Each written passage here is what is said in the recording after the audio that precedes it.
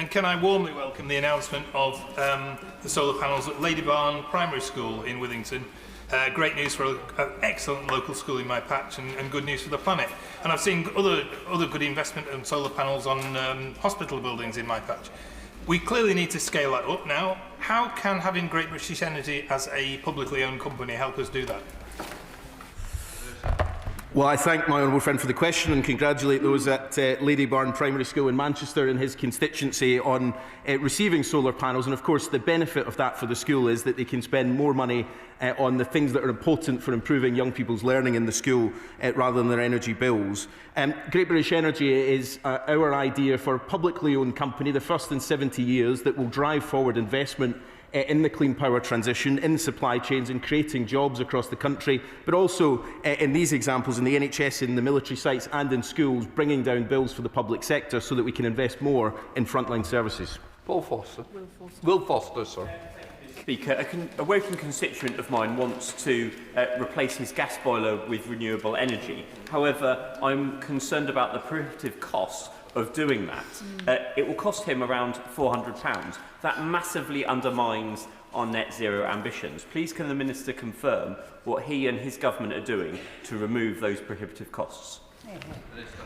Well, we are working to reduce those costs, and just today, in fact, there's been an announcement on the boiler upgrade scheme to make it more accessible for people to take advantage of renewable technologies. We want people to have that opportunity to bring down bills in their own homes, but also, of course, to help us as a country to move towards a clean energy system right across. But we also know that's what brings down bills in the long run. We are doing work across government to bring down the costs of these, and there will come a tipping point very soon where it is much more economical to install those technologies than the alternatives, and that's where we will realise huge benefits for households right across the country.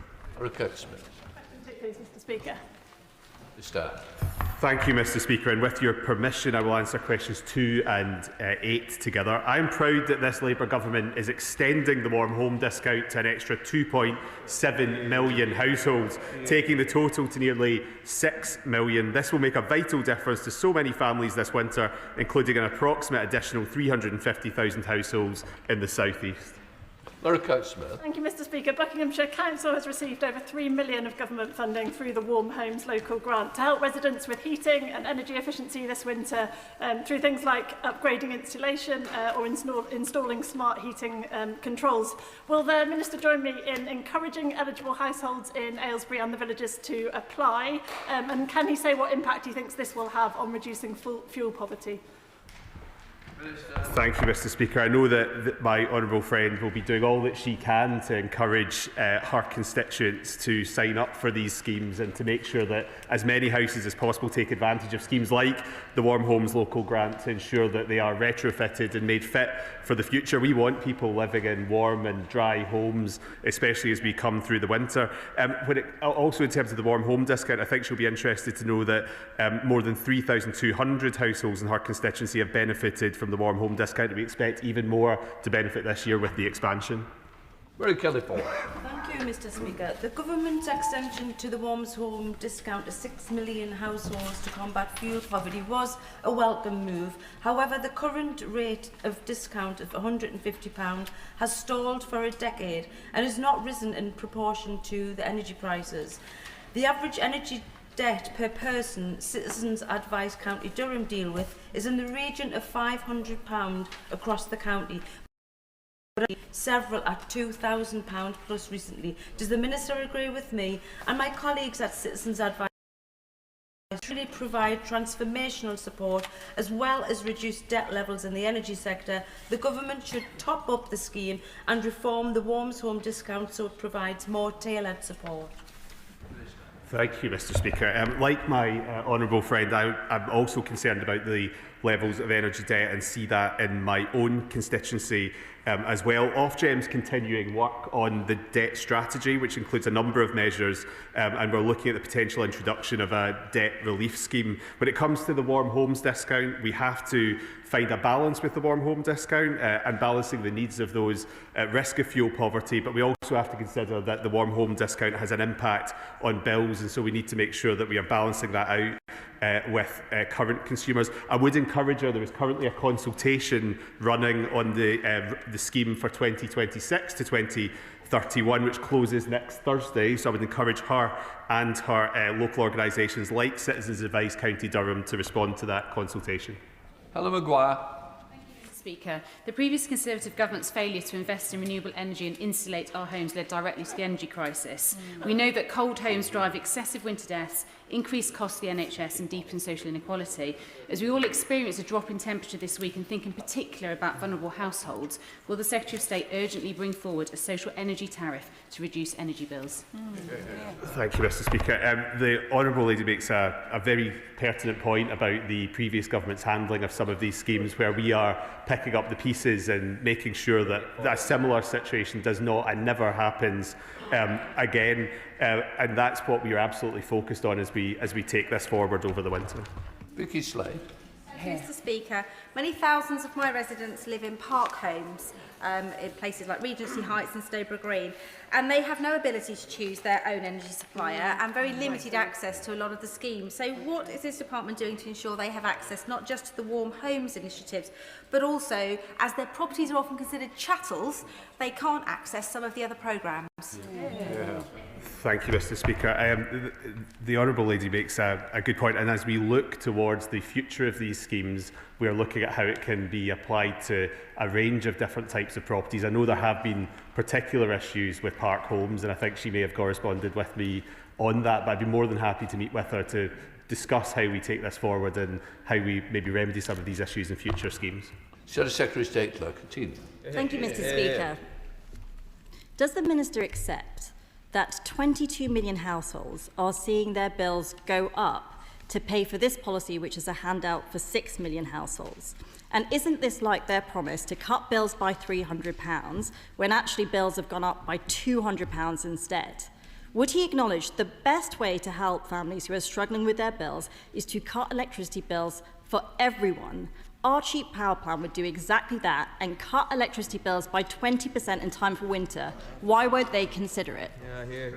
Mr Speaker, it's astonishing that the Shadow Secretary of State should come to the House and call vital support for people over the winter a handout. This is support for 1 in 6 people in this country. There will be thousands, millions of our constituents who are taking advantage of this support this winter. And it's right that we should be looking to target support at those most in need. And I'm proud that this is a government that is going to be providing support, £150 off bills to 6 million people this winter. Continue. Thank you, Mr Speaker, but it is not the government providing, it is other households providing through their bills, and he should be honest about that. Now, even the Chief Executive of Ofgem has said axing the carbon tax would bring down electricity prices. Our cheap power plan would cut people's electricity bills by 20% now, not just for a few, but for everyone. If he really cared about families struggling with their bills, he would look at it. Thank you, Mr Speaker. Look, I'm not going to resile from the support that we are offering vulnerable households this winter, £150. The Honourable Lady is saying, how is any benefit provided in this country? It's provided by all of us pooling our resources together in order to provide support to the most vulnerable. And I am proud of that record. I am proud of that record. And when it comes to her proposal over our carbon tax, look at the coalition that she has amassed against her of businesses, of church leaders, of others who have said that this is not a workable proposal that would cause more uncertainty for British businesses. Our Liberal Democrat spokesperson. Thank you, Mr Speaker. I wonder if the Minister would commit to an emergency home insulation programme beginning this winter for people on the lowest income, so we can drive down their bills now and, more importantly, for good. And will he acknowledge, given the conversation we had very recently, the realities of rural fuel poverty? 25% of the houses in Westmoreland, like many other rural communities, were built before 1900. They're so much harder to insulate, more expensive to heat. So will the Warm Homes discount be tailored to cut bills in rural communities too?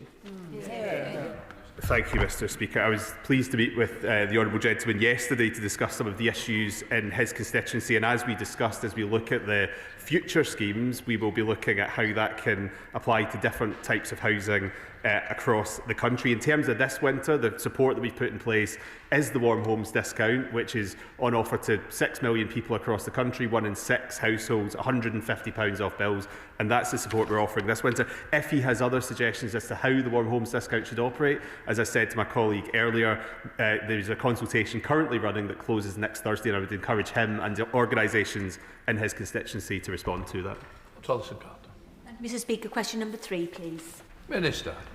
Thank you, Mr. Speaker. We are delivering the biggest nuclear building programme in a generation, overturning the legacy of the party opposite who failed to complete a single project in their 14 years in office. Just this week, we announced that the flagship SMR project will be based in Wilva, bringing thousands of jobs to North Wales, but also right across the country in the supply chain. Great British Energy Nuclear's ambition is that 70% of supply chain products are British-built across the SMR fleet. Dr. Alderson.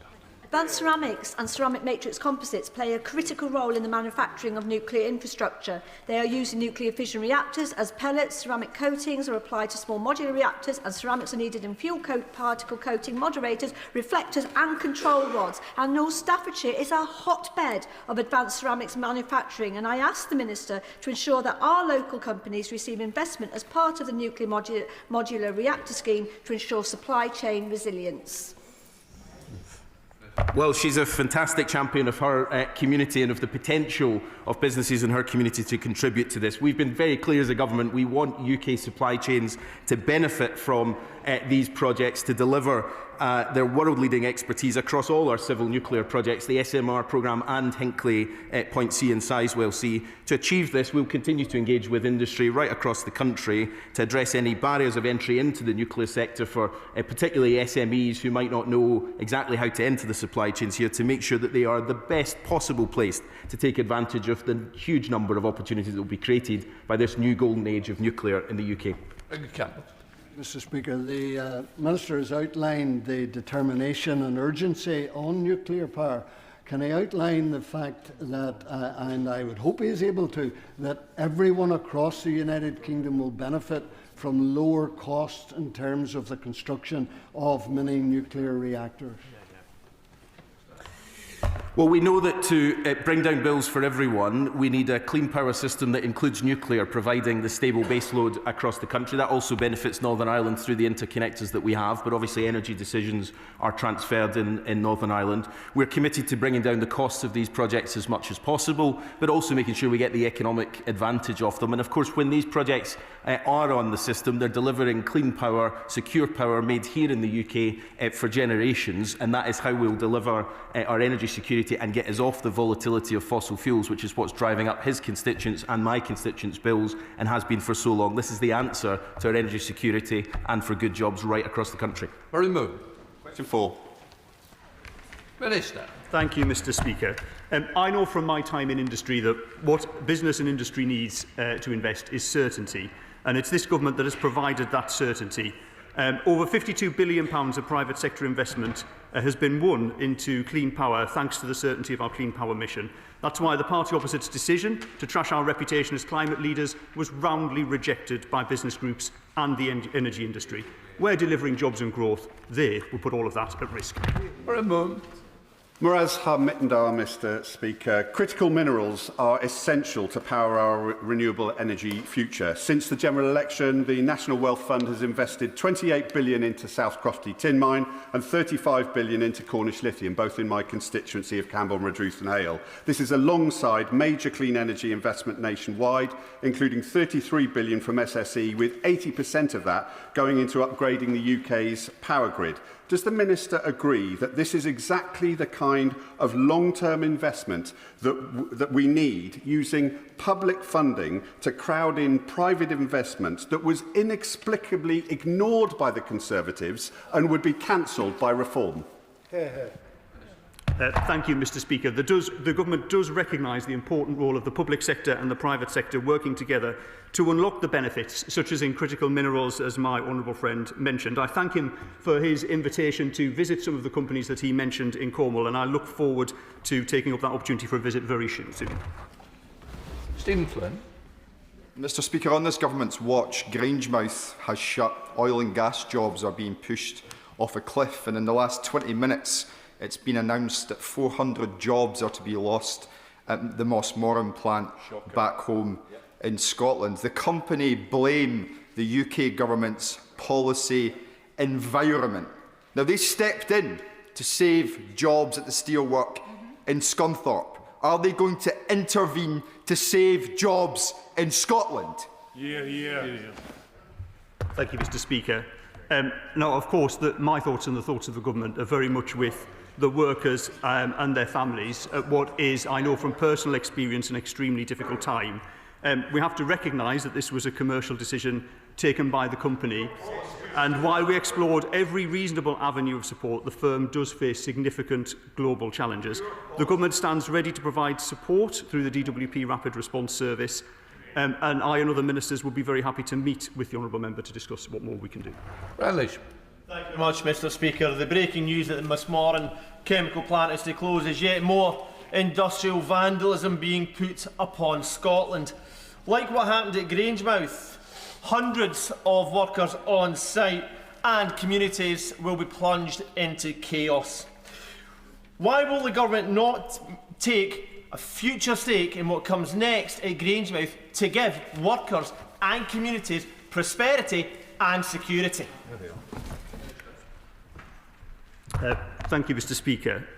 So, as my honourable friend mentions, this is a very difficult time for the workers and their families, both at the announcement that was made earlier this morning and across Grangemouth. I can say that in both areas the government has been and remains in regular contact with the companies, but we do have to recognise that there have been significant global challenges facing the company involved in the announcement this morning, Exxon, where they've already closed another chemicals plant in France. Nick Timothy. Thank you, Mr. Speaker. The government seems to accept that China presents a range of threats against this country, and we're going to have a statement later today about threats against members of this place. We also know about China's domination of the world market in cellular internet modules and the ability to insert kill switches into technology. So will the Minister take this opportunity to rule out any role for Mingyang in our energy infrastructure? Thank you, Mr. Speaker. Many companies want to invest in the UK because of our clean energy mission, and any decision that this government takes will never compromise our national security. If we want to talk about China, let's compare the record of this government with the previous government.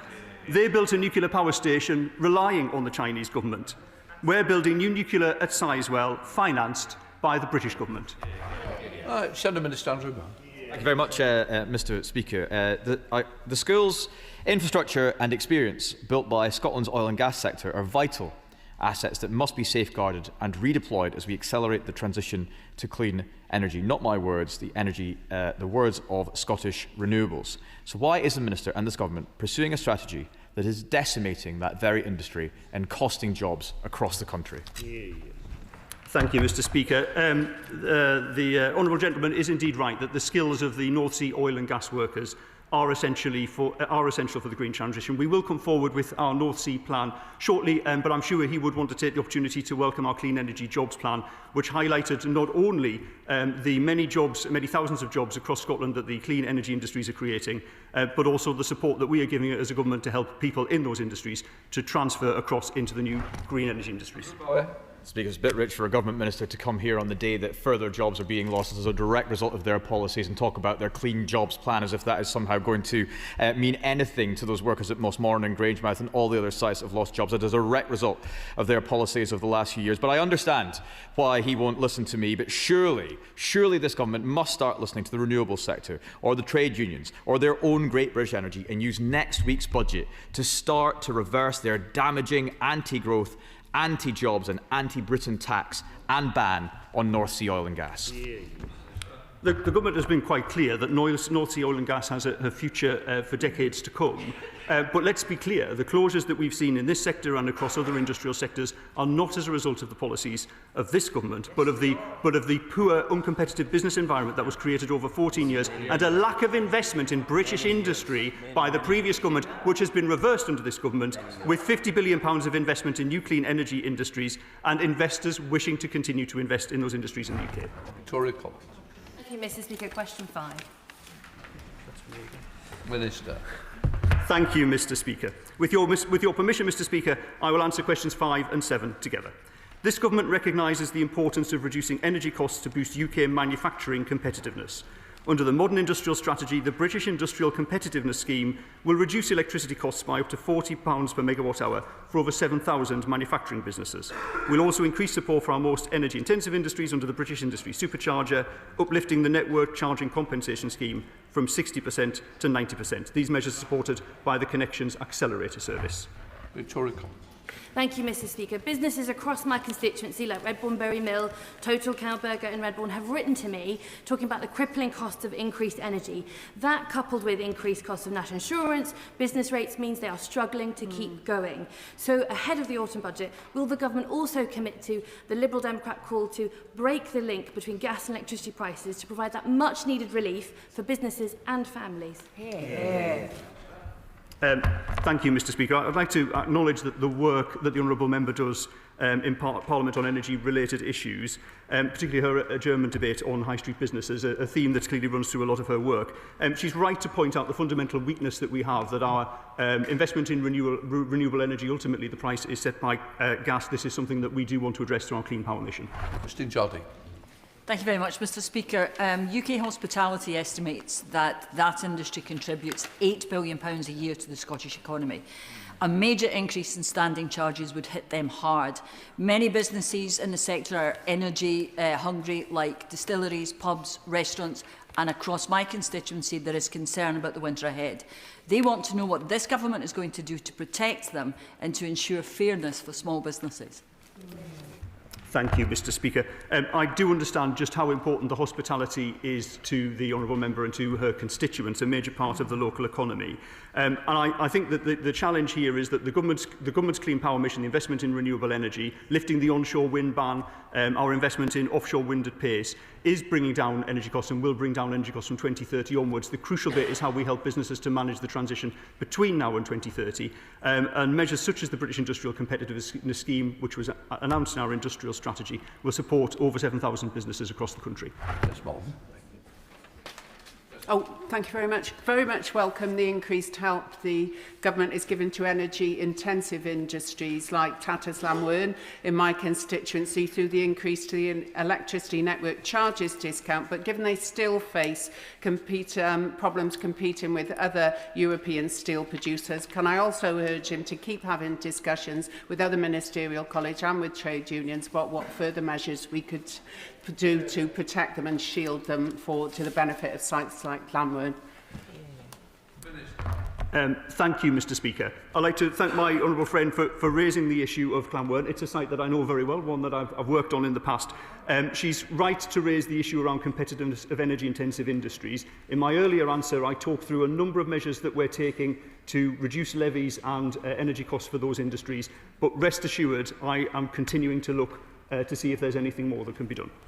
Deb Robertson. Thank you, Mr. Speaker. The ceramics industry across the country is foundational to every single part of the government's industrial strategy. Ceramics is an energy-intensive industry. So can the Minister confirm whether recent discussions of high energy costs for business have made mention of ceramics, an energy-intensive industry with deep roots in my constituency, where Armitage Shanks has been operating for over 200 years? Thank you, Mr. Speaker. I was very pleased to meet with the Honourable Member recently to discuss Armitage Shanks. I'm concerned about the ceramics businesses in his constituency and across the region. We do want these businesses to be competitive, and whilst much of our earlier discussion has been about electricity prices, of course, for ceramics and many other energy-intensive industries, the issue is gas. After policy costs, the UK is competitive with many European countries on gas, but I do understand there are competitive pressures from outside the EU, and I will continue to engage with him and the ceramics sector to look at these issues. Thank you. Liberal Democrat spokesperson Tim Farron. Thank you, Mr. Speaker.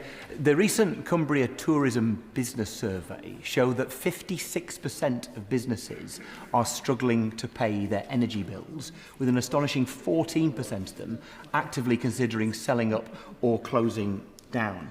once a community loses its pub, it loses its heart and it very rarely gets it back. So will the Minister speak ahead of the budget with the Chancellor and others in the Treasury to back our calls as Liberal Democrats for a 5% cut in VAT to support this vital industry, which is, after all, at the forefront of sustainable business practices and at the heart of so many of our communities? Thank you, Mr. Speaker. I must admit, as a regular Cumbrian tourist myself, I do absolutely appreciate the joys of a countryside pub in his constituency, and I do understand the pressures that they are under. I will, of course, leave any sort of commentary on the budget for the Chancellor at the appropriate time, but rest assured that I am making the case for increased competitiveness in British industry every single day in this job. Thank you. Tom Gordon. Question 6, Mr. Speaker. Minister. Thank you, Mr. Speaker. We are reviewing the system of consumer protection and oversight for home retrofit installations, as the system we inherited is deeply flawed. We are committed to creating a simpler, stronger system of standards and oversight that will give consumers the confidence that they deserve, and we will consult on proposals for retrofit system reform early next year. I'm Gordon. Thank you, Mr. Speaker. I appreciate the response that the Minister's given. He won't be surprised to hear me banging on about spray foam. Just say to Mr. Easton, you're going to have to sit down because you're standing at my side when the other member's standing. Tom Gordon. Thank you, Mr. Speaker. I appreciate the answer that the Minister's given. He won't be surprised to hear me talking about spray foam insulation once again. One of the biggest frustrations that people have is that they feel that there's not the faith and trust in government schemes because of the failures of the installation of spray foam insulation under the previous government. So what steps is he taking to make sure that mortgage lenders have to do away with a blanket ban on providing mortgages to people with spray foam insulation? What steps is he taking to reform Trustmark? And what consideration is he giving to actually fixing this problem once and for all? Thank you, Mr. Speaker. It's fair to say that I am gripped by this problem, because without confidence in the consumer protection around installation of these schemes, we will not hit the targets for clean power by 2030 and creating warm, safe homes that we need to. And I appreciate the honourable gentleman's constructive manner in which he's addressed this issue. In terms of what we're doing, as I discussed with him last month, we're working with lenders and financial institutions to resolve some of these outstanding financial products accessibility, but it's not the case now that all lenders have a blanket ban, and we are making some progress there, and we'll conduct further assessments to quantify the extent of spray foam. And in terms of the future system, I would be keen to work closely with him and others who have examples from their own constituency about how we design the future system. No, Dixon. His previous comments at the Public Accounts Committee last week. We heard about the shocking scandal of faulty cavity wall insulation under the Eco4 scheme, which the last government outsourced oversight to Trustmark. And I've heard from constituents across my Shipley constituency who potentially face bills tens of thousands of pounds to put right shoddy work. They're living in damp and mouldy homes. So how is the Minister ensuring that these homes are remediated without cost to those homeowners and restoring trust in these schemes for the future?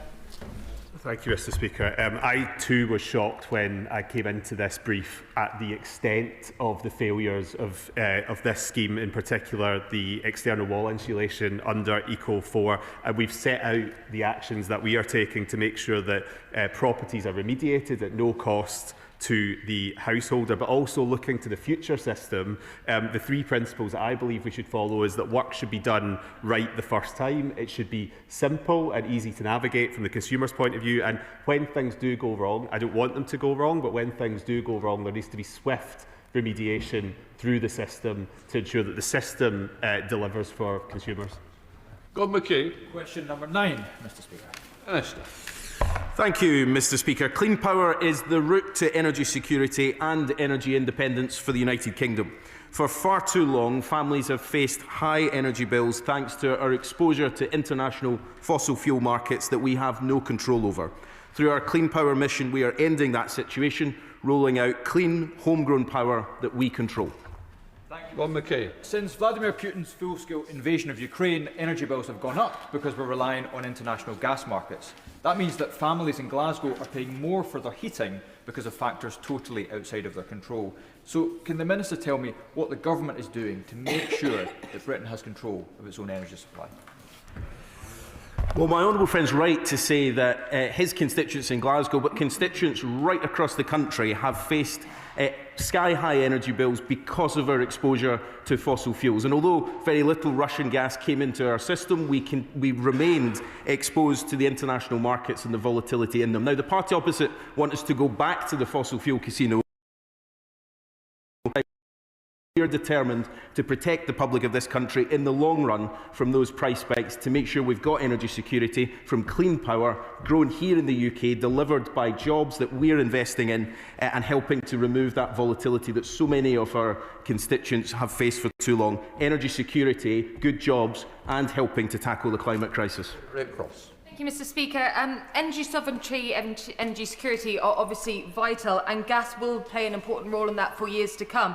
But our domestic production is falling because of this government's policies. LNG imports are up 40% this year, and domestic production is meant to get to 25% by 2030. We must support domestic production, and to do that, the government must scrap its policies of the increased EPL and open up new licensing. When will the government do this, and when will they support jobs, investment and domestic production from the North Sea? Well, the Honourable Lady is right. Domestic production is important, and that's why we've said that for decades to come, oil and gas will continue to be part of our energy picture in the UK. But the number of imports has been increasing for a very long time. This isn't a recent trend. The North Sea has been in transition for decades now. So we need to build up the energy that comes next. But on her specific questions, we consulted on what the future of the Energy Profits Levy would look like. It comes to an end in 2030. It's a matter for the Chancellor at the budget. And on the future of North Sea generally, we consulted on a wide-ranging consultation, including on future licensing position, and we will have our pragmatic plan published in the coming weeks. Mrs. Smart. Question 10, Mr. Speaker. Minister. Thank you, Mr. Speaker. Through Great British Energy's local power plan, we are rolling out the biggest expansion of community energy for decades. We're supporting projects with funding through the Community Fund, but Great British Energy will also support communities to roll out small and medium-scale renewable energy projects, providing commercial, technical and project planning assistance, increasing their capacity to build a pipeline of successful projects owned by local communities. Mrs. Smart. Thank you very much, Mr. Speaker. More community energy is obviously good for the planet, it's good for bill payers' pockets, and it's certainly good for our energy security. But the amazing volunteers at Stockport Hydro, which is Greater Manchester's first hydroelectric producing plant in the River Goyt in my Hazel Grove constituency, tell me about the problems they're having with the Environment Agency stopping them from doing their work. They were kept waiting 227 days for the result of a licence inspection and have really struggled to get information from them. A lead volunteer told me if the EA continues in this way, community energy is doomed.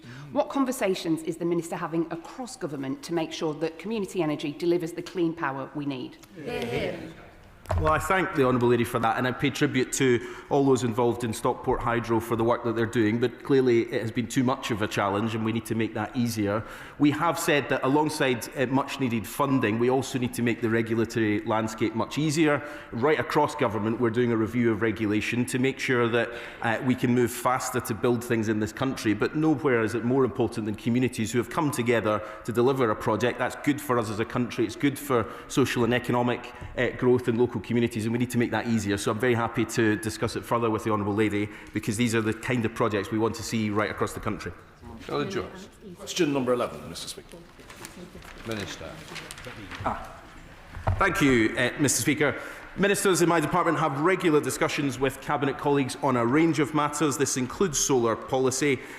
The large-scale solar projects which are given to the Secretary of State to make quasi-judicial planning decisions on are not part of conversations like this. But solar panel remains a hugely important part of our energy mix. It is the cheapest and fastest to deploy, and it will be a key part of how we meet our mission for clean power by 2030.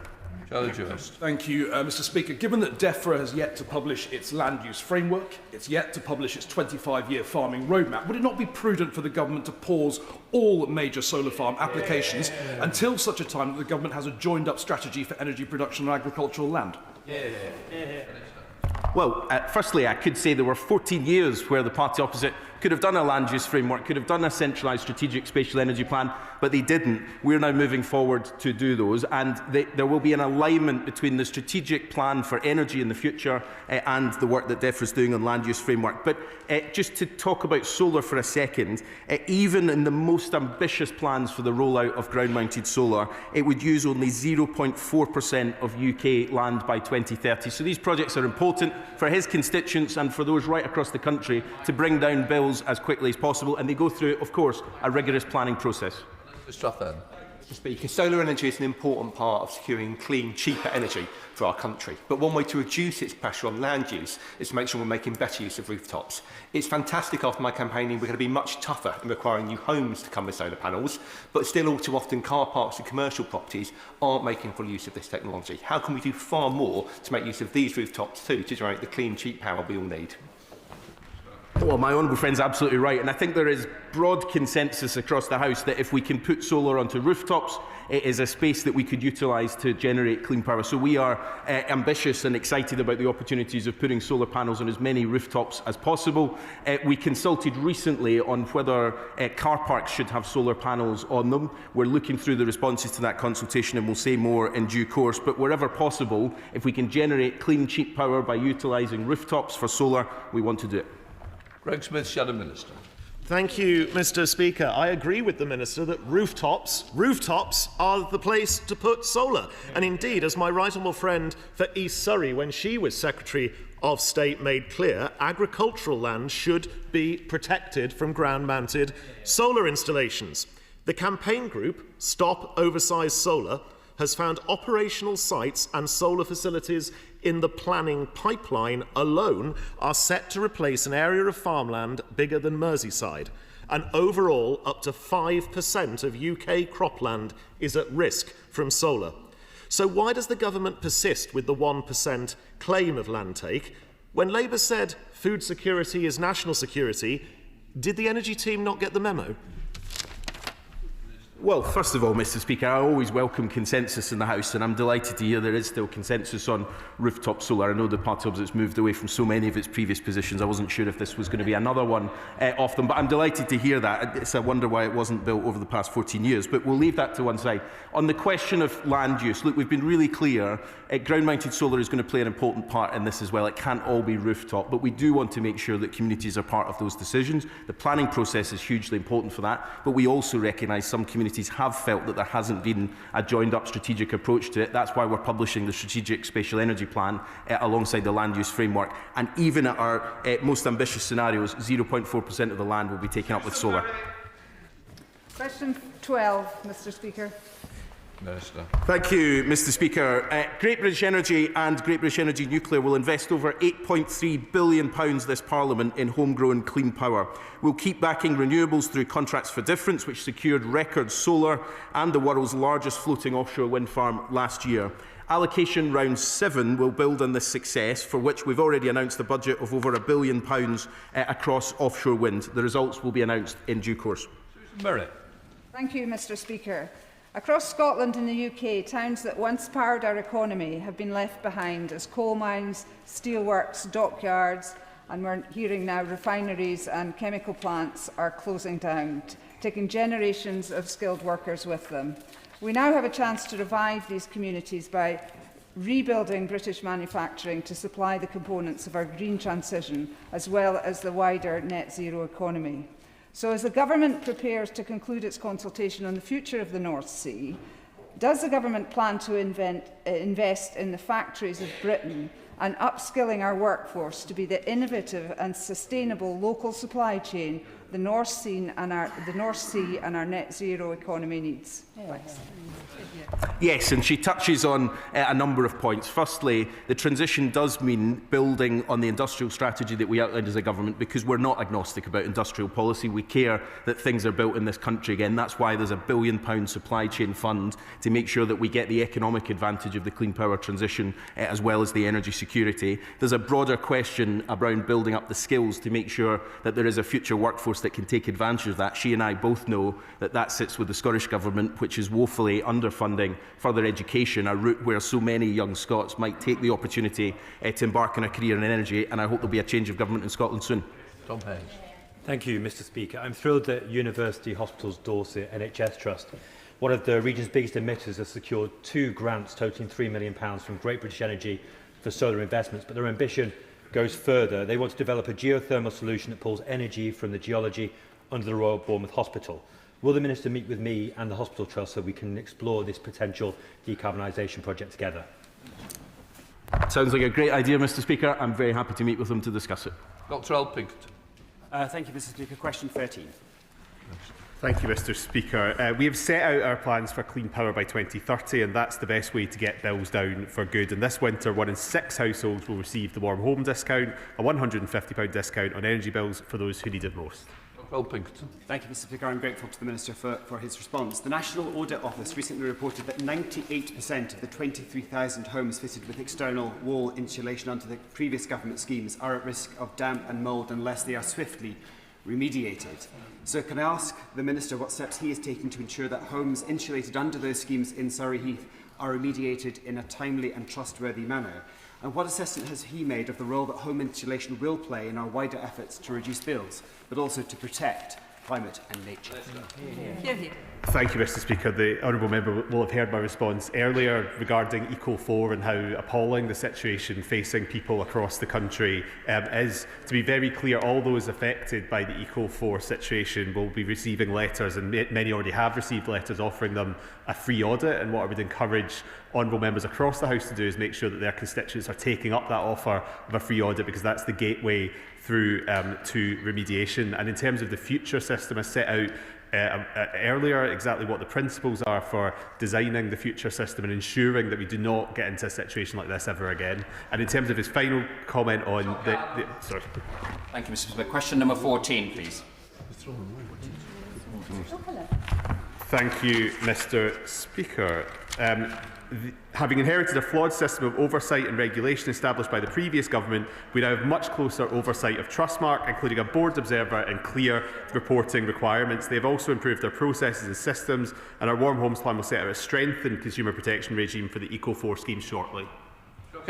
Speaker, I welcome that answer. Can I ask the Minister, in Leicester South, hundreds of constituents of mine installed external cladding as part of the Eco4 system, and despite using Trustmark contractors, my constituents have been left to pay hundreds of thousands of pounds of fines because these contractors failed to obtain correct planning permission. To make matters worse, when these homeowners approach the contractors to complain, they discover, surprise, surprise, they've all gone bust.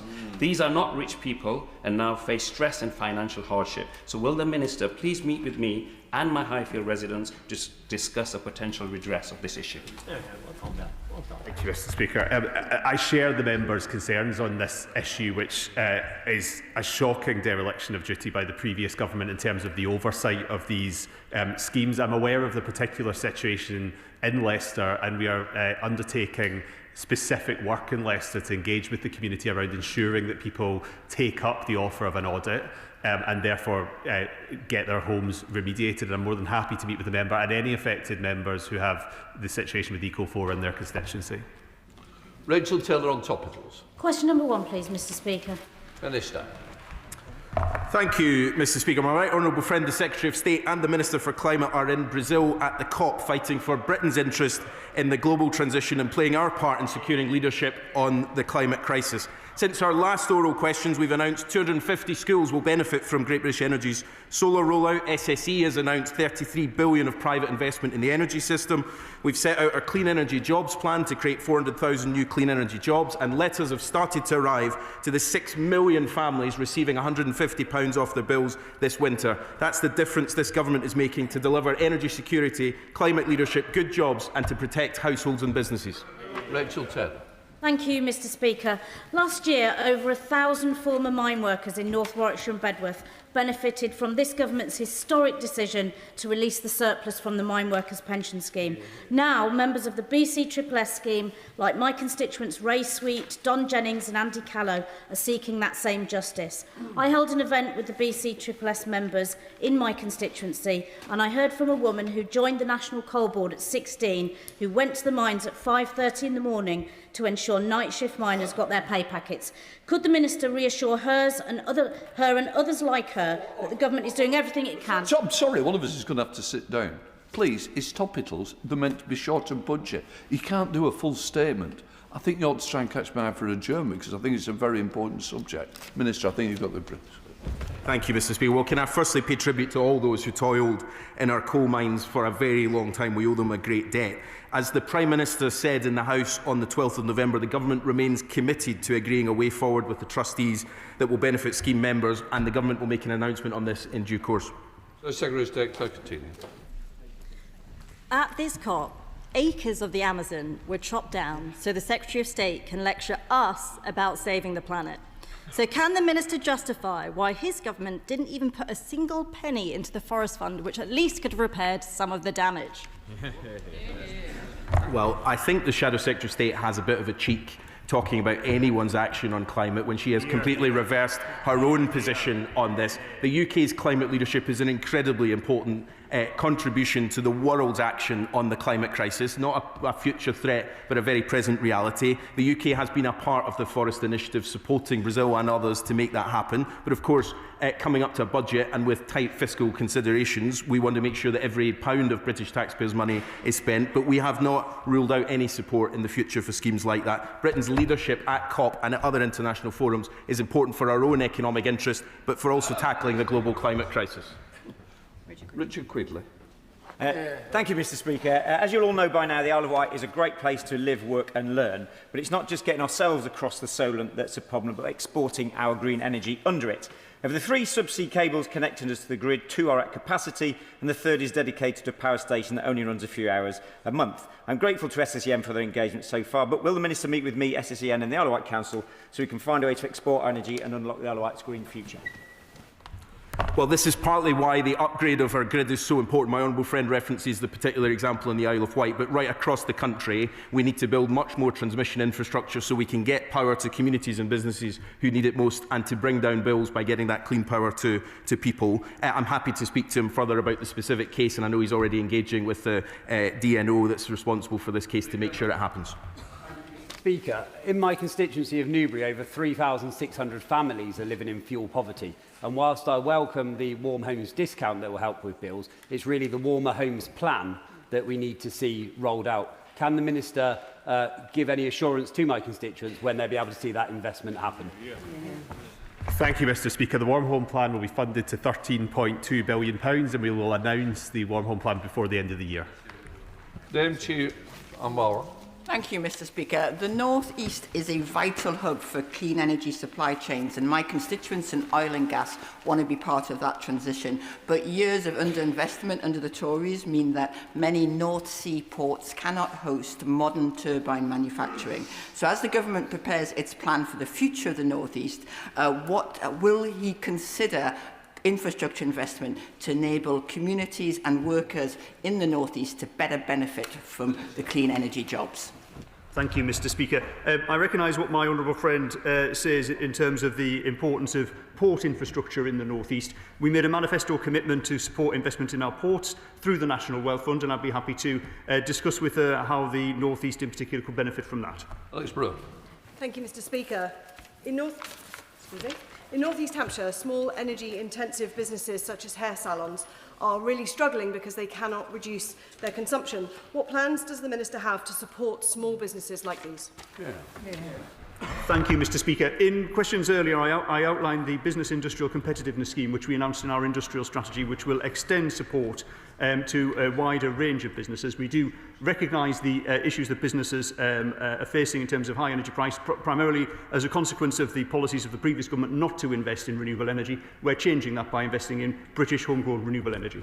That's from Fuchs. Thank you, Mr. Speaker. I'm sure members all across the House will today want to join me in sending their very best wishes to residents all across Monmouthshire who've been severely affected by floods this weekend. Particularly the residents of Monmouth who one of them has told me they had a tidal wave coming down Drybridge Street at 1:30 a.m. in the middle of the night. It was terrifying, and businesses and houses have been decimated. I know the Minister recognises that we are facing a climate crisis, which means events like this are all the more frequent. Can the Minister reassure me he will continue to work with Cabinet colleagues to meet, in order that we meet our climate change commitment, so we stop events like this happening so frequently? What can I also suggest? It was such a big issue that nobody put in for a UQ, because I really do think it's important, Minister. Well, firstly, can I say I'm sure the whole House will share her comments about her constituents in Monmouthshire, and our thanks go to the emergency services who have also done an incredibly diligent job in difficult circumstances. She's right, though, it is yet another example of where the climate crisis is not some theoretical future threat but a very present reality, and we have to tackle that climate crisis as quickly as possible. That's why we're doing everything we can as a government to get off fossil fuels, but also, of course, investing in flood defences across the country. Mr Speaker, the Minister will know that our peatlands are a vitally important store of carbon, storing 26 times more carbon than UK forests. So would he therefore agree with me that green energy projects built on peatland must prove that they are going to be able to mitigate more carbon than they are able to release through their construction and disturbance of the underlying peat? And would he commit that any nationally significant infrastructure project that fails that test will be refused by him?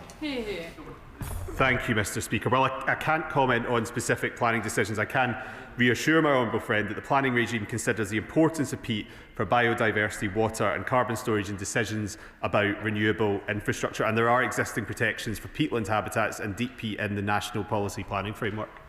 Christopher Vince. Thank you, Mr Speaker. Can I welcome the investment in Roydon Primary School, a fantastic primary school that I had the pleasure to visit in my constituency of Harlow earlier this year, to have solar panels on their roof. Can the Minister talk about the difference that will make in terms of bringing bills down, but also the potential educational impact that can have on young people learning about sustainable and green energy?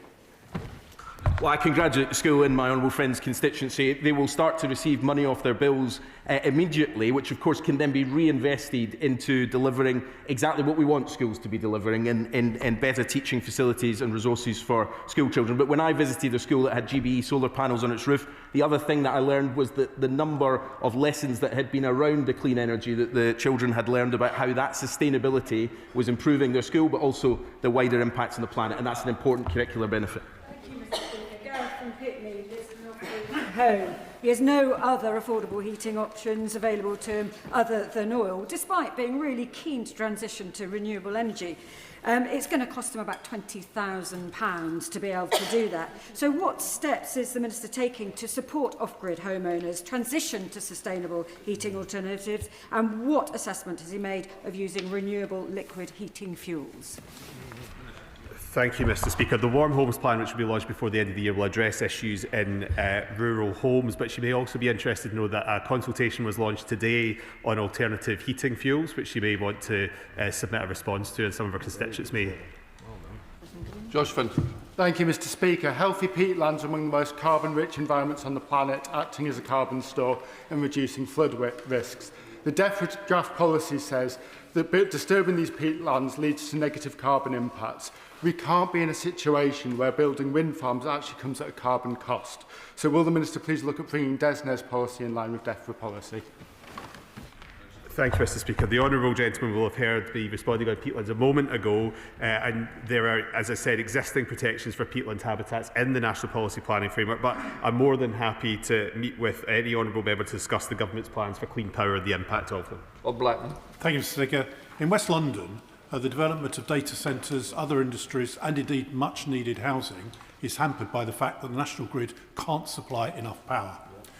At the moment, under the current plans, it's going to be many years before the grid will be able to cope. So what action is the Minister going to take to make sure that West London can contribute to the benefit of growing the economy in the UK?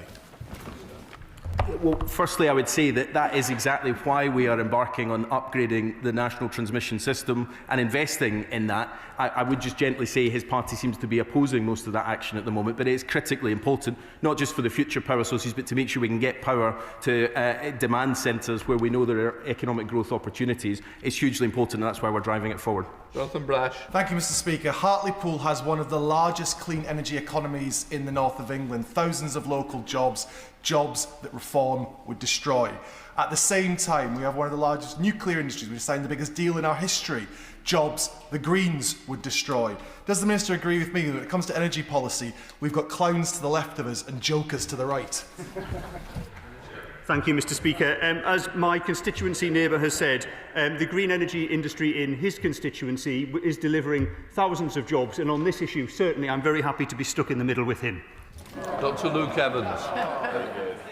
In October 2024, I asked the then Secretary, the Secretary of State about the previous government's idea of pump watch. Now, he said, I won't comment on the budget, obviously, but we're very sympathetic towards pump watch. Now, the CMA have looked into this, and the government seems to be bringing something forward called Fuel Finder.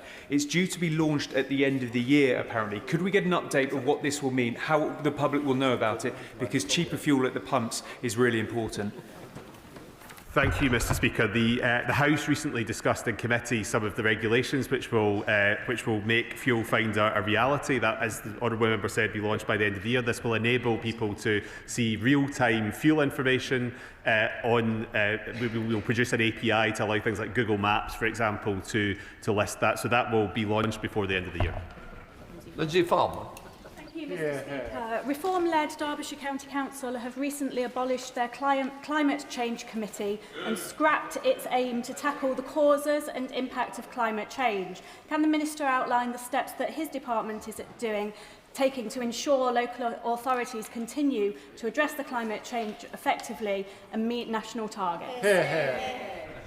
Well, it seems like it's just another example of the chaos that reform-led councils across the country are inflicting on communities. The truth is that we had just a few moments ago an example of why local councils thinking about the impacts of climate change are so important, and now we have reform councils dismissing the very action that would protect communities from devastating floods and other impacts of climate change. It's important we stay the course, that we recognise the climate crisis is important, and we do everything possible to protect communities. Father the House, Sir Edmund Lee. Earlier the Minister said that only 0.4% of land has been taken by solar, but he knows that in the Gainsborough constituency it's far higher, because I went to see him and he was most gracious and reasonable. He'll know that 14,000 acres around Gainsborough are going to be taken from solar, prime agricultural land. So can he please, just to be reasonable, have a look at this again and try and take all these solar applications together?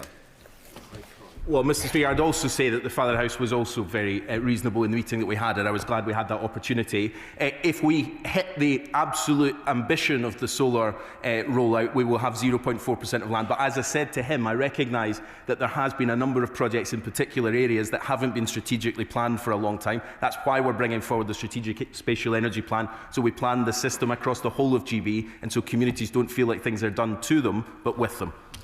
Award. Mr. Speaker, today's news that ExxonMobil is to close the Fife ethylene plant in Mossmoran is a devastating blow to many of my constituents.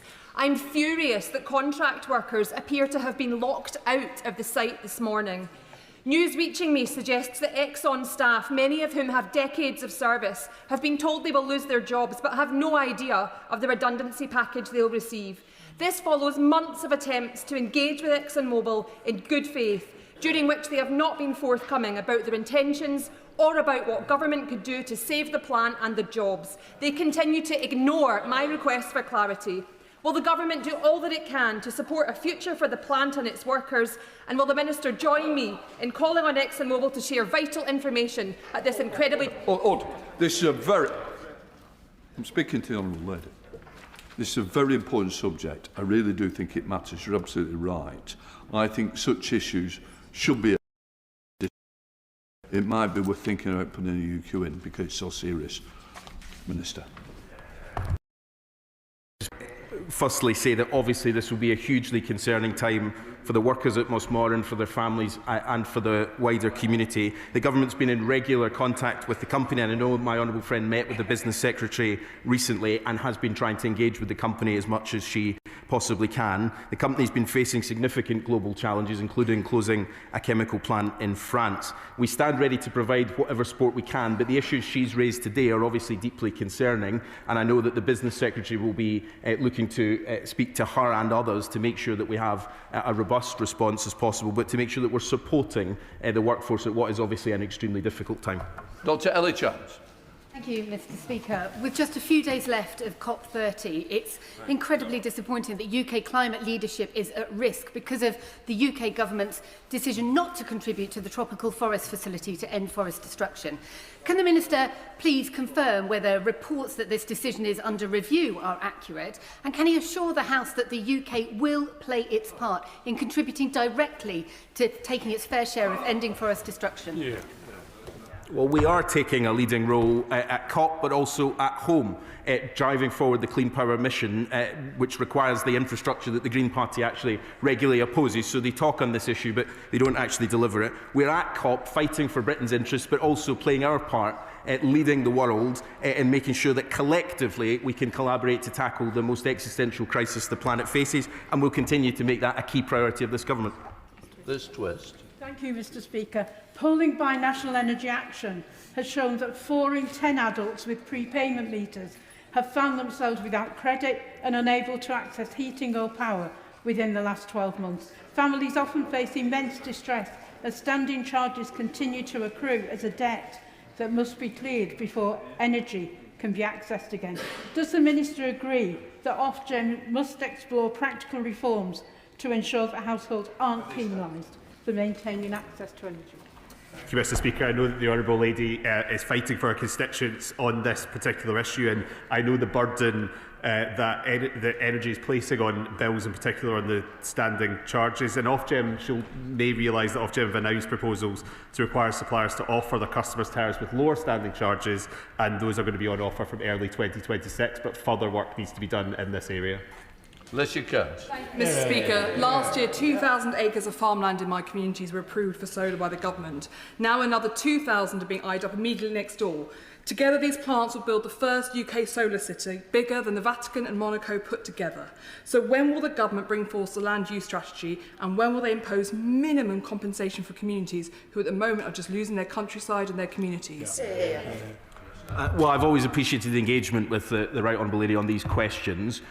Look, cumulative impact of applications is taken forward in the planning system, and the planning system considers all of these impacts. But she's right to say the land use framework and the strategic spatial energy plan is about taking a more strategic approach to how we look at where these projects are sited. On the question of community benefits, we consulted on that, and we will say more shortly. But our general view as a government is that communities should benefit from hosting infrastructure, in particular solar, which often hasn't had the same community benefits as other infrastructure. Speaker, the Minister stated last month that the National Wealth Fund £200 million investment secured by Scottish Labour MPs into Grangemouth has brought private investment to the table. Does he agree with me that we need an anchor industry in Grangemouth similar in scale and skills profile to the former oil refinery for the government to take a partial stake in an announcement this side of Christmas on the direction of Grangemouth's industrial future? Well, I pay tribute to my honourable friend who has worked extremely hard with government and with the National Wealth Fund to make sure we're bringing forward projects. More than 100 projects came forward for that £200 million investment by this Labour government through the National Wealth Fund. We're considering all of those projects. We hope to make announcements soon, but as you'll understand, with significant amounts of public money, we obviously have to make sure the due diligence on all of those businesses and projects is complete before we can make announcements. Mr. Speaker, in light of the deeply damaging situation at Mossmoran, what's the Minister's assessment of the potential impact on the Acorn CCUS project? Well, we're obviously still processing this news this morning, but I can say that I've had a number of conversations to make sure that the wider energy infrastructure as relates to Mossmoran and to Grangemouth itself and the pipelines that connect them will not have any risk to our energy system. The wider question about Acorn is one that obviously I've taken forward recently, gaining the carbon capture part of the brief, and I'm meeting with the company regularly. It's a project that we've put money into supporting because we want to see it succeed. Thank you, Mr. Speaker. XLCC's project to build the UK's first HVDC subsea cable manufacturing factory at Hunterston, with its HQ in my constituency, represents a major opportunity for Ayrshire. It's exactly the kind of investment in renewable energy we need to drive growth, create jobs and strengthen our energy security. What steps is he taking to support firms such as XLCC to deliver these projects? Well, partly the reason why we are so keen to make sure that the supply chain from the upgrade of our grid is in the UK is to make sure that there are opportunities for factories in constituencies like my honourable friend. I met with her and with my right honourable friend, the Secretary of State for Scotland recently, and with XLCC to discuss that opportunity. I know that they are changing their business model at the moment, but remain committed to being part of the supply chain for cables in the future, and we'll continue to do everything we can to support them. Bradley Thomas. Thank you, Mr. Speaker. The oil refining industry employs tens of thousands of people and is crucial to our energy security. It's a key part of the ministerial brief. The sector is under immense pressure. Can the Minister tell the House when he will meet directly with industry representatives? Well, I have met with industry representatives. In fact, when I met them, they told me that it was the first time they'd met with government in 13 years.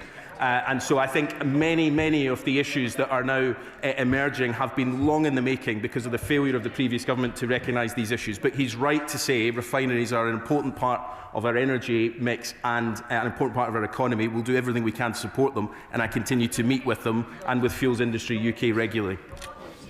Jim Shannon. Mr Speaker, a pithy question and hopefully very important for us.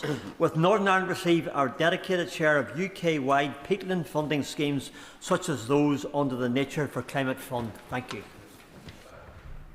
Thank you, Mr Speaker. I'm more than happy to meet with the member, and I'm sure the Minister for Climate will be more than happy to meet when she returns from COP. Point of order, Andrew Bowen.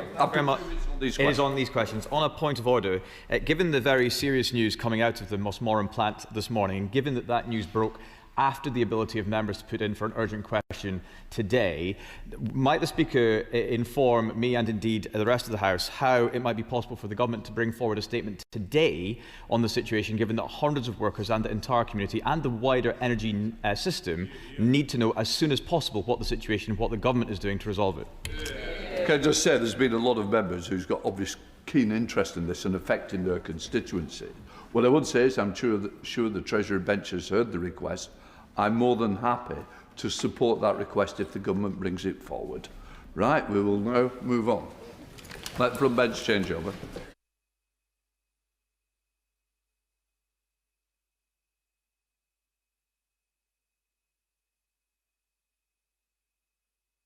We now come to the statement. Security Minister Dan Jarvis.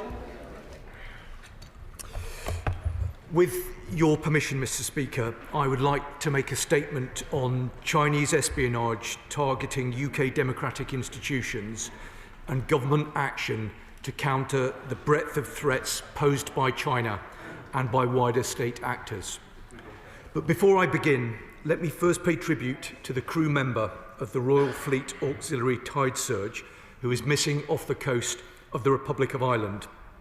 I know the whole House will join me in sending our very best wishes to the ship's company and to their families back at home. This tragic incident is a reminder of the sacrifice members of our armed forces make in the service of our country. Mr Speaker, earlier today, MI5 issued an espionage alert to members of this House, members of the other place, and parliamentary staff to warn them about ongoing targeting of our democratic institutions by Chinese actors. Before I set out the threat and what we're doing to meet it, let me thank you, Mr Speaker, for your support in issuing the alert and your tireless efforts to safeguard the security of this place and the people who serve within it. I encourage all parliamentary colleagues to read the alert and to get in touch with the Parliamentary Security Department if they have any immediate concerns. Now, Mr Speaker, our intelligence agencies have warned that China is attempting to recruit and cultivate individuals with access to sensitive information about Parliament and the UK government. MI5 have stated that this activity is being carried out by a group of Chinese intelligence officers, often masked through the use of cover companies or external headhunters. It is not just parliamentarians who should be concerned by this. Parliamentary staff, economists, think tank employees, geopolitical consultants and government officials have all been targeted for their networks and access to politicians. I urge all parliamentarians and their staff to be wary that China has a low threshold for what information is considered to be of value and will gather individual pieces of information to build a wider picture. Let me speak plainly. This activity involves a covert and calculated attempt by a foreign power to interfere with our sovereign affairs in favour of its own interests, and this government will not tolerate it. It builds on a pattern of activity that we've seen from China, with cyber operations by China state-affiliated actors targeting parliamentary emails in 2021, and attempted foreign interference activity by Christine Lee in 2022, and other more recent cases. We will take all necessary measures to protect our national interests, our citizens and our democratic way of life, including working with our allies and partners. Mr. Speaker, the world has changed a great deal since I first stepped forward to serve our country almost 30 years ago. And while some things have changed, some things remain the same. And in the various roles I've held since then, I've always believed in the importance of being clear-eyed about the nature of the threats that we face and the need to ensure that the tools we use to respond to those threats are kept up to date. This government's first duty is to protect our national security, and we will not hesitate to hold all state actors to account. On the 6th of November, my right honourable friend, the Foreign Secretary, spoke with her Chinese counterpart, Director Wang Yi. She was clear with the Foreign Minister that any activity that threatens UK national security, particularly in relation to the UK's Parliament and democracy, will not be tolerated. And today, I'm setting out a comprehensive package of measures we are taking to disrupt and deter the threats posed by China, as well as by wider state actors. Supported by ministers from across government and coordinated by myself, we are launching a counter-political interference and espionage action plan. Mr. Speaker, I will set out in detail to the House what that plan will entail. First, we will strengthen the legislative tools available to government to disrupt the threat. We will introduce the Elections Bill, which will include proposed measures to safeguard against covert political funding. This will include tougher risk assessment rules for donor recipients and enhanced enforcement powers for the Electoral Commission. And I can confirm we are also working on new powers to counter foreign interference, including a prescription-type tool to disrupt proxy organisations undermining our security and an extension to maximum penalties for election interference offences.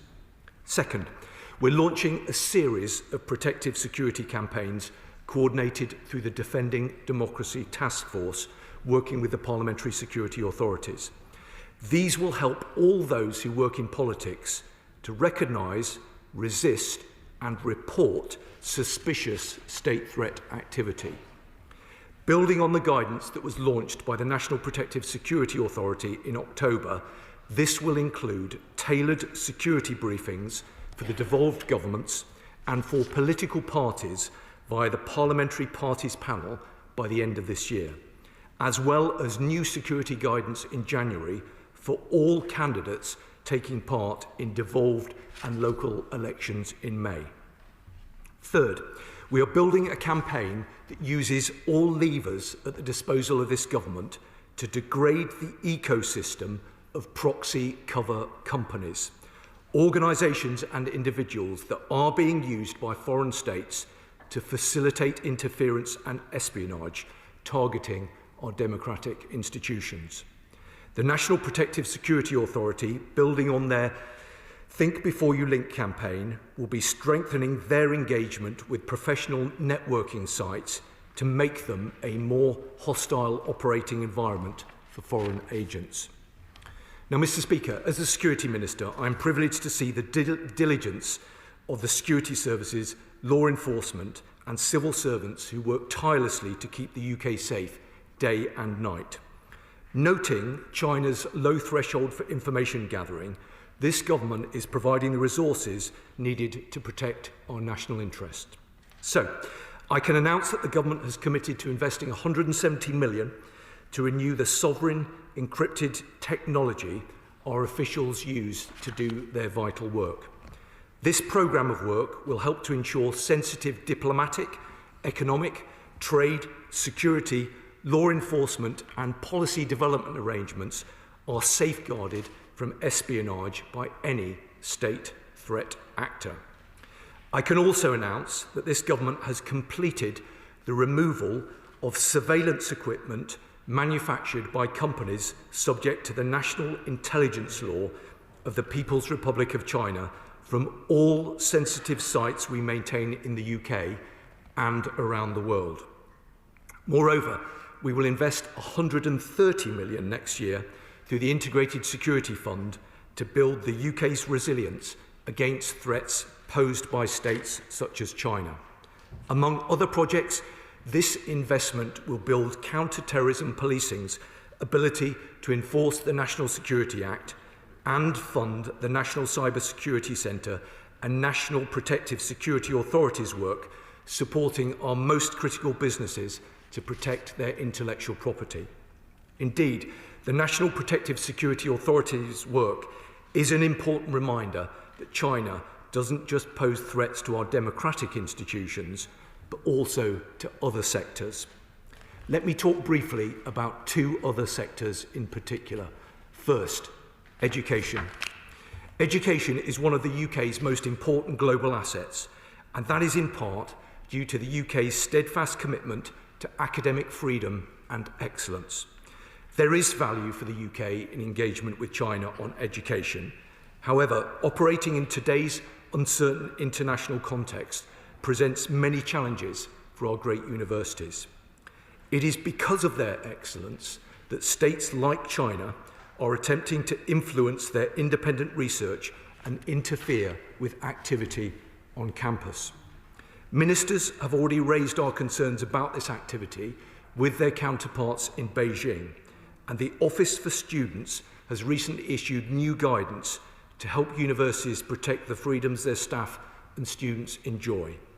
But as part of our ongoing commitment to work collectively to address these risks, I can announce that ministers will host a closed event with Vice-Chancellors to discuss the risks posed by foreign interference and signpost our plans to further increase the sector's resilience. Second, advanced manufacturing. The Department for Business and Trade is working to strengthen and scale our new Economic Security Advisory Service to help businesses navigate economic security issues like espionage and intellectual property theft. The service is already engaging businesses in the advanced manufacturing sector and, as it matures, to support other sectors of the economy. It will provide a new digital offer and assist businesses with complex economic security cases in navigating HMG support. Mr. Speaker, in October, I told the House that this government remains steadfast in our commitment to disrupting and holding state actors accountable for wide-scale cyber espionage operations, and we stand ready to go further, to disrupt, degrade and protect against the dangerous and unrestrained offensive cyber ecosystem that China has allowed to take hold.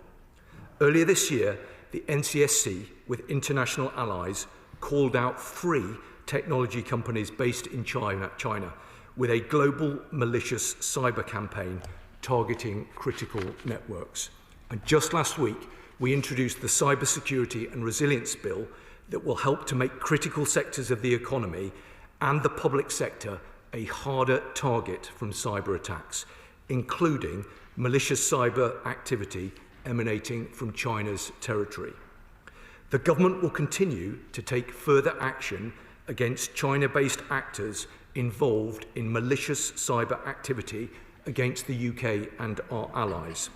This will form part of a broader campaign that the UK is delivering to disrupt and degrade the dangerous cyber ecosystem that China has allowed to take hold within its territory. Now, Mr. Speaker, let me assure honourable members that we will not shy away from using all the tools at our disposal, including sanctions, as necessary. Mr. Speaker, our country has a long and proud history as a seafaring nation, trading around the world with those countries that share our way of life and with those that do not. China is the world's second largest economy, and together with Hong Kong is the UK's 3rd largest trading partner. It's in our long-term strategic interest to continue to engage with China. We must cooperate on areas where our interests align: climate, global health, trade, scientific research, illegal migration and serious organised crime, to name just a few areas. But we will always challenge any country, including China, that attempts to interfere, influence or undermine the integrity of our democratic institutions, and we will take all necessary measures to protect UK national security. That is why we have taken the action today, and I am clear that further steps can and absolutely will be taken, disrupting and deterring China's espionage activity wherever it takes place, updating our security powers to keep pace with the threat, helping those who work in politics to recognise, resist and report the threat, and working with partners across the economy to strengthen their security against the threat. Mr. Speaker, our strategy is not just to cooperate. We will engage China where necessary, but we will always act to defend our interests and challenge where our values are threatened. I commend this statement to the House. Just to say, the Minister did take 14. It's a very important subject, so I've no problem with that. So it may be helpful if you need 7 minutes. It's there. Shadow Minister, unless you can. Thank you, Mr. Speaker. My heart also goes out to the missing crew member, their ship's company and their loved ones at home. Let us all hope for good news. Thank you to the Minister for advance sight of his statement and for his time last week. But the revelations today are no surprise. They are the latest in an ever-growing list of actions by the Chinese Communist Party interfering in our sovereign affairs and trying to undermine our democracy and our country.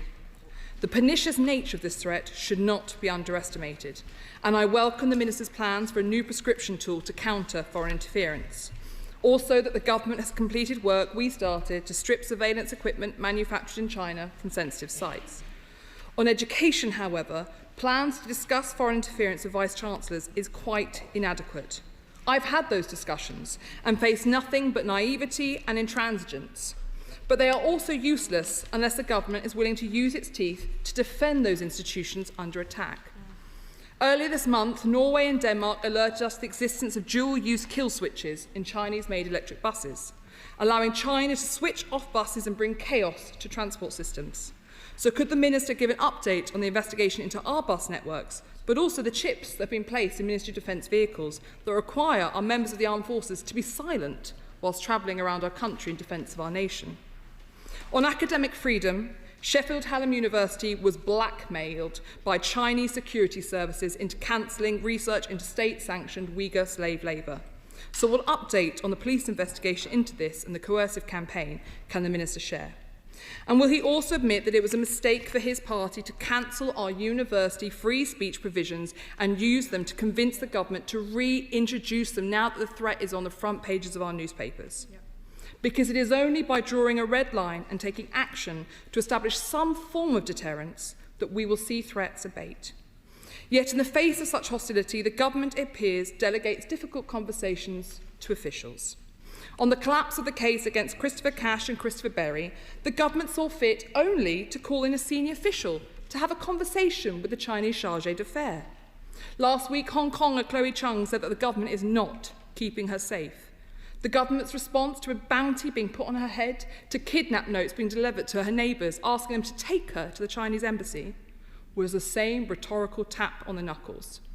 This is insufficient if the government seriously wants to deter further attacks on our country. Now, we on this side of the House recognise the threat of the Chinese Communist Party, and we want to work with the government, so we have a few suggestions.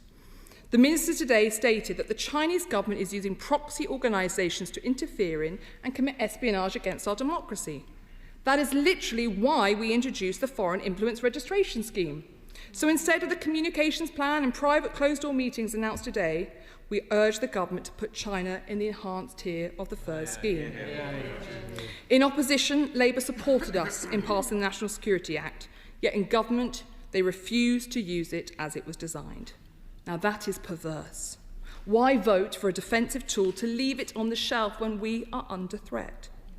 The decision on the new Chinese embassy is also expected shortly, and whilst we would see that embassy refused, if the government will not, Will it at least require the Chinese government to pay for sensitive underground cables to be rerouted away from the embassy?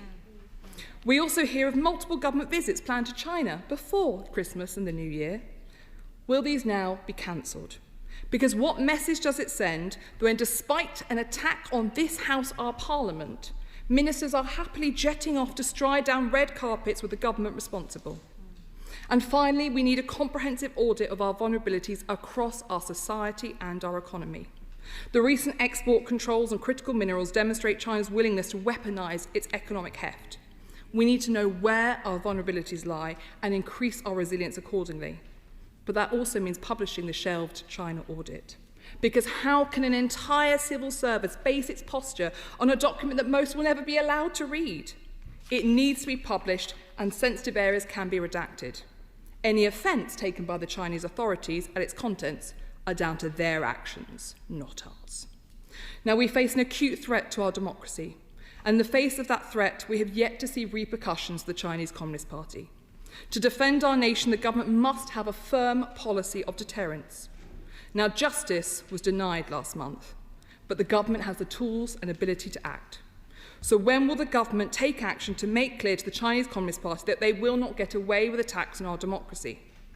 The government can cancel the JETCO trade talks. It can impose sanctions. It can cancel propaganda visits to China, and it can put the Chinese Communist Party in the enhanced tier. When they do any of these, we will be here and ready to help. But until that time, the Chinese Communist Party will think our country unwilling to deter future acts of hostility and unwilling to defend our democracy or our country. Thank you, Mr. Speaker. Minister. Well, thank you, Mr. Speaker. And can I say it's very good to see the Honourable Lady here and in her place. And I'm very grateful for her comments today and for the contact that we've had recently. And I hope she knows that this is a conversation that I want to continue to have with her and colleagues on her side. And we take very seriously the points that she's made today and on countless other occasions. Let me try and provide her with some reassurance, but if I'm not able to do that, I'm very happy to meet with her again in the very near future, because as she will understand, there are sensitivities around some of these matters, and that means it's more difficult to get into the detail of some of them. But let me see what I can say to try and provide some assurances. So the package that we have announced today, I think by any metric, is a comprehensive package, but I've been clear about the government's willingness to go further when and where that is required. The measures that we have announced today will help us to tackle economic, academic, cyber and espionage threats that we face from China and from other state actors. The impact of the measures that we've announced today will be immediate, but as I say, we will not hesitate to go further where that is necessary, because when we say that national security is the first priority of this government, that is something that we take incredibly seriously. Now, she's right that the threats that we face from China do require action and not words. And I would just gently reiterate some of the announcements that we've confirmed today. So the work that we're taking forward will be coordinated by myself from the Cabinet Office as part of a new counter-political interference and espionage plan. That will be the fulcrum point for coordinating this activity right across government and across law enforcement. She will have heard the words that I've spoken about the new guidance and briefings that will be issued to members of this House and to the devolved assemblies and to candidates standing for elections in May of next year. We're putting our money where our mouth is as well. I've announced £170 million specifically towards renewing our sovereign encrypted technical capability, and another £130 million on projects such as building counter-terrorism police's capacity, working with the NCSC and the MPSA to protect intellectual property. I've also referenced, and she referenced it as well, the removal of surveillance equipment manufactured by companies subject to the National Intelligence Law. I absolutely acknowledge that that was work that began under the previous government, and I am pleased, and I've issued a written ministerial statement with further detail to confirm that we've completed that process today. I also think there is an important legislative angle to all of this, which is why we introduced the new Cyber Security and Resilience Bill just last week, and why I give an assurance that we will introduce the elections bill the earliest available opportunity. Now, all of these measures are important in their own right, but they are more important when they are brought together. But in the end, and I think the Honourable Lady will agree with this, what really matters is our mindset. And our mindset is born out of an absolute desire to work collaboratively across this place to protect our country and all of the people who live here. Now, will that involve making some tough choices? Yes. The truth of the matter is it will involve making some tough choices. The previous government made some tough choices. This government will have to make tough choices. But like all of our G7 counterparts, we will engage with those choices in a clear-eyed way. But I don't think any serious member of this House thinks that we shouldn't be engaging with China.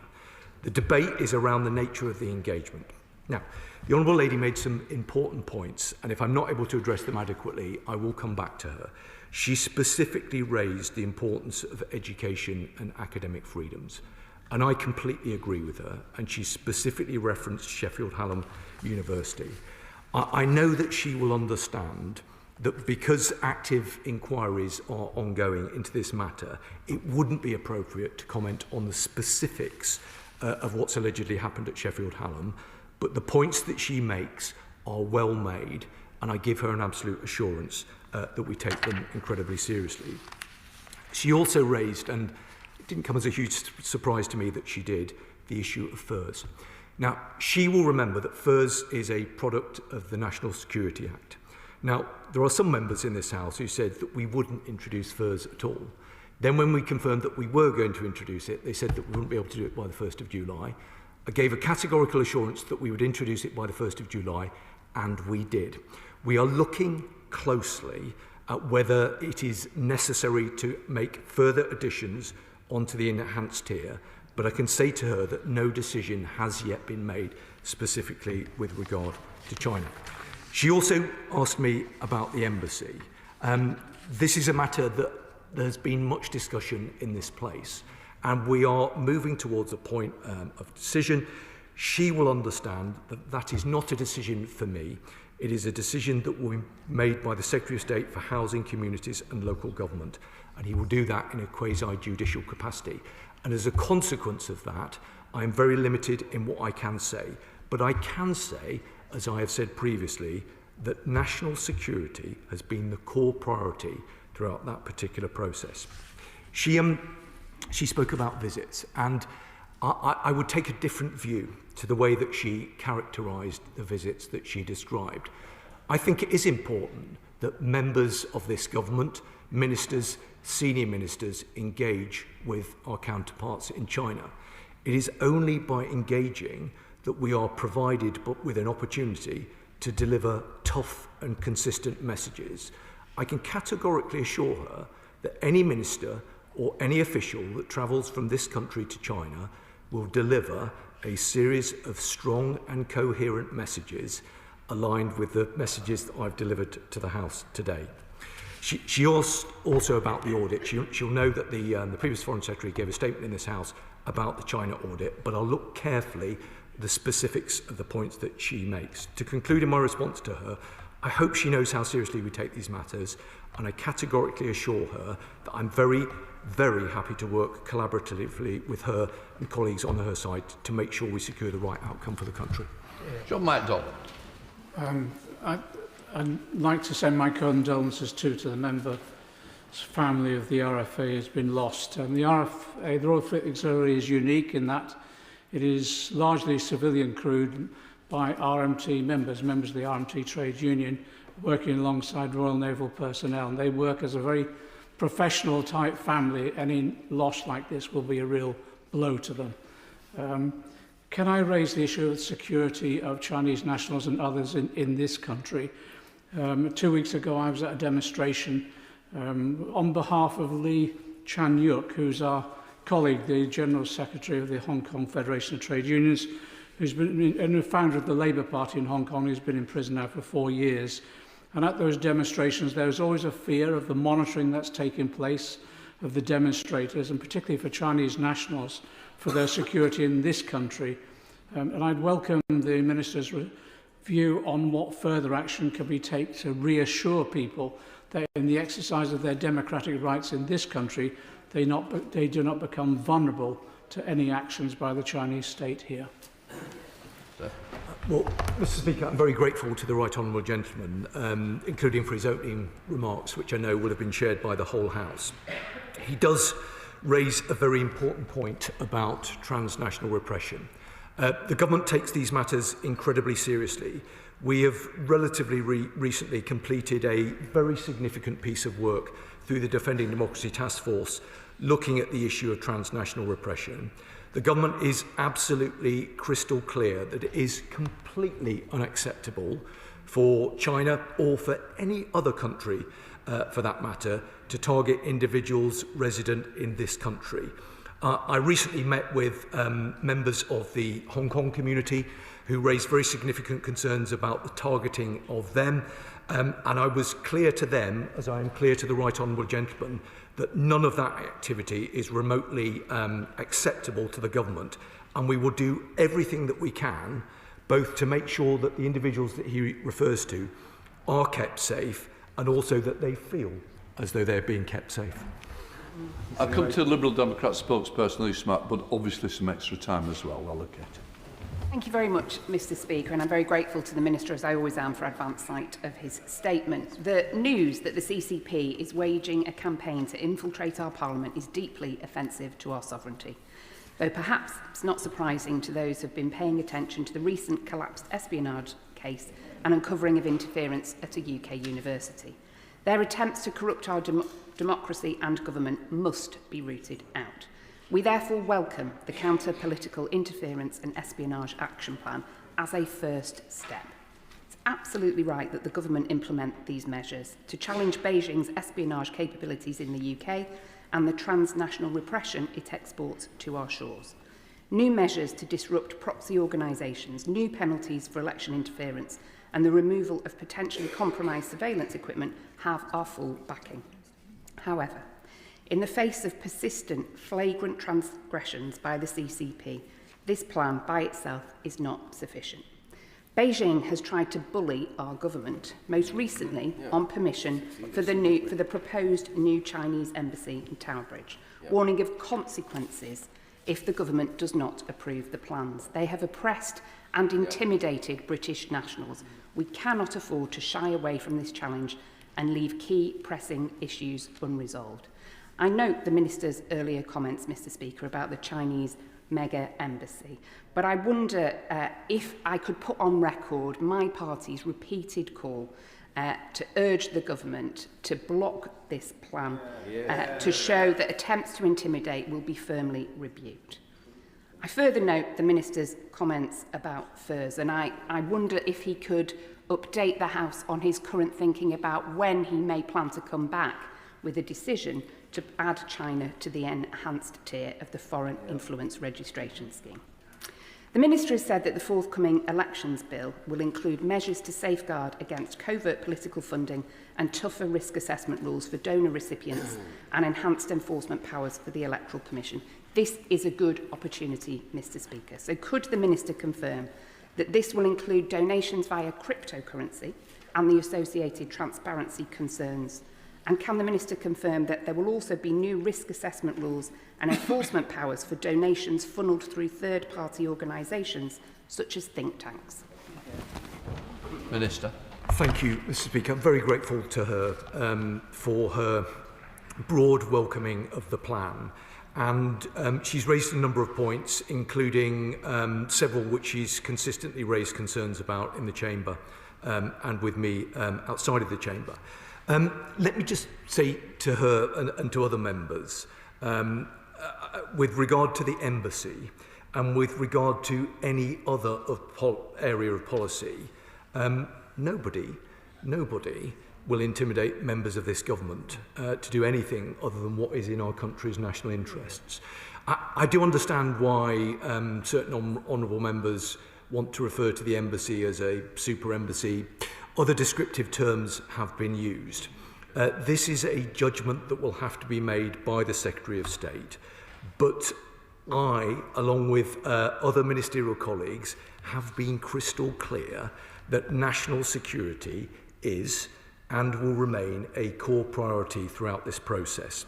There have been various comments and various points made by people inside and outside of this House that are not correct with regard to the national security implications of this embassy. It's a quasi-judicial matter, and I am limited in terms of what I can say, but I reiterate the assurance that I've offered previously about the importance of the national security elements underpinning any decision. She asked about the elections bill. I think she made some important and valid points. She will understand that that is a piece of legislation that sits with another government department, but they will, I'm sure, have heard the points that she have made, and even if they haven't, I will represent them to them on her behalf. Sam Mohammed. Thank you, Mr. Speaker. Sheffield Hallam University, in my constituency, is home to internationally respected researchers, including Professor Laura Murphy, whose excellent work on forced labour in China has been met with coercion, intimidation, and attempts at interference linked to the Chinese state. At a time when universities are increasingly financially vulnerable due to a sharp decline in international student numbers, the risk of hostile states exploiting that vulnerability is growing. I welcome the closed event for Vice-Chancellors to address these concerns. Will the Minister explain whether that event will explore how it will protect academics like Professor Murphy from being silenced, and will it provide more robust support to universities who are left exposed to pressure, intimidation and undue influence? Minister. Well, Mr. Speaker, I'm very grateful to her. I mean, Sheffield is a great city, and she will know better than anyone that it is a city blessed by two outstanding academic universities. She knows that as the local MP, and I know that as the during the time that I spent as the regional mayor. Now, for reasons that I know that she will understand, because there remain active inquiries into this matter, I am very limited in terms of what I can say about the specifics. But what I can say to her more generally is that any attempt by any foreign state to intimidate and coerce universities to limit free speech and academic freedoms in the UK will not be tolerated. And the government has made this clear to Beijing after learning of this case. Now, the new Office for Students has issued guidance recently that makes it explicitly clear that universities should not tolerate attempts by foreign states to suppress academic freedom. I'm pleased that she welcomed the closed event with Vice-Chancellors, and of course we will make sure that both of the Vice-Chancellors from the City of Sheffield are invited to attend, and of course I'd be happy to discuss these matters further with her. Chair of the Select Committee, Dame Curran. Thank you very much, Mr. Speaker. Does the Minister consider that China represents a current threat to this country? And could the Minister expand on the work that his officials are doing, working with member services to remove potential security weaknesses, not just from this building, but also from MPs' constituency offices and our homes? Minister. I'm very grateful to the Chair of the Select Committee, as I always am. On her second point, let me come back to her, because I think it's a valid concern that she's raised, and rather than give her a response now, let me consider the facts of the case, and I'll come back to her with a more considered response. In terms of her first point, I fear that I'm going to disappoint her and maybe some other members opposite by not diverting from the policy that the government previously has confirmed in this place, and that is that the government fully recognises that China poses a series of threats to UK national security: cyber attacks, foreign interference and espionage targeting our democratic institutions, including also the transnational repression of Hong Kongers in this country. That is why we've made the announcements that we have, and that is why we will continue to do everything that we can to guard against that threat. Alex Burskett. Thank you, Mr. Speaker, and I thank the Minister for his statement, and also want to put on record my tribute to the missing crew member, those searching for him, and to all of those who keep us safe. With respect to the package of measures he's set out today, I welcome them. And it is important, of course, with the news today about the networking sites being used, whilst, of course, as has been said, this is not new. It's important to keep the risk elevated and to remind all those potentially affected of that. He knows, because we've conversed about it regularly, that I take an interest in the Defending Democracy Task Force, and so I wonder if you can say a little bit more about the series of protective security campaigns that will be coordinated through it. And can I suggest that as part of the outreach to all of the different stakeholders he's mentioned, that the task force gives thought to some sort of centralised toolkit that pulls together all of the guidance, the information, and which is evergreen and constantly being updated to ensure that all affected stakeholders in and outside of this place have it at their fingertips, so that we can keep ourselves safe from people who are a threat to us. Minister. Well, I'm very grateful to him for his comments today, and also the points that he's made previously about the importance of the Defending Democracy Task Force. It wasn't a given that the government would necessarily continue in the way that the previous government, the previous security minister, had invested in the Defending Democracy Task Force. But I took the view, on good advice from my predecessor, that that was the best way, the fulcrum point, to coordinate that activity across government. And I think he was right about that. And that is why we've really invested in it as a process. That is why it is truly wired across government and law enforcement. That is why the Prime Minister recently renewed the mandate of it. And that is why I personally invest a very significant amount of time in it every single day, because I believe in the work that it is doing, and I believe it provides the right forum in order to lead this work, including the kind of work that the Honourable Member mentioned. The protective security campaigns, I think, are really important, because whilst most Right Honourable and Honourable Members are sensible and diligent members of this House, we have to ensure that everybody who might be at threat or at risk has the information that they need in order to make informed decisions. And that's why, on a number of fronts, we will up our game and make sure all of the necessary information is provided to the people who needed it. His point about the toolkit is a really good one. I will take that away, consider it, and come back to him. But I'm very grateful for his contribution. Tom Tugendhat. Thank you, Mr. Speaker. And if I may begin by saying to the Minister in his place, you're welcome.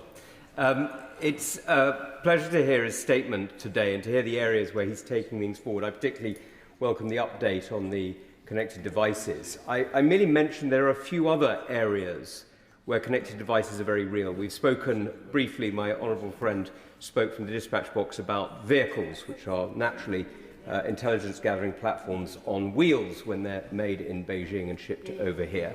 And there are a whole series of other areas where we're seeing this level of threat continue and deepen. Now, he also spoke about the fact that we do need a relationship with China, and I don't disagree with him on that. But it is somewhat insulting when the Chancellor goes to Beijing and comes back with £600 million of investment over 5 years. Frankly, it's peanuts. Chinese FDI in the UK is less than 0.2%, according to the government's own figures, the trade and investment figures.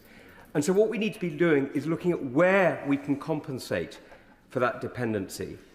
Perhaps, for example, by increasing US FDI by 1%, which would be almost double what the Chinese investment is. 1% on the US is almost double what the Chinese invest. So we need to be looking around the world at alternatives. We need to be clear-eyed about the threats, and I reiterate the point that my honourable friend made from the dispatch box. We do need to introduce China on the enhanced tier of furs. Minister. Thank you, Mr. Speaker. Well, I'm grateful to the Right Honourable Gentleman for the points that he's made and the advice that he's offered previously. And I think the points that he makes about connected devices and about vehicles are well made, and I can give him an absolute assurance that we consider them very, very carefully. He made a point about engagement, and he referenced the Chancellor's visit. I can assure him that all ministers and all officials who visit China will deliver a coherent and strong set of messages about the concerns that we have with regard to our national security. That's specifically why I referenced in my earlier remarks that the Foreign Secretary spoke specifically about these matters with her Chinese counterpart on the 6th of November. She was absolutely clear with the Foreign Minister that any activity that threatens UK national security will not be tolerated. So I give him and the House an absolute assurance that even where there are engagement activities that might on the face of it relate to other areas of government business, there will be a consistency about the messaging. He will know, though, from his time in government, that in addition to the areas of cooperation and areas where there is a requirement to engage that I listed earlier, both within departmental responsibilities that sit in the Home Office, there is merit often in engaging with China on a range of matters that aren't necessarily particularly well understood. So we do need to have that constructive engagement with the country, but it needs to be absolutely underpinned by a desire to enhance and preserve our national security, and that is the approach that I will always take with it. Emily Darlington. Thank you, Mr. Speaker. Firstly, can I thank the Minister for the strength of his message about our efforts to stop transnational repression of our constituents, including the Hong Kongers and Milton Keynes, and can we continue to have a dialogue on how my constituents continue to feel unsafe in the UK. I wanted to raise an issue that goes alongside Mr. Speaker's conference, which is the online world and how we protect and defend our democracy in that online space, particularly from foreign actors, state actors, their proxies and non-state actors who use the online environment to destabilise our democracy. I would ask, would he meet with me to talk about some amendments that I'm preparing for the elections bill to ensure that we do not have these threats online and we protect them as much as we protect ourselves from the threats offline? Minister. Well, I'm very grateful to her, and let me reiterate what I said previously about how completely unacceptable it is that any transnational repression takes place in this country, and the government will continue to stand with and support members of the Hong Kong community who've relocated here to the UK. She's right also to raise the important work done by the Speakers' Conference. And at the most recent meeting of the Defending Democracy Task Force, we looked carefully at the recommendations. There's a lot of very positive work that has been done by Mr. Speaker's Commission, and we will want to work very closely with him in order to deliver where we can on the recommendations. She's absolutely right to raise the importance of the online environment, and these are conversations that I'm having with colleagues across government, including with DCIT. In terms of the point about the meeting, she will understand that the particular piece of legislation is an MHCLG lead, but I'll make sure that she gets a meeting with the relevant minister, whether that is myself or a colleague in the other department. Clive Jones. Thank you very much, Mr. Speaker. In Wokingham, we have a really strong Hong Kong community. They tell me regularly how concerned they are about the growing threat of Chinese espionage and the influence in our politics. Many of them will have bounties levied on their heads. What is the Minister doing to ease the concerns of our Hong Kong community, especially my constituents, and what is he doing to protect them and to protect our institutions? Mr. Speaker, it's an entirely fair and reasonable point, and let me give him reassurances further to what I've already said today and on other occasions. The government will continue to stand with and support members of the Hong Kong community who've relocated here to the UK. I recently met with members of that community myself, specifically to discuss their concerns. The Defending Democracy Task Force is doing a lot of work on our response to transnational repression, but if he has any further concerns, I'll be very happy to meet to discuss them further. Sir Julian Lewis.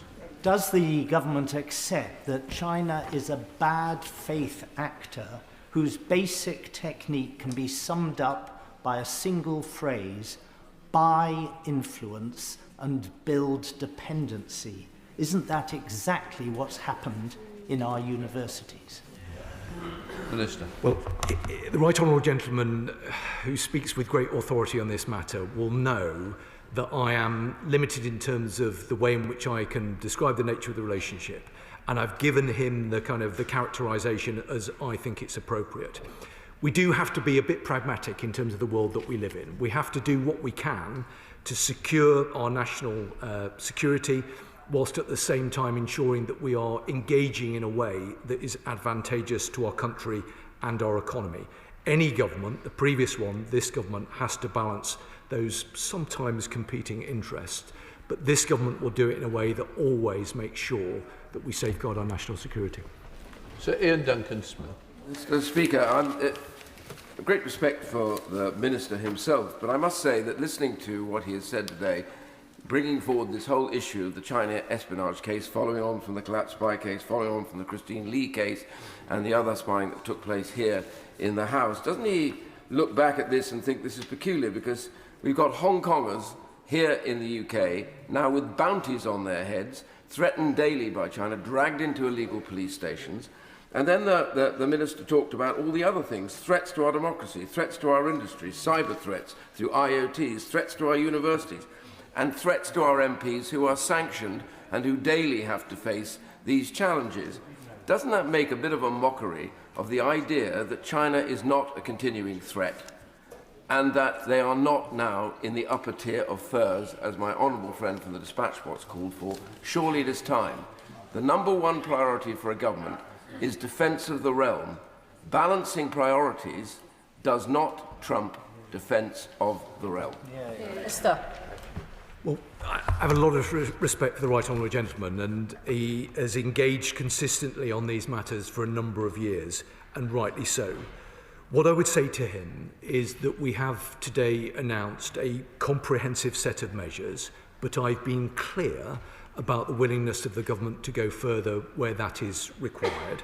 I've also been very clear, as I have on previous occasions, about the nature of the threat and the concerns that this government has about that threat. He's right about the defence of the realm. That is the most important job of any government. But we also have to be honest about the fact that we do need to engage with China. So we need to make sure that we are engaging on our terms and on a way that is advantageous to us.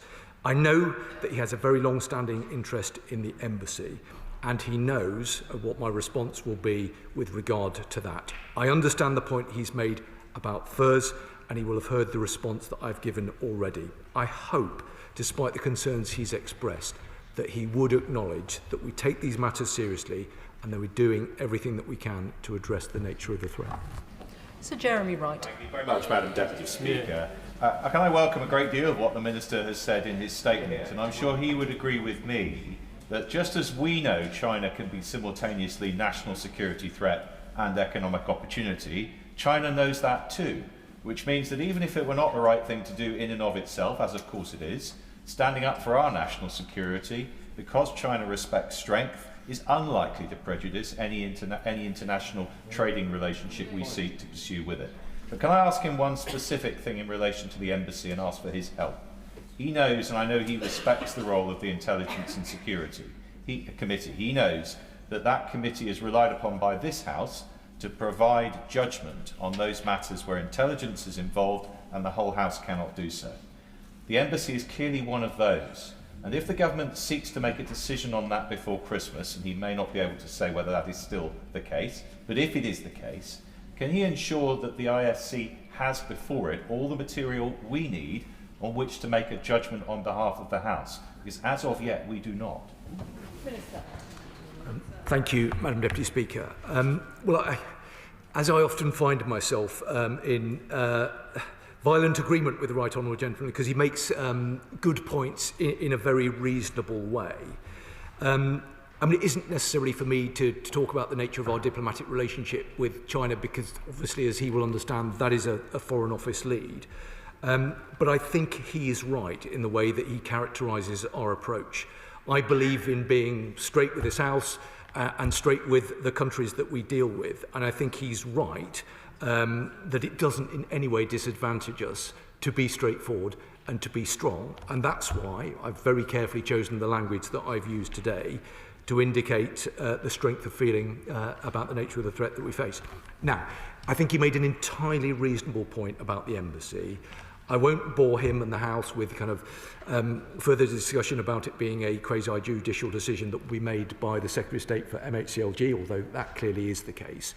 I think there is an important role for the ISC to look at the nature of the decision that is being made, and at the appropriate moment, when we're able to do so, I'll make sure that his committee is properly briefed on that issue. Christine Jardine. Thank you very much, Madam Deputy Speaker, and I welcome the comments today by the Minister and would repeat the calls for China to be added to FIRS. But I have specific concerns about Edinburgh and Scotland in general. One is the continuing lack of clarity about what is to happen to Mingyang and whether, if it is to take part in the construction of the offshore wind farm in the North Sea, there will be mitigating factors put in place to stop it having on-off switches and on our energy security. We have a very large Chinese consulate in Edinburgh West, which is causing concern to my constituents because of the size of the dishes on the roof, and they're concerned about activity.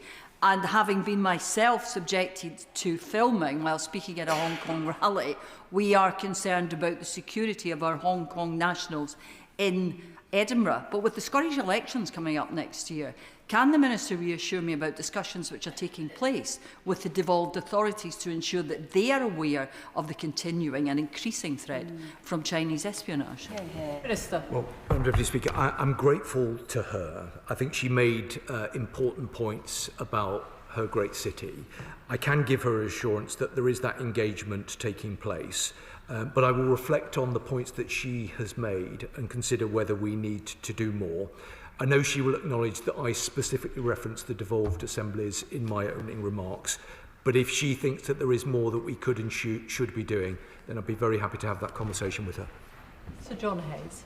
Thank you, Madam Deputy Speaker. This is a welcome statement from the Security Minister, for whom I have high regard, and know the House does too. He will be familiar with the report produced by the ISC, of which I was a member then and remain a member now, on China, which dealt with exactly the matters he described: the widespread penetration of our universities, the theft of intellectual property, and the attempt to compromise our democratic institutions. Will he add to his list, therefore, a review of contracts with China, public sector contracts, government contracts, and so on, particularly those relating to sensitive matters? And will he finally do this simple task? As he said he was a plain-speaking man, mindful of the collapse of the recent trial, will he say from the dispatch box now that China is a threat to our national security? Minister. Well, I'm grateful to one of my predecessors, and I always listen very carefully to what he has to say, and I'm always grateful for the contributions that he makes.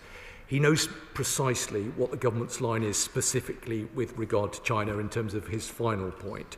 I think he did make a good point about the contribution of the ISC, and I hope members of that committee understand and recognise the importance that we attach to the work that they do, intending to have regular contact with the committee, including in the near future. I thought he made an entirely reasonable point about contracts.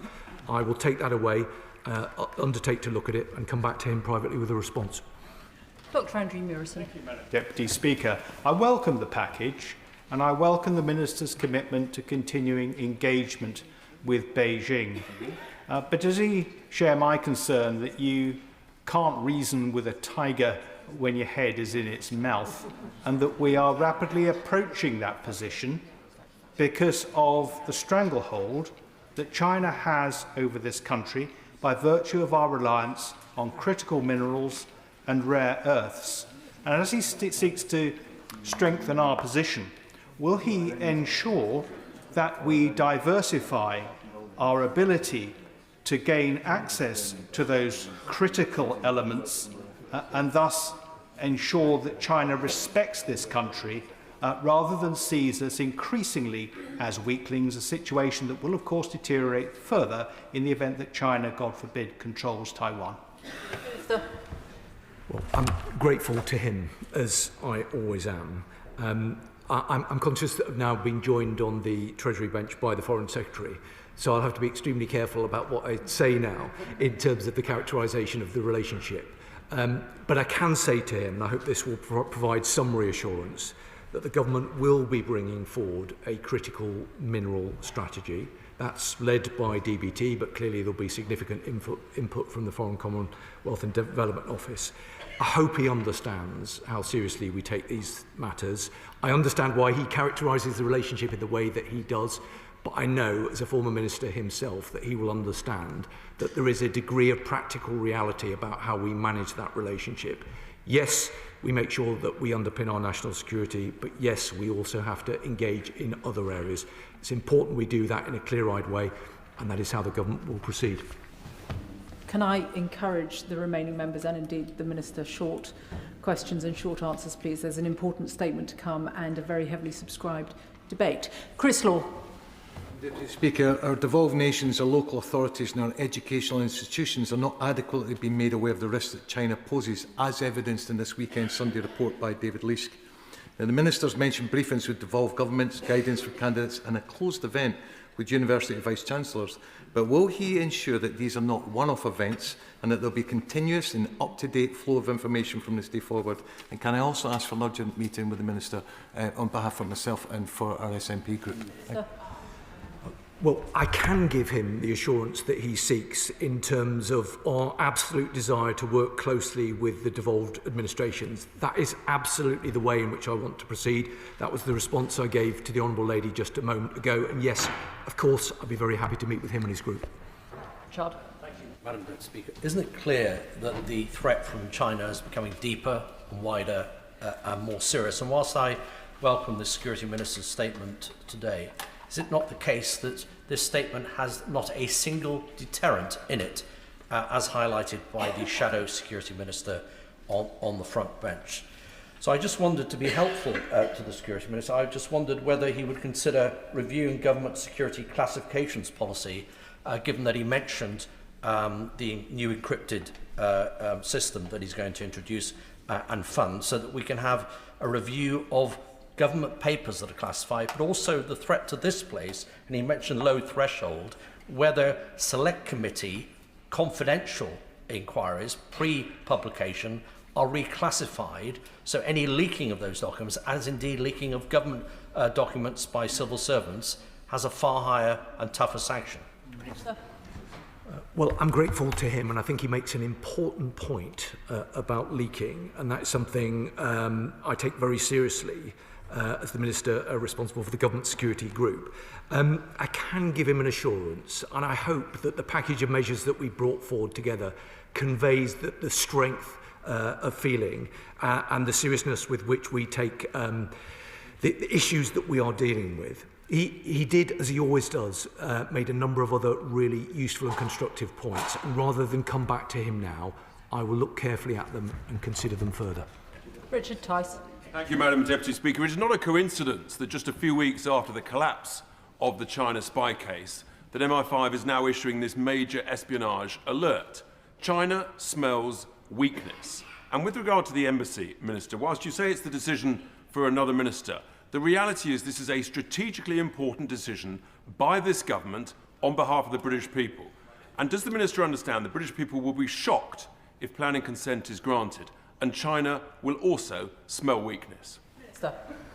Well, what I can say to the Honourable Gentleman is that this is a strong package of measures that we've announced today, but I've also been crystal clear about our determination to act further where that is necessary. I think that is the right approach. It is an approach that will mean that we are best able to guard our national security, whilst at the same time engaging with China on other areas of policy, including illegal migration. Griffiths. Thank you, Madam Deputy Speaker. The Minister stresses the importance of mindset.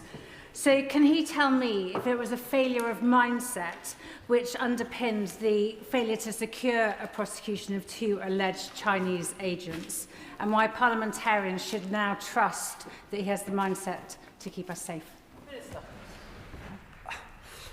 As I said in the House yesterday, and as she will understand, I hope, and as Right Honourable and Honourable Members will understand, these were not decisions that were taken by the government. These are decisions that were taken independently by the Crown Prosecution Service, which are rightly independent of government. What the government has done today is bring forward a strong package of measures, and I hope that she and her colleagues will support them. Tom Gordon. Thank you, Madam Deputy Speaker. I previously mentioned that the Joint Committee on Human Rights report into transnational repression specifically singled out China for the most comprehensive TNR campaign of any country within the UK. The report called for China to be on the enhanced tier of furs. If all those actions that the Chinese government are taking in regards to espionage, bounties on people's heads, and the clear attempts to subvert democracy don't qualify them to be on that enhanced tier, then doesn't this undermine the scheme? Well, firstly, let me say I do very much appreciate the work of his committee, specifically with regard to the report that they published on transnational repression, and I know that he will note that we responded fully to that report. He makes the point about FIRS, and I understand why he does. He knows what the government's position is at this particular moment. I spelt it out earlier on. FIRS is an important tool, and we will carefully consider how best to use it. John Cooper. Thank you, Madam Deputy Speaker. The Chinese General Sun Tzu said that the opportunity to defeat the enemy is presented by the enemy himself. Are we not presenting an opportunity for defeat when members of our military ride around in Chinese cars? And why on earth is this government facilitating secretive trade trips to Beijing for members of the Scottish Government? Well, Sun Tzu said a number of things, and perhaps that they lend themselves to a debate all of its own. I'm not aware of the specific point that the Honourable Member has made, but I'm very happy to look into it if it would be helpful to him. Richard Ford. Thank you, Madam Deputy Speaker. According to media reports, university administrators at Sheffield Hallam told a professor of Chinese studies that she would have to abandon her research. This followed a separate defamation lawsuit against Sheffield Hallam University, as reported by the BBC. Now, I appreciate that the Minister cannot comment on the specifics of that case, but will the government do more to support universities in resisting so-called SLAPs, the strategic litigation against public participation? Yeah. I'm grateful to him. I think it is worth me being clear about the importance that this government attaches to academic freedom. We're incredibly proud of our universities, and as Yorkshire MP, I'm incredibly proud of Sheffield Hallam University, as I am Sheffield University. That's in part why we made the announcements that we have today, and why we will be holding what I think provides a very good opportunity to engage with Vice-Chancellors to look carefully at the nature of the challenges that they are facing and support them in responding to those challenges. Ben Obsi-Jecti. Speaker. The Honourable Gentleman knows the answer. We are looking carefully at whether other countries should be added to the enhanced tier, but we will take that decision in due course and bring it forward in the normal way. That's what the Security Minister said when I asked him for the 4th time last month why China isn't included within the enhanced tier of the Foreign Influence Registration Scheme. So for the 5th time of asking in as many months, I'm hoping the Minister will offer some clarity this time. Given the range of measures he's just announced, what would it take for the government to deem China to be a threat? And therefore, when will he assess whether China should be added to the enhanced tier? Well, Madam Deputy Speaker, I admire his perseverance and patience on this particular issue. Unfortunately, I'm going to disappoint him by referring him to the answer I gave previously. Jim Allister. Can I take the Minister back to devolved issues? In the case of Northern Ireland, international trade, quite rightly, is a reserved matter. Yet last Wednesday in Belfast, the Chinese government, no less, hosted a major investment conference in collaboration with the local Department of the Economy, with 120 Chinese companies, including Hui, ZTE and BYT. And at the conclusion of it, signed a strategic cooperation framework agreement with InvestNI. How is that possible when international trade is a reserved matter? And will this government finally closely examine the operation of the Stormont Executive and its collaborations with China? Minister. Well, I'm grateful to him. I can say to him that I was in his part of the world just a couple of weeks ago, and we take very seriously the importance of engaging with the devolved administrations. I'll look carefully at the points that he has made and reflect on them, and if he wants to discuss them further, I'd be very happy to do that. Jim Shannon. Madam Deputy Speaker, can I thank the Minister very much. I think we are greatly encouraged by the steps that the government are taking. But having chaired an APPG, one of the ones, and some of the members here close to me are all members of that, we had our website hacked, stories were replaced, and also had in conversations that we have been under surveillance by the Chinese government whilst in Northern Ireland. I'm so glad that the Minister has acknowledged this wide-scale threat. While pouring money into security is good, there is clearly a ramification to trade outcomes for those Chinese agents involved in espionage. The message today, as a consequence of the recently mishandled court case, can never be repeated. And I ask the Minister this question, that our language is set, our defences are raised, and that we're not to be trifled with by any foreign powers, certainly not by the Chinese government. Well, I'm grateful to him, as I always am, and I hope that he sees the commitment that this government has in terms of ensuring that we are best equipped to engage against the nature of the threats that we face. That's precisely why I've brought forward this package of measures. That is why I've been crystal clear about the requirement potentially to go further in certain areas. I hope he sees, but if he doesn't, let me give him an assurance, how seriously we take these matters, our desire to work with members right across the House and with the devolved administrations to do everything that we can to guard against the nature of the threat, whilst also, at the same time, making sure that we engage in a way that is in our national interest. I thank the Security Minister for his statement this afternoon. I will allow a couple of moments for the front bench to swap over. And can all members who are leaving do so quickly and quietly, please?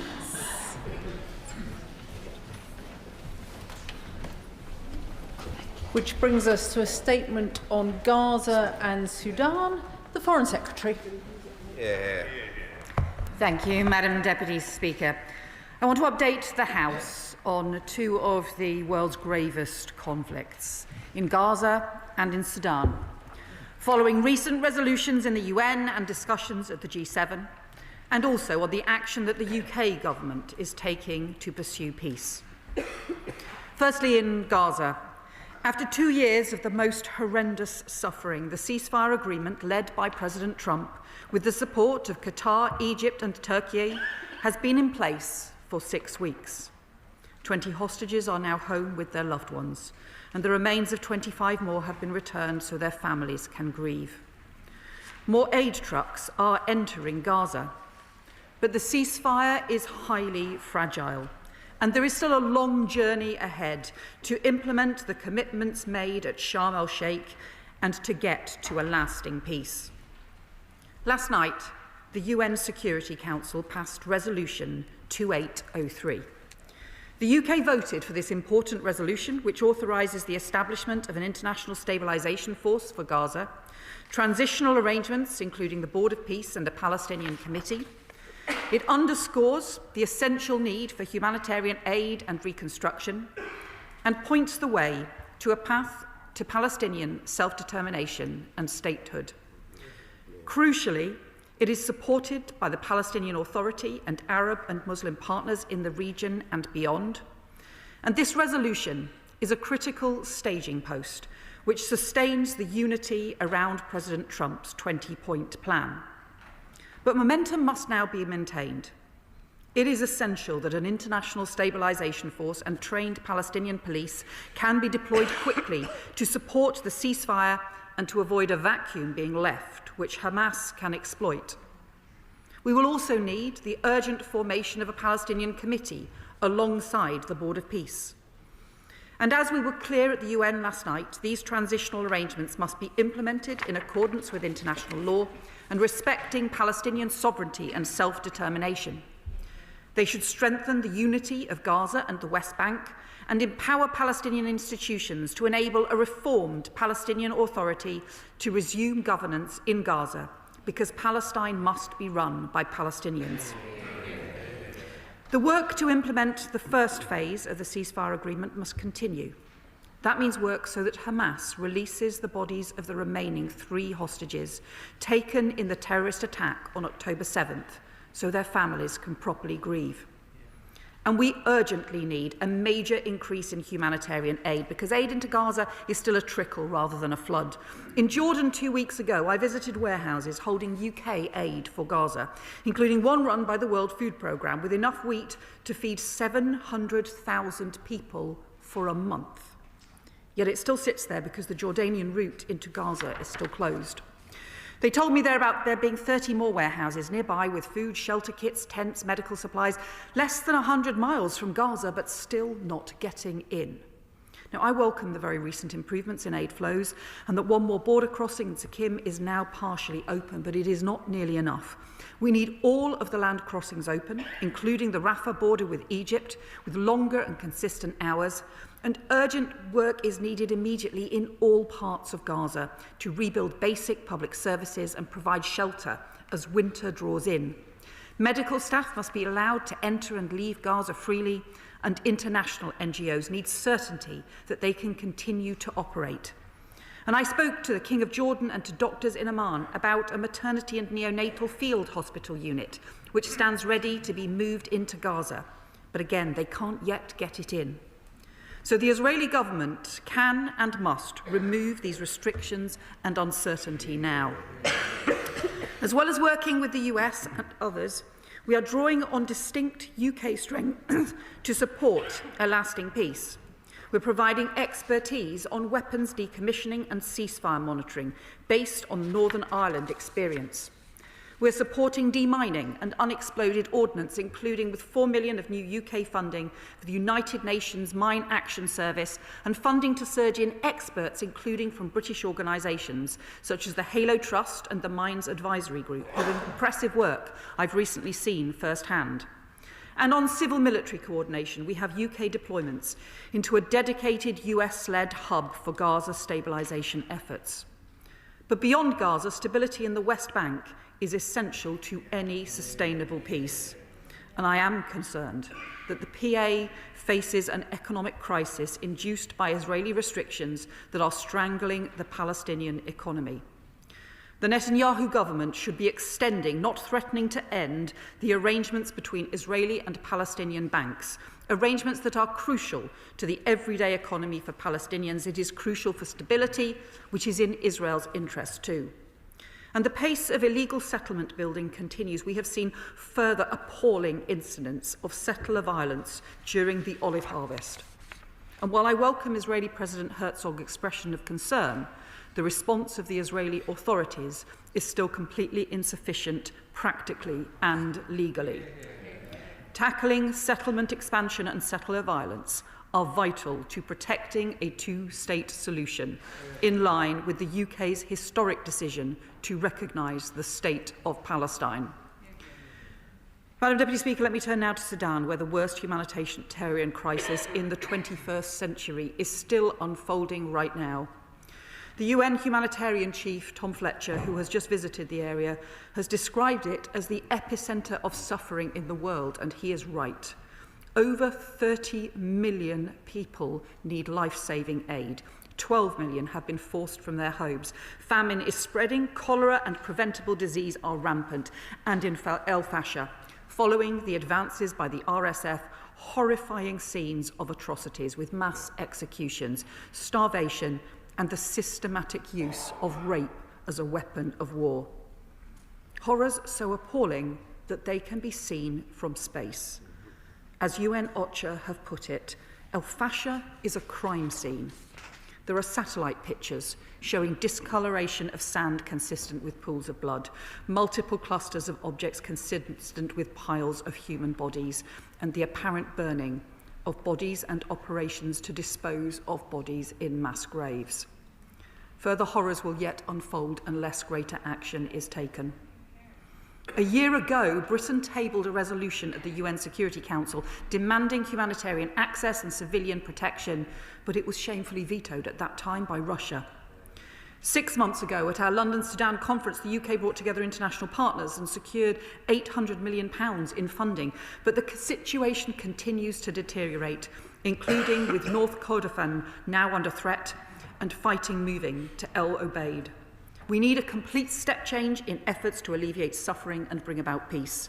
That means more aid to those in need, where the UK has committed over £125 million this year alone, delivering life-saving support to over 650,000 people, treating children with severe malnutrition, providing water and medicine, and supporting survivors of rape. But the challenge is still access. The RSF still refuses safe passage to aid organisations around El Fasher. The SAF is bringing in new restrictions which stand to hinder aid. Both sides must allow unhindered passage for humanitarian workers, supplies and for trapped civilians. We are urgently pressing for a 3-month humanitarian truce to open routes for life-saving supplies. But aid will not resolve a conflict willfully driven by warring parties. So we desperately need a lasting ceasefire underpinned by serious political process. At the Manama Dialogue Conference in Bahrain 2 weeks ago, I called for the same intense international efforts to address the crisis in Sudan as we have seen around Gaza. At Niagara last week, I joined our G7 partners in calling for an immediate and permanent ceasefire, the unimpeded access of humanitarian aid, and for external actors to contribute to the restoration of peace and security. We're engaging intensively with the Quad countries, the UAE, Saudi Arabia, Egypt and the United States, who have now together called for an immediate humanitarian truce and an end to external support and arms that are fueling conflict. And I strongly support Secretary Rubio's latest comments regarding the need to end the weapons and support that the RSF is getting from outside Sudan. And last Friday, the UK called a special session of the United Nations Human Rights Council, in which a UK-drafted resolution was passed securing an international consensus for an urgent UN inquiry into alleged crimes in El Fasher, because impunity cannot be the outcome of these horrifying events. We need to make sure teams can get in to investigate these atrocities and hold the perpetrators to account.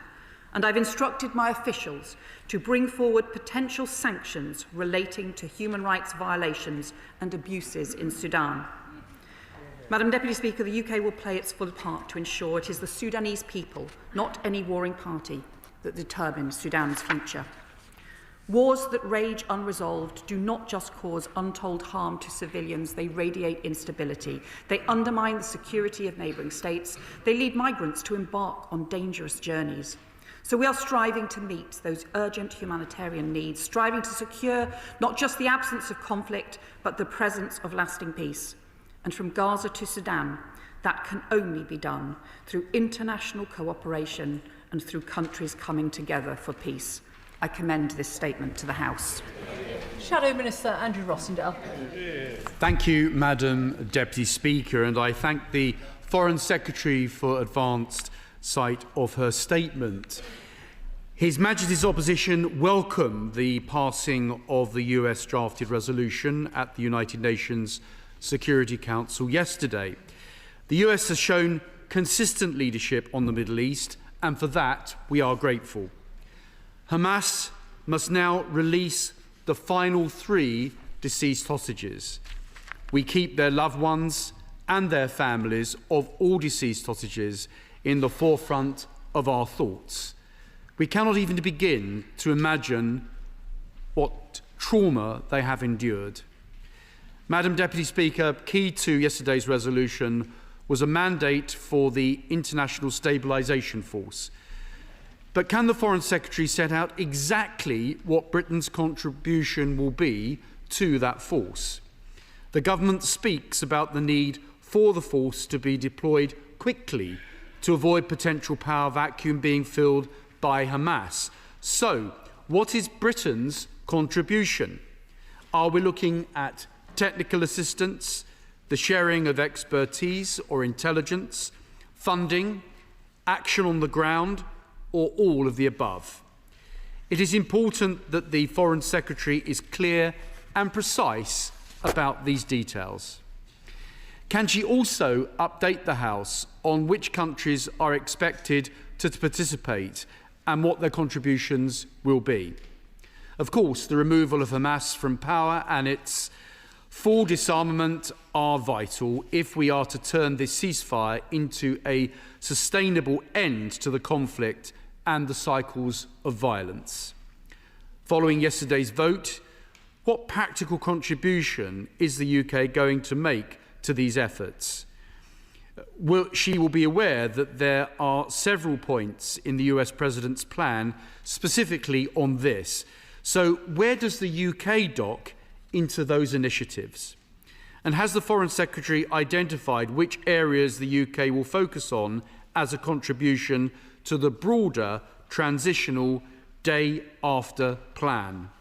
Can she at least confirm that a fundamental curriculum and educational overhaul in Gaza and indeed the West Bank will be a key focus. We have seen huge strides elsewhere in the Middle East in this domain. This must now be a moment of reckoning for the curriculums in the OPTs. It is vital that we are to build a sustainable peace. Regarding the immediate humanitarian crisis in Gaza, what practical actions is the Foreign Secretary undertaking with the government of Israel to achieve the surge in aid for innocent civilians that we all want to see? Specifically, which crossings does she believe will need attention? What is the quantum of designated British aid that is not getting over the border into Gaza? And have specific proposals and solutions been conveyed by the British side to the Israeli government counterparts on how to address the bottlenecks that we all want to see resolved? Now, turning to the situation in Sudan, Madam Deputy Speaker, in Al Fasher and elsewhere, we continue to witness atrocities, suffering and human misery beyond words, all in plain sight of a watching world. Accountability must be administered. In the immediate term, the UK should be trying to spearhead a step change in the level of pressure on the warring parties to agree a comprehensive ceasefire. As my right honourable friend, the Shadow Foreign Secretary, has argued, we need heavy new sanctions on key operators and action to deter entities, individuals and businesses whose support continues to sustain the conflict. Will this be forthcoming, and what discussions is the Foreign Secretary having with counterparts in the US, the EU, the Sudan Quad and others on this? And so can the Foreign Secretary also update the House on the government's response to the United States' efforts to bring about a humanitarian ceasefire and what role Britain is playing in that? On the dire humanitarian conditions, it was confirmed at the dispatch box earlier this month that the shifting of frontiers in the conflict is affecting aid delivery. How has the situation evolved in the last 2 weeks, and what levers can be pulled to try and smash through obstacles to aid delivery? And finally, in relation to day after planning, can the Foreign Secretary update the House on efforts to build up the capacity and capabilities of organic civilian political groups to give Sudan the best chance of moving to stable civilian government after a ceasefire? Madam Deputy Speaker, we have seen what the US has achieved through the UN Security Council on Gaza this week. I hope similar initiatives will be possible with regard to Sudan. As penholder, the UK government has a special responsibility. So finally, can the Foreign Secretary confirm her next steps on the UNSC as the conflict moves from bad to worst? We must shift gear. Secretary. Can I thank the opposition front bench for their response on both the issues around Gaza and Sudan, to take the points that he raised in turn. In terms of the International Stabilisation Force, we do not expect the UK to contribute troops to the International Stabilisation Force, but we are already providing military and civilian deployment into the Civil and Military Coordinating Committee that is led by the US and is drawing up practical arrangements for implementing the 20-point plan. In terms of the nature of the contribution that we expect the role we expect to continue to play, we already provide some training for Palestinian police, for example, and I have met US military forces who are involved in that training, and I've met them in Jordan. Other countries are also offering to provide that training for Palestinian police, which is also going to be critical to maintaining security and safety. We've also offered expertise around decommissioning, because it is an area where, through the Northern Ireland experience, we also have experience and expertise, and particularly most immediately around demining capabilities, both in terms of funding and in terms of expertise in that area as well. He also raised the issues around curriculum reform. I completely agree with him. This needs to take place. This is a crucial part of the Palestinian Authority reforms, and I have discussed this directly with President Abbas and the importance of maintaining the commitments that the Palestinian Authority has made to curriculum reform. Needs to be essential, both in terms of the occupied territories and also in Gaza, and both in terms of the West Bank, and in terms of Gaza as well. In terms of the practical issues around the opening of crossings, we want to see all of the crossings opened. We want to see restrictions lifted. Again, the coordinating committee, which has the UK presence, is working directly with the Israeli government to seek to improve access and both the monitoring and also improve the arrangements in order to get more aid through. But I do continue to urge swifter action to be able to get that desperately needed aid in place. In terms of the Sudan issue, I welcome his support for sanctions. I have had personal direct discussions with all the members of the Quad, including most recently with the Secretary of State, the US Secretary of State, Marco Rubio, last week, and I know how strongly he also feels about the terrible, horrendous atrocities that are taking place in Sudan now, and we will continue to offer our support to that process.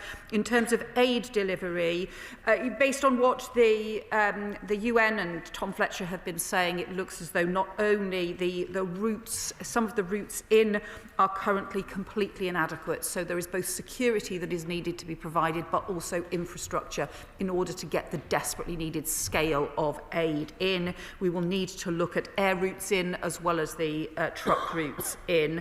And then he is right as well to point to the need for the organic support for Sudanese organisations, civilian organisations. It is crucial ultimately that we have a transition to a civilian administration in Sudan, an end to the horrendous fighting that we have seen, the horrendous abuse, the horrendous sexual violence we have seen with reports on all sides of that kinds of those sorts of atrocities taking place.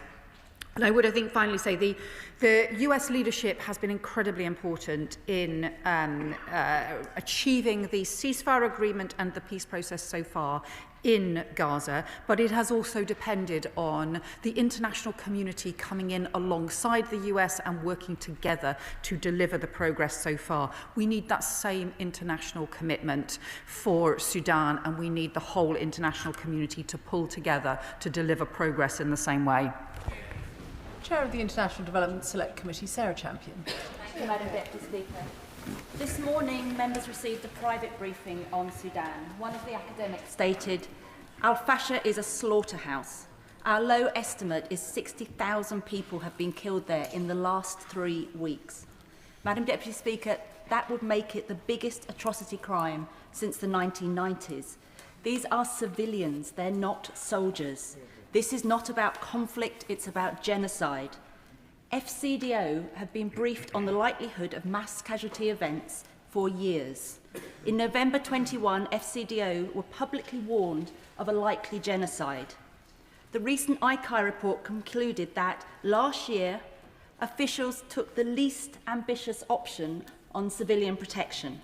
Foreign Secretary, scrutiny and diplomatic surge can slow down this slaughter.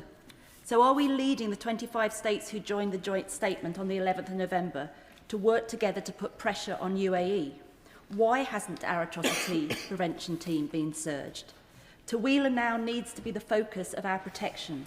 What are the evacuation plans to protect up to 650,000 people from genocide? Foreign Secretary, the Sudanese civilians need a champion. And as UN penholder, will that be us? Secretary.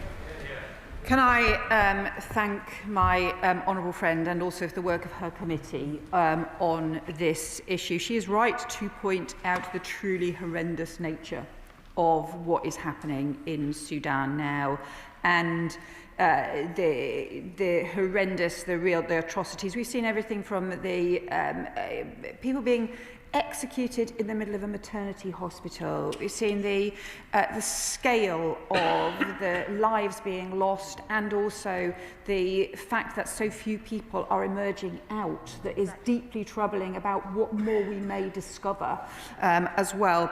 And it is because that I am so deeply concerned about this that I've raised this not just at the Manama dialogue, but also at every discussion, international discussion that we have been having, foreign ministers, and also directly with all of the members of the Quad, including the UAE, the US, the Saudi and Egypt as well, because we need that urgent action. And I agree with her too that this is about also preventing further atrocities, which we are at risk of any moment if we do not have that urgent action. Liberal Democrat spokesperson Callum Miller. Thank you, Madam Deputy Speaker, and to the Foreign Secretary for advance sight of her statement, which I welcome. The Foreign Secretary is right that the scale of the humanitarian catastrophe in Sudan is horrendous, as are accounts of systematic murder, rape and torture, often targeted at civilians from specific ethnic groups, and in particular, the widespread use of sexual violence towards women and girls. The UK has a special responsibility as the pen holder for Sudan at the UN. We must be relentless in pursuing true protection for civilians. So will the Foreign Secretary update the House with her assessment of the role of external actors in supporting the warring parties? Will she lead efforts at the UN to secure and implement a countrywide arms embargo? And will she set out how the UK will ensure that the UN inquiry that she referred to can gather evidence so that those actors both inside and outside Sudan who are responsible for these atrocities are held to account? Turning to the Middle East, Madam Deputy Speaker, last night's UN Security Council resolution marked an important step forward, and I hope it will reinforce the fragile ceasefire in Gaza. Yet vital details are missing from the resolution. So can the Foreign Secretary set out what the remit and scope of the International Stabilisation Force will be, how Hamas will be disarmed, how those responsible for atrocities in Gaza will be held accountable, and how she envisages a Palestinian committee will ensure Palestinian self-determination is respected. The resolution focuses on Gaza, but we desperately need a clear roadmap to securing a two-state solution. This requires an end to illegal settlements in the West Bank and East Jerusalem and reform of the governance of the Palestinian Authority. So will the Foreign Secretary tell the House how the UK is supporting reforms to the PA, and will she commit today to banning all UK trade with illegal settlements? Foreign Secretary.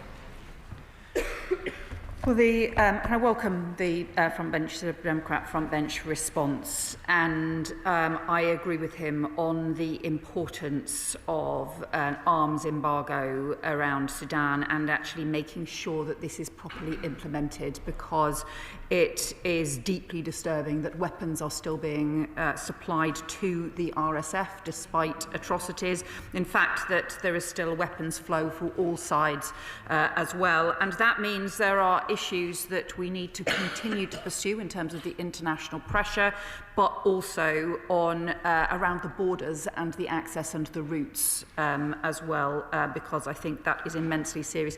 You raised the point about the investigations. The Human Rights Council resolution that the UK drafted alongside with other partners does provide for the UN-led investigation into these atrocities, but that will come as scant comfort to anyone if we don't also have the urgently needed action to prevent further atrocities. There must be accountability, but there must also be the urgent action to prevent atrocities in the first place. And then in terms of the Gaza situation, so in the ISF, the work is underway in terms of constituting the ISF. We know that some countries are prepared to come forward and to contribute, and the mandate has now crucially been provided last night. It must operate in line with international law, and also further details will need to be developed on the way in which the new Palestinian committee needs to operate, that we want to see constituted as rapidly as possible. We also must see an end to illegal settlements. It's clear that we need to have to be able to rebuild the connections between the West Bank, Gaza and East Jerusalem, so that we can have a Palestinian state living in peace and security security alongside the Israeli state. That is the only way we will get to peace for them alike. Annalise Dodds. Thank you, Madam Deputy Speaker. I welcome her comments on Sudan in relation to potential additional sanctions and also aid access.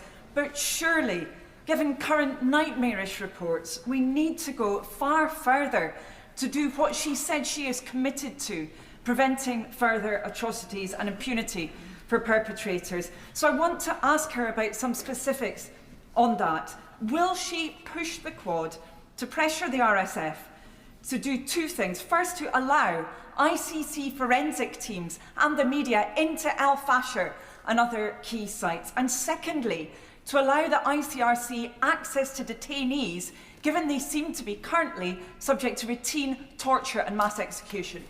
Secretary.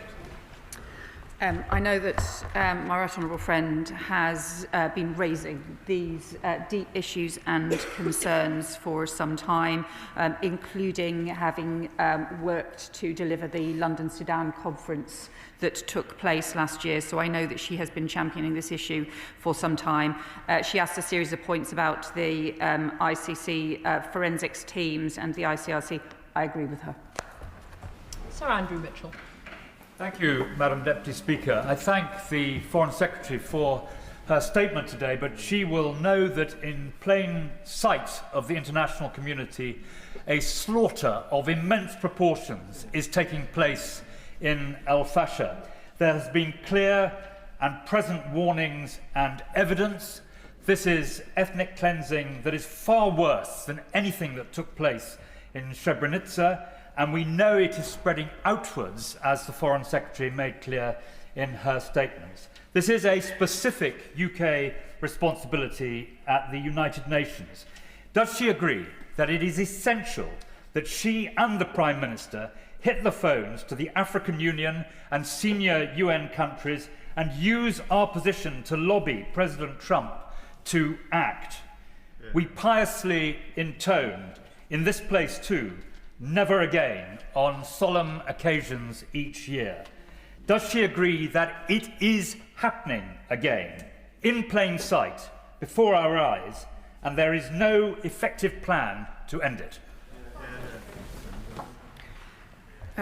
Again, I know the Honourable Member has been a champion for the civilians and people in Sudan in the face of the most immense suffering for a long time. I agree with him on the points that he makes, that there is simply not yet the kind of urgent plan that we desperately need for Sudan. I think that, bluntly, the international community has failed for far too long, has turned its back for far too long. The UK has put forward the resolution that has now been fully agreed at the Human Rights Council. When we sought to put the resolution to the Security Council a year ago on similar issues, it was vetoed by Russia. We have sought to increase aid, but the fact is, if the aid cannot get in because of the continuing conflict, then aid is simply not sufficient. We do need the same intensity that we have had around Gaza, and rightly had around securing peace in Gaza. We need that sustained intensity of effort now right across the international community for securing peace, at least starting with a humanitarian truce in Sudan. It is urgently needed, and I can assure him that this is a topic of every phone call that I'm having, not just with the Quad, but more widely. David Taylor. Deputy Speaker, and I want to associate myself with the remarks of the chair of the Select Committee that I'm also a member of, and others who have spoken about the horrors unfolding in front of our eyes. We've heard reports that Tawila is next, and there are 650,000 people there. That includes desperate civilians. It also includes probably British citizens as well, working as aid workers. And to associate myself with the remarks that the former International Development Secretary mentioned just now, what more can we do to help protect civilians right now from harm, including, I hope, within the ceasefire negotiations that you're doing so much to try and bring about, looking seriously at some kind of peacekeeping force to protect civilians from harm? Can I also thank my honourable friend? I know he has championed this issue for a long time, and thank him for the continuing work on the Select Committee as well. Like him, I am deeply worried about Tawila. I am deeply worried that it will be next if there is not concerted action to pull the warring parties back from the brink, to halt the RSF advances and to at least have a humanitarian truce for long enough to get the humanitarian aid in, to get the civilians out. But frankly, we need an end to this horrendous conflict overall. And as we have seen in Gaza, it is only when there has been that huge international effort coming together that we can make progress. We need to do the same urgently now. Richard Ford. Thank you, Madam Deputy Speaker. The Foreign Secretary announced earlier this month additional funding for Sudan. And she announced £2 million for survivors of rape and sexual violence in Sudan. But yesterday, this House debated ending the £2 billion of asylum hotels in the UK. That's what it's costing the UK taxpayer. So when might we get back to a place of spending less official development assistance in the UK and spending more of it in the region, where it would help more people in desperate need and keep them from fleeing to Europe? Well, he will know that we have already taken steps to reduce the money and to make savings on the money that was being spent on asylum hotels. And yesterday, the Home Secretary announced further reforms to the asylum system. We clearly need to end asylum hotels altogether and not be spending the taxpayers' money on this broken system. And we need to make sure that we can actually invest in the aid and prevention, so that, in the words of the Italian Prime Minister, who talk about the reason is also to ensure people have a right not to migrate, because we can prevent conflict closer to home as well. But most immediately, he refers to the issues around survivors of rape and sexual violence. This has escalated in the most horrendous way in recent years, and we are funding some additional action in order to tackle rape and the use of rape as a weapon of war. We will need to increase that work. Afzal Khan. Thank you very much, Speaker. As the fighting engulfed Al-Fashar and severe food insecurity spread across Darfur, women and girls are experiencing extreme hunger, displacement, death, and sexual and gender-based violence. So will the Minister outline what steps the UK is taking with the regional and international partners to secure protection and support for civilians, and in particular, women and girls at risk? So I agree with my honourable friend on this, and it is deeply disturbing the way in which, despite the UK having raised issues about sexual violence in war over very many decades, that we have seen in recent years this is increasing. So we do want to strengthen the work internationally, both through the UN and more broadly, on tackling sexual violence in conflict. Most urgently, though, of course, that means the action to prevent the conflict and to call for all parties to the war in Sudan to respect international law. Sir Julian Lewis. On Gaza, will the government consider making representations to the Israelis that it does Israel's reputation no good and it doesn't help the BBC World Service to report accurately, that external journalists are not allowed into the Gaza Strip? And now that the fighting has diminished, the excuse for not allowing that disappears. And on the RSF, I note that she referred to Secretary Rubio's comments regarding the need to end the weapons and support for the RSF. Can she explain to the House who mainly are supplying the weapons and support to the RSF? So on Gaza, I agree with him completely. We need journalists must be allowed into Gaza, and we need the accurate reports. I am worried about the scale of the devastation we will then see, but it's essential that we have the journalists in to be able to verify that. On the issue about the RSF, we have identified there's work done by the UN which identifies a range of different routes and sources of arms, but he will also know that there is a right, it's important that not just the Quad members, but other players that I think he is probably aware of as well, also need to be held to account and need to be involved in the process of ensuring arms do not get into Sudan.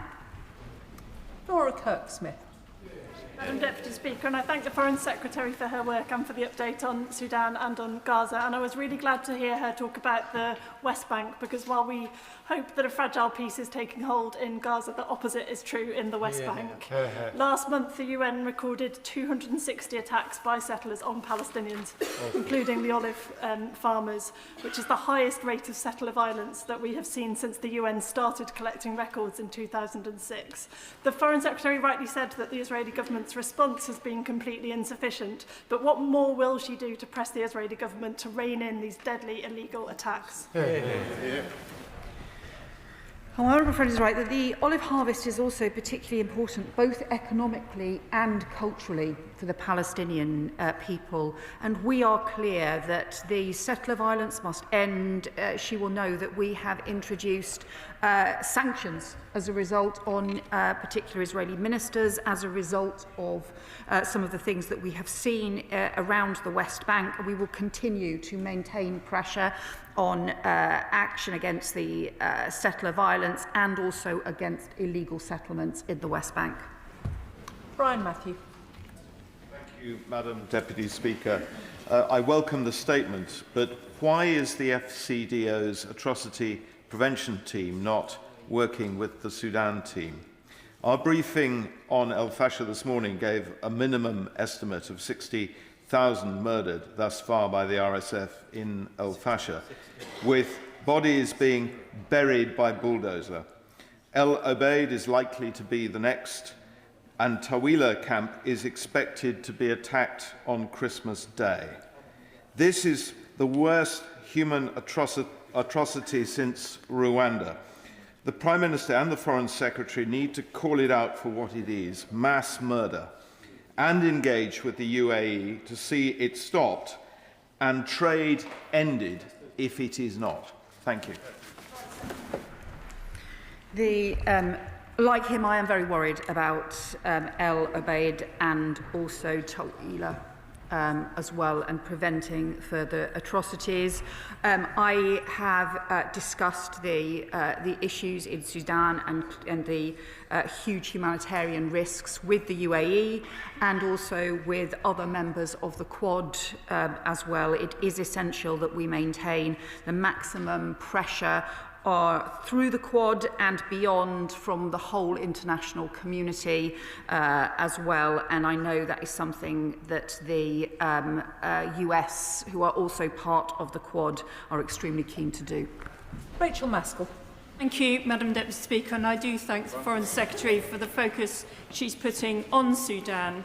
We certainly know from the horrific bloodshed in El Fasher that the RSF have got their sights, as we've heard, on Tawila and then onto Khartoum itself. We have got to stop those atrocities from occurring, and we know that it is being fuelled by the supply of weapons via the UAE, including Chinese drones and mercenaries which are coming through the UAE as well. Can she set out a bit more detail about the talk she's having with the UAE to stop their supply, which is fuelling this conflict?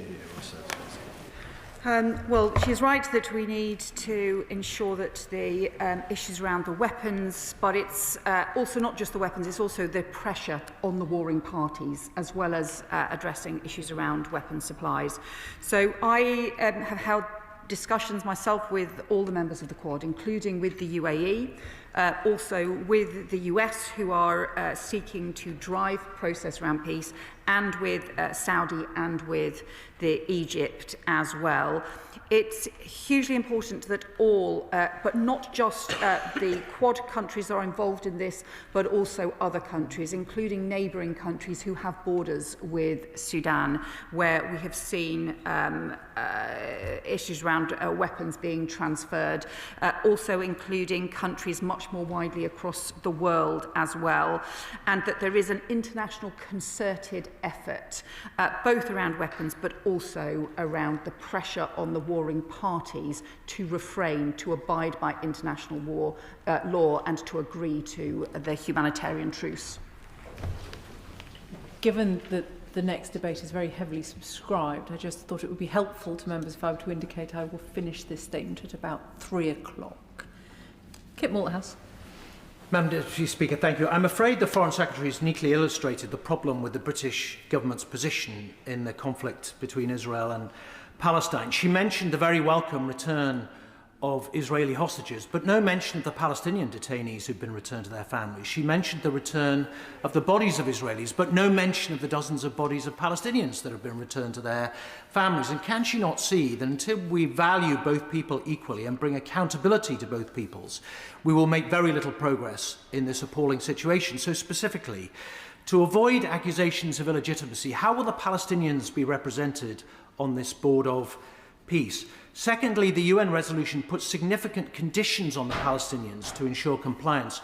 What conditions are being put on the Israeli government to ensure their compliance in this project? And thirdly, the situation in the West Bank, as the Honourable Lady behind her has said, is not just appalling, as the Foreign Secretary said in her statement, it's the worst it's ever been. Is she going to fall in the same trap as her predecessor of being all talk and doing the bare minimum to keep our own benches from open revolt, or is she going to step forward and actually bring accountability for the daily acts of violence and terrorism that are taking place? Well, I just point out to him, obviously, this government is the first to take the historic decision to recognise the state of Palestine. Exactly because, for too long, successive governments have supported a two-state solution and yet only recognised one state. And we believe it's the right thing to do to change that and to recognise the state of Palestine.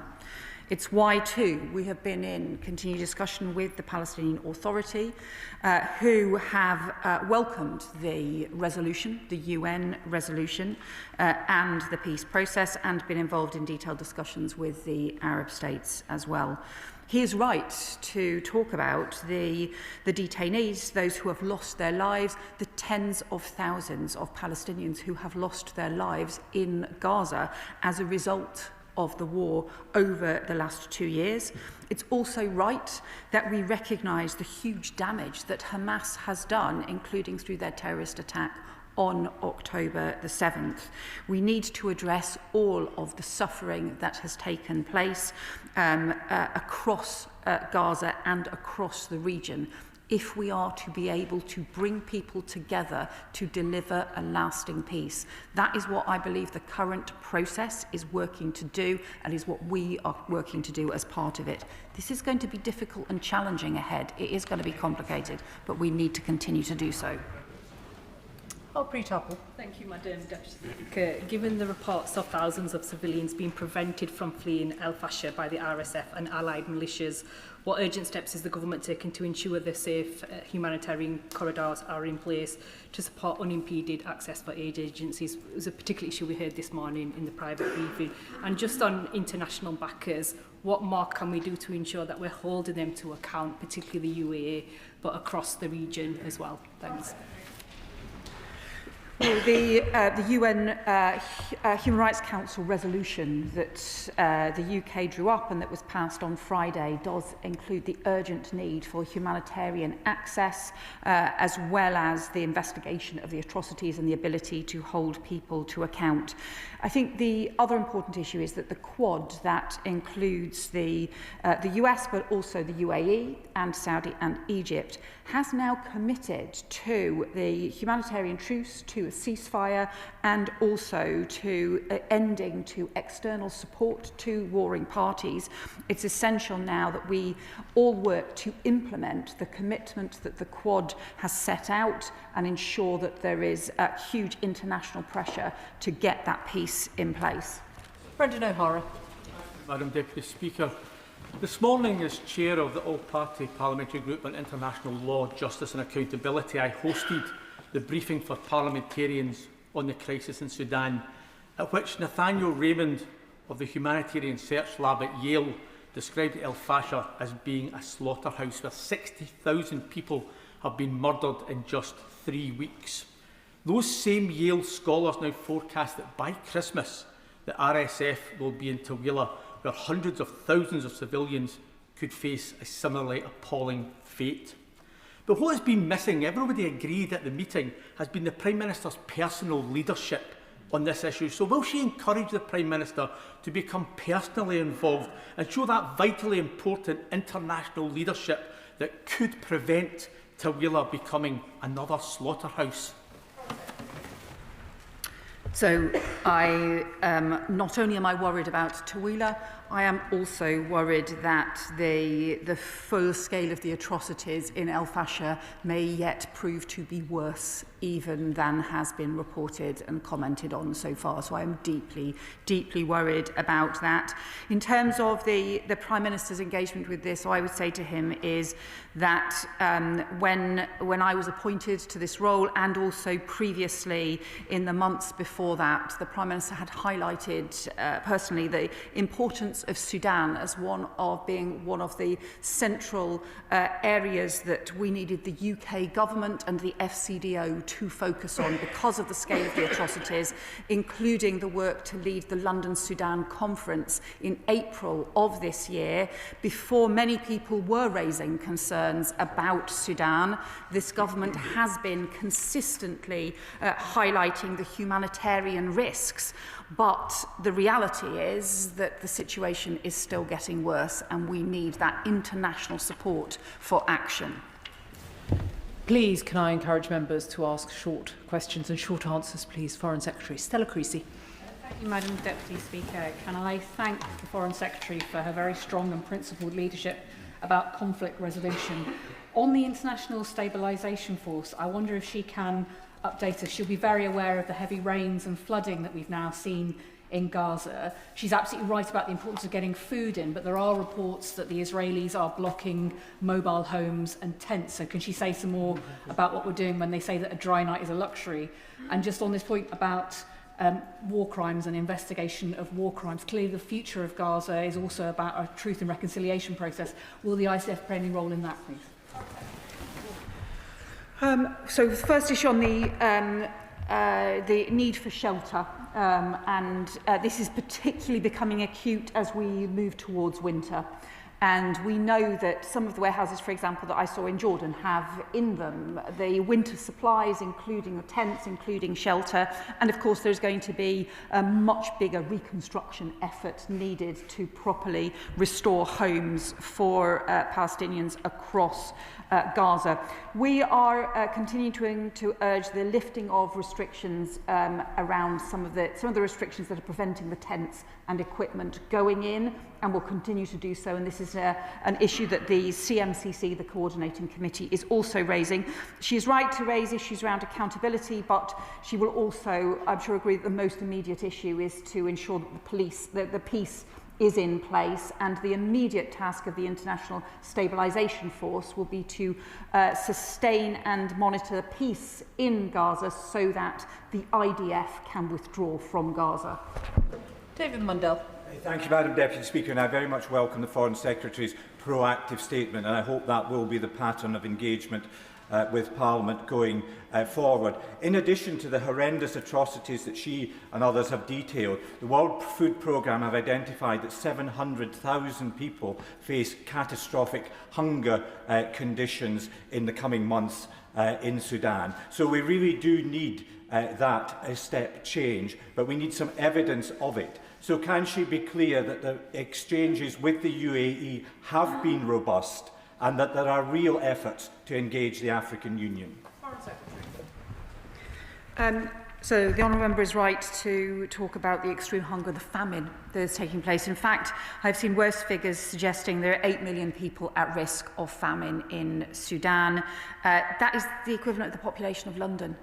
It's that many people who are at risk with serious food risks, and that is why he is right to talk about the issues in terms of the RSF and humanitarian access. I would just also say, though, that the SAF has also been restricting access for humanitarian aid and trying to introduce greater restrictions as well. So we need all sides to understand the vital importance for all of those civilians across Sudan of them being able to get basic food.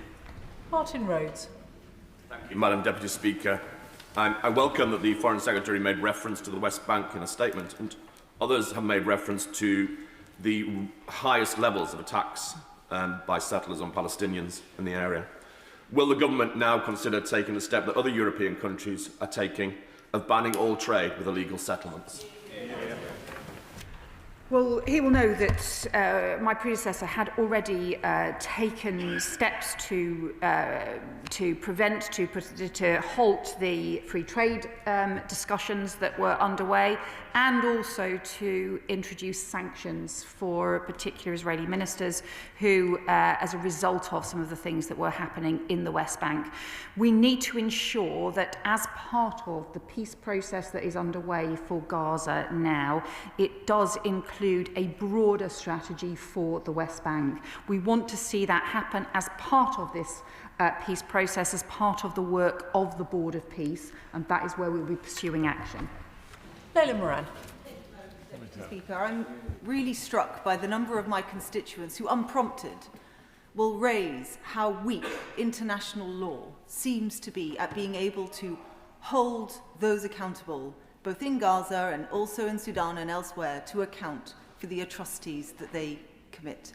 This is a moment where we must bolster international law, not undermine it. So my question to the Foreign Secretary is, what has happened to the UK response to the ICJ advisory opinion on the occupation? She herself in her statement pointed out the stranglehold on banks, the Palestinian economy is on its knees, and the illegal settlements continue to grow. This is not new. This has been happening for decades. What are we doing about it? We must abide by that opinion, don't we? Well, she will know that is the advisory position from the ICJ. We take immensely seriously, and we will always look at any issues around international law, including advisory positions as well. And I think the greatest progress that we can make in terms of upholding international law right now is to ensure that this peace process for Gaza and also more broadly for the West Bank remains on track, that we can have a process towards a two-state solution. And we did make clear as part of our representations at the UN last night that all of this needs to be implemented in line with international law. Helen Hayes. Thank you, Madam Deputy Speaker. The Foreign Secretary spoke in her statement of Israeli restrictions strangling the Palestinian economy. These are not restrictions, they are the strategic attempts to undermine the viability of Palestine by illegal settlement, harassment, intimidation, murder and displacement of Palestinians from their land. Illegal settlements are still being fuelled by UK funds through trade in illegal goods and services that are produced there. This is completely unacceptable. So can I call on the Foreign Secretary to introduce a full ban on trade in goods from illegal settlements in the West Bank, and further sanctions, extending the sanctions already introduced on organisations such as the Israel Land Fund to halt the flow of resources that are making this illegal activity possible? Well, she's right to raise concern about the scale of the illegal settlements and also the way in which they have been expanding, but also the settler violence and, to, I would add to that, the withholding of funds to the Palestinian Authority that are also desperately needed. As I've said, we have already introduced the additional sanctions and also the restriction of the free trade agreement process. What we also need to do critically now, just as progress is being made on Gaza, is ensure that we have a broader process to include the plans for the West Bank and also for a two-state solution. We have continually raised this as part of the discussions and will continue to do so. It is important that the UN resolution does provide very clearly for that journey towards Palestinian statehood, for it to have the support of so many countries now, including the US, for that process is really important. Mark Pritchard. Thank you, Madam Deputy Speaker. Can I also welcome the passing of UN Resolution 2803? The Foreign Secretary mentions a two-state solution. Given the current Prime Minister of Israel doesn't seem particularly keen on a two-state solution, is that not a problem going forward for a permanent and lasting peace in the region? And on Sudan, isn't it the case that Russia are deliberately destabilising Sudan? They have a self-interest through the Wagner or so-called Africa Corps group in Sudan, seeking to mine out gold and to take out oil. So what action can the British government take against those who are supplying the supply chain, getting those minerals out?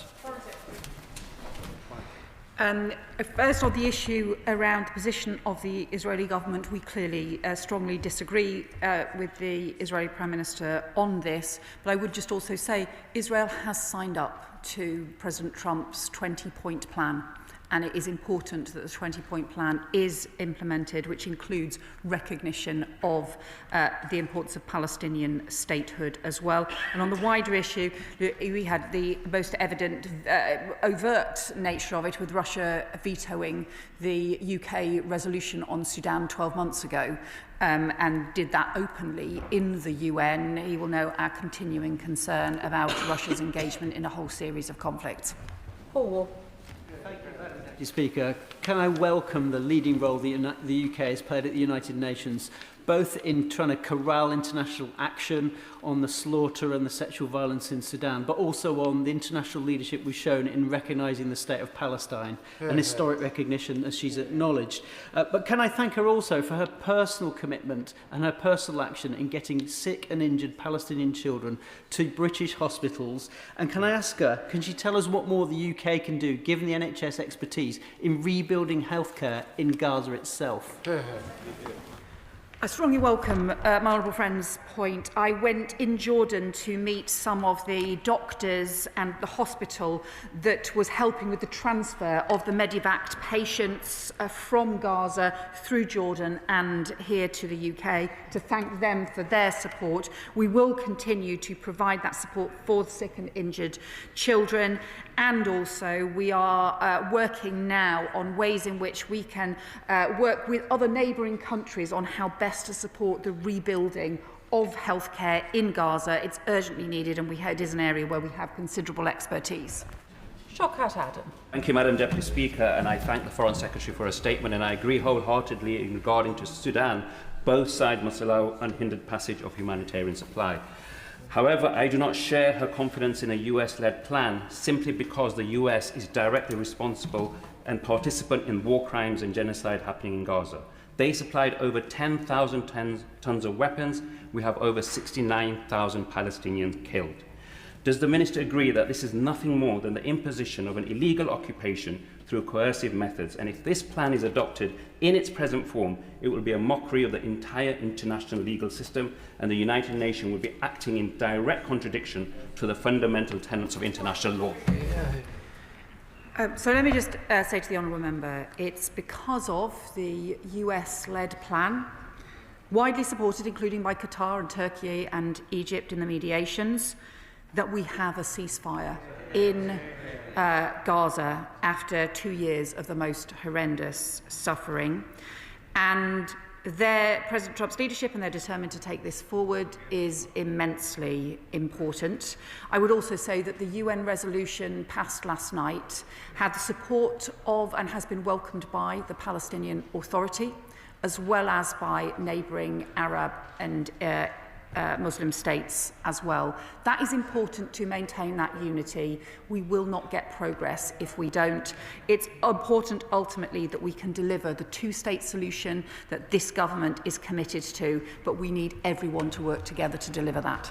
Rebecca Long-Bailey. My constituent was separated from her 5-year-old son during the horrors of displacement in Sudan. By sheer miracle, he made it to Saudi Arabia and is now staying there temporarily until the 1st of December, after which time he'll be forced to return to Sudan. What can the Foreign Secretary do to support families like this by way of evacuation pathways or humanitarian schemes?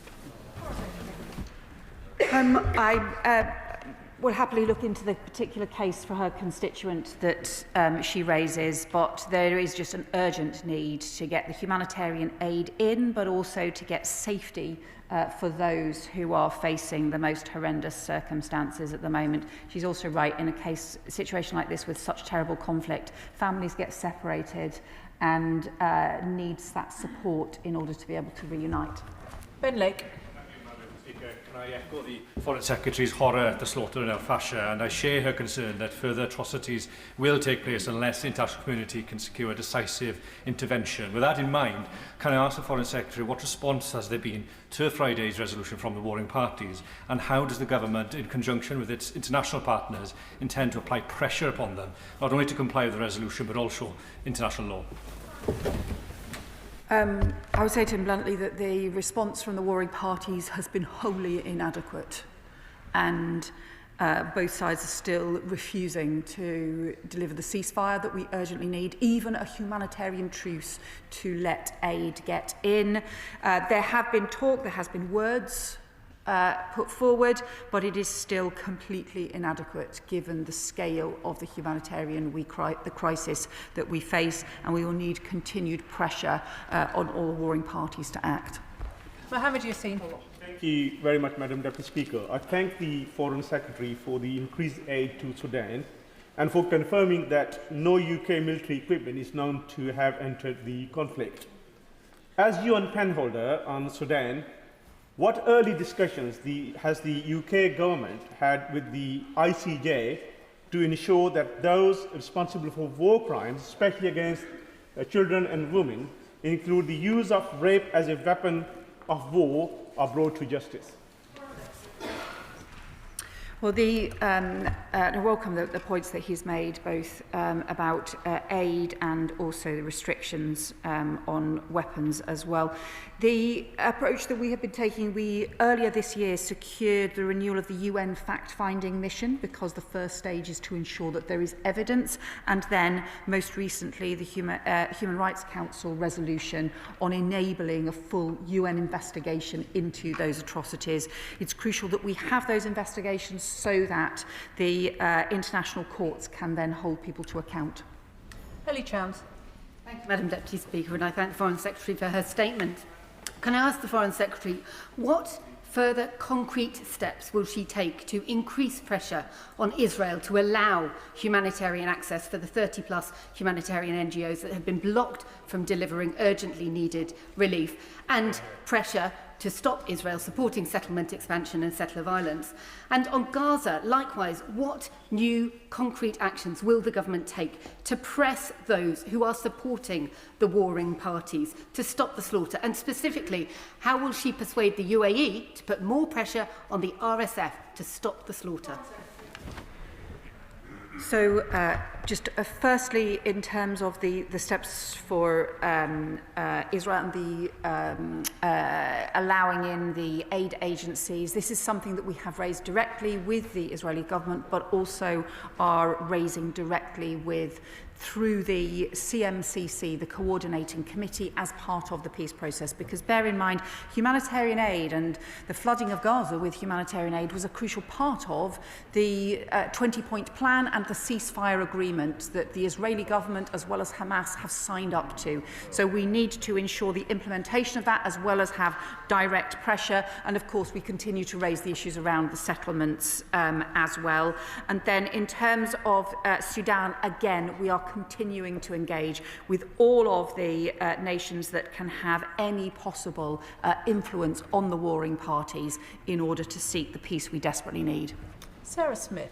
Thank you, Madam Deputy Speaker. And I welcome the news of the UN security resolution that was passed last night, the establishment of the International Stabilisation Force, and the arrangements that will follow for the Board of Peace and Palestinian Committee. But with a record 260 Israeli settler attacks on the West Bank taking place in October alone. Can I ask the Foreign Secretary, does she agree with me that failure by Israel to punish such attacks is inconsistent with international law? And what further steps will she take to put pressure on Netanyahu and his government to stop these attacks? Can I welcome the points my honourable friend made, because look, we obviously have the deep concerns about illegal settlements. They are illegal and should not be taking place, but also about this escalation of settler violence and the need for strong Israeli law enforcement action against the settler violence, as well as withdrawing from this approach to settlements as well. Jeremy Corbyn. Thank you, Madam Deputy Speaker. Could I ask the Foreign Secretary in future not to link two statements together in one, so we can actually seriously examine one subject? Yeah. And is she satisfied that the British arms and equipment sales that go to the United Arab Emirates don't end up in the hands of the RSF and don't end up as being part of the ghastly conflict in Sudan, which is fundamentally about people trying to grab the mineral resources of that country? And will she also assure us that there are no more British arms being sold to Israel, there is no more security sharing with Israel, while it continues the illegal activities and the killings and the destruction, even since the ceasefire, so-called, of 1,500 buildings in Gaza, until such time as there is a real ceasefire and real peace? Well, I'd say to the honourable member, I think look, he is right to highlight the importance of both Sudan and Gaza, and I felt it urgent to be able to bring both forward so that the House could have the update and to be able to respond.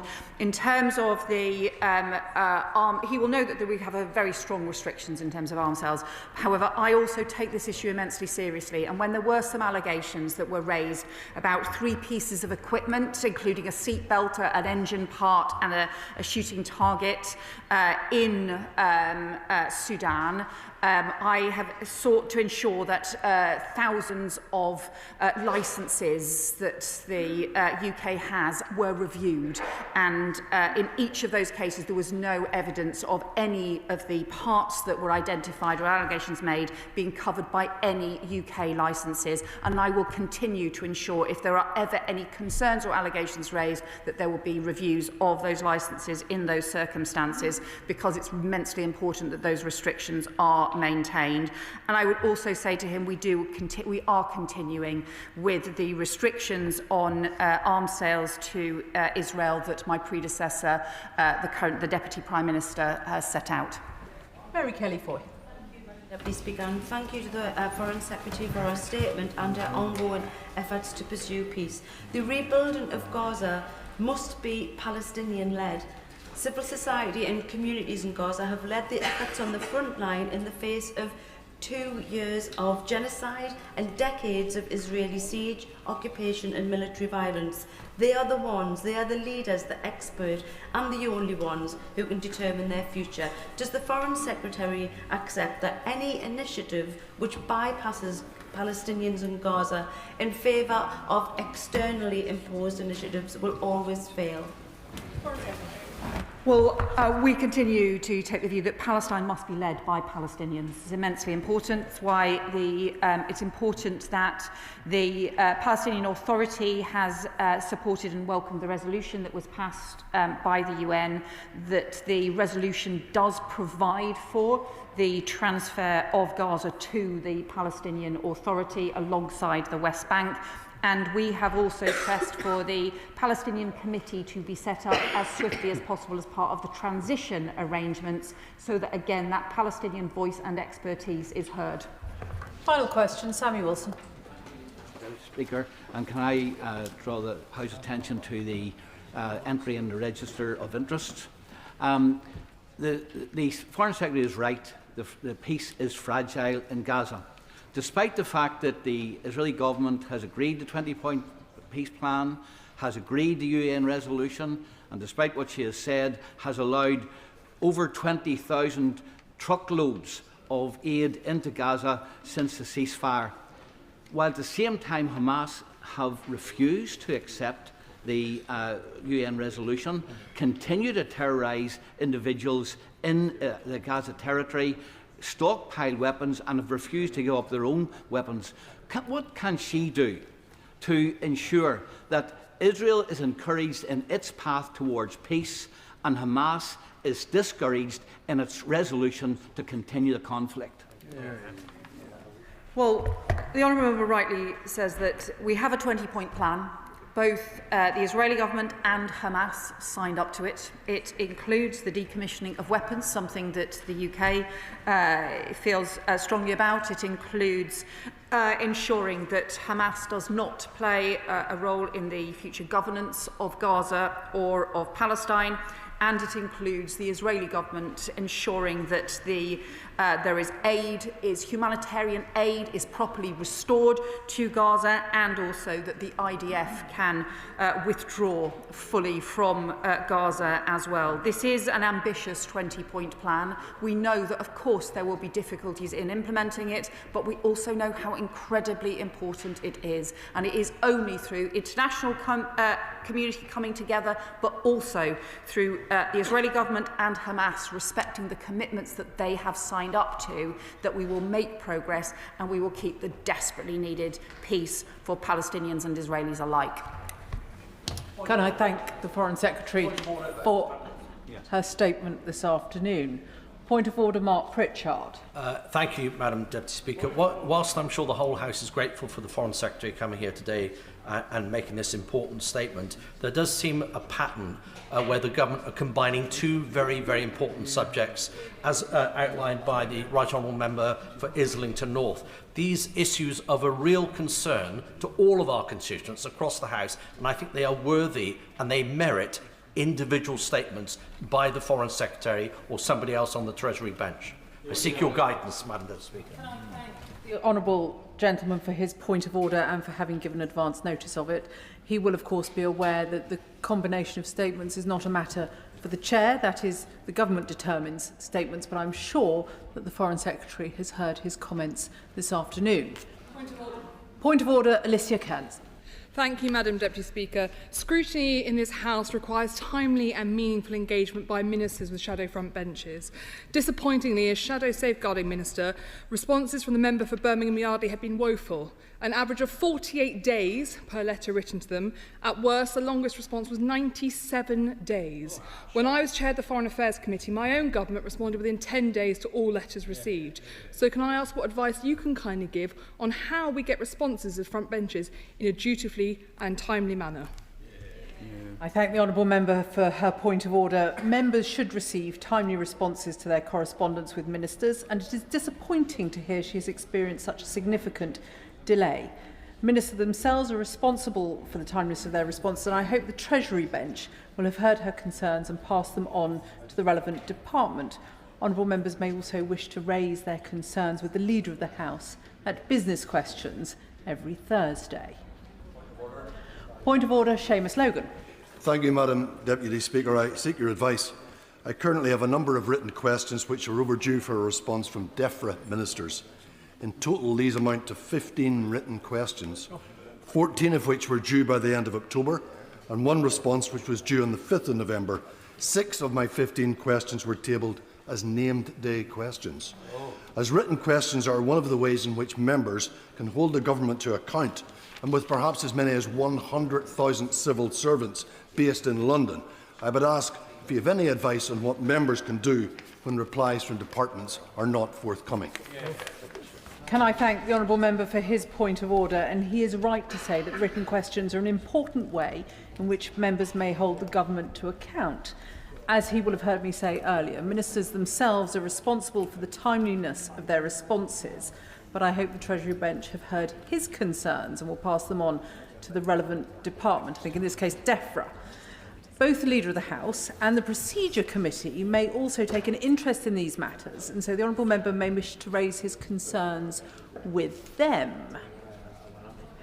Point of order, Helen Maguire. On a point of order, Madam Deputy Speaker, during my remarks last week I stated the Queen Elizabeth Foundation for Disabled People had entered administration when this process hasn't begun yet. I also noted the loss of 48 NHS beds when these beds belong to the charity and are occupied by patients referred to them by the NHS.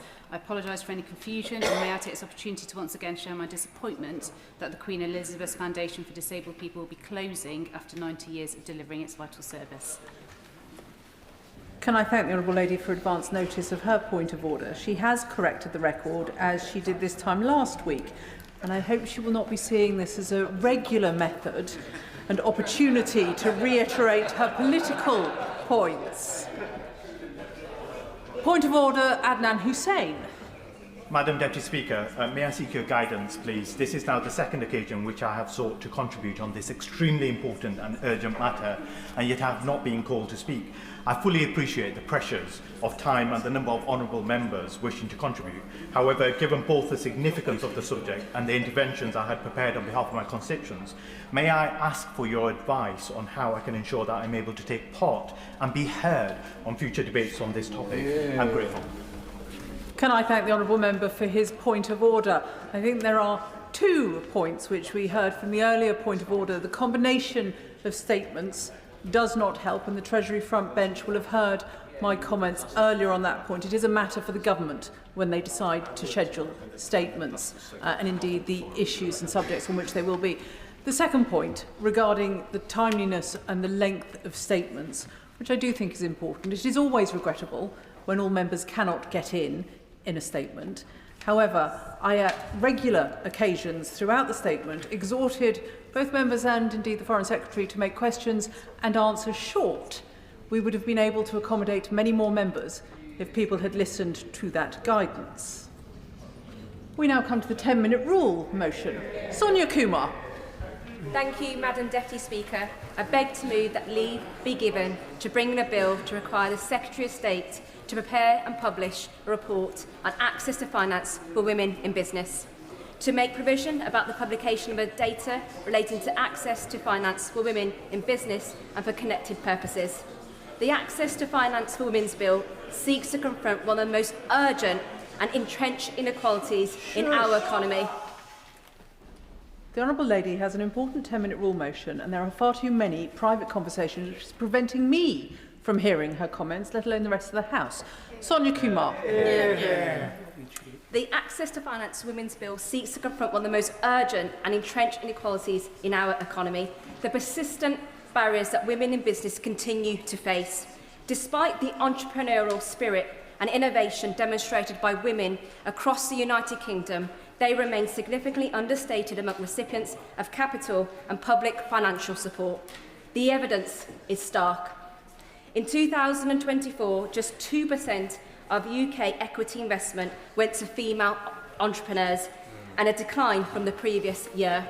Over 80% of venture capital funding is allocated to male-dominated businesses, despite research confirming that women-led businesses deliver, on average, a 35% better return on investment. Madam Deputy Speaker, that's 35%. Yet women typically start businesses with 53% less capital than men, and the loans they receive on average are 68% smaller.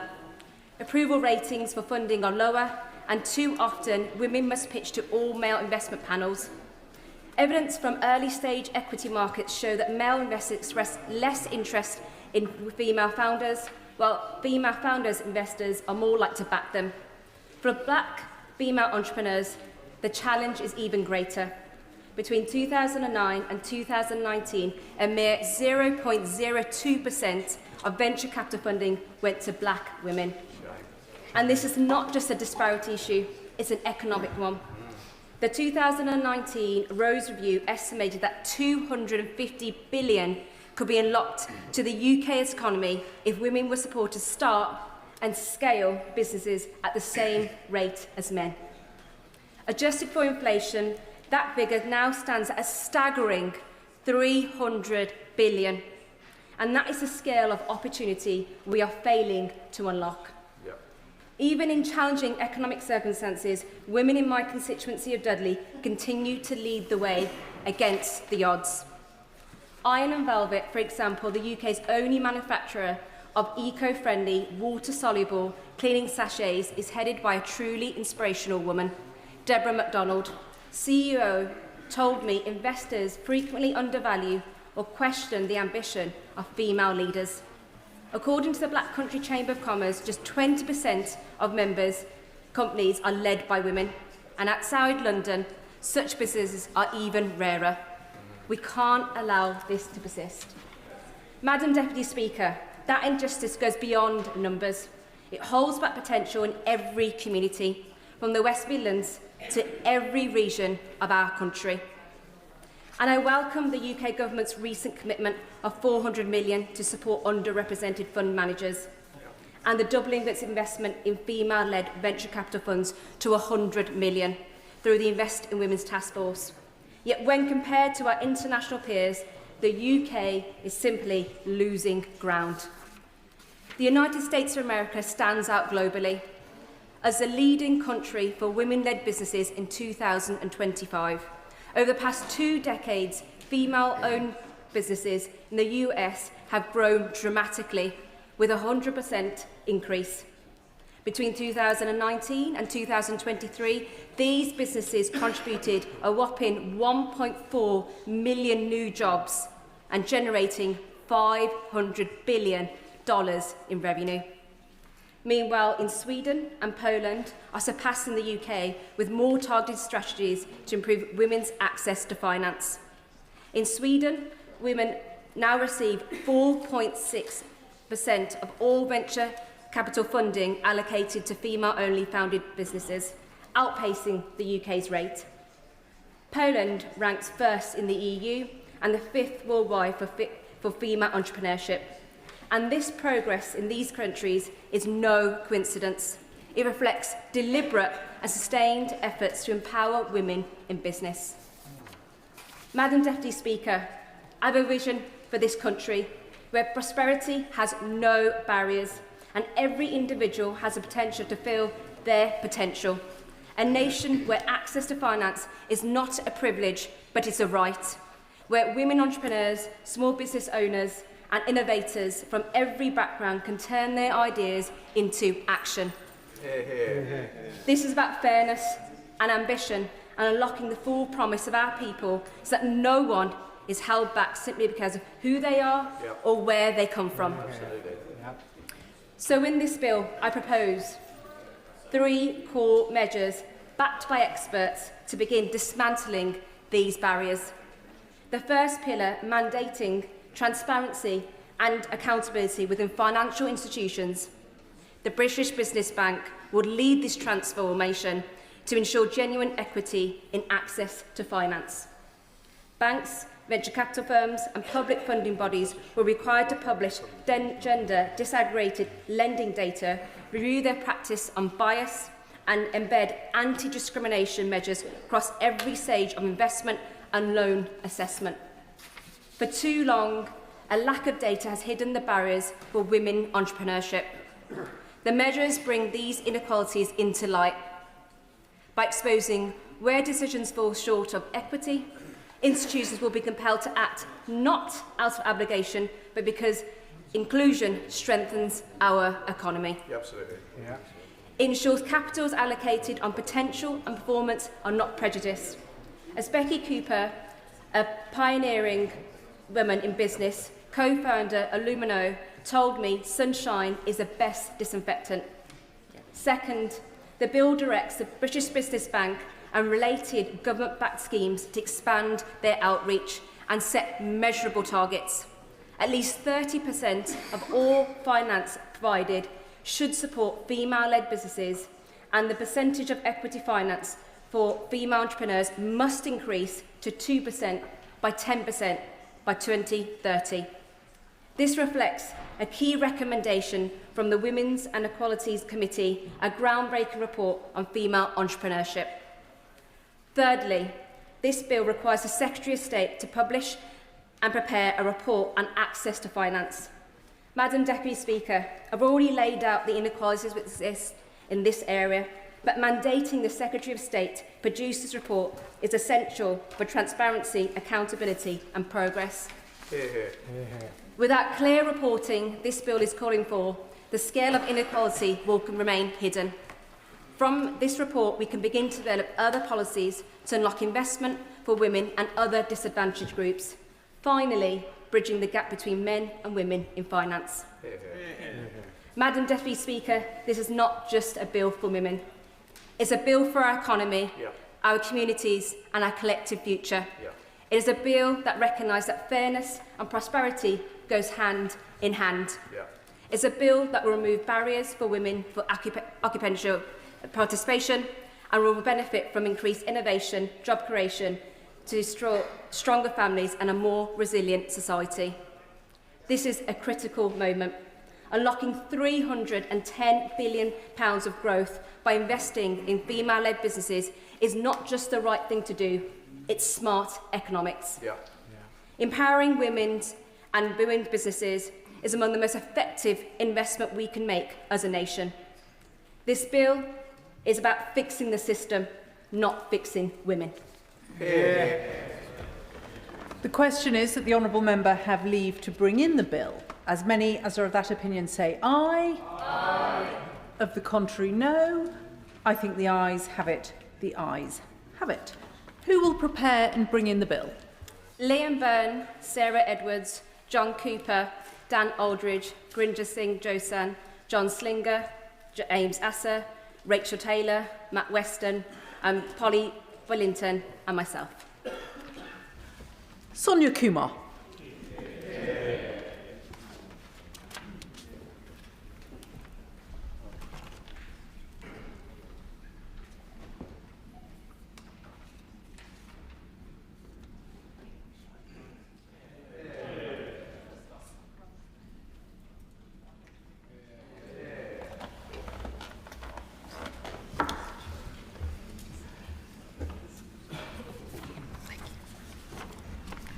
Access to finance for women in business. Second reading what day?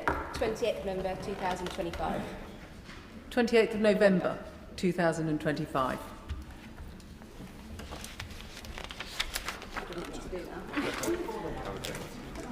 Point of order, Sir Desmond Swain. Further to your observations earlier that during the last statement, if honourable members had been shorter in their questions, so many would not have been disappointed. There was a time, if a member read from a piece of paper when asking a question, there would be a chorus across the House. Reading. Can I suggest that if honourable members were required to remember their questions, they would be obviously shorter? Can I ask you to discuss with Mr. Speaker, the possibility of returning to former habits? Can I thank the right honourable gentleman for his point of order? He is, of course, right, and were members to refer to the guide on courtesies and behaviours in the House, they might find some advice on whether questions and indeed interventions should be read, particularly from telephones. The clerk will now proceed to read the orders of the day. Northern Ireland Troubles Bill. Now. The reasoned amendment in the name of the official opposition has been selected. Minister to move the second reading. Thank you very much, Madam Deputy Speaker. I beg to move that the bill be now read a second time. On the 11th of June 1966, a 28-year-old storeman, John Patrick Scullion, was shot dead on the doorstep of his home in West Belfast by the Ulster Volunteer Force, regarded by many as the first sectarian killing of the Troubles. By the 10th of April 1998, and the signing of the Belfast Good Friday Agreement, the death toll from this horrific period of violence in our country had risen to over 3,500, including almost 2,000 civilians and over 1,000 people who were killed whilst bravely serving the state. 90% of those who lost their lives were killed by paramilitaries. Some of the incidents, Warren Point, Bloody Sunday, the Kingsmill massacre, the Miami show band killings, the Birmingham pub bombings, are sadly all too well known. Others, many others less so, although for each family, their grief, privately borne, has been just as strong and just as painful. Fathers and brothers, mothers and daughters, children, people from all walks of life, each one a tragic and needless loss of a loved one. Needless because there was always an alternative to violence, an alternative made real when the Good Friday Agreement was signed. Now, some found that agreement, which included early release of prisoners convicted of Troubles-related offences, very hard to accept. But over 70% of voters in Northern Ireland backed it in a referendum because they knew that this was the moment to lay a foundation for peace which could give hope to citizens right across these islands for a future free of violence. Of course I will give way. I'm very grateful, Madam Deputy Speaker, to the Secretary of State, and I think it's appropriate that he opened as he did, but he should recognise that when he gave a date from which the Troubles started and concluded, he finished on the 10th of April 1998, and he knows well that that means he did not include the largest atrocity of the Troubles, which occurred 4 months later in the town of Omagh, and he knows that nothing within this bill will make provisions available for those families. And whilst an inquiry is ongoing into the Omagh atrocity, that does not answer the questions relating to the Irish Republic. Will he consider extending the dates to include the largest atrocity from the Troubles? Well, I'm grateful to the right honourable gentleman for raising that point, which we have discussed in the House before.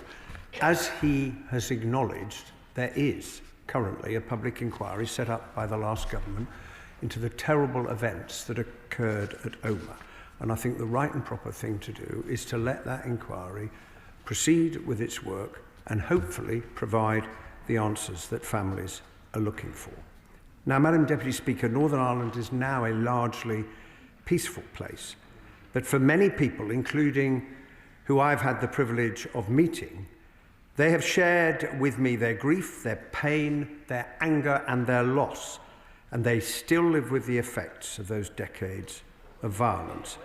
Far too many have still, all these years later, been unable to find an answer to the simplest of questions. What happened? How did my loved one die? Of course, I'll give way to the honourable member. And further to the point of the honourable member for East Belfast referred to, the Republic of Ireland government and the Garda Síochána have to respond for the things that they fell short of. For instance, whenever my cousin was killed and others were killed, they crossed the border and to sanctuary and safety. And also when it comes to collusion between the Garda Síochána and those people who were murdered, those are some things we need to have within this process today. Can the Secretary of State assure me and assure all of us on behalf of our constituents that the justice that we all seek will happen through this here? Because I'm not quite sure that I see it at this moment. You can't. Well, I say to the honourable member, for whom I have enormous respect, that I hope very much that that is the case, because one of the consequences of the agreement reached between the British and the Irish governments, which was published on the 19th of September, is that the Irish government will move, once our legislation has been put in place, from their current position, where they will not cooperate with institutions which we know have failed, I shall come on to that point in a moment, to the fullest cooperation with the Commission. And by doing that, opens up the possibility of information which people have not seen for too long. And the architects of the Good Friday Agreement knew that this issue, the suffering of victims and survivors, needed to be addressed, but they were not able to do so. And if we are honest with ourselves, we know that this unfinished business falls to us, all of us, because time is running out. And Madam Deputy Speaker, I want to say this directly to all the families, some are here in the gallery today, others watching our proceedings, that we've heard your call, and I hope the whole House has heard their call, for us to do more to help you get the answers that you seek. So what is this bill aiming to do, and why is it needed?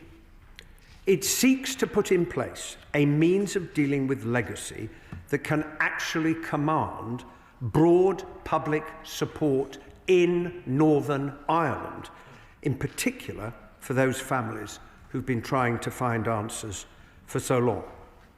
And it is needed because the previous government's legislation, the Northern Ireland Troubles Legacy and Reconciliation Act 2023, whatever its intentions, fundamentally failed. It failed because it has been found in many respects to be incompatible with our international obligations, so creating a legal quagmire of uncertainty. Of course I will give way. How confident is the Secretary of State that his provisions for preventing compensation for interim custody orders will withstand challenge in the courts? And would the government's case be undermined in any way by its decision not to challenge the original ruling in the High Court? If the honourable gentleman will bear with me, I shall come very directly to the question that he has raised a bit later on in my speech. And it also failed, crucially, and this is something the House has to recognise, because it did not command any support in Northern Ireland amongst victims and survivors or the political parties. That was no basis for progress or reconciliation. And that point has got to be acknowledged. And we know that one of the principal reasons for that lack of support was the Act's attempt to offer immunity from prosecution, including to terrorists who had committed the most appalling murders. I say to the honourable gentleman who is intervening from a sedentary position, he needs to go back and read the piece of legislation which his government passed. I have it here. Immunity was a false promise. It appeared to offer soldiers something that was completely undeliverable. It was never implemented, and it was struck down by our courts. And families who had endured unimaginable suffering at the hands of paramilitary violence were simply not prepared to see those responsible given immunity. I give way to my honourable. I thank the right honourable gentleman for giving way. I've spoken to many veterans in my Bournemouth West constituency who are understandably concerned about the repeal of this law and the vacuum that it leaves. But can you set out how this law supports our veterans?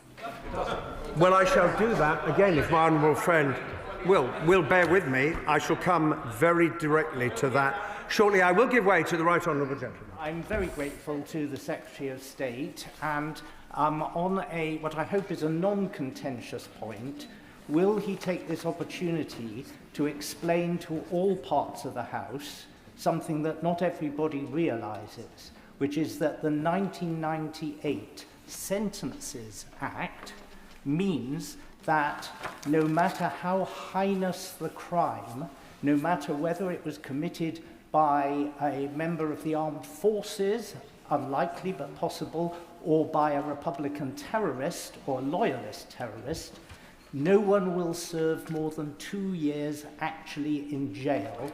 And that is something that people need to realise. Compromises have had to be made, and they have to be made equally on both sides if international law is not to strike them down. Well, the right honourable gentleman is indeed correct on what he says, and that was in part the basis on which the Good Friday Agreement was reached, and 71.7% of the people of Northern Ireland gave their support to it. And compromise, of course, is essential in the interests of peace. There was also anger, Madam Deputy Speaker, on the part of many of those who served in Northern Ireland who saw immunity as an affront to the rule of law that they were seeking to protect, and as implying some sort of moral equivalence between those who served in our armed forces and terrorists. There is no moral equivalence whatsoever between those members of our armed forces who acted lawfully in carrying out their duties and paramilitaries who were responsible for barbaric acts of terrorism. We owe our Operation Banner veterans an enormous debt of gratitude, and I say to those watching, those in the gallery, today, your service and your sacrifice will never be forgotten, and we have a duty to care for all those who served. And that is precisely why we are putting in place in this legislation new measures that are designed specifically to protect veterans, and it's why the Ministry of Defence always provides legal and welfare support to any veteran asked to participate. And these safeguards have been designed specifically for veterans, following close consultation with veterans. Some will necessarily apply to others, including former police officers, while others will only apply to veterans. Veterans will be protected against repeat investigations. Part 3 places a duty on the Commission not to do anything that duplicates any aspect of previous investigations or proceedings unless it is essential. That is a very high threshold. If a veteran is asked to give evidence publicly as part of an inquest or the Commission's inquisitorial proceedings, they will not be forced to travel to Northern Ireland. They will be able to do so remotely. I will give way. Can you just clarify, essential for what? To get... Hilary Benn. Well, that the Commission is an independent body established, well, he says established by the last government's legislation. They argued very strongly it had to be independent. Essential is a very high bar. It is for the Commission to make that judgment. I give way to the... I'm very grateful to the Secretary of State and for clarifying a number of issues already, but nevertheless, from the veterans that I've spoken to, I think they will be looking for clarity that they cannot and will not be placed on trial simply for carrying out orders. Yeah. Decisions about prosecutions, and I shall come on to the point, are made independently by prosecutors. Independently, but it's the absolute foundation of our independent legal system. Decisions by prosecutors based on the evidence.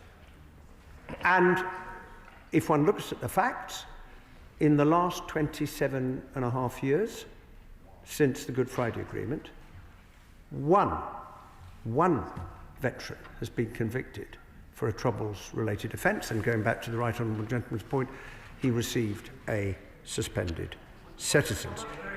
If asked to give evidence to an if you bear with me, if asked to give evidence to an inquisitorial proceeding, any veteran will be entitled to seek anonymity, as is already the case for public inquiries and inquests. The Commission and coroners will have to consider the health and well-being of elderly witnesses, including whether it would be appropriate for them to give evidence at all. And a new statutory advisory group will provide an opportunity for victims and survivors of the Troubles, including from a service background, to be heard in the Commission's work. This group will, of course, not include anyone who has previously been involved in paramilitary activity. I will give way. The Minister says that it won't include any former paramilitaries, but where in Clause 8 or elsewhere is there a prohibition on such participation?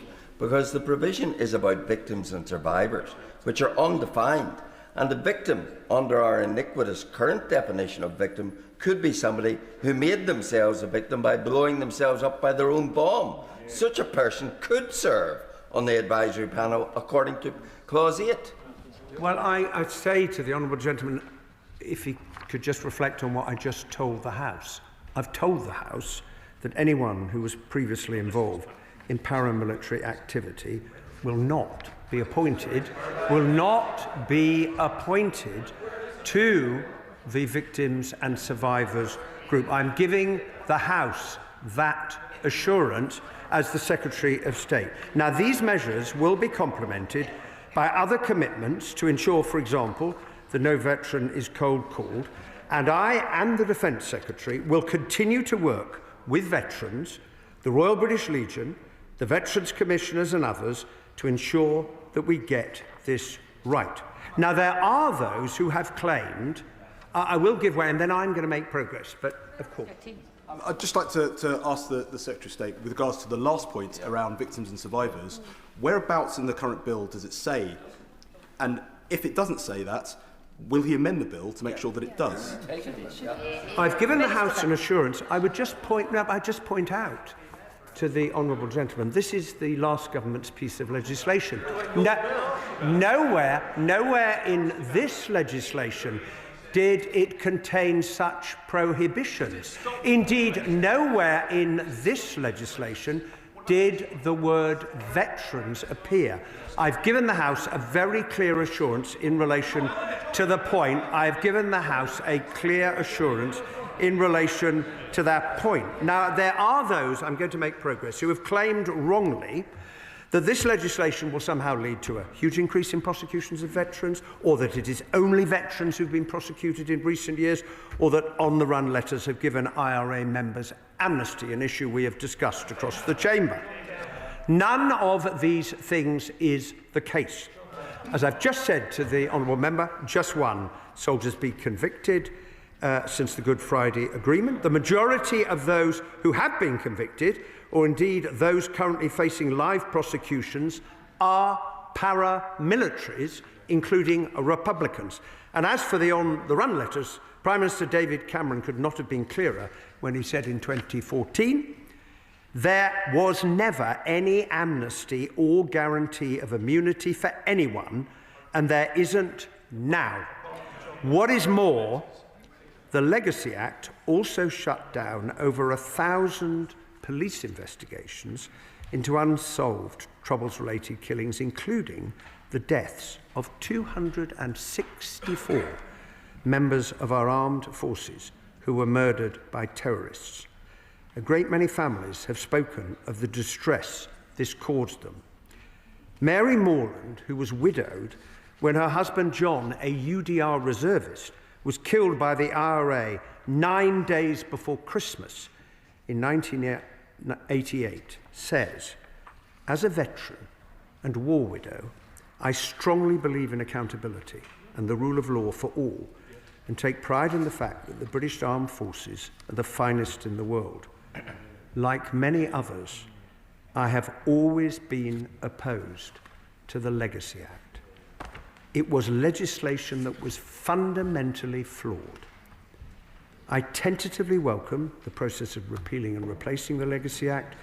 The new legislation must be balanced, fair, rights-based, and capable of delivering meaningful outcomes for victims and survivors. I agree. Or Paul Crawford, whose father was murdered in 1974 by the UVF. He says, I understand that British Army veterans are an important constituency, but so are we, victims and survivors of the conflict. Our voices matter too. Our experience of loss, pain and trauma are very real. Many of us have been waiting for more than 50 years for truth and justice, and none of us are getting any younger. The legacy of the conflict needs to be addressed, and this legislation needs to be passed. I agree. Or Paul Gallagher, whose response was shared with WAVE, who do such important work to support victims, survivors and families. In January 1994, Paul was 21 years old. He was a civil servant. There was a knock on the front door of his family home, and paramilitaries took him and his family hostage. He was shot 6 times as they left and has spent the rest of his life using a wheelchair. He is a campaigner who I've had the privilege of meeting several times, and WAVE writes, and I quote, what the party opposite proposed in 2023 enraged Paul. He's not naive. He knows that securing a prosecution against the people who did this would be difficult. But offering an amnesty to these people so they could walk forever free, that to Paul is a moral outrage.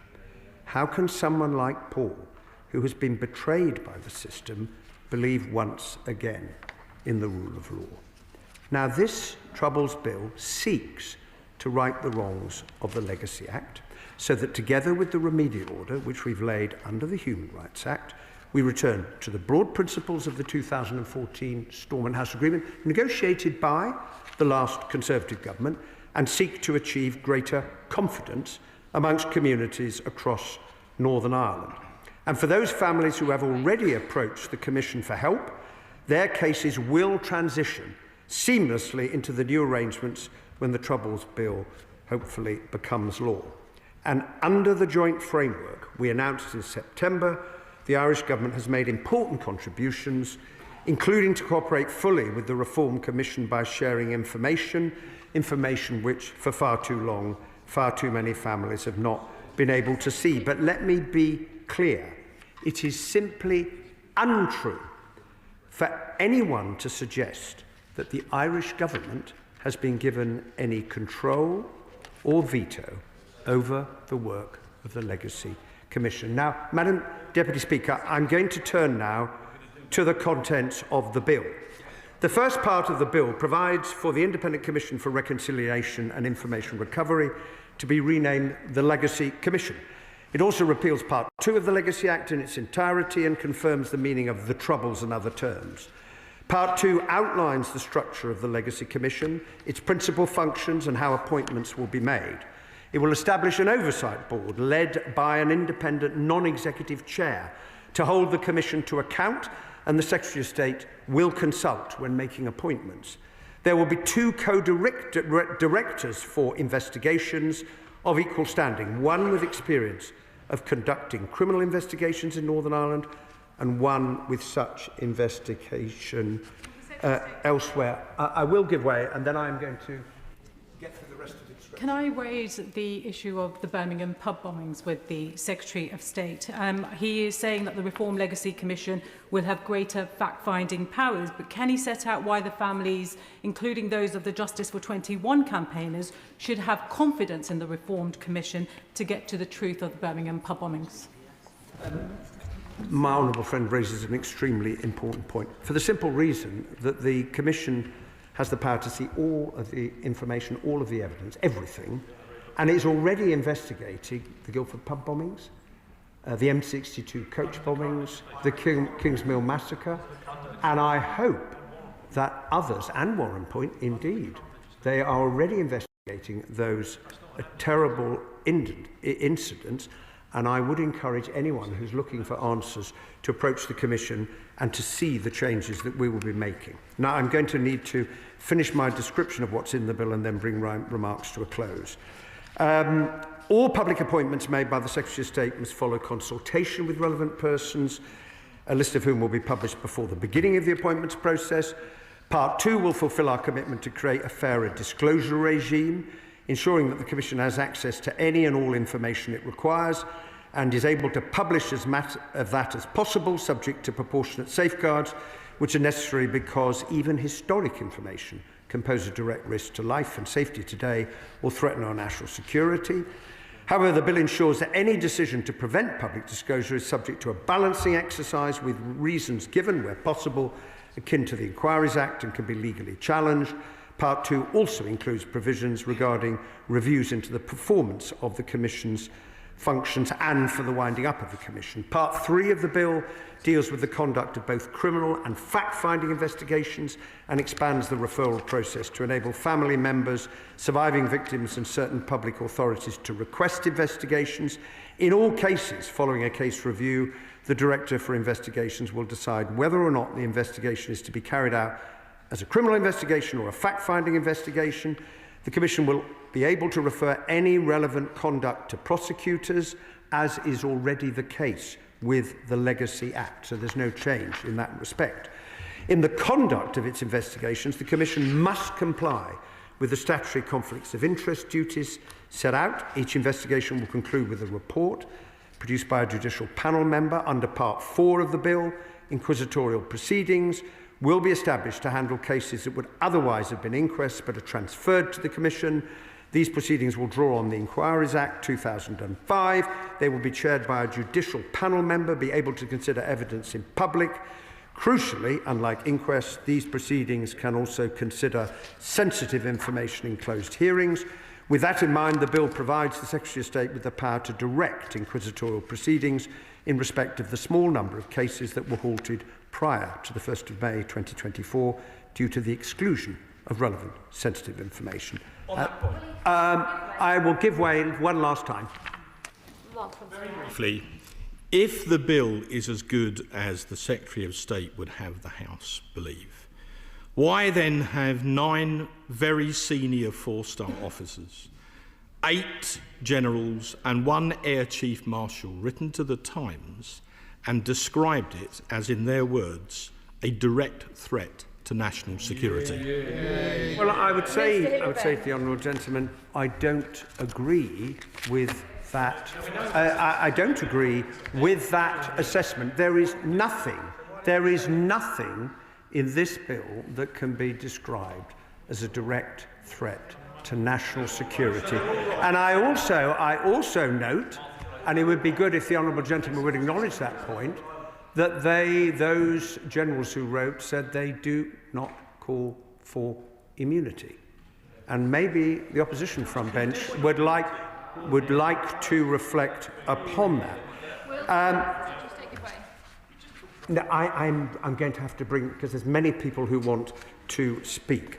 Part 5 makes provision for the inclusion of personal statements, allowing families to describe what the death meant to them.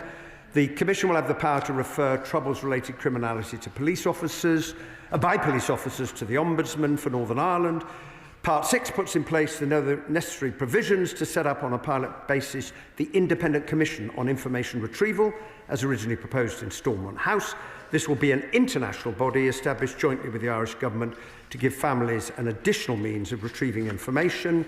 Any information disclosed by individuals to the ICIR will be inadmissible in criminal and civil proceedings, and Part 6 also includes provisions to ensure that the work of ICIR does not impede on criminal investigations. Madam Deputy Speaker, the Government has long committed to restore those troubles-related inquests that were halted by the Legacy Act, which is why under Part 7 of the bill, the inquests that were in progress prior to the 1st of May 2024 but subsequently halted will resume. Inquest cases that had been directed by the Attorney General but were not in progress will be subject to an independent assessment by the Solicitor General as to whether they are most effectively progressed in the Legacy Commission or the coronial system, and the Solicitor General will have to have regard to 3 statutory criteria. I now turn to Part 8 of the bill and the point raised earlier to do with the question of interim custody orders. In short, these provisions seek to address the interpretation made by the UK Supreme Court in Adams regarding the application of the Carl Toner principle, with which the government and indeed the previous government disagreed. That principle is vital for government, and it is right that it should be protected, including by dealing with what are considered to be incorrect inroads into it. Clauses 89 and 90 put it beyond doubt that the Carl Toner principle applied in the context of interim custody orders by stating that any order made by a Minister of State or Under Secretary of State is to be treated as an order of the Secretary of State. I refer the House to a written ministerial statement that I have today laid in Parliament, which sets out in greater detail the Government's position on this matter. Madam Deputy Speaker, the Troubles Bill will leave in place Part 4 of the 2023 Legacy Act, which means that the important provisions relating to oral history, academic research and the memorialisation of troubles remains intact. Those measures stem from the Stormont House Agreement, have been widely supported in principle, and Part 8 of the bill will also require the Commission to produce and publish a historical record. Separately, Part 8 also allows any conduct which does not meet the definition of serious or connected troubles-related offences in the bill to be investigated by the relevant police forces. As a result, potentially serious offences, including sexual offences, will always have a route to investigation should evidence come to light. Part 9 deals with general matters. I will now bring my remarks to a close. Madam Deputy Speaker, I am acutely conscious that for many families in Northern Ireland, time is running out. With every year that passes, memories fade, witnesses are lost, and crucial evidence grows weaker. And that is why the government has to fix the mess that we inherited. But what is this really about? It is about those who continue to live with the pain of what happened to them or to someone they love. Now, we know the overwhelming majority of those who were killed died at the hands of paramilitaries. And as the Honourable Member for Lagan Valley, who so powerfully reminded us just over a month ago, the people who died were not in the wrong place at the wrong time. It was the terrorists who were in the wrong place, doing the wrong thing. We must be clear that terrorism is always wrong. And just as we have to recognise that while the vast majority of those who served in Northern Ireland did so with distinction and bravery, in the words of the apology offered in this House by the former Northern Ireland Secretary Brandon Lewis following the Ballymurphy inquest, he said, "It is clear that in some cases the security forces and the army made terrible errors too." Madam Deputy Speaker, I believe this legislation represents our best and possibly our final chance to fulfil the unrealised ambition of the Good Friday Agreement.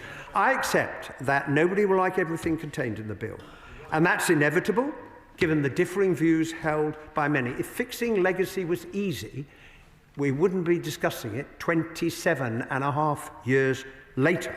But let me read from a letter the Northern Ireland Victims Commissioner has sent me about our approach, which he says has been received, open quotes, with cautious optimism by victims and survivors. And he goes on to say that we should, and he's talking about all of us, get a move on rather than waste more precious time, and encourages all of us as parliamentarians to continue to show courage and determination to deliver for victims and survivors. Now, it's no wonder he refers to caution, because victims and survivors have been let down so many times before, and that's why it's our responsibility now to take this forward. And I will continue to talk to victims, survivors, veterans, others, colleagues in all parts of the House during the passage of the bill to consider where amendments might further improve it. But equally, I hope that all who seek a fair and effective way forward will recognise that the bill represents a fundamental reform of current arrangements and that it should be given a chance to succeed. And I commend this bill to the House. The question is that the bill be read a second time, and I call the Shadow Minister Alex Burkhardt, and I ask the front bench to keep their opening statements short because it eats into the contributions that backbench members can make. Alex Burkhardt. Thank you very much, Madam Deputy Speaker. I'd like to start by paying tribute to those brave souls who served in Operation Banner. The longest and surely one of the most difficult operations that our military forces ever undertook. And I know that some of them are in the gallery today. I know that some of them are sitting behind me. And I would like to thank them with my whole heart for the service they gave and extend that same thanks to the brave men and women of the RUC. The generations that have come after cannot fully understand what you went through, what you saw, and what you did for peace. Thank you. The last government chose to draw a line under the litigation of the Troubles, and today that line is being erased. Our Legacy Act was a response to the emerging legal reality, no less true than it was 3 years ago, that the legal system was ceasing to provide meaningful answers to victims, whilst dragging veterans through the courts in clearly vexatious cases. The process itself had become a means of punishment, and time is reducing the chances of convictions. We created a new means of providing victims and their families with information, one which offered the opportunity to claim conditional immunity in return for information retrieval. That process is now up and running, and thanks to the excellent work of Sir Declan Morgan, to whom I'd like to pay tribute, I understand the ICRIR is currently considering about 250 cases and is taking on more every month. Confidence is growing. It is working. But the bill before us today strips out the conditional immunity introduced by the Legacy Act, and it reopens the door to vexatious litigation against veterans, whilst leaving it very unlikely that terrorists will be prosecuted. The Secretary of State himself has confirmed that there have been only 5 terrorist convictions in the past 13 years, and as time passes, the chance of successful prosecutions will reduce further and further. In the past year alone, we have debated the manifest failings of the system as it is in this House, the terrible decision in the Clono inquest, the 1991 incident in court in Belfast last month, where a Special Armed Forces soldier was acquitted by a judge who said the case was ludicrous, but not before the man in question had been investigated for 4 years. Yeah. And of course, the case of Soldier F, where no conviction was possible despite one of the longest inquiries in British political history. The legislation before us today will perpetuate disappointment for victims and despair for veterans. But the government is claiming that it has no choice but to legislate. It is making that claim for 3 reasons. The first is it objects to conditional immunity. The second is its belief that the Legacy Act is incompatible with the European Convention on Human Rights. And the third is the fact that the Legacy Act lacked cross-party support. I give way.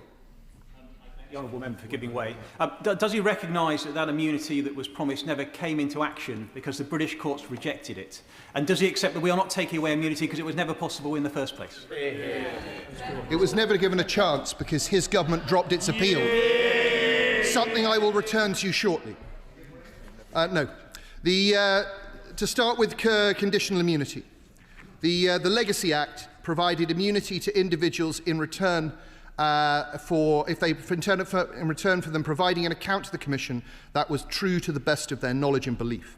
This is the immunity to which the government is now opposed. But I'm afraid, Madam Deputy Speaker, this objection is born of acute political amnesia. This House will know that the Blair government accepted that the price of ending the conflict was a departure from the norms of criminal justice in Northern Ireland. They gave us early release, 483 prisoners, 143 of whom were serving life sentences, including, it must be said, the man who in 1984 tried to kill the entire British cabinet. Yep. The Sentencing Act, 1998, referred to by my right honourable friend from New Forest East, which limits prison terms to 2 years. The decommissioning weapons legislation, which allowed for the destruction of forensic evidence, which would have led to convictions, and an effective amnesty for all those who provided information to the Independent Commission for Location of Victims remains. In short, immunity in return for information. We also had the controversial letters of comfort, 156 of them. One was received by John Downey, thought to have been the Hyde Park bomber, the case against whom collapsed on the production of his letter because it had apparently been issued in error. Nevertheless, that letter effectively granted him immunity from prosecution. And even if, as Labour now claims, the on-the-runs were not intended to grant immunity, the use of the royal prerogative of mercy on at least 13 occasions certainly was. And even if that was not enough, it was very much the intention of the last Labour government to create a scheme for immunity. We know because in November 2005, Peter, now Lord Hayne, Secretary of State for Northern Ireland, brought legislation to this House in the form of the Northern Ireland Offences Bill. This was intended explicitly to create immunity from prosecution for terrorists. It was on the face of the bill. And the Secretary of State, the now Secretary of State, was in the Cabinet at the time. He would have been supportive of that legislation that he now refers to as moral outrage. The government eventually dropped this legislation, not because of opposition in this House, but because the opposition of Sinn Féin, who withdrew their support once they discovered that the scope was going to be... I will give way in a moment. Once they discovered that the scope was being extended to cover the security forces and the police as well. I give way to the honourable gentleman. Take this opportunity to refresh the opposition spokesperson's memory. Sinn Féin actually supported that piece of legislation. Gerry Adams is on record as supporting that piece of legislation. I wonder why. Because they also supported, at one point, amnesty for everybody because it suited them. Why was that piece of legislation overturned? Because the Bloody Sunday families pressurised Sinn Féin, who in turn pressurised the government to drop it. That's what happened. Well, I hate to disagree with the honourable gentleman, but if he goes back and looks at the news stories from the time, he will discover very clearly that Sinn Féin withdrew their support for the bill once the Labour government decided they would extend the scope of the bill to cover security forces and police officers. The Republicans never wanted equity. They wanted a one-sided agreement which would privilege only the terrorists and not the army. I say all this, Madam Deputy Speaker, to highlight the absurdity of Labour's opposition to our legislation and to remind the House that the proposals which are presented to us today are the opposite of what Labour believed was necessary, in the words of Peter Hain, to complete the peace process 20 years ago. No doubt the government will say, as the Secretary of State has already said, that they have no choice but to change our legislation because it was found to be incompatible with the European Convention on Human Rights. But that is only partially true. Whilst it is the case that the High Court in Belfast found that conditional immunity was incompatible with the ECHR, I'm sure that the Secretary of State knows that the High Court in Belfast, despite its considerable strengths, is not the summit of the UK legal system, and that the last Conservative government was appealing its finding, and when the Labour Party came into power in July 2024, they dropped that appeal, and they have never explained why. They've never explained why. They had every opportunity to take it to the highest court in the land, and they declined to do so. In legal circles, Madam Deputy Speaker, that finding is considered highly disputable. Why? Because the law strongly suggests that if the same logic was applied to the peace process legislation that I've already mentioned, the Sentencing Act 1998, the Decommissioning Weapons Act, the Location of Victims Remains Act, then all of that legislation would be deemed incompatible with the European Convention and would have to be struck down. Will my honourable friend allow me? I would happily give way to my right honourable friend. Even had the Supreme Court opined on the matter and judged it to be incompatible, that would not have changed the law. This House is not required to respond in any way to a declaration of incompatibility by a court. This House remains supreme. My right honourable friend is, as ever, entirely correct. The courts have no power to strike down statute. They can advise this House to remove legislation. And this is obvious. I'll happily give way to my right honourable friend. I'm grateful to my right honourable friend. When he says that it's highly likely that an appeal would have succeeded, in support of that, I cite the fact that the Defence Committee took evidence in great detail from 4 professors of law in 2017. They were not talking about that specific act, but they all agreed that it was possible and legal to combine a statute of limitation providing that there was a truth recovery process. And that was a range of people from Professor Richard Eakins, shall we say, on the right of centre, to Professor Philippe Sands on the left of centre. It was possible, it was legal, and even if that law was struck down, something similar could have been put in its place. I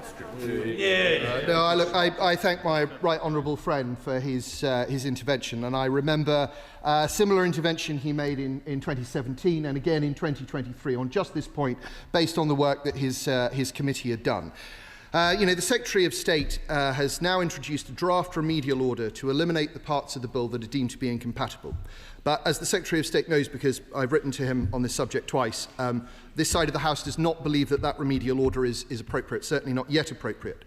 And that's because earlier this year, the Northern Ireland Veterans Movement was granted permission to intervene in the case of Dillon before the Supreme Court, specifically on the issue of compatibility. On the 15th of October, that intervention was heard, and if those arguments are accepted, the Supreme Court has the power to quash the declarations of incompatibility. This means that the Secretary of State has no legal basis at this time for that remedial order. He has acted, or rather, if he pushes it to a vote, he will be acting ultra vires. Because under Section 10 of the Human Rights Act, the government can only issue such an order unless and until all appeals in relation to the declarations of incompatibility have been determined or abandoned. In this case, they have not. And the government must not move a vote of the on the order unless and until they have. And I hope the Minister at the end will offer some clarity on the next steps. My party has been clear. The European Convention on Human Rights should no longer be considered an obstacle to doing the right thing. It is not a holy text, and its jurisprudence is forcing governments to do unholy things. And since legal advice of the highest order has now twice shown that the United Kingdom can leave the Convention without breaking the 1998 agreement, this is what the next Conservative government will do. This government has previously said that it has to legislate because the Legacy Act did not have cross-community consent. But where is that cross-community consent today? It doesn't exist. If there had been a cross-community solution on legacy, Madam Deputy Speaker, Stormont would have found it. But I suspect that no solution is to be found. And this means it is the responsibility of this House to protect those now abused by the system. This bill will fail to do that. It will not help victims find out the truth. It will not give comfort to our veterans. It will reopen old wounds and allow infection to come in. I'll give way to the former Minister. The spokesperson has outlined doing the right thing. Isn't doing the right thing getting justice for the over 1,000 families, including 200 veteran families, who've waited for too long for answers about their loved ones? Putting victims at the heart of this process would mean doing the right thing, which is getting on with this legislation which will deliver the justice which is needed, instead of delays and dithering, of which is what the opposition's legacy bill provided. Alex Berkowitz. Certainly, with all due respect to the Honourable Lady, who I enjoyed working opposite, the last government did offer delay and dithering. It offered firm legislation. And what she is outlining, I'm afraid, is just an unrealistic view of the future. What we've seen is that we have many cases come forward and very few convictions, and the people who suffer in that process are veterans. Veterans like the gentleman I referred to a moment ago from a case in 1991, 4 years of investigation with a ludicrous case at the end of it. You know, what is happening today is that victims are being promised something that will never be delivered on, and veterans are being told that they don't matter. I'm going to make some progress. In committee, Madam Deputy Speaker, we'll have plenty of time to discuss our particular concerns with this legislation, but I will raise a small number here today. First, the bill deliberately shifts the focus towards criminal prosecutions. Section 36 says investigations are to be carried out as criminal investigations unless there is no realistic prospect of information obtained being provided to a prosecutor. I suspect veterans will be those most likely to be prosecuted. Second, the bill creates a 5-year time limit for family members and victims to request an investigation, but there is no such time limit for public authorities. Can the Minister tell us why not? This could rumble on forever. Third, the bill pays lip service to not repeating previous investigations, as the Right Honourable Secretary of State said, by saying that the Legacy Commission will only do so when repetition is necessary, that's sections 30, 31, 36, 51, 84, or when duplication is essential, section 36. Now, I fear that some lawyers will have a great deal of fun with those words. How long before every attempted reinvestigation becomes necessary? How long before every attempted investigation becomes essential? I fear this is no protection at all. Fourth, the protections for our veterans are a mirage, not just because they are largely available already, but because they clearly apply to terrorists as well as veterans. Fifth, I have received in the past few days a lot of communications from veterans about the role that Ireland will play in the new Commission, and I'm sure they will be reassured by the remarks that the Secretary of State made in his open remarks that Ireland will have no formal process within the Legacy Commission. But what is clear is that the bill makes provision for the involvement of international figures. Will those international figures be given access to national security information? Now, can the Minister be clear on that in his closing remarks, please? Sixth, I will give way first to my honourable friend and then to my honourable friend. I thank my honourable friend for giving way and for setting out so clearly the wrongs of this bill.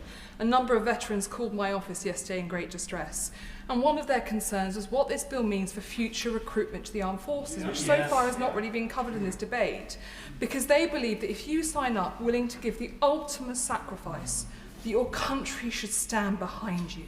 So can my honourable friend please set out why this bill risks so heavily future recruitment to the armed forces, and therefore why it's just another reason this bill is absolutely wrong? Alex Berkowitz. I thank my honourable friend, and I concur greatly with her remarks, to which I shall return in a few moments. Give way to my honourable friend. The Secretary,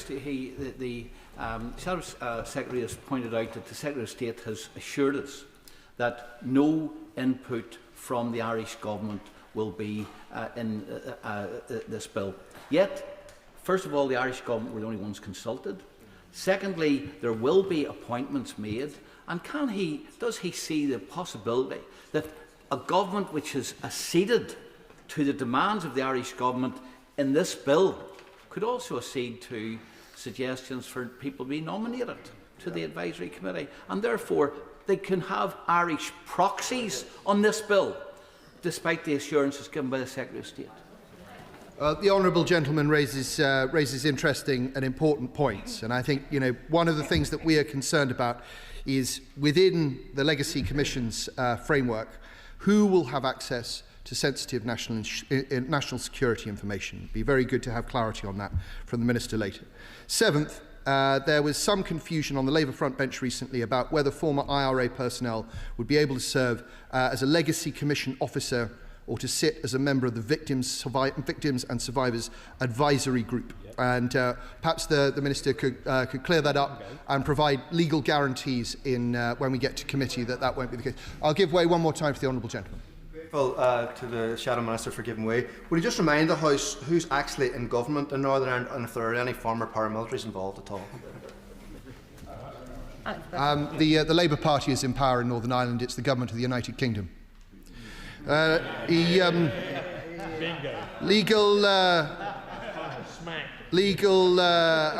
my honourable friend from Huntingdon said, it would be good to get legal guarantees on this point.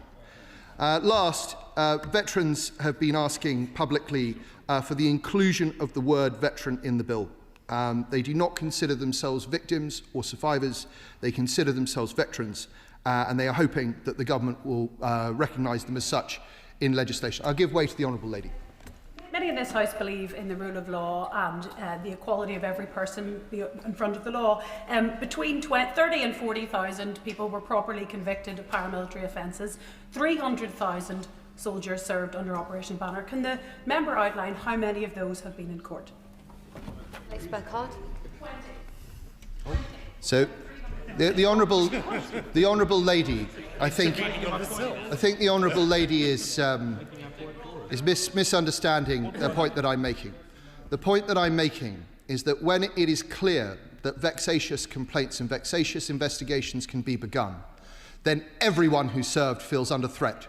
Yes. Everyone feels... Yes, the honourable lady asked from a sedentary position, so for the purpose of Hansard, she says, are they vexatious? It is very, very clear from the case that was heard in Belfast last month that was a vexatious complaint. The judge said it was ludicrous. The judge said it should never have come anywhere near the court. But for 4 years, a member of the Special Forces was pursued. For 4 years. And all of his comrades and colleagues thought that they might be they might have the same legal action brought against them in future if such a thing could happen. I will happily give way to my right honourable friend. I just want to return to the last intervention. The very way the intervention is made suggests that this was a numbers game based on the numbers that were out there. The fact is that, no, with respect, I actually served out there. I can tell you something about this. The reality is that the British Army was sent to hold the peace against terrorists setting to kill people deliberately for their own political ends. Isn't it wrong to equate the two as though this was a ridiculous number? Before Alex Burkhardt responds, my right honourable friend. Alex Burkhardt responds, it's important that we keep the debate well-tempered, and the term "you" from a senior backbencher should not be used. Alex Burkhardt. Thank you, Madam Deputy Speaker. My right honourable friend, as ever, is a bastion of good sense and reminds us that there is no moral equivalence between the people who were sent to try and keep the people in the services of Northern Ireland safe and the people who were terrorists. Finally, we note under the terms of the agreement that the Republic of Ireland has committed to legislate to enable the fullest possible cooperation of the relevant Irish authorities with the Legacy Commission. And look, we sincerely hope that this is true. There are many secrets of the troubles yet to be disclosed from sources south of the border.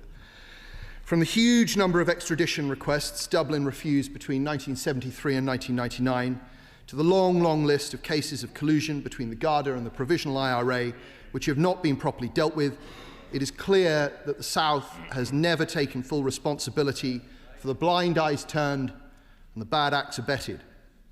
A test of this government's approach will be whether Dublin delivers, or whether this, as one representative of victims has said to me in the past few days, turns out to be another case of tea and sympathy with no action to follow. For the record, it is my party's strong view that if this bill receives royal assent, the Secretary of State should not commence the legislation until this House has at least seen the Irish legislation. In conclusion, Madam Deputy Speaker, there are no meaningful protections in this bill. There is no cross-party support. There are no legal barriers to continuing what the last government began. We find ourselves in a situation where retired generals, SAS veterans and the like are all telling this House not to proceed. They are telling us that there will be consequences. Consequences for recruitment, for retention, for national security. This morning in a statement, Soldier Z said, "The damage being done to the morale and fibre of UK special forces and armed forces must be understood by the public, because it is very well understood by the SAS." When such people speak, Madam Deputy Speaker, this House has an obligation to listen. The original question was that the bill be now read a second time. Since when an amendment has been proposed, as on the order paper, the question is that the amendment be made. All backbench contributions will be limited to 6 minutes, and I come to Paul Foster. Thank you, Madam Deputy Speaker. The peace process in Northern Ireland was hard won, and tough compromises had to be accepted by all parties. The Good Friday Agreement was never going to have the wholesale support of all, but it brought about an end to the horrendous violence.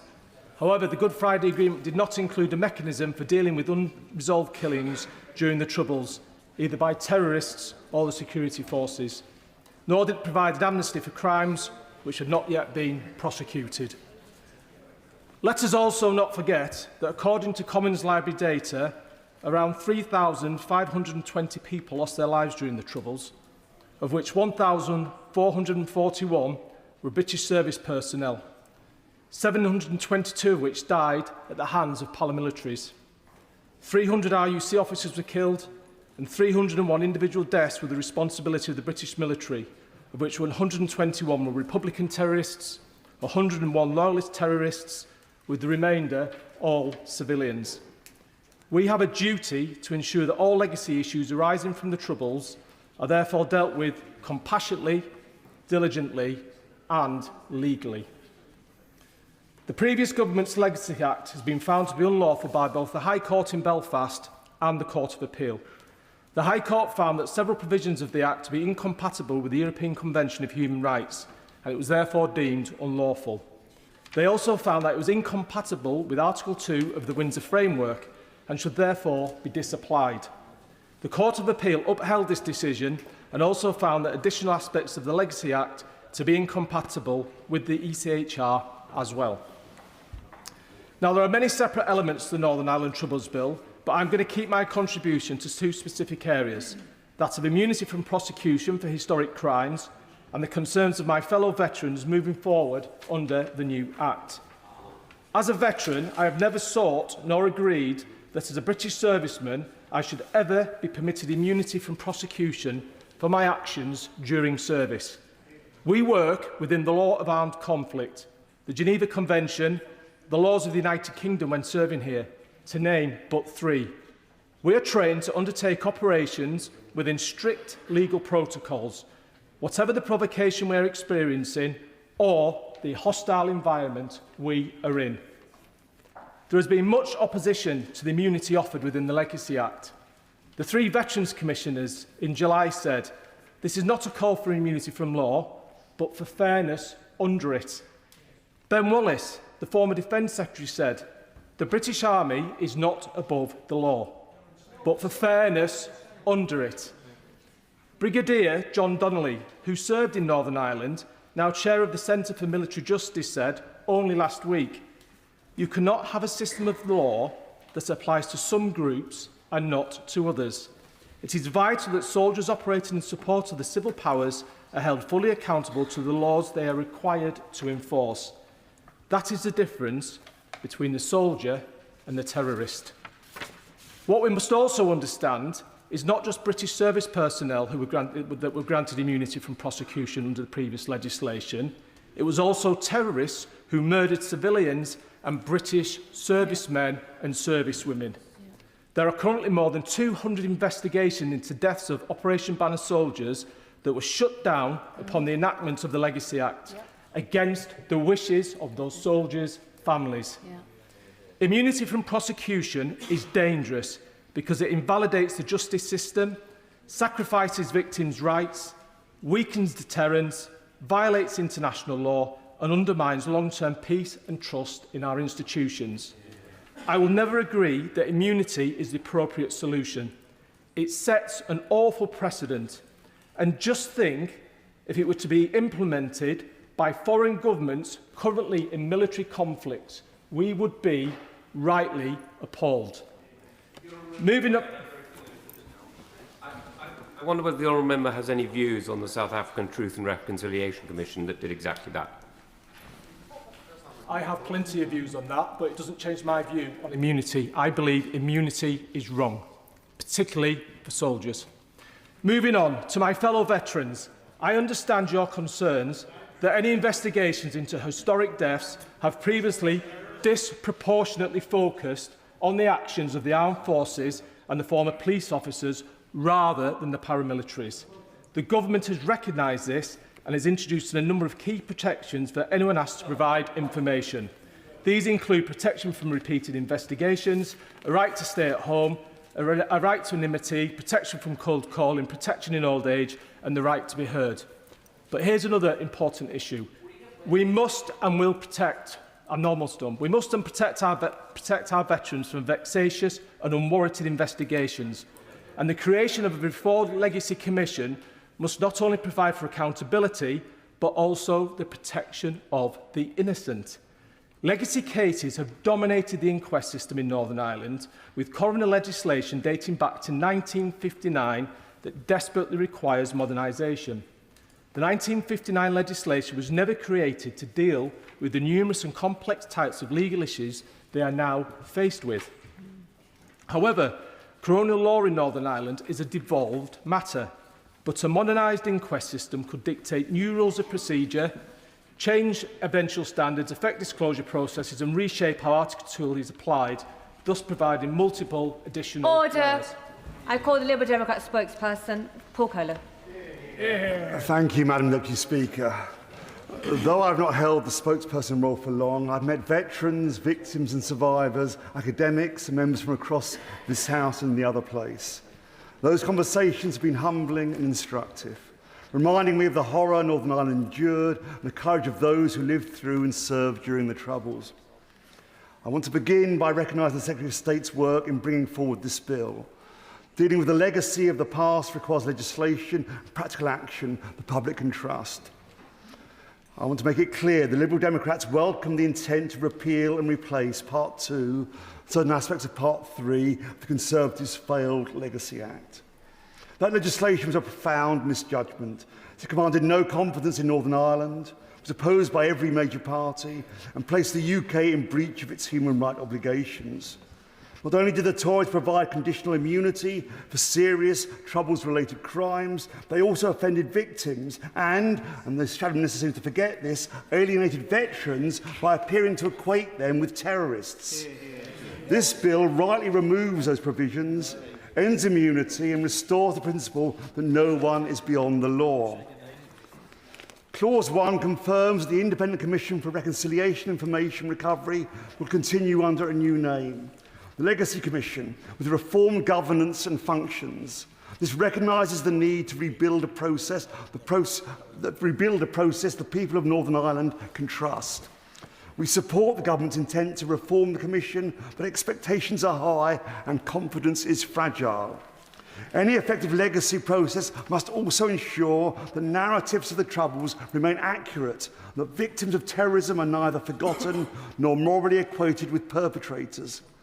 At the same time, they were victims of lawful and occasionally unlawful acts by the state, whose right to truth is equally important. Only a system founded on transparency, independence and fairness can command confidence across all communities. with previous actions, such as the letters of comfort issued to paramilitaries in the past, did so much to undermine.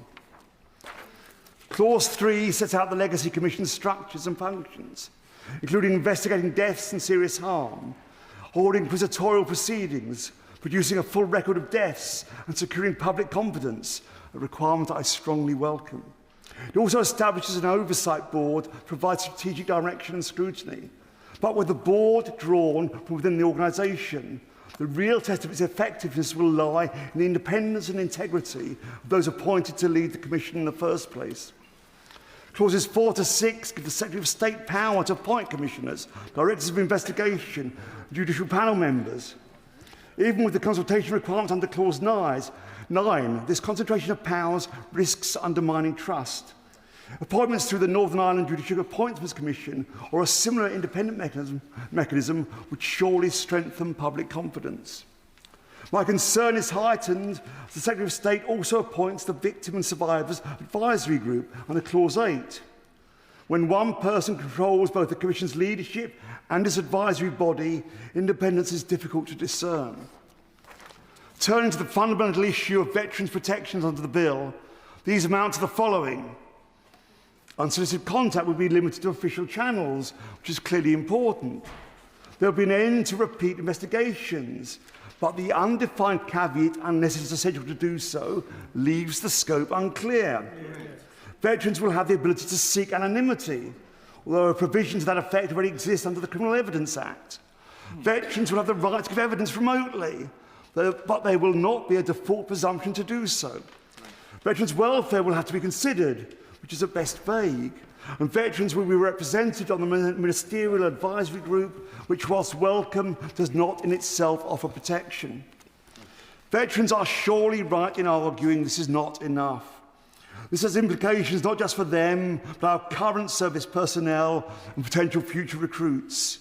As the 9 four-star generals who wrote to the Times last week made clear, the provisions of the bill have profound implications for both service morale and future recruitment. May I intervene? Of course. Thank you very much for allowing me to intervene. My family have served in the army for many generations, including myself in the Troubles in Northern Ireland, and indeed my son now. We have seen and deeply admired the Army's core values of courage, discipline, respect, integrity, loyalty and selfless commitment. Would my honourable friend accept that the retired generals and the many serving sons of my son make an extremely pertinent point when they say that the Northern Ireland Troubles Bill will negatively impact retention and recruitment in the British Army at a time when we are desperate to bolster our armed forces? Before Mr Kohler resumes his position, we must keep interventions short. We have many people wishing to contribute. Paul Kohler. I thank my honourable friend for his intervention, and yes, I absolutely agree. This will have profound implications for both service morale and future recruitment, particularly in respect to our special forces, which is why the bill must go further. With over 10% of the Lib Dem benches made up of former members of the armed force services, my parliamentary party is acutely aware of the risks veterans took, the sacrifices they and their fallen comrades made. Our concern is fairness, not shielding a wrongdoing. Many veterans under this bill will remain exposed to uncertainty, possible retrospective judgment, and scrutiny over sensitive personal data and service records. This concern is heightened by the stark disparity in record keeping. Veterans' actions were documented in detail, whereas the activities of those engaged in terrorism were not. This results in an imbalance in documentary evidence that must be acknowledged and addressed.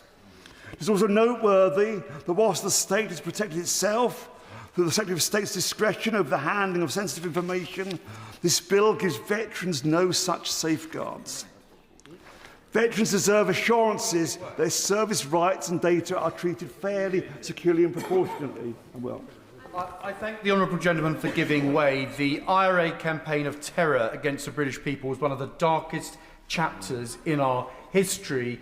The shields of Airy Neve, Ian Gow, Robert Bradford and Sir Anthony Berry demonstrate that. Does he agree with me that the armed servicemen represented here today, they defended us, and it's the job of this Parliament, to ensure that they are now defended? I thank the gentleman for his intervention. I absolutely agree we must never equate our armed forces with the paramilitaries and terrorists on both the nationalist and unionist side. Veterans deserve assurance their services, rights and data are treated fairly, securely and proportionately. That's why we are calling the government to come forward with binding statutory safeguards, including a clearer presumption against repeat investigations without objectively certified new and significant evidence, an expanded duty to consider operational context, strengthened welfare protections and a presumption of remote participation. It is of course important that the voices, not just of veterans, but all victims and survivors are heard. And Clause 8 does this by establishing a group to advise both the Legacy Commission and the Secretary of State. However, its members will be appointed by the Secretary of State, with its numbers limited to as little as 3 and no more than 7, which risks its voice being limited and its independence being compromised. But by concentrating sweeping powers in the hands of the Secretary of State, the bill risks creating an opaque system that offers little genuine parliamentary oversight or scrutiny. As honourable members are aware, there is already a Commission for Victims and Survivors, which has for almost 2 decades ensured those most affected by the Troubles are heard. There is a real danger that the proposed Victims and Survivors Ministerial Advisory Group, despite its separate function, might trespass into the existing forum's domain, which, with its wide range of perspectives, including veterans from both unionist and nationalist backgrounds and those who have served in the Crown Forces, has that all-important cross-community legitimacy. Trust is so important. Capturing that breadth and establishing that trust in the newly proposed, much smaller advisory group will be difficult. I therefore ask the government to clarify how the new advisory group will interact with the existing forum. Will the Commissioner for Victims and Survivors have a formal role in the advisory group? How otherwise will the voices of veterans and former security personnel who are both victims and key stakeholders be heard? I will. I'm grateful to Honourable Friend for giving way. Would you agree that with veterans who are sometimes serving in Northern Ireland, then pursued by the IRA to Germany and attacked there, what they deserve is more reassurance than the words that duplication will not occur unless it's essential? I thank my honourable friend for their intervention. I absolutely agree we must go further, must do more for veterans. This bill does not go far enough at this stage. My party has always opposed the Legacy Act, but we are clear this replacement must address the legitimate concerns of veterans. However, as one can see from the joint statement issued last night by the Veterans Commissioners of the devolved nations, that is not currently the case. They've expressed concerns shared on these benches. The bill, as currently drafted, does not provide sufficient safeguards for veterans, nor against lawfare, historical narrative revision, and disparities between how ex-security personnel and others will be treated. That's why my party submitted a reasoned amendment and will be supporting the Conservative one to deny the bill a second reading until the fundamental issue of sufficient protection for veterans is addressed, along with enhanced parliamentary oversight, safeguarding the independence of appointments, clarifying the role of Victims and Survivors Advisory Group, and ensuring no government can use ministerial discretion to shut down the search for the truth. I realise that will disappoint the Secretary of State, but I reiterate what I said at the beginning of my speech. My party commends him for all his hard work in seeking to move forward from the Tories' failed Legacy Act. Its successor, however, must command genuine confidence across all communities whilst ensuring our veterans' peace of mind. I pledge on behalf of my party to do all we can to help him achieve that goal. Tanya and Tanyatsi. Thank you, Madam Deputy Speaker. And as Chair of the Northern Ireland Affairs Select Committee, we launched an inquiry into the government's emerging plans in December last year. Since then, we have received almost 80 pieces of written evidence, held 8 evidence sessions with representatives of victims and survivors, veterans, retired police officers, human rights groups, and heard twice from the Secretary of State, so I thank him for that. Yeah. Importantly, too, we visited Northern Ireland to hear firsthand from the people directly affected by the Troubles, meeting victims and survivors from all communities and none, hearing their concerns, their requests, and most movingly, their stories. Because of the timing of the announcement of the first of first the joint framework and then the bill, we have been working at pace to gather new evidence on the government's plans. But I hope we can do, when we have yet to consider and agree a report into our inquiry, but I hope we can do this shortly before the bill returns to the floor of the House for its committee stage. So the points I shall make in my speech are based on the evidence of my committee, but any conclusions or recommendations I may make about the government's proposals are my own. One question, Madam Deputy Speaker, that we have consistently asked those we spoke to was, have the government consulted you on their plans, their proposals? But the answer from many that we have listened to, they have said that they have felt listened to but not heard. I know the Secretary of State's response to this has always been gently that they won't know if we've listened to them until they see our proposals. But previous consultations on Stormont House, for example, were much more comprehensive than this one. Now it seems from many of the provisions in the framework and the bill that ministers have been listening, and I would like to thank him for that. But the point remains that if these proposals are to gain confidence from as many communities as possible, that includes veterans. The government is going to need to listen more, bring them along and enable them to take ownership of what is coming forward, and confidence will be key. The Independent Commission for Reconciliation and Information Recovery has been unable to garner the kind of trust and authority across the communities to carry out its work effectively, and we have seen evidence of that. And that is no fault of the Chief Commissioner, Sir Declan Morgan, nor any other senior commissioner or commission officer. We took evidence from ICRA in May and we met them privately, and we became very aware of the professionalism, integrity and decency with which the Commission has approached its work. Unfortunately, Madam Deputy Speaker, its roots in the Legacy Act hampered it from the beginning.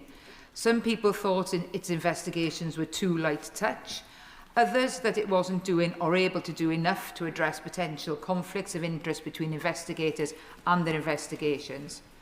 We heard that its investigations were rigorous and could lead to prosecutions, and that it was introducing its own robust conflict of interest policy.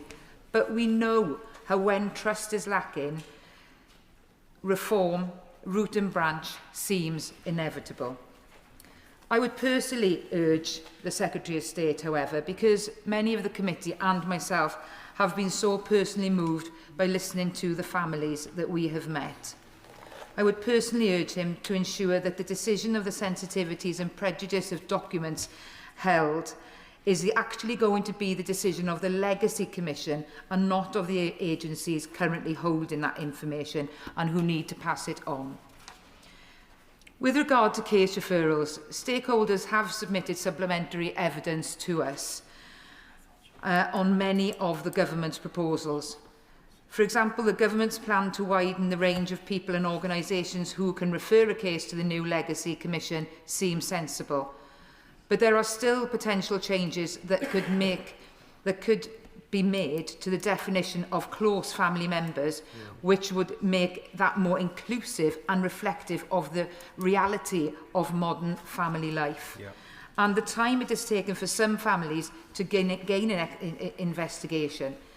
Because trauma and the search for truth, Madam Deputy Speaker, as we know, can be passed down to generations.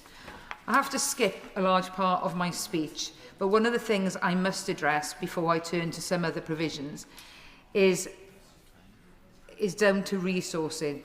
ICRA itself has pointed out the increase in demand on its services, something with which we will only continue under the new Commission.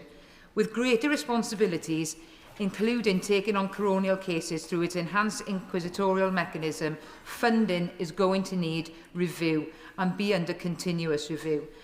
And it is to be noted that the resourcing of such organisations such as the PSNI and others with new demands on their records will also need to be considered. I'm going to draw my comments to a close here, but Madam Deputy Speaker, there is much that is to be commended in this bill, but there is also much that still needs to be worked on, and I look forward to bringing our inquiry to a close as part of the Northern Ireland Affairs Select Committee. Yeah. Sir David Davis. Deputy Speaker, this is a terrible bill. Its central failing is that it will lead to the persecution of patriotic, innocent British soldiers whose only sin is defending our democracy with heroism and skill. What it will do is recreate a circumstance in which soldiers are treated unfairly by the law. My right honourable friend, the member for Brentwood and Ongar, referred to the case of Soldier B and the judge's dismissal of it as a ludicrous challenge funded by legal aid. I've known Soldier B for 30 years. I count him a friend. He's tough and he's clever. And yet even for him, being dragged through the courts for 4 years and more on what is effectively a preparation for a murder charge would have been unbelievably stressful. The process, and the point he made, the point my right honourable friend made, the process is the punishment. 4 years of stress and wear and tear. Now, in Operation Banner, our soldiers assiduously obeyed the yellow card rules. But in Northern Ireland, the courts have sometimes interpreted these rules as requiring our soldiers to take almost suicidal risks. We're dragging men in their 70s and 80s through coroners' courts in Belfast and judging them by a standard that makes no sense in a military context. To illustrate this, let me share with the House a single case highlighting what can happen to soldiers under these circumstances.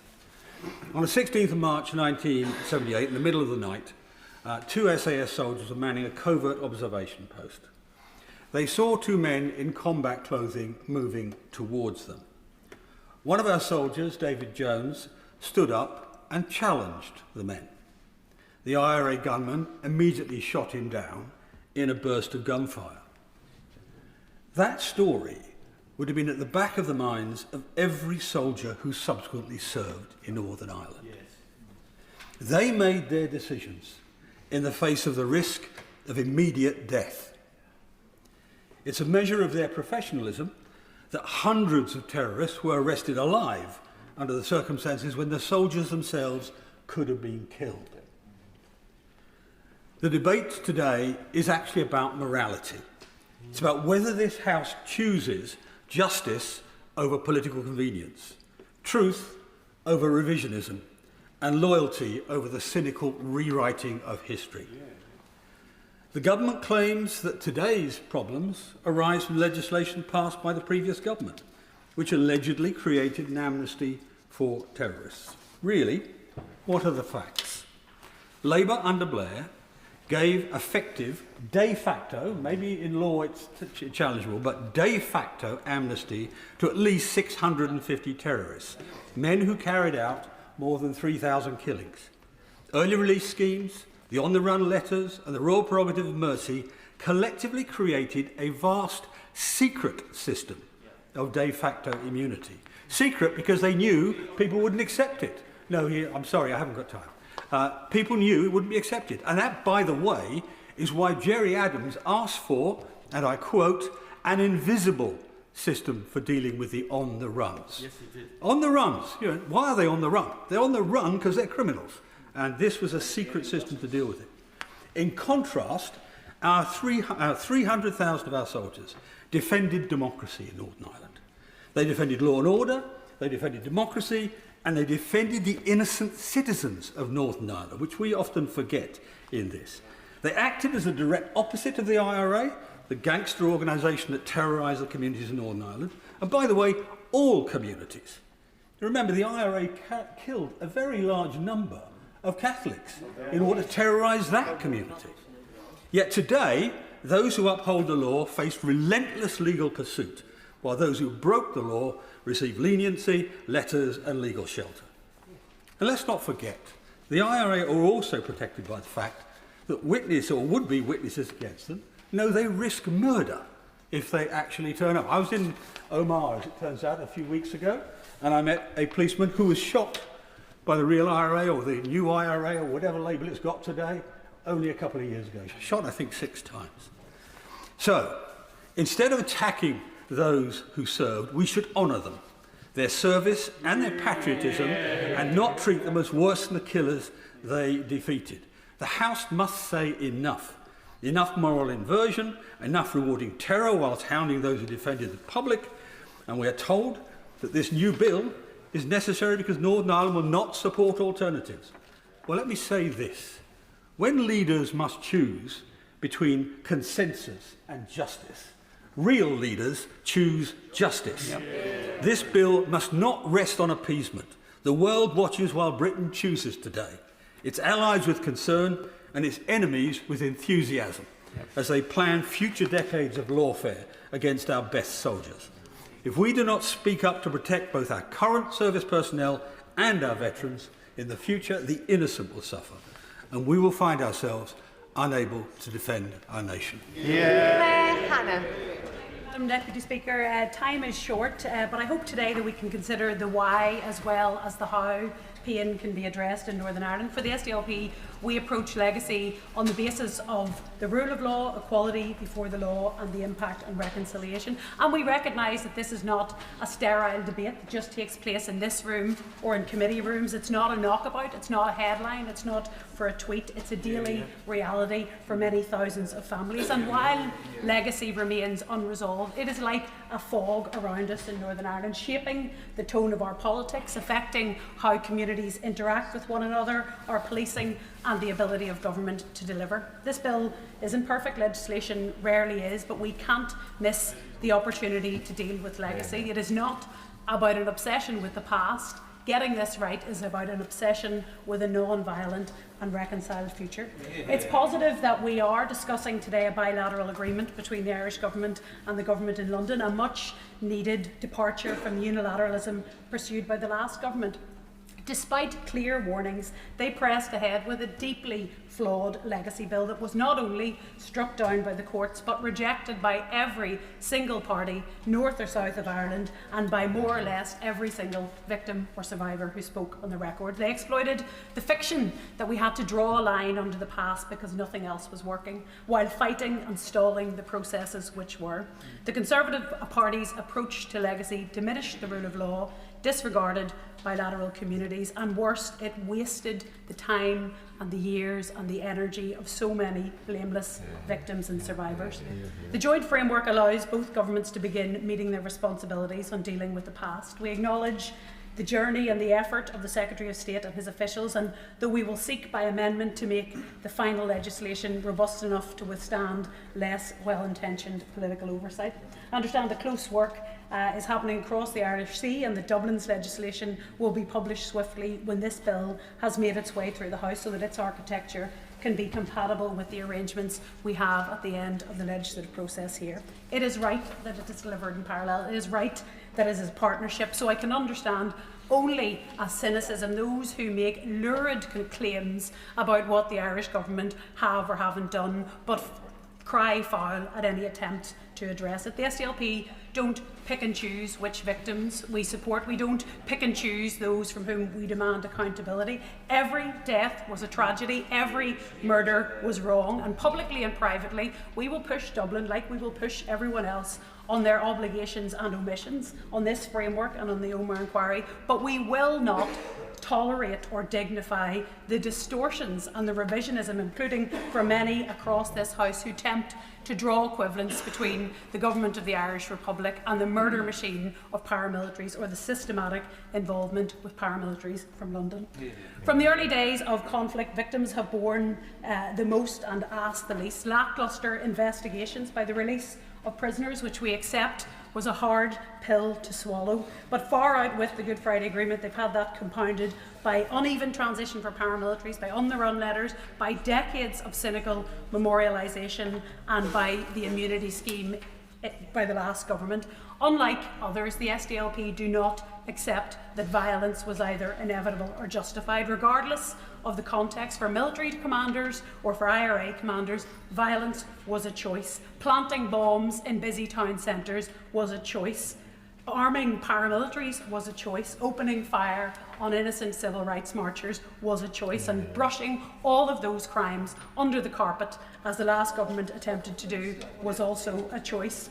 For too many innocent people, their deaths were treated as collateral. Decisions were made that some lives were worth more, for less, for expending a goal that could never have been achieved that way. That has never been properly acknowledged. The IRA have never needed a legal process to admit that truth and that they made that futile and brutal choice many times. Loyalist paramilitaries have never acknowledged that their war was with innocent Catholics, that their victims were selected purely on the basis of the family or faith they were born into. They don't need legacy legislation to acknowledge that point. And likewise, the running of state agents by security forces was not a necessary evil. It was reckless, it was morally corrosive, and it should shame those who conducted it and those trying to pretend it didn't happen. So uncomfortable as it may be for many, including in this House, we must address disclosure. We must address it to understand how non-state actors also operated with impunity, and for many,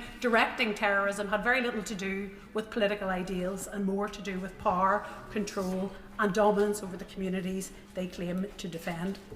Legacy processes need to shore up confidence in the rule of law. How this House legislates on legacy will have an effect on the confidence in policing. There's no perfect way to address our troubled past. We have to be honest that there isn't a pathway to justice or even truth for every family, but we do have to deliver on promises made to so many over the years. From those who suffered loss, I hear daily their dignity and their fortitude and their wisdom that can emerge from pain. We should hear and we should heed those voices. We should proceed with this bill, and we should finish with the words, not of mine, but of the fine Ulster poet John Hewitt, who said, "Bear in mind these dead, I find no plainer words," and he asked us not to differentiate depending on how that person died, and to offer truth and justice for all of them. Gavin Robinson. Very much, Madam Deputy Speaker. It's a pleasure to follow the Honourable Lady, and we do work on these issues, though we don't always agree. Madam Deputy Speaker, I think it is fair to say that our history is sorrowful, it is pitiful, and it's painful. But it's founded upon, or grounded upon, a corruption of justice. And whilst we listen to the politics between Labour and Conservative and the back and forth in this chamber, you have to go back to 1998 to find that corruption of justice.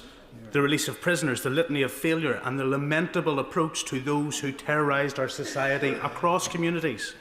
In Northern Ireland, On the Run scheme was not the same as letters of comfort, but royal prerogative of mercy and a de facto amnesty to paramilitaries. Only 2 weeks ago, we had the Minister from the other place, from the Northern Ireland office, meet with 25 victims, one of whom a member of our party shot in 1981 in Knocknacloy by a member of the Provisional IRA.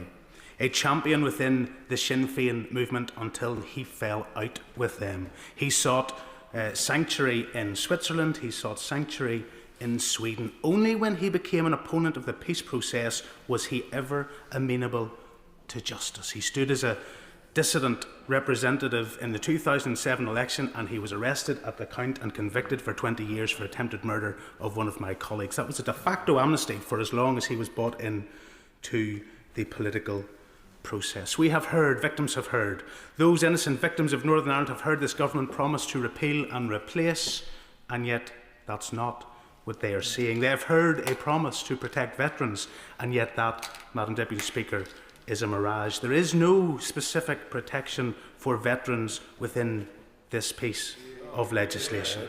None.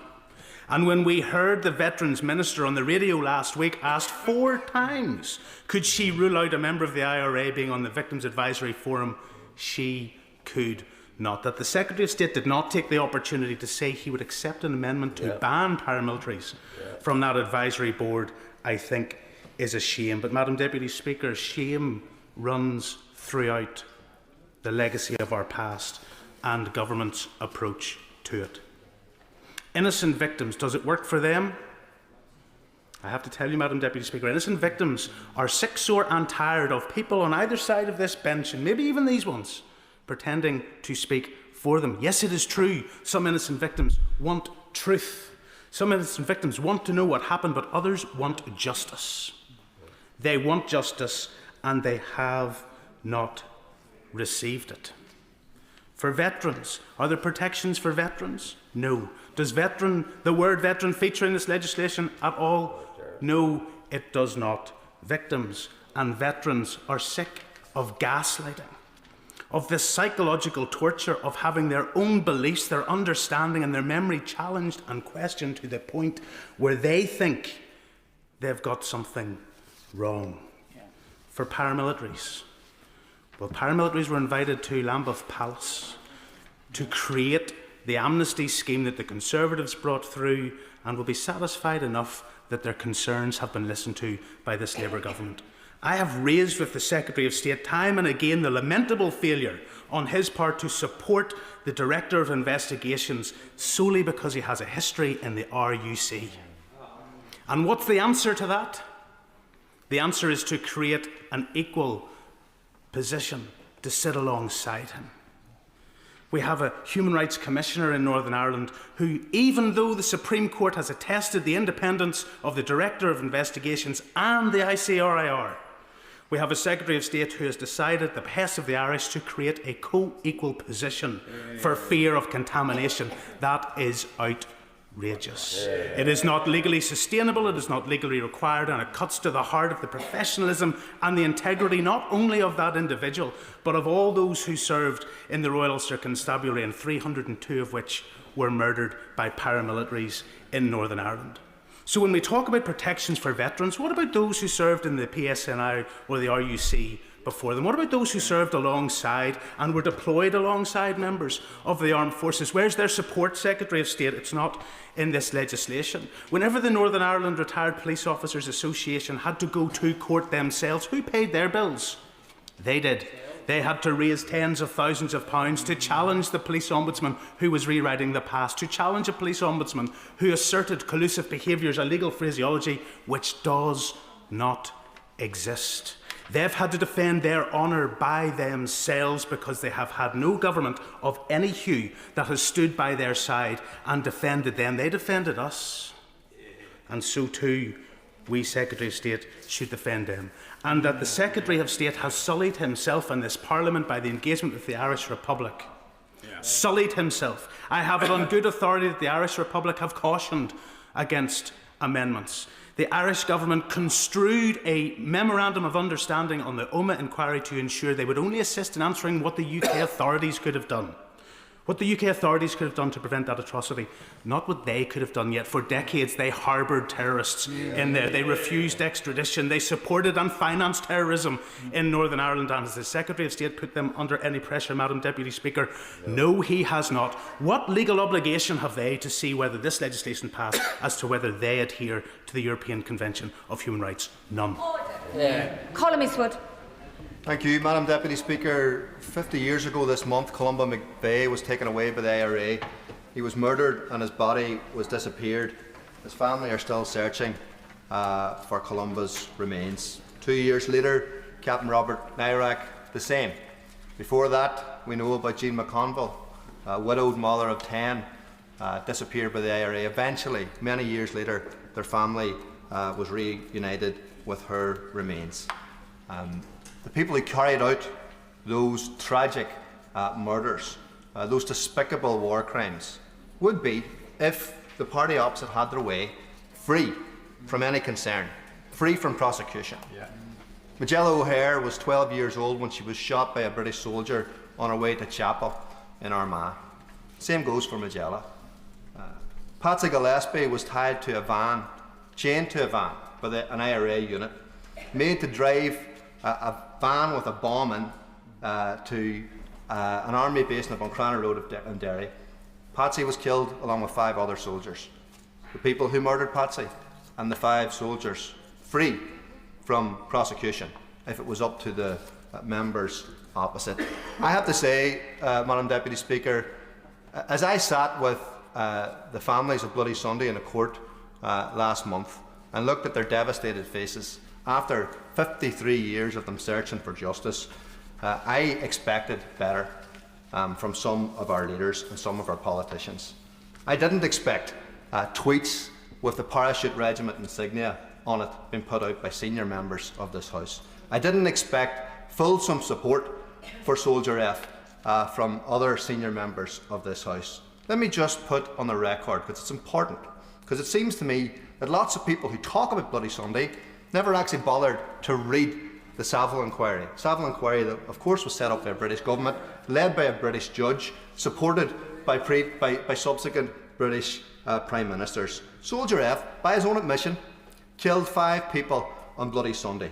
He killed Michael Ray, he killed William McKinney, he shot James Ray in the back, and while James Ray was lying face down on the floor in Glenfada Park, Soldier G came over and finished him off, standing on top of him, shooting him in the back. He then shot Paddy Doherty, and Paddy Doherty was crying out that he didn't want to die alone. So Bernard McGuigan crawled to him waving a white handkerchief. What did Soldier F do to Bernard McGuigan? What did Soldier F, I'm going to finish this. What did Soldier F do to Bernard McGuigan? He shot him in the head, killing him instantly. He then tried to kill an Italian journalist who was looking through a window in the Glenfada Park flats, or the Rossville flats. He shot 6 bullets into that window, and by a miracle, Fulvio Grimaldi survived.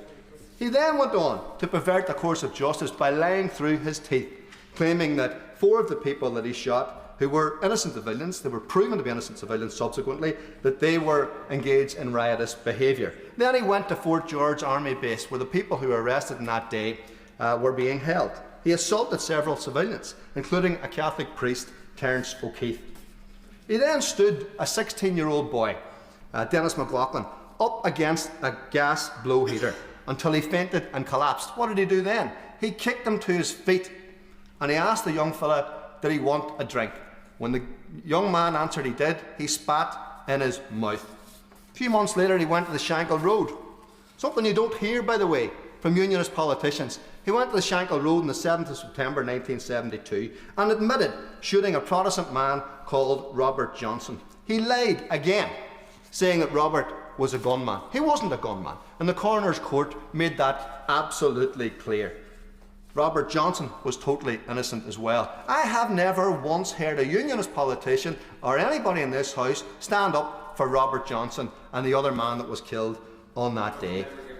Is the honourable member saying to this House that the person he has just described, Soldier G, that his evidence, he has described him as a liar and a perjurer, should have been used to convict Soldier F? Does the honourable member not accept the verdict of our court? He appeals for justice. Our courts have given a verdict in Soldier F. Does he accept it? And the Bloody Sunday families accepted the verdict because they made the point that was absolutely clear. Between 1970 and 1974, the British government, the British Army, the Royal Military Police and the RUC were engaged in a cover-up of mass proportions where any single member of the British Army who was arrested was questioned without legal representation and not under caution. That meant that any of those cases were doomed before we even got started. What I am laying out in this House today, and the member might not like it, whether or not there was a conviction in the court, I am laying out the truth, not as I say it, but as Soldier F admitted it, and as what was found by an international inquiry of truth that was set up by this government and accepted, of course, by this government, accepted by the Prime Minister Cameron. When Prime Minister Cameron said what happened on that day was unjustified and unjustifiable. But then what we see is the British government, the MOD, paying at least £4.3 million to defend somebody whose actions they knew were unjustified and unjustifiable.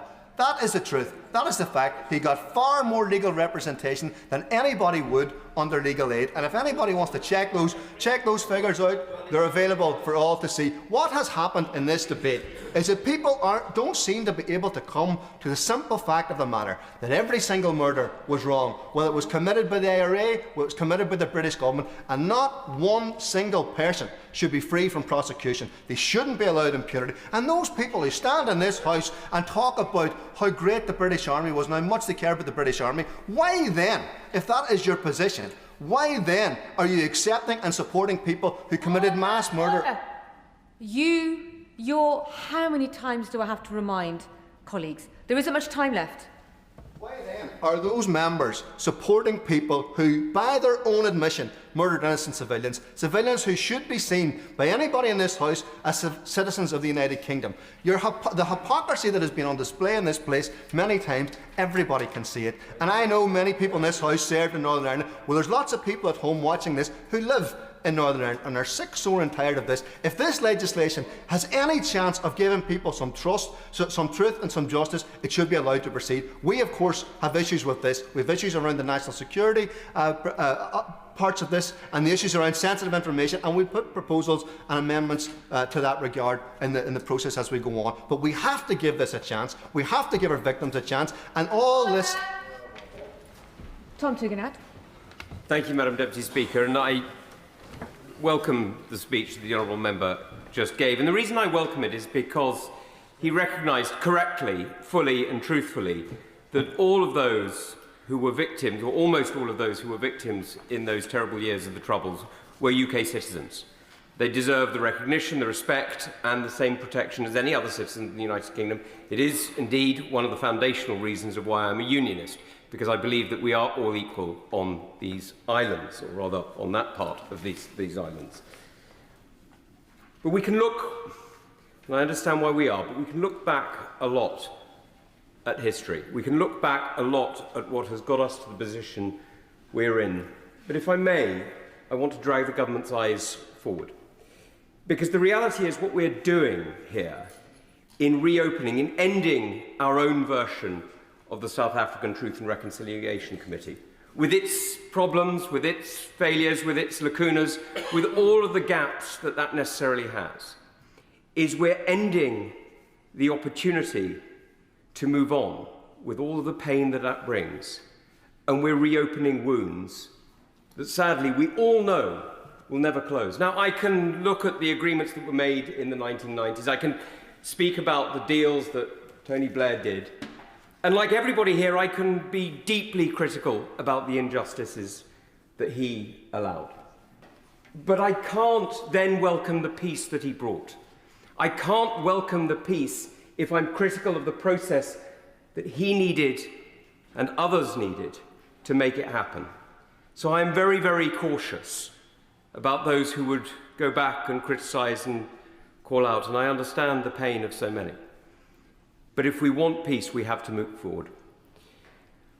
And that's where this bill is really difficult, because it doesn't just affect the peace of these islands, as important as that is. It actually affects the peace of Europe and the wider world.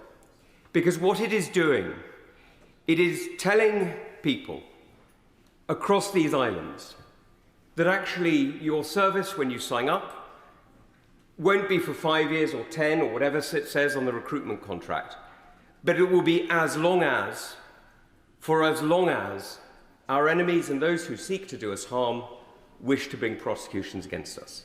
Now, I wrote about this for Policy Exchange in 2013 and again in 2015 in 2 papers, The Fog of Law and Clearing the Fog of Law.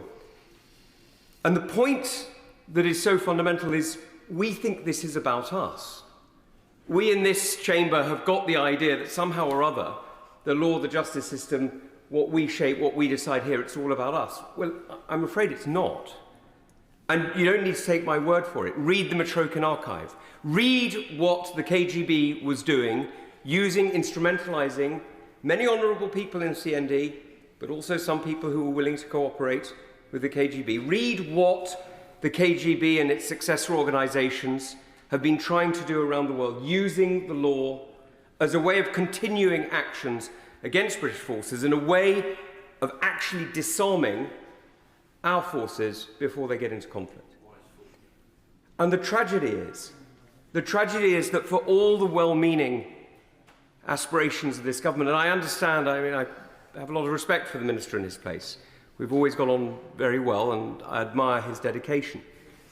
The tragedy is that while, of course, he has a responsibility to the past, and so do the judges, and so do the inquiries, the system that was set up had inquiries, had an ability to find justice, had an ability to find the truth. Yes, it made a compromise that many of us didn't like. Yes, it made conditional immunity that many of us found, frankly, pretty abhorrent. But the truth is, it also gave the possibility of moving forward, and it sent a message to our enemies that we simply would not tolerate our soldiers, our troops, being dragged through the courts ad infinitum, because all that does is demonstrate weakness. Now, let's just look at the numbers in this country. We have a population of what, 65 million people roughly? And we have security forces of maybe 300, 350,000, something like that. The equations are pretty clear. The challenges are pretty clear. We also have enemies mustering on our gate, as we know very well. We have our friends in countries like Denmark and Sweden reintroducing conscription because they realise the threat from the east. We have countries like Poland spending much more on defence than we are because they know that Russia is a real threat. Well, we will simply not be in position to stand with them to defend ourselves or to defend our values if we are not willing to stand behind those who risked everything to serve our country. And let me tell you, as somebody who has fought on the front line, who knows what the heat, the dust, the confusion, the fear can be like, the difference between that and having to explain yourself in a courtroom 20 years later when all you have is gossip and rumour because nobody else was there, nobody else was telling the truth, nobody else was witnessing the reality of the difficult decisions you were taking, the idea of holding lance corporals and commanders all the way through, all we're doing is we are abdicating responsibility from ourselves who chose to send them. Paul Wheeler.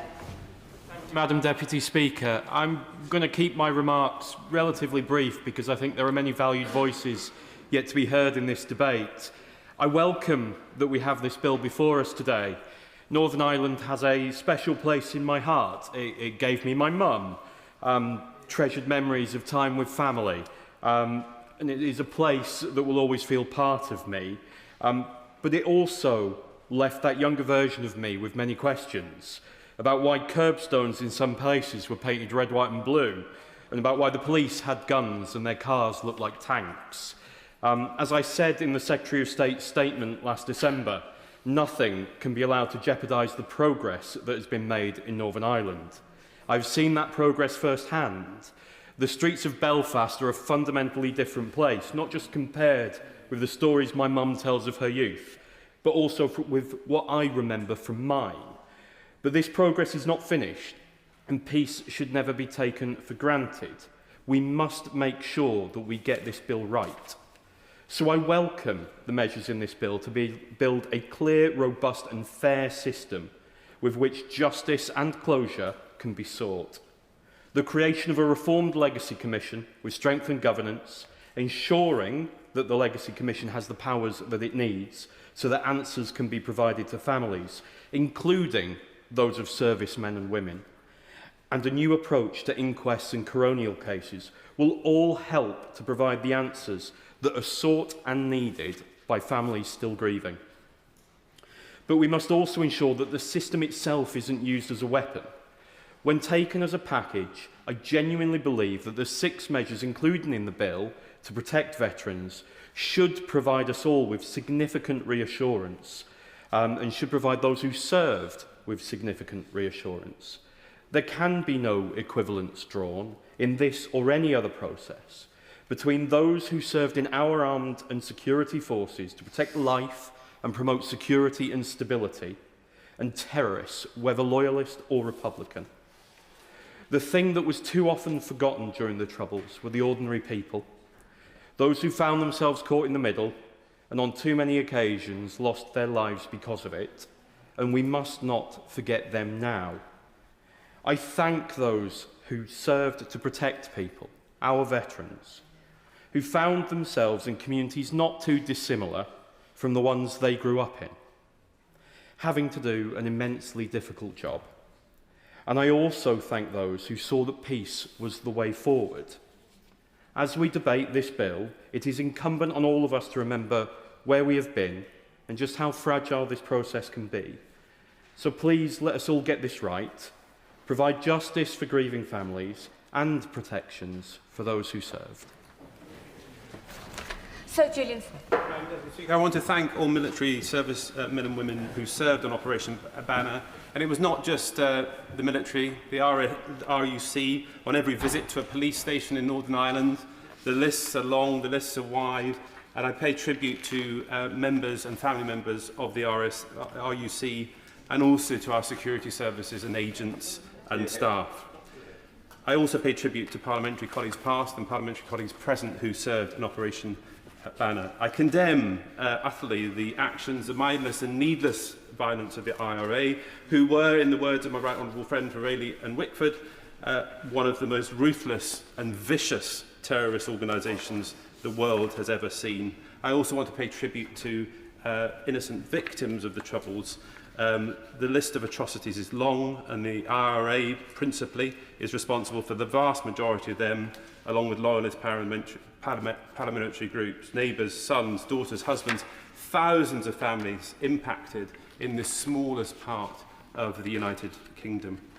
Madam Deputy Speaker, given the broader legislation on legacy has been so long awaited, it is important to emphasise some regulations I brought in as Secretary of State on behalf of the last Conservative government on victims' payments.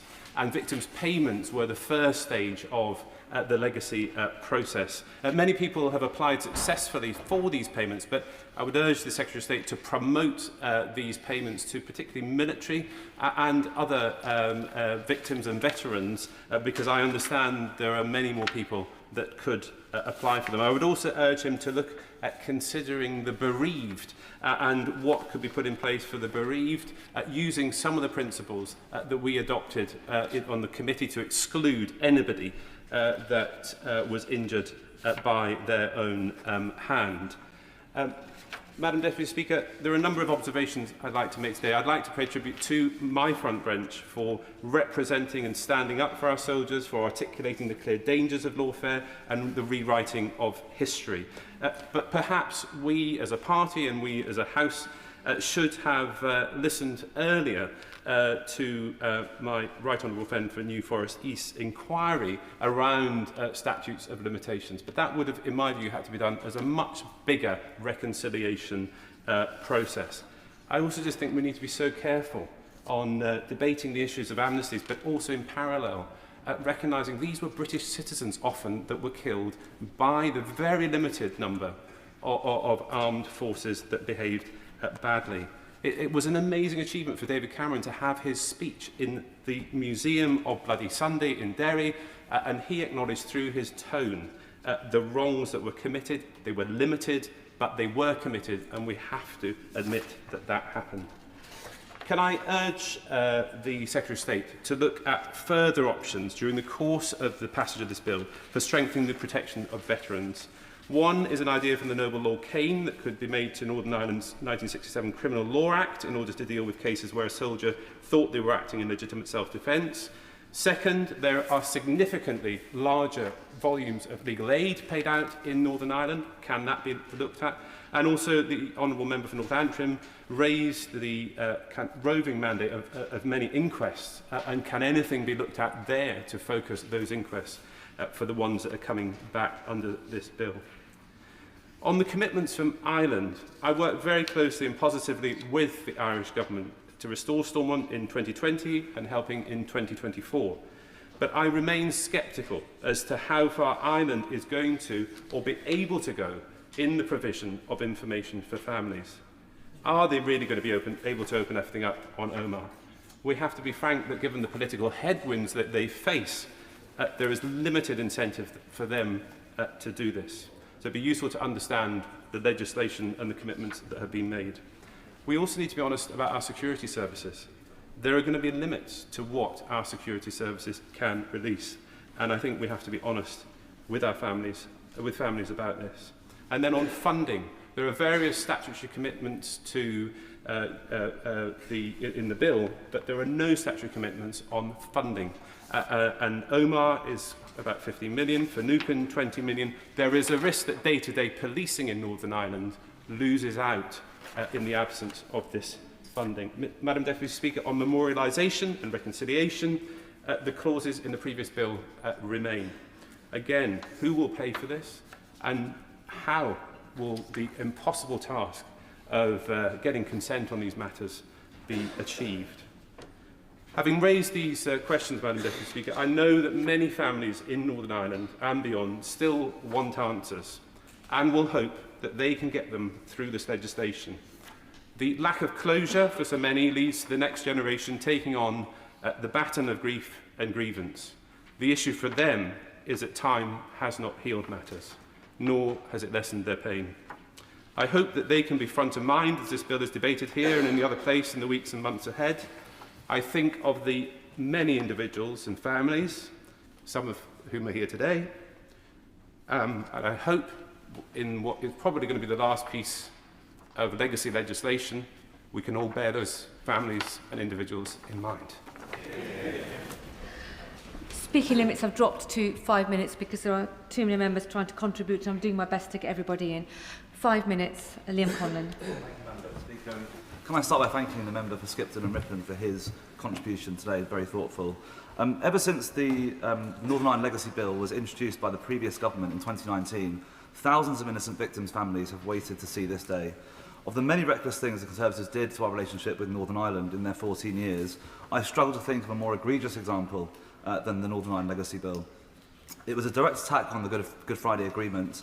It undermined accountability and the rule of law, and it has caused significant pain to thousands of victims' families. And indeed, in the bringing forward of the Legacy Bill, there was no consultation with any victims' groups or families.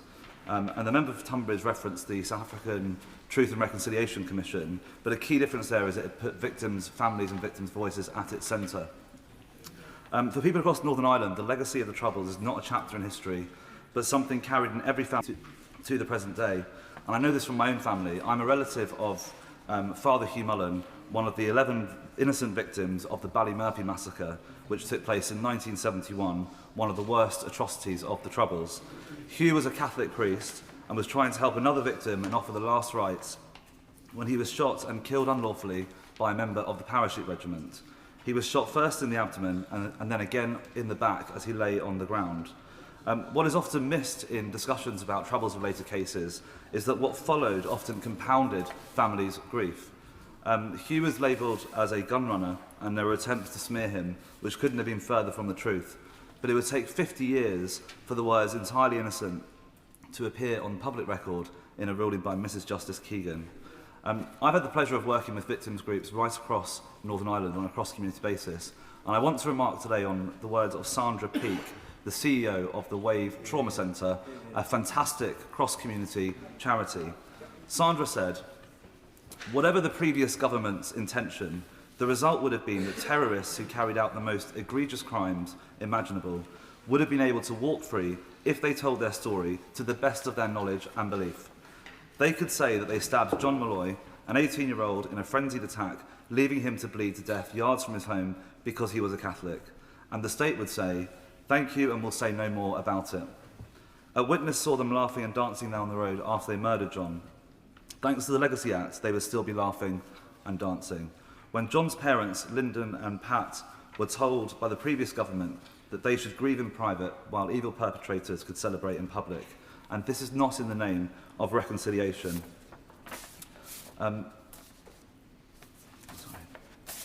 Madam Deputy Speaker, I have met many victims' families, and I can tell you that they are some of the best people I've met. In the face of unimaginable trauma, they have led campaigns for justice with immense courage and dignity. They have not motivated by revenge or retribution, but by their love for their relatives and determination to secure truth and justice. The Legacy Act, introduced by the last government, denied them all those things and did so without consulting them. And so I'd like to finish with the words of Michael O'Hare, brother to 12-year-old sister Magella, shot by a soldier in South Armagh on her way to church one morning in 1976, and I'm pleased to see Michael in the gallery today. Michael said about today's bill, "This is an important day for families like ours who thought we'd seen the door closed forever on these cases. Magella was just an innocent little girl who didn't deserve to be gunned down when walking along the road with her friends. We deserve truth and accountability. It's a huge relief that this is now a possibility again, even if we've had to wait for it for half a century. It's never too late to do the right thing. Today is about doing the right thing. It's a step forward, and I'd like to thank the Secretary of State for Northern Ireland for all of his work on this, and to every victims group who have been part of bringing this bill forward." Robin Swan.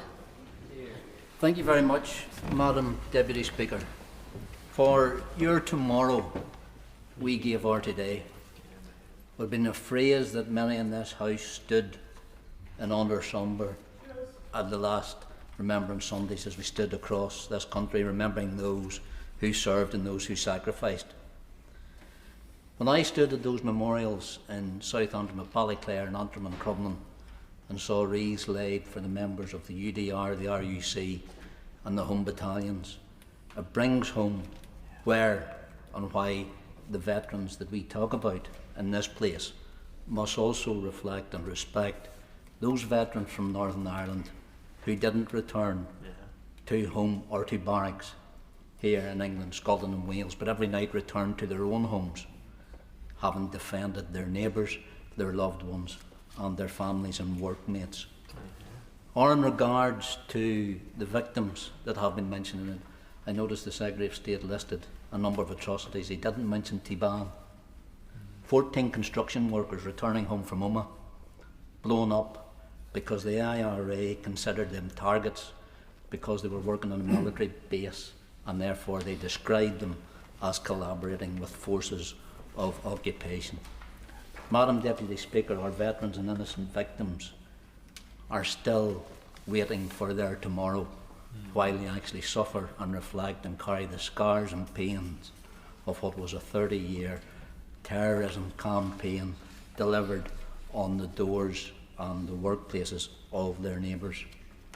So what is challenged in regards to this, and I think the former Secretary of State for Northern Ireland in regards to that, is how the trust and the involvement of the Irish government in this process is particularly challenging and galling to us in regards to this.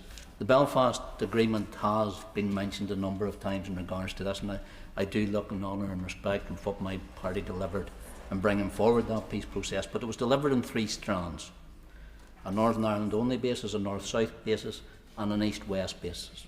And I've asked the Secretary of State this before: where now does legacy sit within those 3 strands?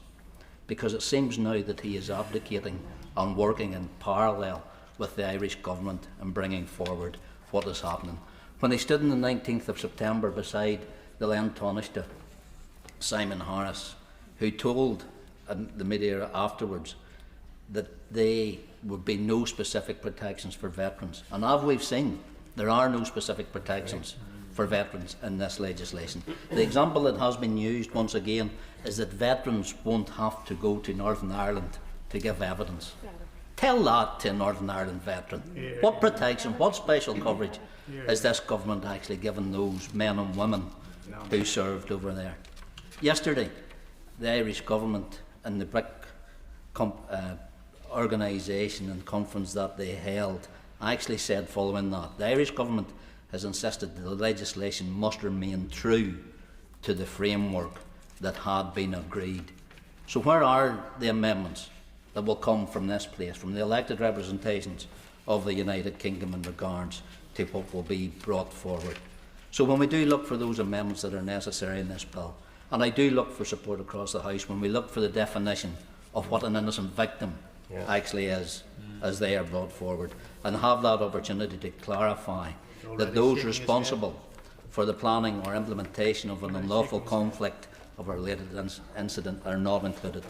Or crimes that trigger an investigation must actually include sexual crimes as well, as it should not be underestimated the use and deployment of sexual crime by terrorists and terrorist organisations actually to influence and control the population of Northern Ireland.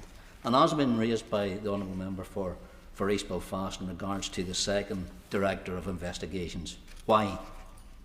Why and what power will they have? Powers that will be in the gift and the patronage of this Secretary of State. Powers actually to be able to appoint a constable.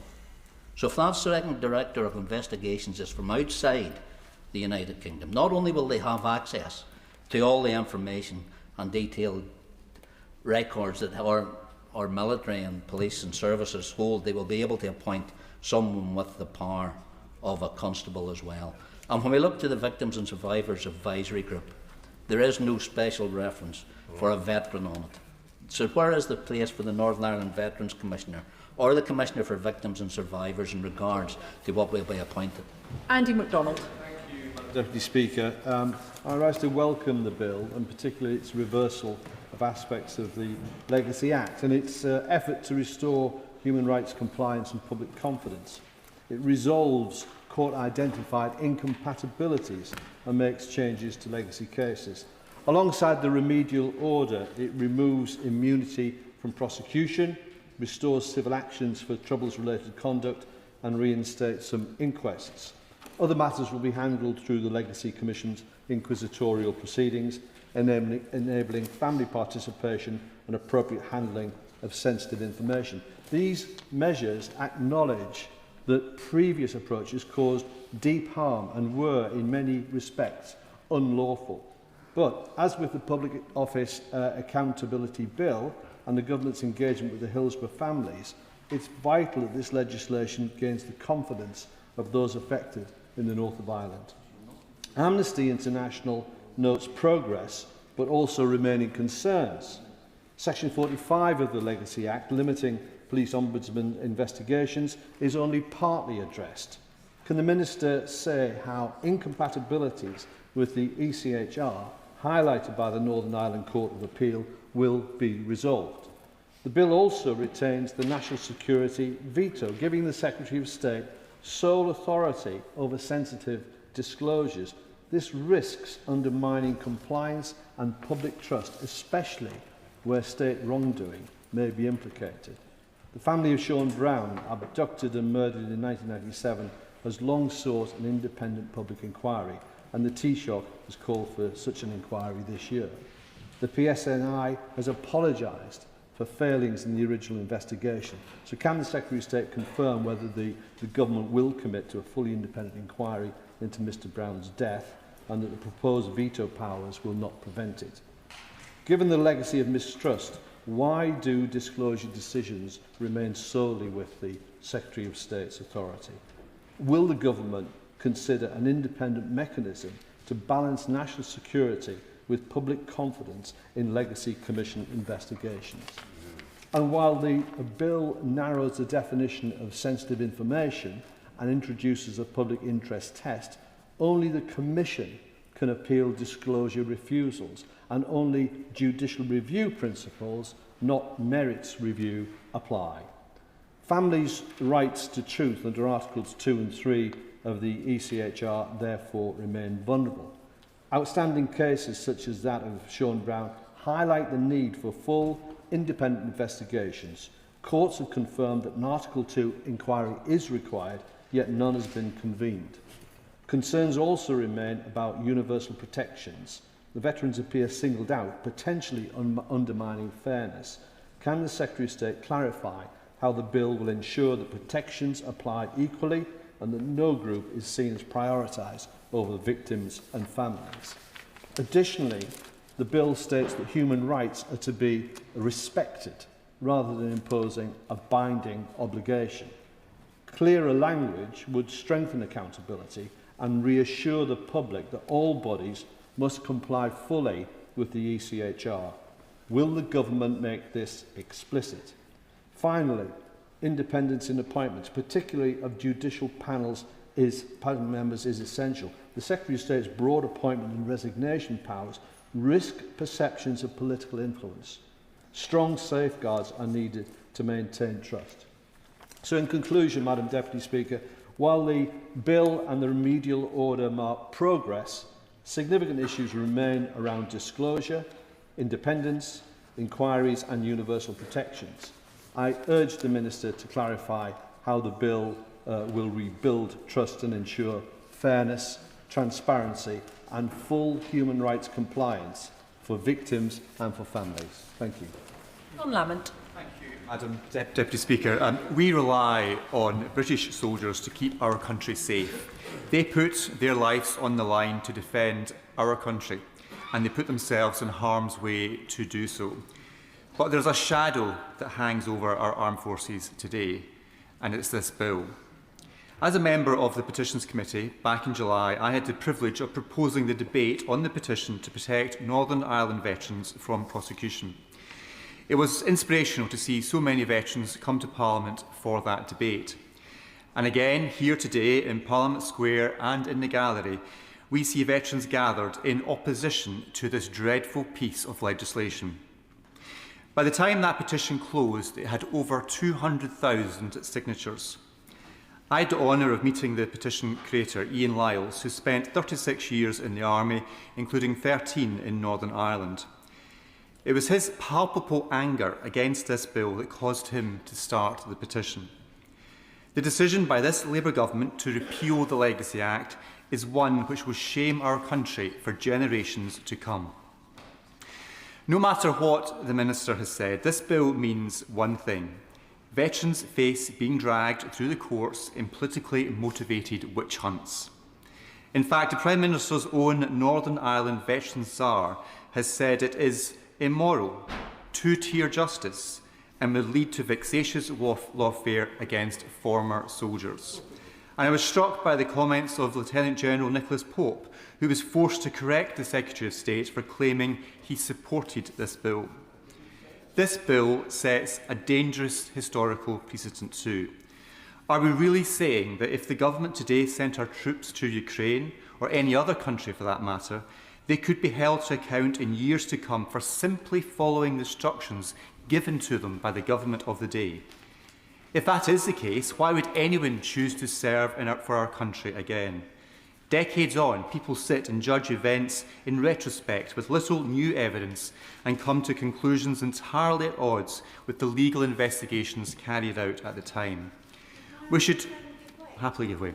I thank my honourable friend for giving way. Bognor Regis and Littlehampton is a coastal constituency with a strong forces tradition. Many served in Northern Ireland, and they are now terrified of being pulled into a process which continues with no end. So would my honourable friend agree that we owe these veterans a process which is fair, proportionate and final? My honourable friend makes an excellent point. Of course, it is the fear, it is the prospect of being dragged through that process which is causing so much anxiety, and I suspect it's why so many of the veterans are so strongly opposed to this bill. Madam Deputy Speaker, we should also be clear about the difference between the actions of soldiers and those of terrorists. When terrorists get up in the morning, they go out with murderous intent to use violence to attack our democracy and our nation. Soldiers do not. They put themselves in harm's way to keep people safe and to protect our nation. The difference is the intent. Soldiers serving our country, whether in Northern Ireland or in any other conflict, are forced to make instant life or death decisions. They are not lawyers sat behind a desk, able to gather a team and spend days to decide whether to act or not. The Legacy Act was by no means perfect, but it is better than the disgraceful spectacle of veterans being dragged through the courts. Madam Deputy Speaker, there are nearly 2 million veterans across our country. The sad truth is that many feel their service is no longer respected. Veterans are only demanding protection for following orders from High Command and from vexatious politically charged lawsuits. Our armed forces are extraordinary men and women who keep us safe, who go on difficult missions in dangerous and challenging places. We must defend those who defended us, and that is why I oppose this bill so strongly. Fiona Murray. Thank you, Madam Deputy Speaker. Kilsyth War Memorial bears the names of the men of the town who lost their lives in foreign war. Men whose service we recognise and remember every year on VE Day, VJ Day and Remembrance Sunday.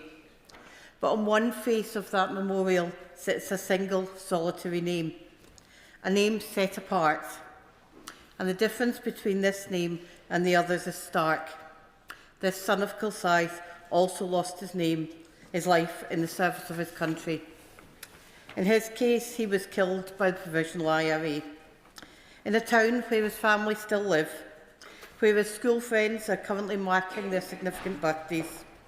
His name on that memorial is a reminder that his life and the ultimate sacrifice he made will not be forgotten. Just 2 miles down the road lives another family. They too lost a loved one, a cousin, killed in an ambush by loyalist paramilitaries in the 90s. I've known about the military death for a long time. It was one of the first things I found out about as I became a candidate. I discovered about the other one when we met families as a part of a select committee visit to Belfast. And one of the families that we met went, "I know your area. I've spent summers there. My cousin lives in Kirkendilloch." And it reminded me of exactly how strong the links between my part of the world and Ireland are. I mean, you'd think with a name like mine, you'd actually recognise that there is a very strong connection, but we are completely intertwined, which means that we know those families who lost loved ones during the Troubles. We know the lack of answers that they've had, the grief, that grief that still endures and is still raw.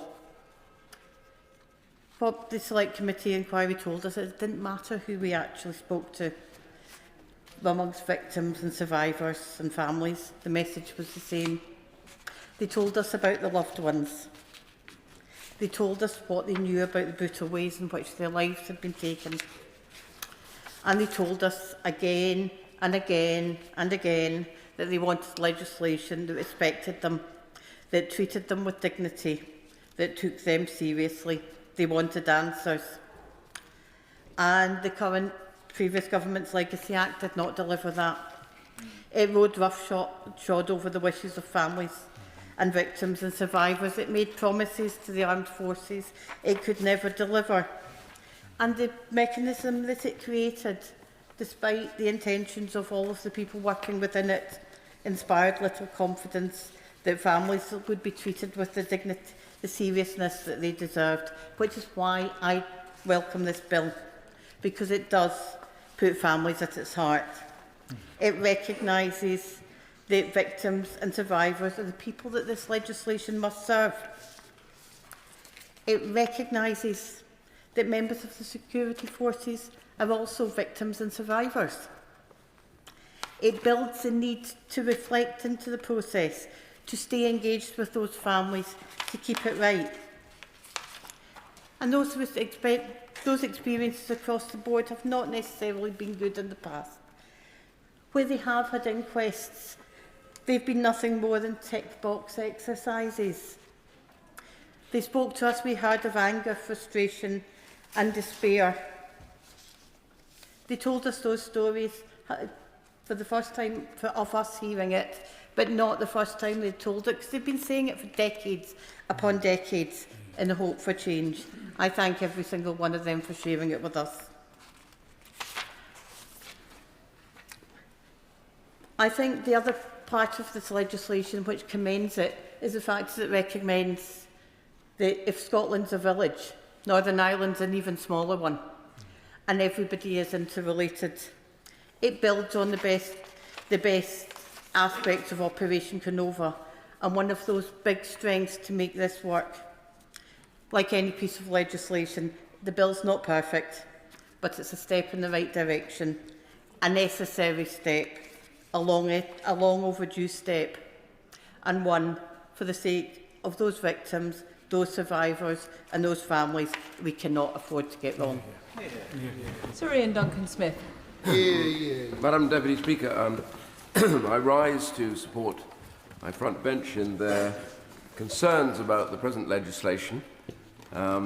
Three facts stand out: that the bill does not protect veterans from criminal cases, even repeated ones, because this means essentially through this bill that they are likely to be dragged through the criminal process multiple times if accused of wrongdoing or even to give evidence. Secondly, Labour's protections for veterans can barely be called protections, and the government have denied that they exist at all. In a sense, in fact, these protections for veterans remain unclear as to how they will actually work in practice to protect veterans, while the Irish Deputy Prime Minister, Simon Harris, has said no additional protections will be given to veterans. So there's a conflict there between the two parties to these agreements.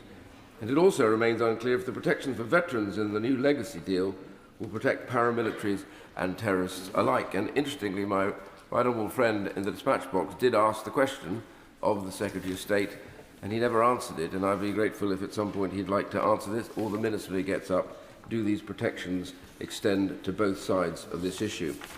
But the main point I really want to make today is, having served in Northern Ireland, was also how people quickly forget just what a peculiar and terrible event it was. So peculiar because to have British troops on the ground in the United Kingdom, with British citizens all around them, having to keep the peace in a part of this United Kingdom, it seemed almost outrageous, but that is what we were called to do.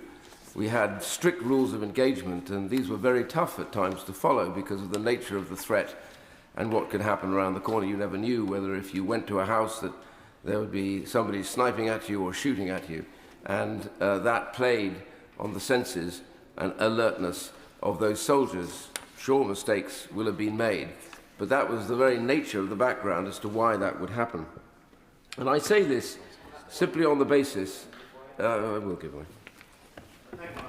For giving way, he makes a very important distinction in the manner in which we deployed our soldiers. What he has described is a policing action, and there is very different requirements and scrutiny about delivering a scrutiny. And does he not find it incredulous that other members of his party are conflating that with the concerns that we would be placing upon our future veterans who would be fighting a conflict where we hope that those soldiers act forwards in the way that is entirely different to that which he's described?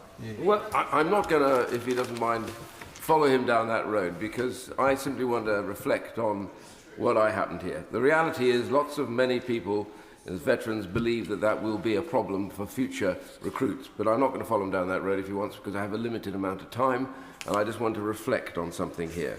I was, in actual fact, not in favour of the previous legislation by the previous government at the time, because I felt that equating this by giving rights to both sides to avoid any prosecutions would not necessarily work. I was, however, persuaded in the final analysis by one particular case, and the honourable gentleman that spoke earlier mentioned Robert Nairac. Robert Nairac was a very good friend of mine, and I came to the conclusion that there was no way on earth that we were ever going to find out what actually happened to this brave soldier who served in Northern Ireland. We've had bits and pieces to relay the fact that he was almost certainly tortured, that he was executed, but then we don't ever get to know, and his parents died never knowing, and his family still wonder what happened to him. Was he ever buried? Is it true that he was cut up and that somehow spread, and nobody wants to own up to it?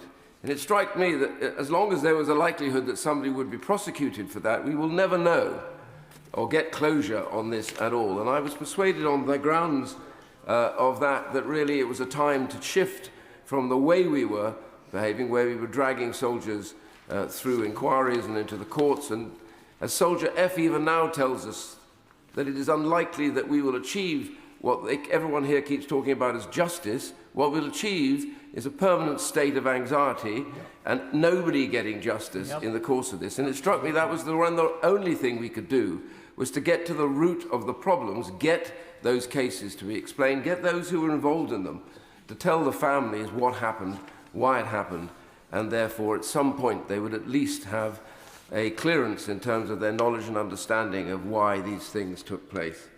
I wish we knew where he lay, if he lies at all anywhere. I wish his family knew, and there are many other soldiers in those circumstances as well as the civilians too. Terrorism and the brutality of the IRA was something appalling, and yet we are still arguing about it even today. I also take us back about a month to Norman Tebbett's funeral. Norman Tebbett, I remember when he watched the person that set the bomb and blew the ground at Brighton up, he watched as he walked free. And I remember him saying to me afterwards, he said, it was the worst moment in my life. I went through all of this, I had injuries. He said, because this man went free because we had to get peace in Northern Ireland, but my wife will never be free because she is immobilized for the rest of her life, and I have to live with that with her. We are both trapped in what happened in those seconds at the bombing. I think for his sake and for everything else, he recognised finally, horrible as it was, that there was a necessary compromise to be made. And all I simply say, the attacks on the previous legislation forget that this was about trying to get truth and reconciliation and learning from other countries like South Africa, difficult and problematic as it is. I simply say to the government, there are major faults in this legislation, and I hope that the Secretary of State will respect the fact that amendments will be made and he will accept many of them. David Smith. Thank you, Speaker. Just over 20 years ago in my red Vauxhall Corsa, I rounded the bend at the bottom of the Woodstock Road, Belfast, and drove straight into the pregnant pause in the middle of a riot. To my left, a baying mob of young East Belfast men, and to my right, a baying mob of young men from the Short Strand. They were being kept apart by a British Army unit gathered around a group of armoured Land Rovers. As I buzzed my window down, I heard a crunch as my tyres passed over the bricks and debris. And the worry must have been written across my face. You see, Madam Deputy Speaker, the pause in that moment was pregnant in more ways than one. Above all, because my heavily pregnant wife sitting next to me in the passenger seat, managing her contractions with breathing exercises, as I told the nearest soldier of our need to get to the hospital on the other side of town and, crucially, on the other side of the road. In that brief moment of relative calm, the soldier made a split-second decision and waved us through. I didn't need further invitation. And before long, we were safe in the maternity wing of the Belfast Royal Hospital. Later that day, our first child, our daughter, was born, and we've called her our Belle of Belfast City ever since. Madam Deputy Speaker, I'll always be thankful for that soldier's decision, but even more so that he and his colleagues were there that day to keep us safe in the first place. I'd moved to Belfast 4 years earlier to begin my first proper job, running the Presbyterian Church in Ireland's first ever youth peace and reconciliation programme. It was in this new job in a new city in what seemed like a new Northern Ireland just 3 years after the Good Friday Agreement. And it was a hopeful time. There was an appetite from the vast majority of the population to enter a new and peaceful era for that wee country. There was also a realisation that the horrors of the Troubles had to be processed and dealt with. Yes, by the individuals directly impacted, but also Northern Irish society as a whole. And yet here we are, 20 years on from that moment, still talking about making a serious start on dealing with the legacy of the Troubles. Madam Deputy Speaker, I can say with confidence that the Legacy Act didn't do that. It didn't help with that legacy. It meant that 200 military families, for example, were left in limbo, unable to pursue the truth of what happened to their loved ones. Families like that, Mo Norton, whose brother Terence Griffin was killed in the M62 bus bombing in 1974, and who said, and I quote, "That morning, everything changed. 12 lives were lost, including children. Our family was shattered. There was no warning, no chance to say goodbye, just silence, and then years of unanswered questions. I need to know that Terence's death has been fully investigated. I don't think it has been properly investigated in the past." Madam Deputy Speaker, honourable soldiers follow the law and are glad to do so. And that's what made my grandpa a good soldier and what makes the British Armed Forces its outstanding reputation. As strange as it may sound, though, I'm pleased that we're debating the Northern Ireland Troubles Bill here today. Today represents the possibility of a huge step forward. I believe in the bonds of these islands that we share. That's why I'm a unionist. But I think our relationship with the Republic of Ireland matters deeply. And the joint framework of the Irish and UK governments states that the governments recognise that legacy must be addressed across these islands as a whole. I welcome that. Our challenge, Madam Deputy Speaker, is that we need to hold on to reconciliation. Reconciliation is only mentioned once in this bill. And we must hold on to the principle. You see, it's hard, obviously, reconciliation. No one in Northern Ireland came out of the Troubles completely untouched, and the pain can twist down the generations. Truth alone isn't enough for a community to reconcile. There must be trust, a resetting of our relationship, and that doesn't happen without acknowledgement, without memorialisation, and even in some cases without repentance. We need community spaces, moments and symbols which do that. We know that no one can make anyone reconcile, and a government certainly can't. But at the same time, governments have the resources, the convening power, the cross-cutting responsibilities to empower and enable these moments, spaces and symbols that can foster social reconciliation. We saw that in the late Queen's visit to Dublin Castle. So I welcome that commitment.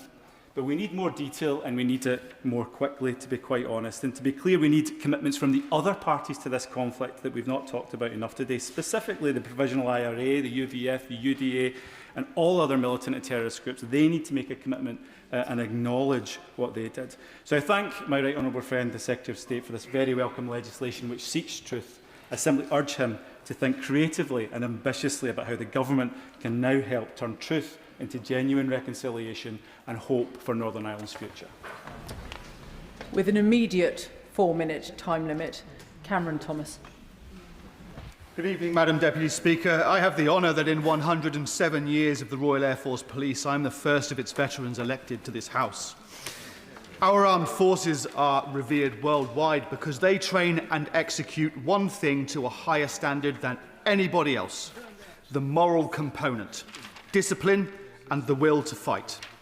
Without these two principles, an effective fighting force descends into what we see from the Russian military in Ukraine: the extrajudicial killing of civilians, soldiers motivated not by an objective but by fear of their own colleagues and commanders, and the routine humiliation, torture and murder of their own colleagues. We must hold our armed forces to a higher standard than our adversaries because they are better than those adversaries. They must be expected to act within the law. Where they act outside the law, but in good faith, they must be defended, recognising the unique pressures under which they operate. Because if there are no consequences for breaking the law whilst in uniform, then no longer would we pledge to protect our own troops from the retribution of their own commanders, from illegal orders or poor leadership, whether in Northern Ireland or Afghanistan. No longer would we stand by our statement before the world in Nuremberg 80 years ago that just following orders does not excuse war crimes.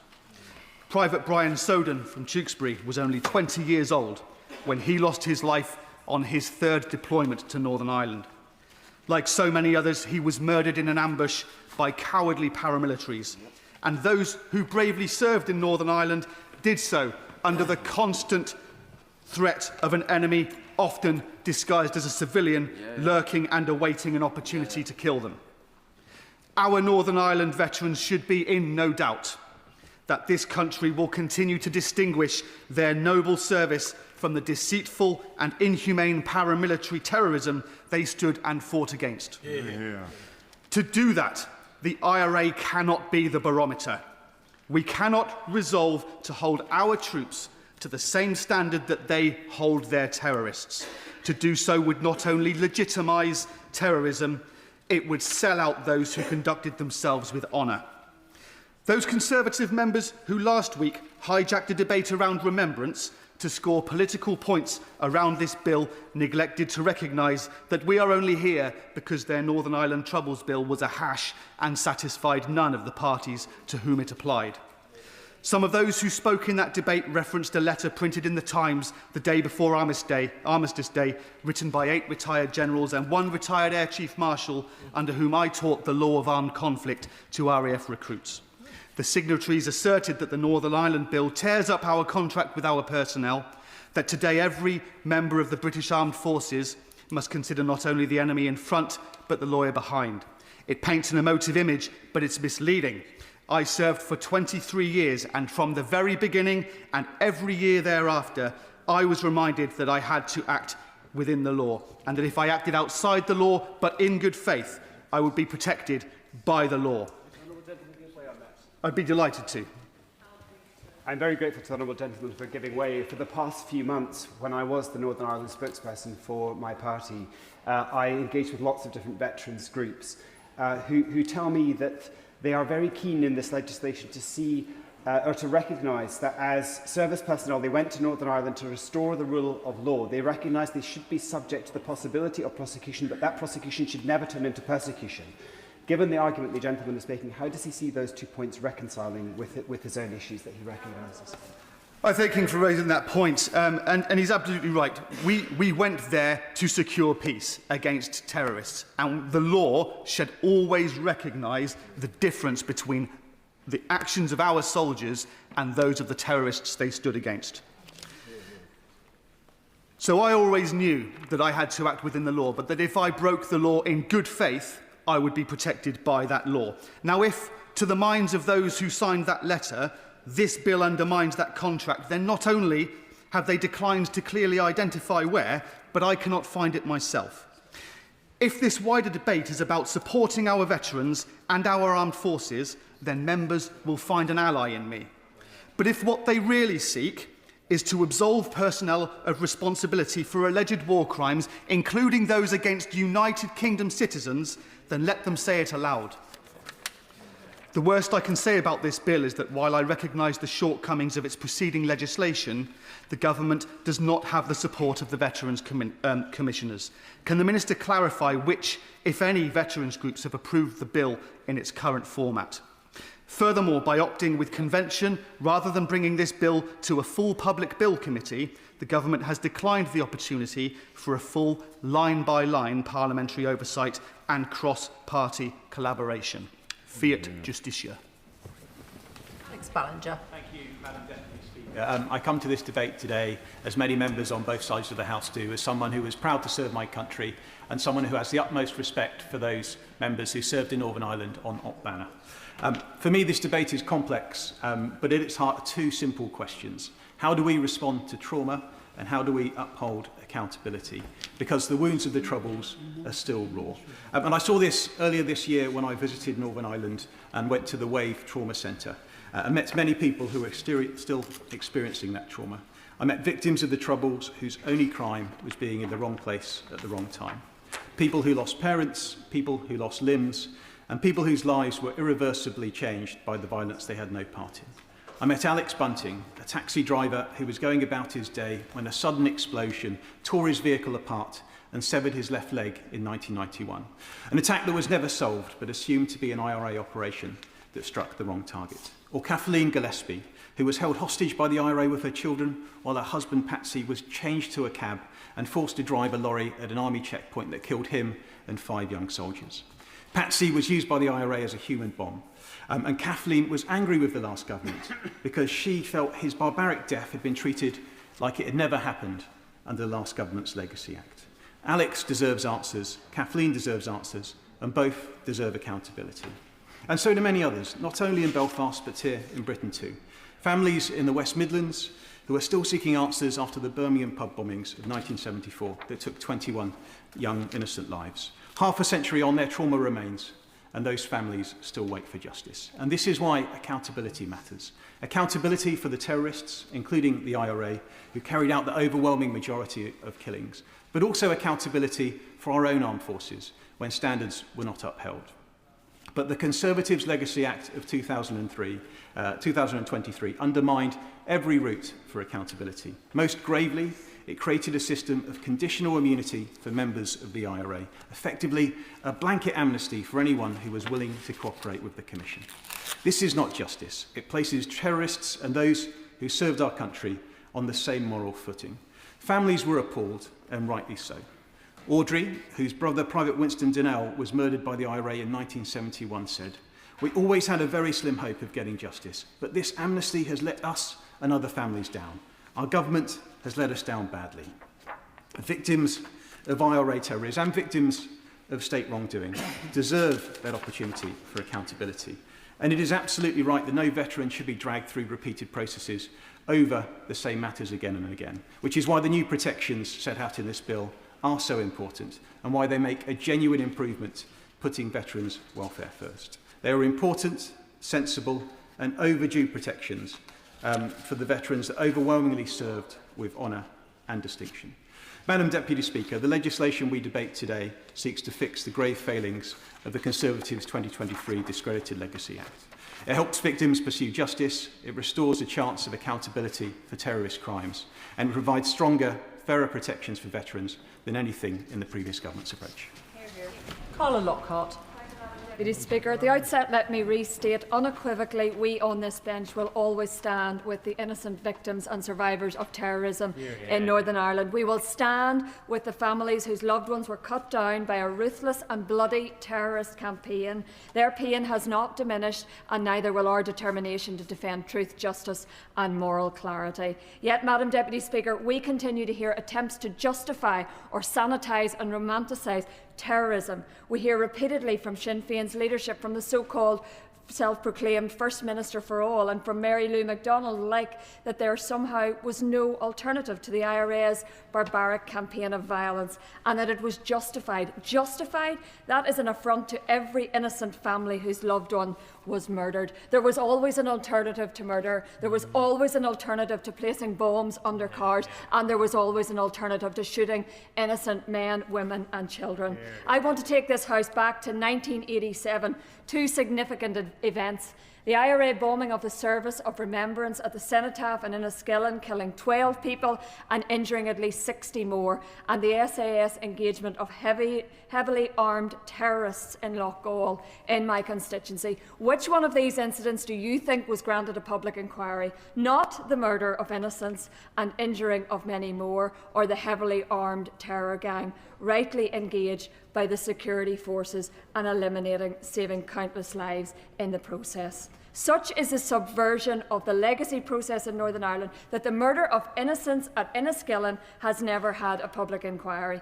In recent times, the Secretary of State visited Loughgall and heard directly from innocent victims of the IRA's East Tyrone Brigade, one of the most brutal, ruthless killing wings of the IRA. He spoke with two men whose families endured unimaginable suffering at the hands of some of the IRA's most notorious killers. Their testimonies were powerful and deeply moving. The East Tyrone Brigade were not freedom fighters. They were a heavily armed terror unit. Having already killed hundreds of innocent people, they mounted a killing operation at Loughgall, intending to obliterate any RUC officer in that station. They never paused in their murderous intent. They did not stop to give any officer an opportunity to walk away. Madam Deputy Speaker, terrorism must never be sanitised or justified. Those who defended the innocent must never be sacrificed to appease those who glorify violence.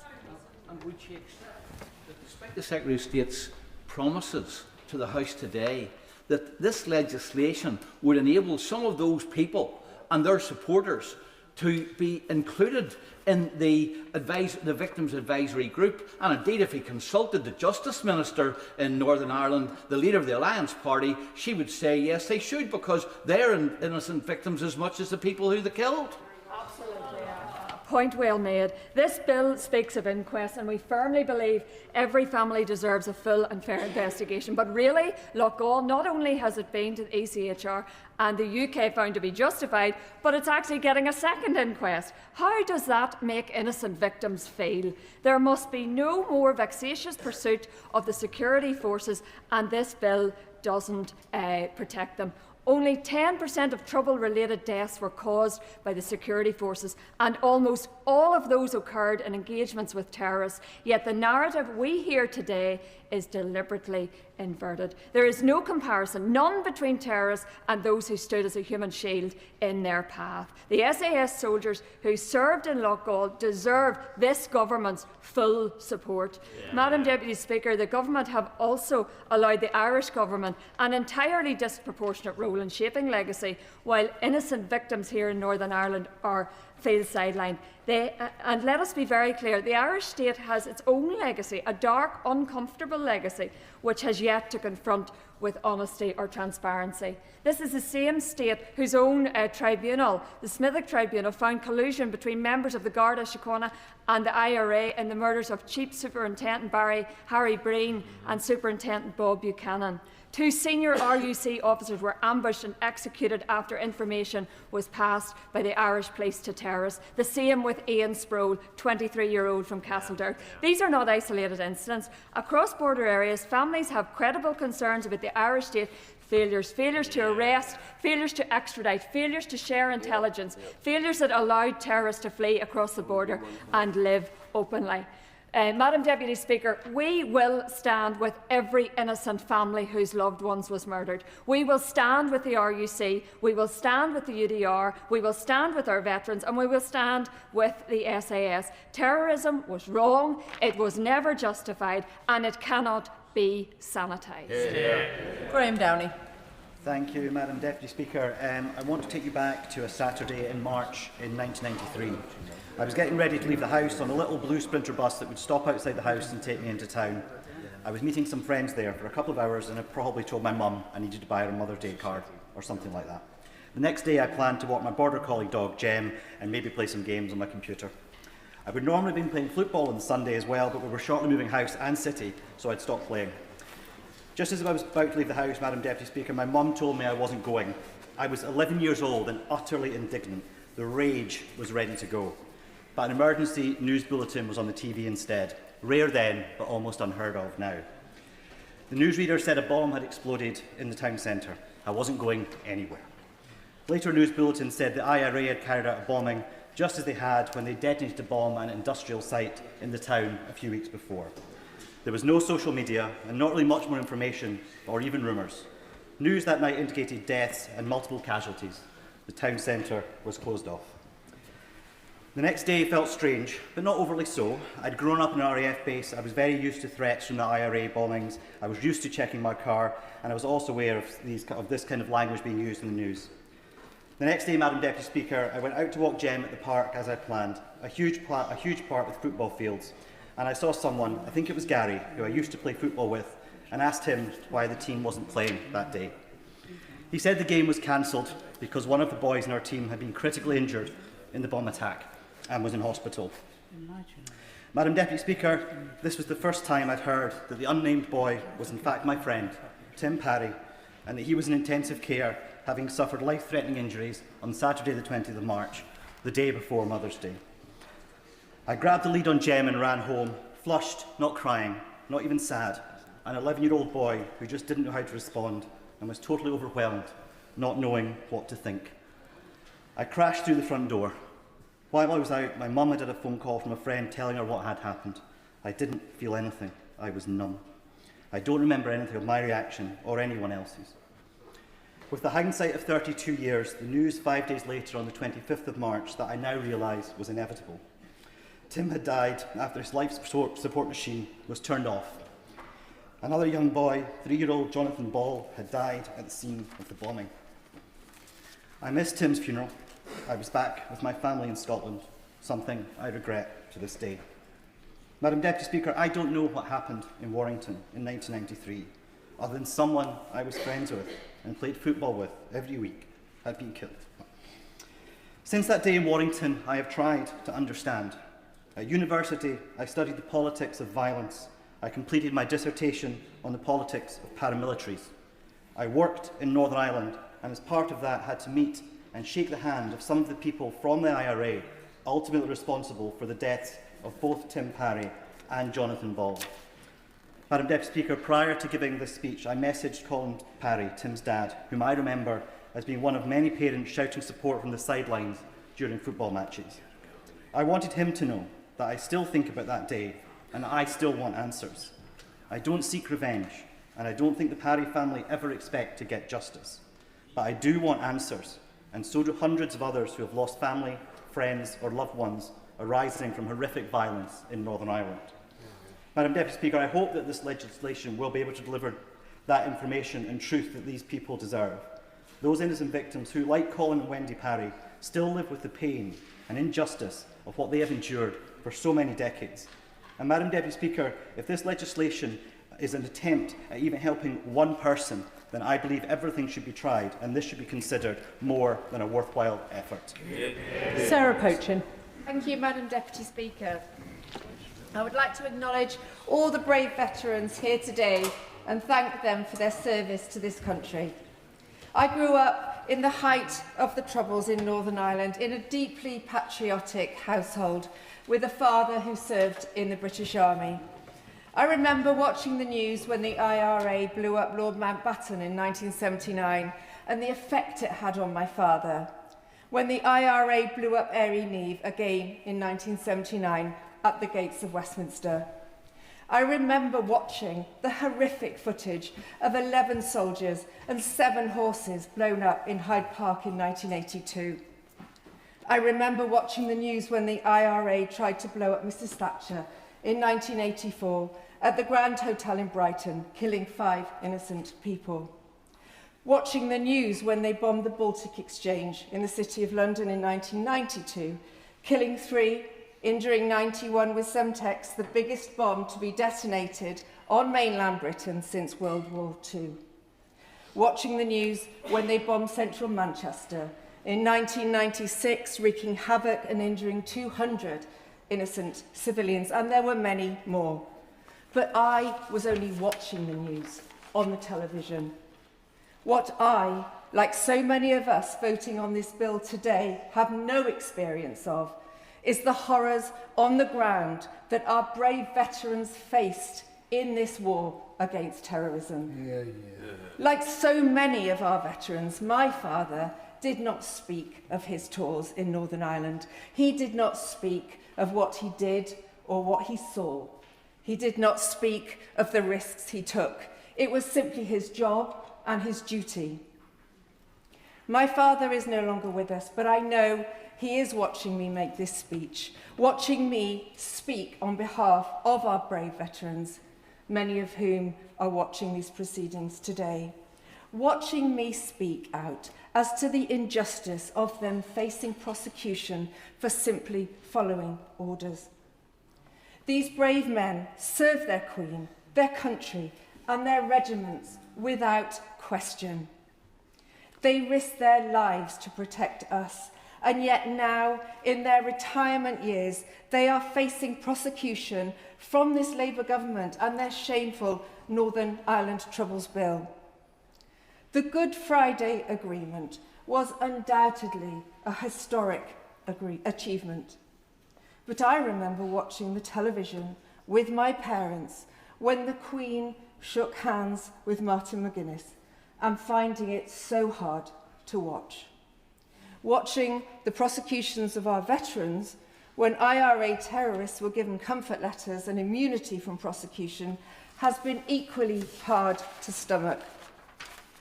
And the existence of the public coroner's court in this legislation to appease Republicans is nothing short of enabling show trials to demonise our veterans.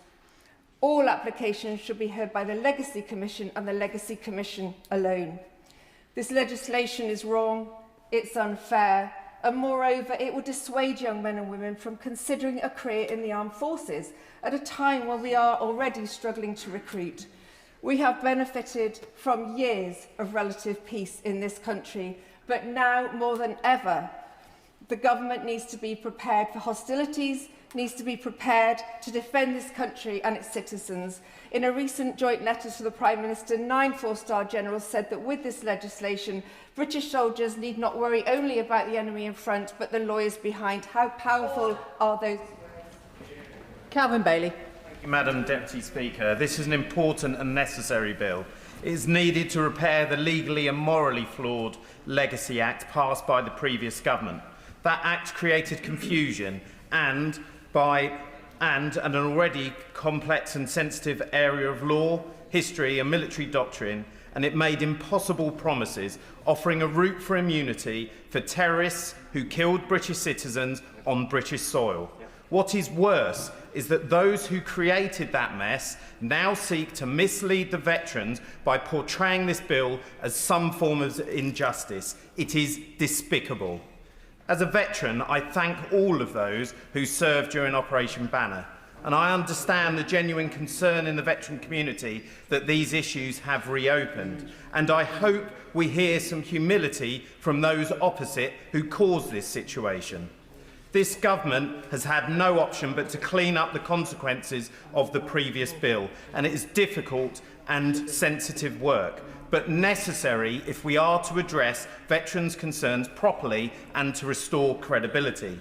That view is shared by the Veterans Commissioner for Northern Ireland, Scotland and Wales, who have recognised the constructive engagement that they have had with the ministers, and I welcome that spirit of honesty and collaboration. In that same vein, I am proud to represent the position of the Royal British Legion as the chair of the Armed Forces Parliamentary Group for the Armed Forces Community.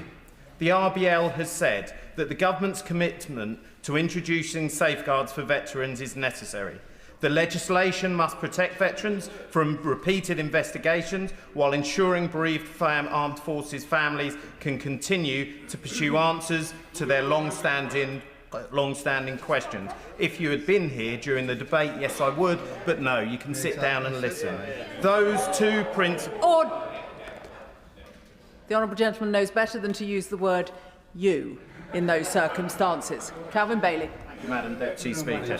Those two principles, protected from repeated investigation by giving families proper answers, must sit at the heart of this bill. And we know the previous government's act shut down investigations into the deaths of our armed forces personnel and denied answers to hundreds of families. Its conditional immunity scheme was ruled unlawful by the Northern Ireland High Court, leaving us with the need for a new and credible approach.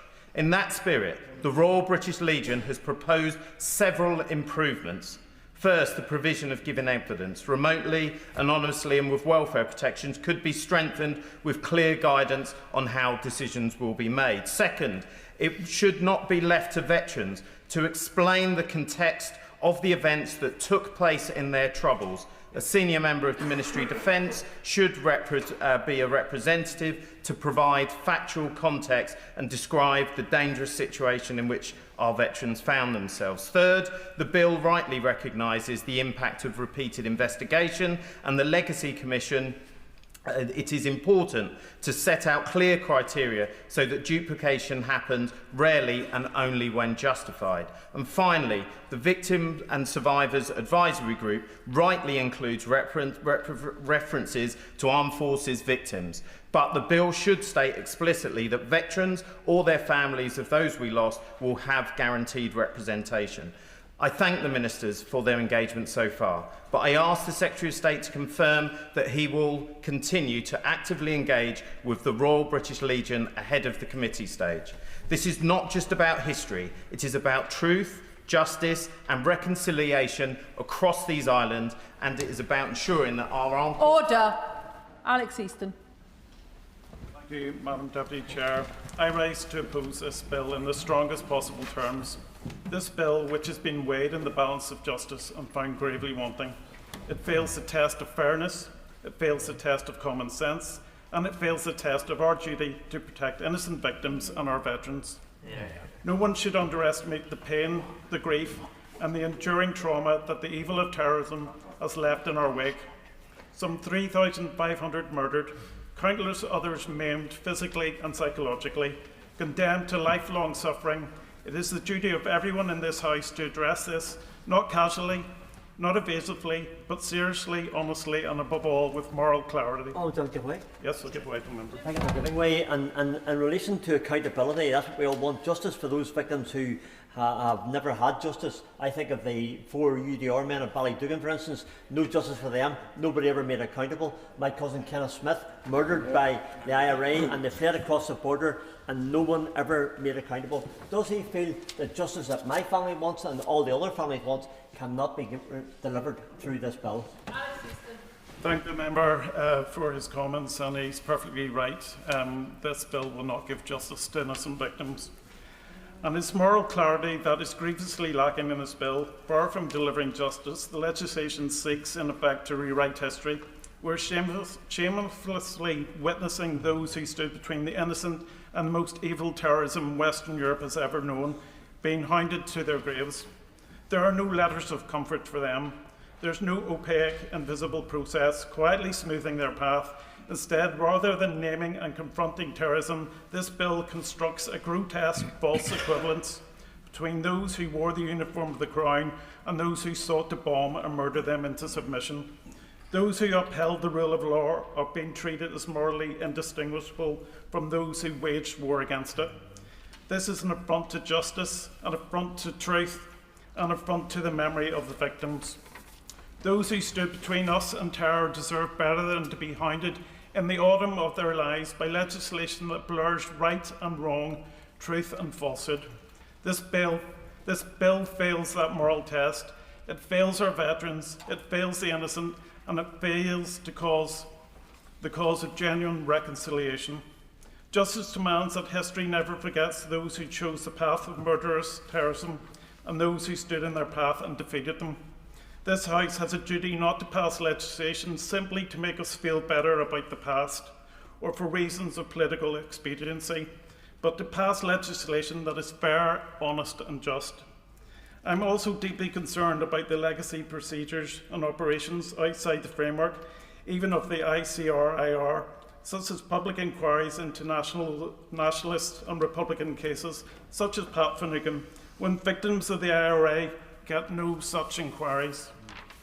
Operation Denton, which operates without any statutory framework or safeguards at all, and which has been reportedly been travelling to Dublin and disclosing UK intelligence material to campaign groups, as reported in the media last month.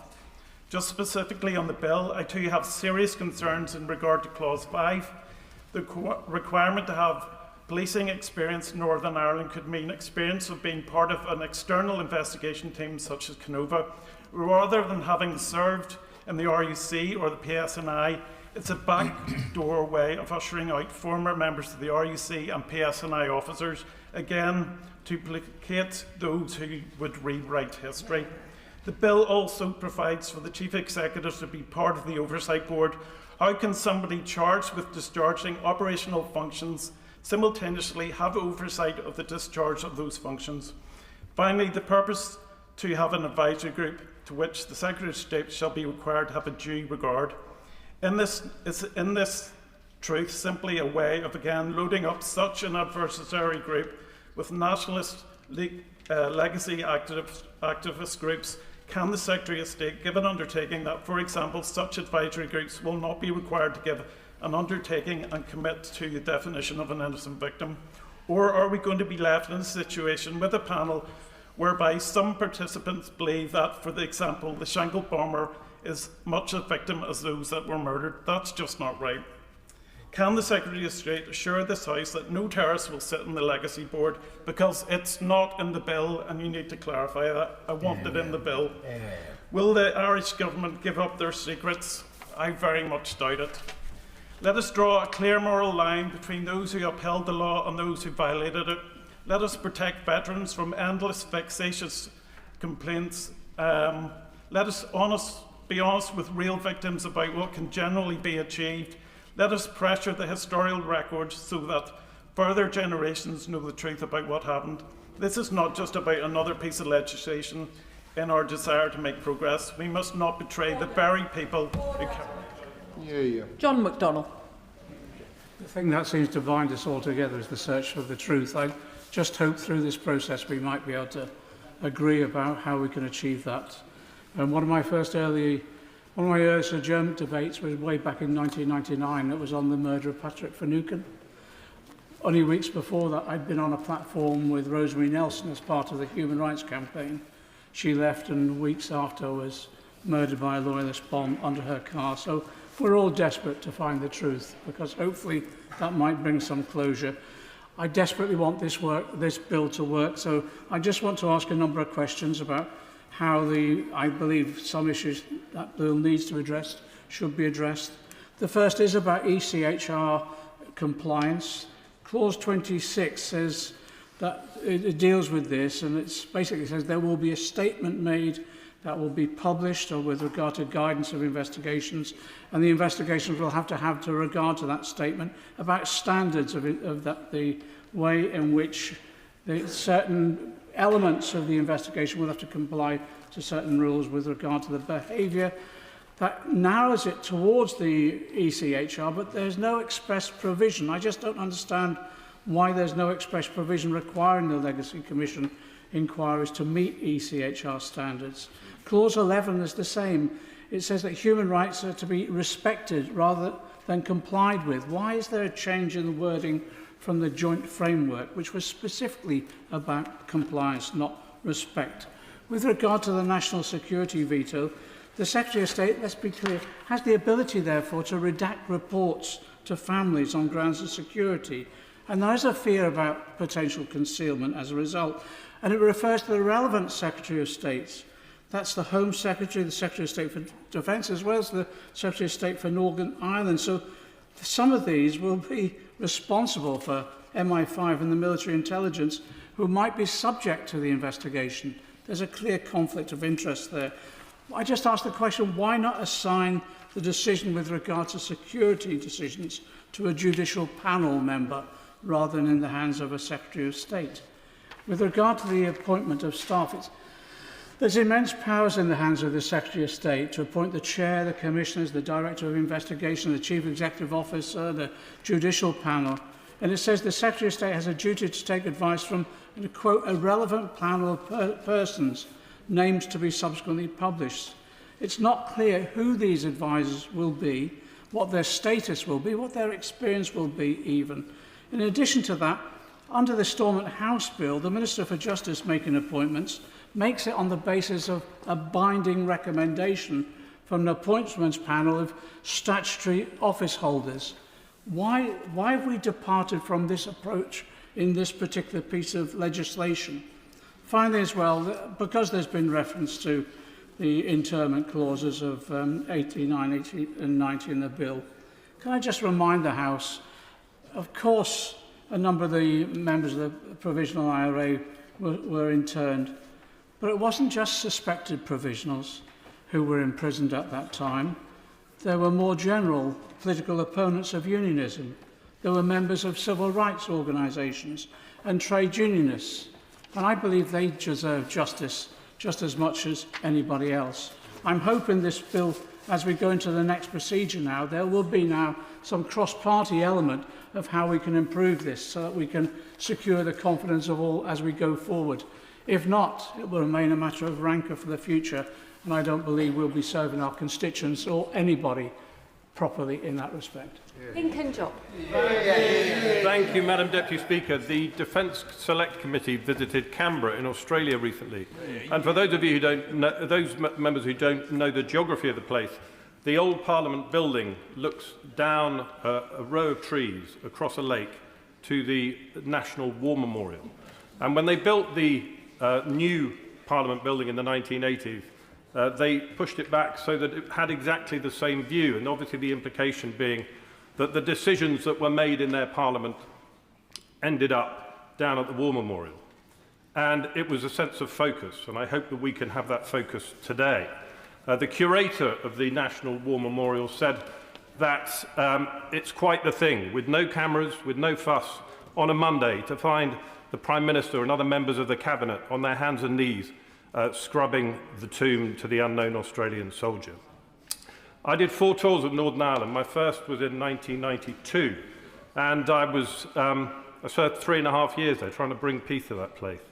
And on my first tour, in my first week, I was manning a checkpoint just by the Divis Flats. And my roadman called me over. We'd had a Hilux van drive in. And he called me over and said, "Say to the platoon commander what you've just said to me." And I looked into the driver's eyes and he said, "I've got a bomb in the back of this van." And I knew immediately that he was lying. And the reason I knew immediately he was lying was because I had no experience there, but I had been trained. And as my grandmother used to say, an ounce of experience is worth a ton of enthusiasm. And so I know that there is no one in the Cabinet with any experience in government. I know that there's no one in the Cabinet with any experience in the military. So if only we had some people with experience who could send a message to the Cabinet that what they're doing is wrong. Maybe it would be the 210,000 who in record time filled in a petition and got a Westminster Hall debate. And many of the veterans that were there today are there here, and I thank them for their presence, and I enjoyed meeting them again over in Parliament Square today. Maybe it's the 2,512 veterans I have in my Spelthorne constituency who've written to me to tell me that the government are making a mistake. Or maybe it's the 9 4-star generals who have written to the government an open letter telling the government that they are making a mistake. And I've tried to get my head around why the government so glibly is ignoring them. If 9 former chief superintendents the Chief Constables wrote to the government and said, you really need to think again.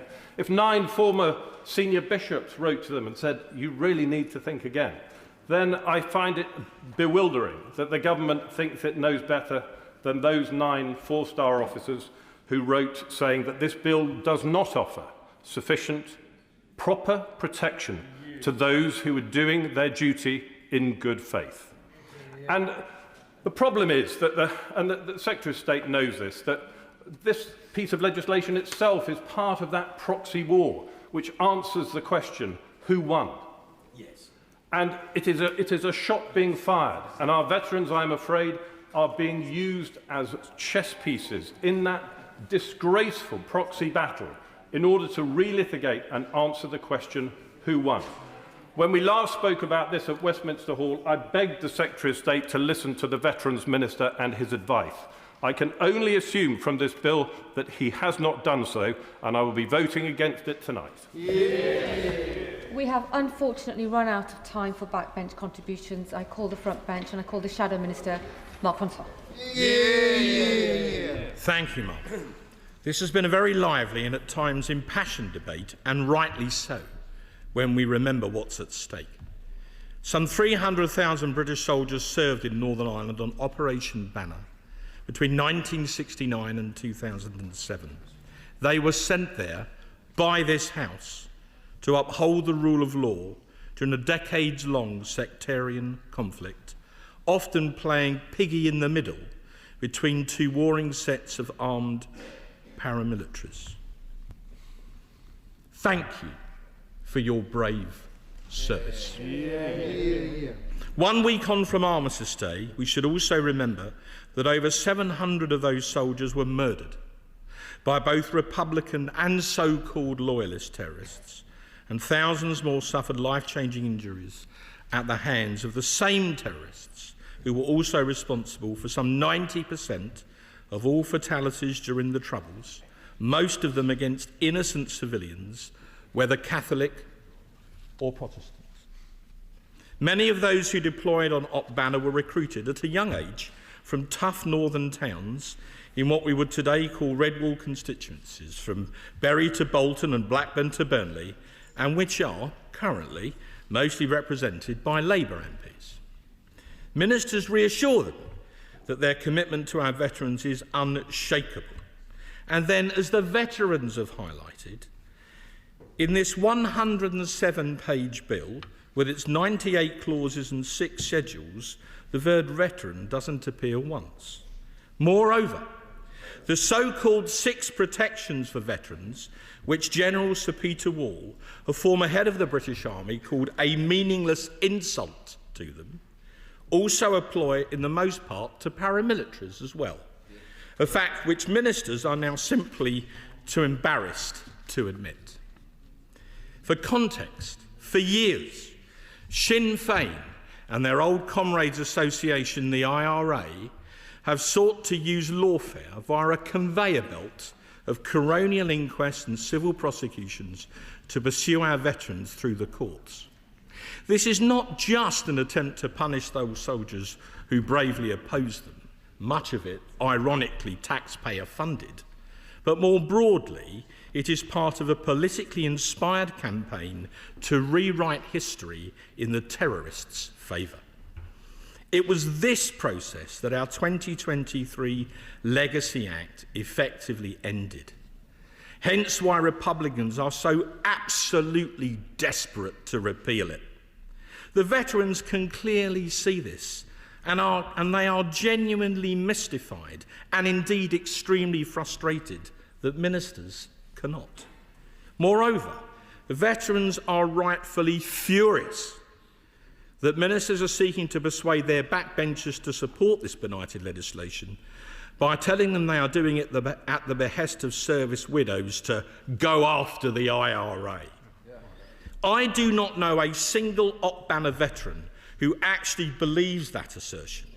And indeed, the Northern Ireland Veterans Movement has condemned it, in their words, not mine, as completely untrue. Very briefly, The truth is, the Secretary of State has said there's no equivalence between those who fought us and those who defended us. But his bill says the very opposite. Every investigation has a view to criminal prosecution. Everyone pursued will feel hounded because they will be hounded. I read the bill again very carefully on Sunday. Parts 3, 4 and 5 are that conveyor belt I was speaking about in very clear terms. However, for those who still believe ministers' claims, here are why they are simply untenable. Firstly, because unlike our veterans who were never given letters of comfort by the Blair government, hundreds of paramilitaries were. And before anyone says, oh, those letters have no legal validity, tell that to the families of the 4 soldiers killed in 1982 and 7 horses by the alleged Hyde Park bomber John Downey, whose subsequent murder trial at the Old Bailey in 2014 collapsed when he produced his letter in court and the judge promptly abandoned the proceedings. Indeed, that is how the existence of these hitherto secret letters, at the insistence of Gerry Adams, even came to light. Secondly, because unlike the British state, there is no IRA records office to conveniently trawl through in order to seek files and dossiers to help bring multiple cases to court.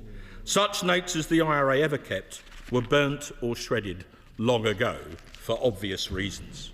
Thirdly, after the recent acquittal of Soldier F, when Judge Lynch KC, in a 2-hour judgment, said the evidence from 53 years ago was, his phrase, well short of the standard required for a successful prosecution, the Northern Ireland Secretary himself admitted in the House on the 3rd of November that it is vanishingly difficult to obtain convictions all these years on. So even he knows it's not credible either. Yet for the veterans, it's the process itself, the sword of Damocles hanging over their heads, often for years, often without remorse, which is the punishment as much as the eventual outcome itself. Fourthly, and crucially, because under the post-Good Friday Agreement, under the post-Good Friday Agreement's Northern Ireland Sentencing Act 1998, which this Act does nothing to repeal, even if an alleged IRA paramilitary could be arrested, charged and successfully prosecuted many years on, and even if their likely letter of comfort was discarded, and even if they were somehow eventually convicted, the most they could serve, even for the murder of one of those soldiers, would be 2 years. And that's before they're given early release. And lastly, and most powerfully of all, the wives themselves have decried it. Helen Kelly, the wife of 2-para soldier Ned Kelly, brutally injured by a bomb on Op Banner in 1994, 4 years before the Good Friday Agreement, said this yesterday about the government's plans. These are her words. If Labour think I will be given closure, that's a load of rubbish. This is opening up old wounds and setting anxiety off in families for whom this has never ended. Labour can't hide behind us military wives saying we'll get closure, because we won't. It needs to remain in the past, stopping the tit for tat. We're the forgotten ones still living out that nightmare. And what about the operational effects on recruitment and retention in today's army? Our armed forces already have more people leaving than joining, and this revival of lawfare will make that worse. Bluntly, fewer people will sign up and more will leave, especially among our special forces, which is a gift to our enemies and a worry to our friends. Indeed, General Lord Dannett, another former CGS, said recently, if potential recruits to our armed forces do not believe that their government will stand by them when performing their duties in a lawful manner, then why risk joining at all? And just last week, in an unprecedented move in my 24 years in this House, 9 very senior officers, including 3 previous heads of the British Army, Generals Carlton, Smith, Sanders and Wall, wrote an open letter to the Times heavily criticising the government's proposals in this associated bill, which they powerfully describe as a direct threat to national security. If time permitted, I could read out literally dozens of quotes from more generals to commanding officers and a former regimental sergeant major of the SAS, down to junior NCOs, all of them criticising Labour's proposals and their adverse effect on our armed forces, whether past, present or future. And yet still, the Northern Ireland Secretary knows better than all of them, and he ploughs on regardless. And then when our elderly veterans, some of them now in their 80s, some of them in failing health, some of them even literally Chelsea pensioners, for goodness sake, end up in court again, perhaps as early as next year, who do they think the public are then going to believe? That's why even prominent Labour figures are now breaking ranks to tell the government to change course. Lord West, the former Labour Security Minister, has publicly cautioned ministers over Labour's proposals, and Lord Glassman, founder and chairman of Blue Labour, recently said of Labour's legacy plan, we must reverse it as soon as possible. The Royal British Legions expressed their concerns about this bill and its effect on veterans, as have Help for Heroes and the 3 Veterans Commissioners as well. This is a virtually friendless bill.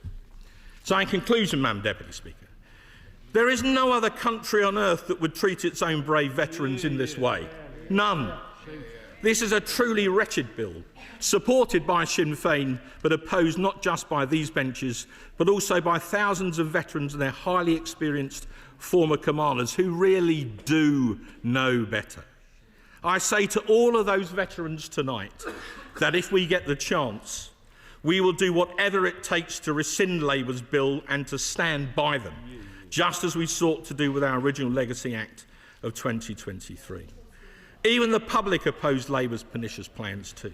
A parliamentary petition just referred to, entitled Protect Northern Ireland Veterans from Prosecution, has amassed over 1/5 signatures, which led to a heated debate in Westminster Hall. The sketch writer Quentin Lett said he had never seen Westminster Hall so packed before, and neither had I. The division lists last forever, and certainly until the next genuine general election. So I would genuinely caution Labour backbenchers not to be seduced by the blandishments of the whips. I should know, I used to be one. Into following their ministers blithely, who I believe are acting akin to Lenin's wise fools, and helping to revive Sinn Féin's vile campaign of lawfare against the British Army. So when all is said and done, it's a very straightforward choice this evening, a matter not of micro-detail but of principle. So it's the no lobby to stand with our veterans, with Private Tommy Atkins, without whose brave service there would never have been any Good Friday peace agreement in the first place. Or it's the I lobby for two-tier justice, for lawfare, for years, and largely at taxpayers' expense, against our own troops who had the courage to deploy to Northern Ireland and oppose the terrorists in the first place. Or put another way, when the bells ring in a few minutes, and for the avoidance of doubt, we stand foursquare with our veterans. Who now will stand with us? I call the Minister Matthew Patrick. Thank you, Madam Deputy Speaker. It's a real pleasure to close this second reading debate for the Government, and I'd like to thank all honourable and right honourable members who have contributed. Madam Deputy Speaker, I would like to declare an interest. Members should be aware of my declaration on the list of Ministers' interests, where I have flagged that 2 of my family members work for the Independent Commission for Reconciliation and Information Recovery. Madam Deputy Speaker, today's debate has been powerful to listen to. Many honourable and right honourable members have raised important points and asked important questions. In the time available to me, I will try to address as many of those points as I can. For any specific points I am not able to address in time, I will write to members. Madam Deputy Speaker, I'd like to start my remarks with enormous thanks to the veterans who served us in Operation Banner. As other members have powerfully described, serving in intolerable conditions, standing in harm's way to protect life. Quite simply, our armed forces are the best of us. And I would like to thank those who served in the police, a job of enormous difficulty that brave men and women set out to do with distinction. We owe a particular duty of care to those who served our nation. And there will never be equivalence between our armed forces and police service and the terrorists who set out to cause death and destruction. Madam Deputy Speaker, as the Secretary of State has set out, this bill is about helping people to get answers.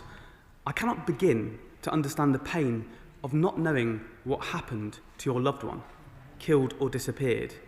I can only imagine that the need for an answer, to know what really happened, never fades. I won't take interventions, I'm very short on time. The Right Honourable Member for Tonbridge said this legislation will reopen wounds. I believe they never closed. I've sat with families who simply want to know what happened to their loved one. More than 3,500 people were killed during the Troubles. Madam Deputy Speaker, the Good Friday Agreement recognised it was essential to address and acknowledge the suffering of victims and survivors. It is our collective duty to deliver on this remaining Good Friday Agreement commitment. And if through this process those relatives can be supported to get answers, then we will have met that duty. There are many things the last Labour government achieved that I am proud of. And as the member for Runcorn and Helsby noted, the Good Friday Agreement rightly sits amongst its very finest achievements. Madam Deputy Speaker, I had a conversation with a veteran in my constituency recently who told me how important it was that we're dealing here in facts. So let's set some of those out. It is a long-standing principle in this country that decisions to prosecute are independent. Judicial independence has served our country very well for over 300 years.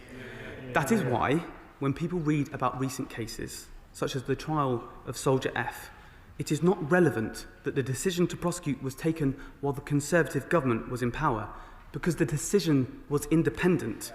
Equally, it is not relevant that Soldier F was acquitted under a Labour government, because that decision too is independent. Since 2012, there have been 25 prosecutions relating to the Troubles. Of those, the majority were for Republican terrorists. Madam Deputy Speaker, there are 9 live prosecutions live today relating to the Troubles. One ongoing prosecution relates to the conduct of the British Army. Again, the decision to prosecute was taken under the Conservative government. Under, not by, because they are rightly independent decisions. Turning to the reasoned amendment, I urge the House to reject it. The amendment, among other things, suggests that removing conditional immunity will lead to veterans being dragged before the courts. It is not true. Their failed immunity scheme, which would also have applied to IRA terrorists, was never commenced. All it did was offer a false promise which could never be delivered. Because this amendment is based on such fundamental misunderstanding about the bill and the way our prosecution system works, I urge the House to reject it today. Turning to veterans, which was raised by a number of honourable members, the government's commitment to Operation Banner veterans is unshakable. We must not forget that over 1,000 armed forces families lost loved ones during the Troubles, and that over 200 investigations into the deaths of armed forces personnel and veterans were shut down by the last government's failed Legacy Act. In the search for answers, they, as much as any family, deserve a fair, proportionate and transparent system.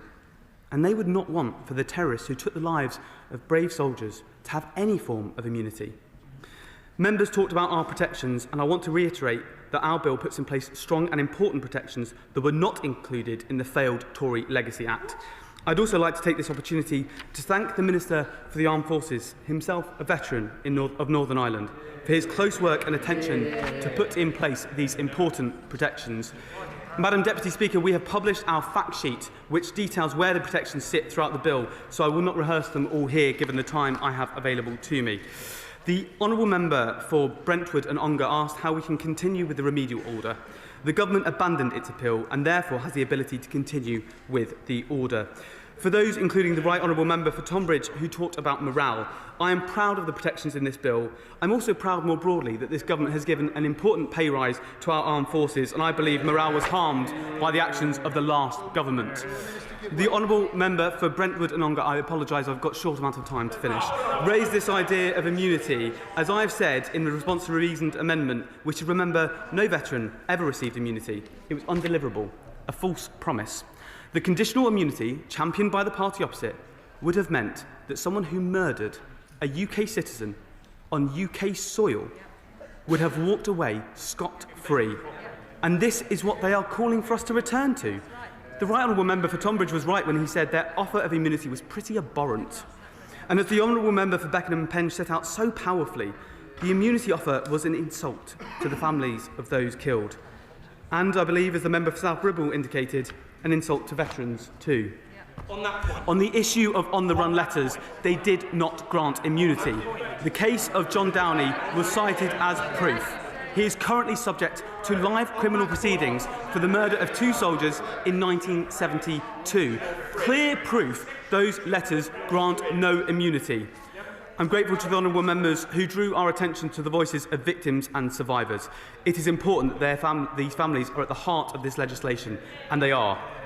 In order to ensure that we increase the confidence in the new Legacy Commission and enable more families to come forward, that is why we are significantly reforming it through this legislation. The Honourable Member for Gower, the Chair of the Select Committee, asked about the definition of family members. We believe we have the definition right and proportionate set out in Clause 93. Clause 8 sets up a Victim and Survivors Advisory Group, which is designed to ensure that the voices of victims and survivors are heard. On the issue of who will be appointed to that group, which was raised by many colleagues, including members for Belfast East and Wimbledon, it is absolutely vital that this group can command confidence, and this government will therefore not appoint anyone who has previously been involved in paramilitary activity to this group. That is a clear commitment made by my right honourable friend from this dispatch box. A number of honourable members across the House have raised issues with prosecutions. Let me be really clear on this important point. As I set out in my opening remarks, decisions to prosecute are independent. Our judiciary is independent. I disagree with those members who claim prosecutions are vexatious or political. Madam Deputy Speaker, turning to the issue of inquest, I do not have time. Turning to the issue of inquest, which has been raised by honourable members, as the government has long committed to, Clause 84 makes it clear that a small number of inquests that have been halted by the Legacy Act will be able to proceed. Inquests that had not commenced hearings before the Legacy Act will be subject to an assessment by the Solicitor General based on statutory criteria to determine whether they will be most effectively progressed in the Legacy Commission or the coronial system. This position reflects the significant role that a reformed Legacy Commission can play in achieving outcomes for families, particularly given its far greater capacity to handle sensitive information when compared to an inquest. I've stated I have a very short amount of time, and I want to address as many of the points as I am able. A number of honourable members, including the honourable member for Brentwood and Ongar and the member for Belfast East, raised the commitments by the Irish Government and the role that they will play. The clear commitment of the Irish Government to provide the fullest possible cooperation with the Legacy Commission will help provide many more families with an opportunity to obtain information they have long sought. This partnership represents 2 governments coming together, each making sovereign commitments and promising to carry them out in their own jurisdictions. I believe that the Irish Government will honour the promises they have made. The agreement has been signed in good faith, and we are each committed to do what we promised to do, independently in our parliaments. Madam Deputy Speaker, in the interest of time, I'd like to conclude my remarks. I am grateful to all honourable and right honourable members who have contributed to this debate. I know we will continue this debate as the bill progresses. And as we do, I know we will hold in the forefront of our minds who this is all for. For victims and their families right across the United Kingdom. For all those who bravely served us in intolerable conditions. For Northern Ireland and its future. Madam Deputy Speaker, I commend this bill to the House.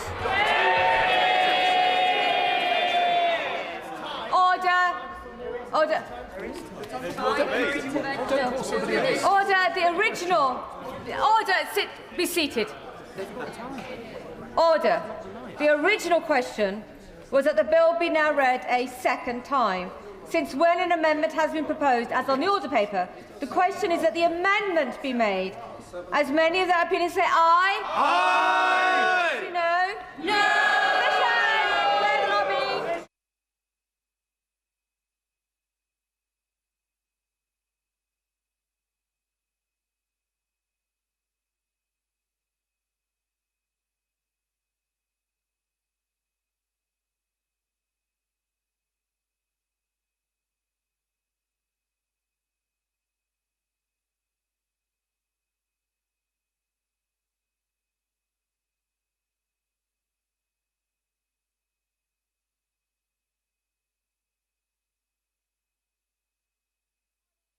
Colleagues should notice that I'm on my feet and they should be seated. Quickly seated.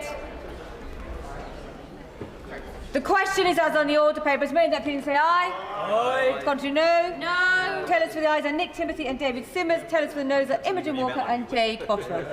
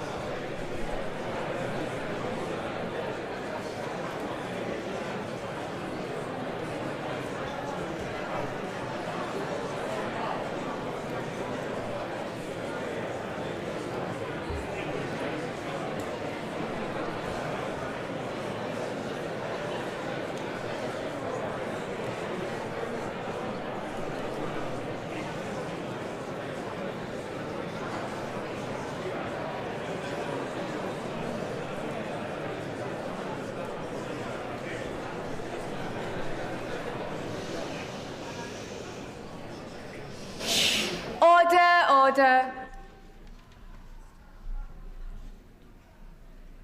The ayes to the right, 165.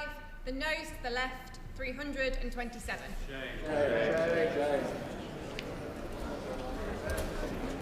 The ayes to the right, 165. The noes to the left, 327. So the noes have it. The noes have it. Unlock.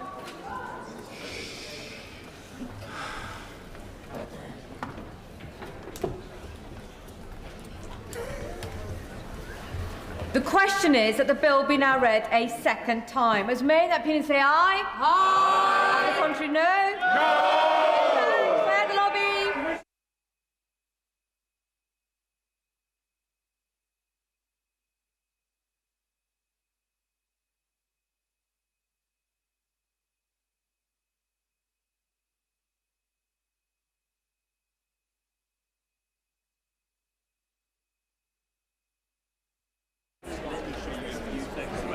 Colleagues paying attention will have noticed that I'm on my feet and they should be seated.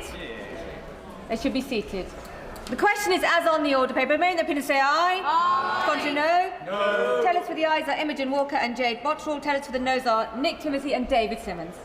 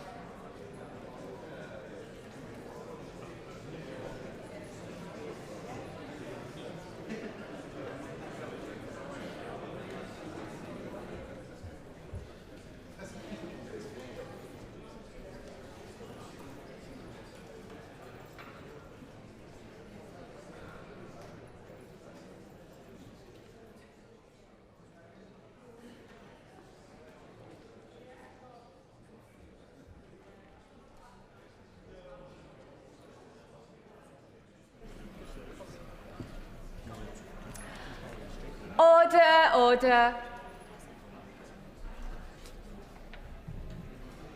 The ayes to the right, 320. The noes to the left, 105.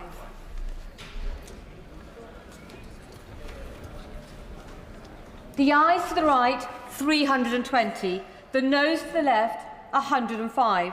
So the ayes have it, the ayes have it. Unlock.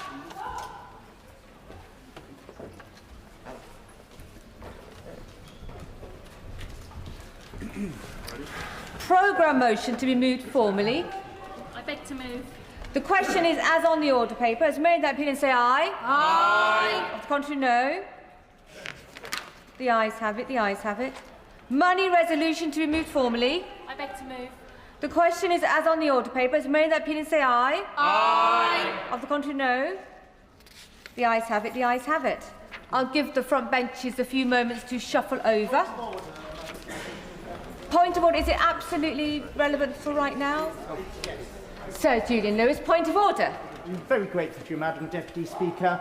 Can you tell me, is there any way within the rules of order that I can draw attention to the way in which the junior minister, in summing up and purportedly taking part in the debate that has just ended, refused to take any interventions for lack of time, yet finished his speech with 2 minutes left to go?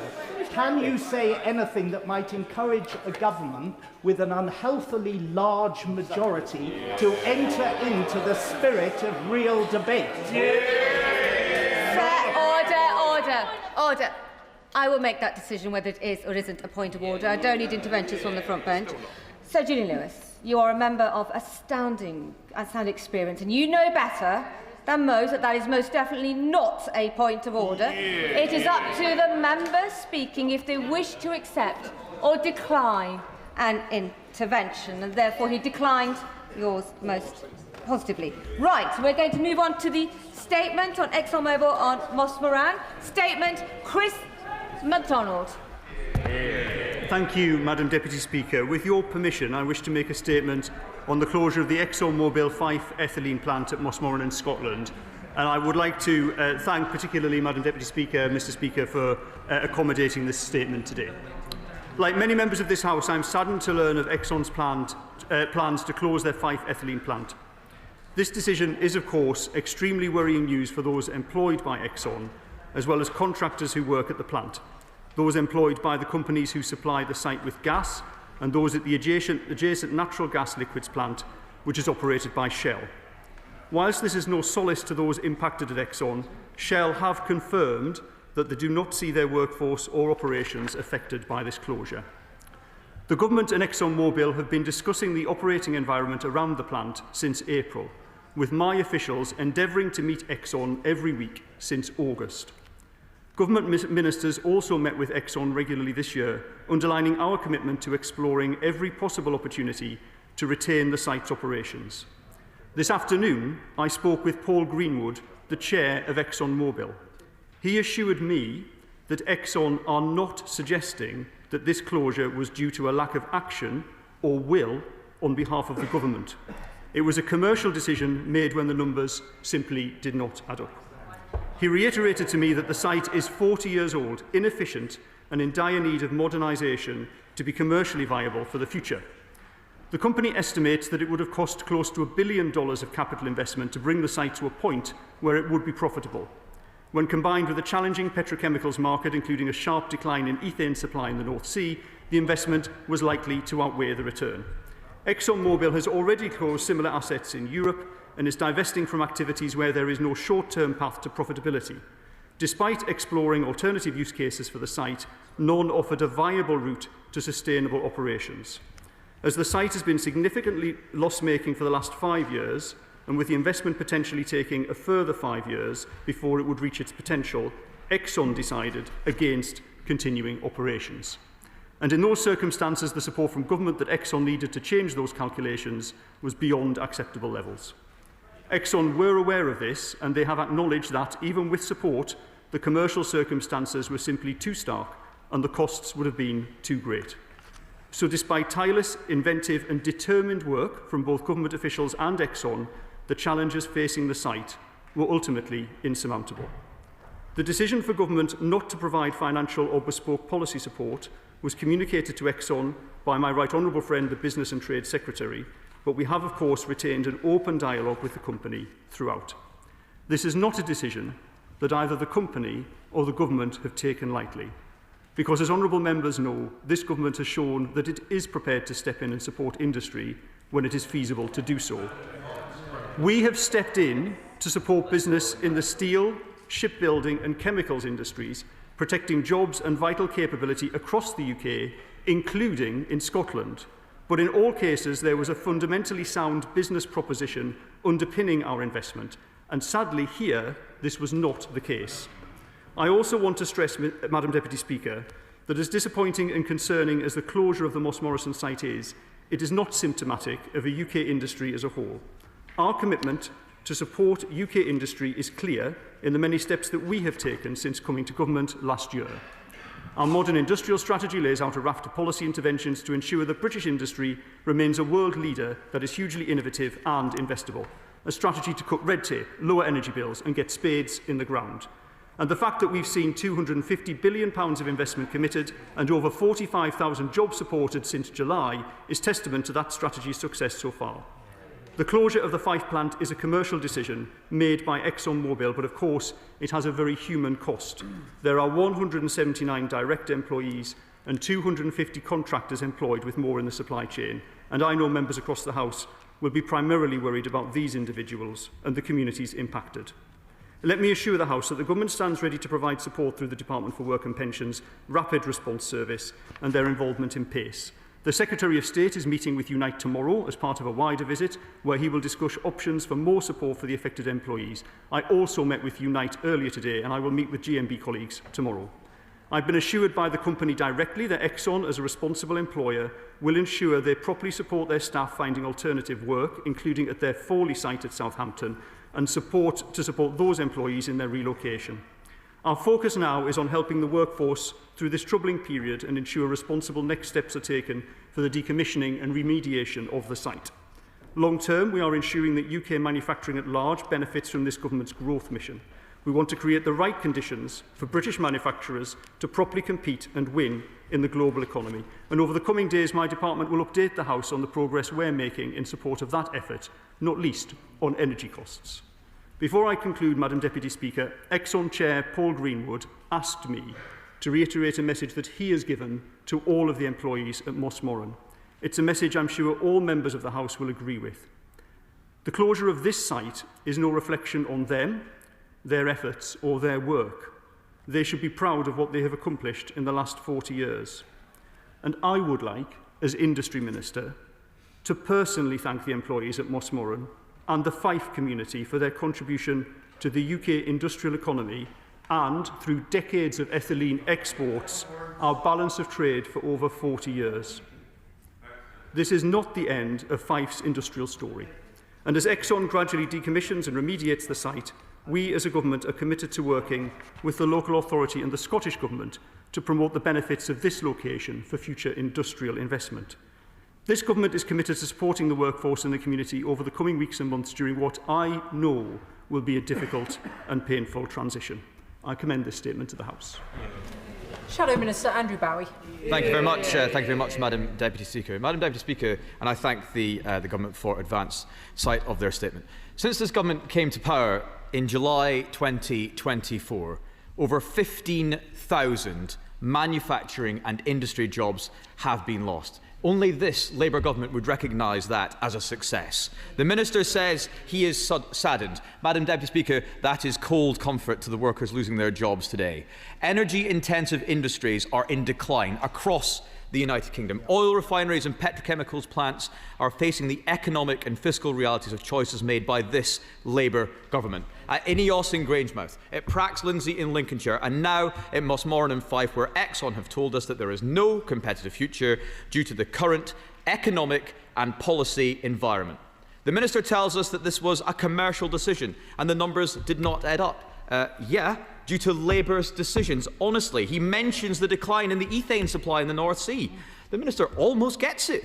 This government's destructive tax and ban policy in the North Sea has led to disinvestment and has undermined the petrochemicals industry and ability to secure low-cost ethane, damaging our energy security, detrimental to our petrochemicals industry and utterly devastating for Scottish oil and gas workers. The Labour Party simply doesn't get it. And the carbon tax, Madam Deputy Speaker, £20 million per annum for the Fife ethylene plant alone was crippling. Madam Deputy Speaker, we are suffocating industry in this country, and these are political choices. Industrial emissions are mobile. If we are decreasing our domestic carbon emissions by crushing British industry, we are simply exporting our climate obligations and increasing reliance on imports for plastics, fuel, ceramics, glass, bricks, concrete, and more. We must find a way to decarbonise without decimating our domestic industrial base. Simply forcing industry abroad does nothing to reduce global emissions. In fact, it does the opposite. The high cost of energy and this government's war on the North Sea is killing industry in this country. We simply cannot afford this Labour government. Though it is in Fife where the closure will be felt most acutely, the repercussion will reverberate across this country. For the first time since the UK invented polyethylene, we will not be manufacturing the primary component in this country. That is shameful. Industry has already warned that closures like Grangemouth, Prax, Lindsay and now Mossmoran risk forcing downstream operators to import resources at higher cost, undermining their competitiveness. It is not just 400 jobs at Mossmoran. This impact will cascade across the supply chain. This domino effect is taking place already. Altrad, Billfinger, Kafer all announced redundancies at Mossmoran when Grangemouth closed earlier this year. Allowing another major industrial plant to close sends a signal to investors that under this government, UK PLC is closed for business. We are losing domestic industrial capacity at a terrifying rate. The Minister claims this is not symptomatic of British industry as a whole, but the drumbeat of job losses and plant closures tells a very different story. He talks of support for jobs, but unemployment has risen every single month since this Labour Party took office. The closure will be felt by workers in Fife, but make no mistake, the crisis-facing industry is stamped made in Whitehall. The government has said in the House that they are ready to provide assistance to workers at Mossmoran, and yet we still lack clarity on the support for the future of Grangemouth and the status of the National Wealth Fund monies promised by the Prime Minister. Would the Minister update us on the £200 million fund for the future of Grangemouth, because they have not seen one penny spent so far. The Prime Minister's promise looks like empty words yet again. What proposals have been brought forward, and can the Minister confirm when workers will have certainty on the future of the site? This government is taxing jobs, increasing the cost of energy and driving British industry off a cliff edge. Britain cannot afford this Labour government. Frankly, Scotland cannot afford this Labour government. And I feel very sorry for the Scottish Labour MPs that have been whipped in to defend this government's position tonight. Madam Deputy Speaker, this is not a just transition. It is anything but a just transition. This is the willful deindustrialisation of the United Kingdom. They are offshoring carbon emissions and driving up reliance on imports, and British workers are paying the price. So can I ask the Minister to outline the support his department intends to provide to workers at Mossmoran and to provide an update on the National Wealth Fund monies for Grangemouth? Can I also ask the Minister whether he agrees that British industry is at a competitive disadvantage due to the crippling energy industrial costs, the job tax and the carbon tax? And will this government finally see sense and see what everybody else sees and change their policies on the North Sea? Minister. Thank you, Madam Deputy Speaker. I'd be very happy to take the opportunity to educate the Shadow Secretary about some of the issues. No, it's real, and he will soon be able to realise that. I was particularly upset, actually. I was genuinely upset when he described my words as cold words. They weren't cold. They were sincere and heartfelt. And the reason for that is because I've been in this position myself. I really wish that he and his colleagues had showed similar vigour when the steel industry in Teesside was collapsing around us, when I and my colleagues were at risk of redundancy and they stood by and left 10 days to find a new buyer for the most efficient steel plant in the country to close. And I really take his comments with a pinch of salt, because he talks about the uncompetitive business environment in the UK, This plant has been significantly loss-making for 5 years. I wonder why that is. Could it be because of the high levels of energy prices that we have as a result of the previous government's decision to tie us to international gas prices, to put us at the mercy of Vladimir Putin? We talk about a transition. He talks about the transition. I know what a terrible transition is like. I lived through that in the coalfield of County Durham. What I am ensuring, what this government is ensuring, is that the workforce in the UK, in Scotland and throughout the UK in these industries have the benefit of a proper transition. That's why we have an industrial strategy. That's why we have intervened in industry in the areas that I said. And now we come to the point of education. It's best sometimes not to take your knowledge of industry or industry in Scotland from Twitter. Because in fact, we do still have ethylene production in the UK. It's at Grangemouth. I would have thought he would have realised that. So the UK isn't without ethylene production. And actually, maybe he didn't realise none of the ethylene produced at Mossmoran was used in the UK anyway. It was exported, 100% of it, to the EU. That was why I made the point, thanking the workers locally, about their contribution to the balance of trade that we've had in the UK over so many decades. It was all exported. And finally, his point about carbon taxes. And you can debate the nuances of carbon taxes if you want to, but this plant exports all of its product to the EU. So to export it to the EU, it needs to ensure that it aligns with its market, the market in which it is, which obviously has the EU emissions trading system. If it received relief in the UK, it would have to pay that tax to the EU. Does he prefer that money comes to the UK government, or does he prefer it goes to the EU? Really, what his comment has demonstrated is he not only does not understand this plant, he doesn't understand the chemicals industry, and I really wonder whether he cares for the workers at Moss Morrison at all. Melanie Ward. Thank you, Madam Deputy Speaker. This is devastating news for all of the workers at the ExxonMobil Fife ethylene plant in Mossmoran, many of whom are my constituents. ExxonMobil must now be fully transparent and give proper clarity for the sake of all those affected. This is a company that made £25 billion in profits last year. The truth is that over the course of multiple meetings with government ministers in recent months, the company failed to come up with any viable proposals to secure the plant and the jobs there. In contrast, I have today met with Shell, who run the adjacent Fife NGL plant, and they have confirmed that the jobs there are secure for the foreseeable future. I'm in regular contact with trade union colleagues, and let me ask, earlier today both Fife Council and I called for a new task force to be set up to explore future options for the plant and provide proper support to the workforce. Will the UK Government give full support and engagement to such a task force? Yeah. Thank you, Madam Deputy Speaker. I thank my honourable friend for her question, and I believe she's absolutely right that what we need to do is focus on the workforce here. Earlier today, I sought and was given reassurances by the company in terms of the support that they will give to the workforce. Of the 179 permanent employees, their expectation is that 50 of those employees will remain in employment until at least 27-28 to support the safe decommissioning of the plant, and a further 50 will be offered relocation to their Forley plant. I've also made inquiries about apprentices as well. The specific request that she has about a task force would be usual in this situation. I absolutely support it, and I do think a new and distinctive task force is required from this plant to address the very specific areas, not only for this plant, but for the Fife community. Liberal Democrat spokesperson Susan Murray. Thank you, Madam Deputy Speaker.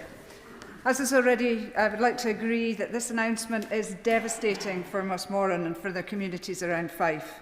Hundreds of highly skilled workers now face an uncertain future, and it's clear that the closure of this cornerstone facility reflects a deeper failure to provide the stable, long-term industrial environment that businesses need if they are to invest and grow in Scotland. For many years, the Liberal Democrats have warned that the absence of a coherent industrial strategy, first abandoned by the previous Conservative government, and then left to further drift by this Labour government, has created damaging uncertainty for our manufacturing and energy sectors. Will the Minister assure this House that the energy sector is at the heart of the government's industrial strategy? Exxon's statement made clear that the current economic and policy environment has made continued operations uncompetitive. So what steps will the government take to ensure that the UK remains a viable place for energy production, and to prevent further closures of major industrial sites. We also cannot ignore the human impact. Many of these workers are among the most experienced and specialised in the sector, yet only 50 roles are being offered elsewhere, and that nearly 500 miles away. Can the Minister tell the House how many have actually been offered and accepted relocation, and what support is being put in place locally for those who simply cannot uproot their lives, families and communities? Further, the Exxon closure will see many highly qualified and specialised workers laid off at a time of severe cost of living pressures. So what immediate and long-term measures is the Government putting in place to ensure that these individuals can transition into appropriate, well-paid employment? Communities in Fife deserve clarity, certainty and a real plan for the future. I urge the Minister to act quickly, decisively and collaboratively to protect these workers and to ensure that Scotland's industrial base has a sustainable future. Thank you, Madam Deputy Speaker. So I agree with the Honourable Member that really at the crux of this has been a failure of long-term planning around industry. And actually you can see that if you contrast the two ethylene plants in Scotland. So the plant at Grangemouth imports a lot of its ethylene from the US, which is in plentiful supply and also at a much lower cost. And that required a significant investment in the port infrastructure at that plant. ExxonMobil were aware that in order to ensure that Mossmoran was sustainable, they would also need to make a similar investment. And it would have been possible for them to make that investment some years ago, but now at this stage, an investment of about £1 billion that won't come to fruition within the next 5 years is simply judged by the company not to be sustainable. And of course, businesses require some certainty in order to invest. I made that point at Energy Questions this morning, and it's the certainty provided by our industrial strategy, and particularly this government's commitment to renewable energy technologies that is allowing that investment to come in. I agree with her. Our focus absolutely needs to be on the employees. I understand that no employees have been offered relocation yet, but it is the company's view that 50 such posts are available, and they are inviting expressions of interest from employees at this stage. And I do understand it is a very long way away, actually, and that relocation won't be suitable for everyone, perhaps people who don't want to uproot their families and so on, or who are embedded in their local communities. But if it is an opportunity that some workers would want to take up, then I'm pleased that it is there. With the offer of the 50 employees for relocation, 50 employees to be retained, we have about 60% of employees, of the permanent employees, who at the moment we can see a way forward for. But for the other 40%, clearly that's where I'd expect the task force will provide support, the UK Government working with the Scottish Government and the local authority on that. And we also must not ignore the jobs that are being created every day and every week in Scotland in our new clean energy industries, up to 60,000 jobs by 2030. And it's fundamentally about supporting that transition. So it is my expectation that as these new jobs are created, people will transition across. And I've said I've lived through a terrible transition in the past. The mission of this government is to ensure we have a supportive transition for workers and communities in Scotland and around the UK. Thank you. Richard Baker. Thank you, Madam Deputy Speaker. This decision by ExxonMobil and the manner in which it has been taken and announced is a very poor way to treat workers who have given so much to this company and their communities. And given that only last year the company was announcing 4-year apprenticeships at Mossmoran, including some of my constituents, will the Minister do everything in his power to ensure that these apprenticeships can continue and that the company, who have made record profits in recent years, will recognise their duty of care to these young people? Thank you. I thank my honourable friend for the question. I was very pleased to meet with him earlier to discuss some of these issues in detail. I'm very pleased that he's raised the issues of apprentices. I raised this myself personally with the chairman of the company earlier today. I've established that there are approximately 6 apprentices. It would be usual in this situation for those apprentices to be found positions in local industry. Certainly that will be a priority, and really with only 6 apprentices, I don't think it will be a problem. Local industry does tend to respond very rapidly to that, and of course it is a priority for us to ensure that these apprentices can continue their apprenticeship. Harriet Cross. Thank you, Madam Deputy Speaker. Exxon have said that the closure reflects the challenges of operating in a policy environment that is accelerating the exit of vital industries, domestic manufacturing and high-value jobs they provide. When is the government going to take responsibility for the decisions that they are making, which are seeing us with energy prices with no prospect of reducing, ethanol or ethane, from the North Sea reducing at a huge amount of rate, which is leading to these job losses and will continue to lead to more and more job losses across Scotland, as the Minister knows, until policy decisions are changed and until the North Sea is supported? Minister. Thank you, Madam Deputy Speaker. So I am aware that that's what was reported in the press, but I actually spoke to the chairman of Exxon. I spoke to the chairman of Exxon earlier, and I asked him specifically if he could confirm that. And what he said to me is actually there were a few issues, including the feedstock availability and cost, and the efficiency of the plant. He also said that without the $1 billion investment stated, he couldn't see that there was a future for the plant in those circumstances. Graham Downey. Thank you very much, Madam Deputy Speaker. And can I thank the Minister for his statement, as well as to my honourable friend, the Member for Cowdenbeath and Kirkcaldy, for exposing the frankly ridiculous lack of transparency we've seen from ExxonMobil. And certainly my constituents will know very clearly exactly where the blame for today's announcement lies, and it is with ExxonMobil. I would like to bring one particular issue to the Minister's attention. A constituent has got in touch with me this afternoon. I have a number of workers who work at Mossmorran as well, worried about the effect on opportunities for young people in the area. And after we have also seen the SNP's shocking failure on skills, including cutting college budgets by up to 20%. Can the Minister reassure me that he will do everything he can to work with the Scottish Government, Fife College and others to make sure that skills in the area are maintained and we make sure young people have the opportunities that they deserve in Fife? I thank my honourable friend. I too was particularly disappointed that this announcement was made so close to Christmas. I think that's something that anyone making announcements such as this should take into account. He raises the opportunities for young people. He's absolutely right to do that. Our Clean Energy Jobs Plan was launched just a couple of weeks ago, and we highlighted in there the opportunity to create 5 new regional centres of excellence for clean energy jobs. I know that there will be great demand for the skills of young people in Fife and across Scotland and across the UK in these clean energy industries. We've set out the jobs and the skills and the methodology by which we will enable people to access those, and the Prime Minister was very clear about this in his speech to Labour Party conference. Opportunity for young people is a mission of this government, and ensuring that those young people can access high quality jobs in the clean energy industries in Fife needs to be a priority for the task force too. Stephen Flynn. Thank you, Madam Deputy Speaker. Unfortunately for the Minister, some of us have also spoken to Mr Greenwood today, and whilst the Minister is arguing that this has nothing to do with their policy in respect of the North Sea, that was certainly not what was conveyed to me, which I'm sure the Minister will clarify from the dispatch box. But before he does, he's also said that Exxon are not suggesting that this closure was due to a lack of action or will on behalf of the government.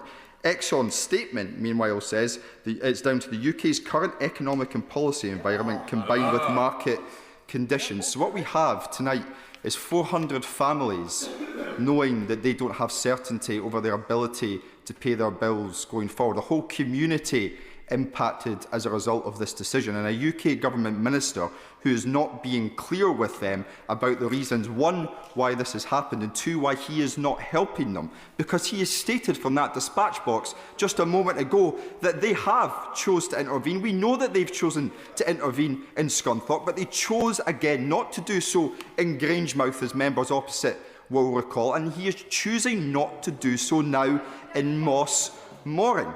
They are sleepwalking into the deindustrialisation of Scotland. This is on them. Thank you, Madam Deputy Speaker. Maybe it would be helpful if I just reiterated the direct quote from the Chair of Exxon when he said that the closure was not due to a lack of action or will on behalf of the government. Not due to a lack of action or will on behalf of the government. And he was quite clear about the condition of this plant. And I also said in my opening remarks that where government has intervened in the past, it has been where there's been a fundamentally sound business proposition. And I'm sure that the honourable member would be, he probably failed to mention it because maybe he'd forgotten the £200 million commitment that government has made to Grangemouth, the 100 projects that are lining up behind that in order to support the people in Grangemouth. and obviously he didn't want to welcome that. He talks about a strategy for industry. Well, I haven't seen the SNP industrial strategy. Perhaps I missed it.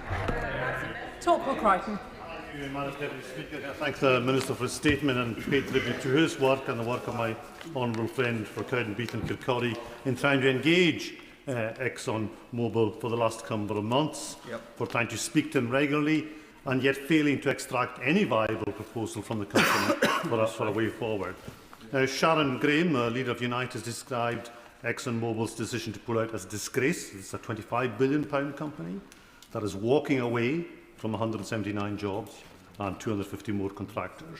And can the Minister make sure that when he sets up this task force, and despite the axe grinding we hear all the time from the other side, that he will work with the Scottish Government and with Fife Council and with the community to ensure a future for these workers? Thank you, Madam Deputy Speaker. And I thank my honourable friend for the question. I spoke to Unite representatives today and heard directly from the workforce of their experiences too. The Exxon Mobil did try, prior to announcing the closure of the plant, to effect a sale of the plant, and they weren't able to find any interest. I've been informed this afternoon that as a result of the announcement of the closure, there may be some interest in the plant, and of course we will explore every possible avenue for that and to ensure that the employees receive their support. But if there are companies that are interested, then working with the Scottish Government and the local council, we'd be very happy to explore that. Wendy Chamberlain. Very much, Madam Deputy Speaker. I'd agree with the Honourable Member for Cowdenbeath and Kirkcaldy. This is devastating news for Fife, and although the Mossmorran plant is not in my constituency, I know that I will have constituents affected. I do note what was said in the Minister's statement in terms of a lack of action or will on behalf of the Government, but I would suggest that that statement is pretty silent on the economic circumstances which was made in the public statement, and certainly in terms of what I saw when this was immediately announced, there was an attribution to the UK Government's failures in this regard. But the other thing I have to say is I'm a bit disappointed that the first mention in the statement of the Scottish Government was at the very end of the statement and looking forward. The Scottish Government does have a responsibility for economy and jobs, and I would suggest that taking an approach that does not involve the Scottish Government allows the SNP Government to blame the UK Government when such things happen. So although we've not had a surprise, it's not been a surprise to the Government today's announcement, can the Minister outline what conversations were being had with the Scottish Government in advance of today's announcement? Thank you, Madam Deputy Speaker. Yes, and I thank her for her question. And she points out that this isn't in her constituency, but clearly the effects run far wider than the individual constituency, particularly for a plant of this size. And so we need to think, I think, carefully about the impact of the supply chain on this as well. I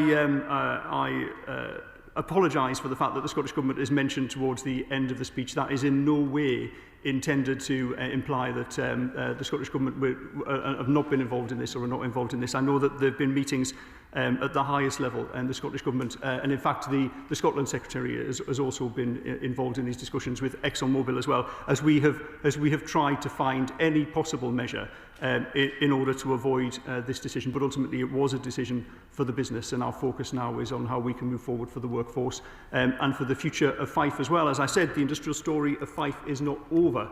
There is excellent opportunity there to bring new investment to that site in the future, and that sort of industrial regeneration is exactly what I want to see. Chair of the Scottish Affairs Committee, Patricia Ferguson. Thank you very much, Madam Deputy Speaker, and I thank the Minister for his statement this evening and share the concern of colleagues, particularly those based in Fife, about the effect this closure will have.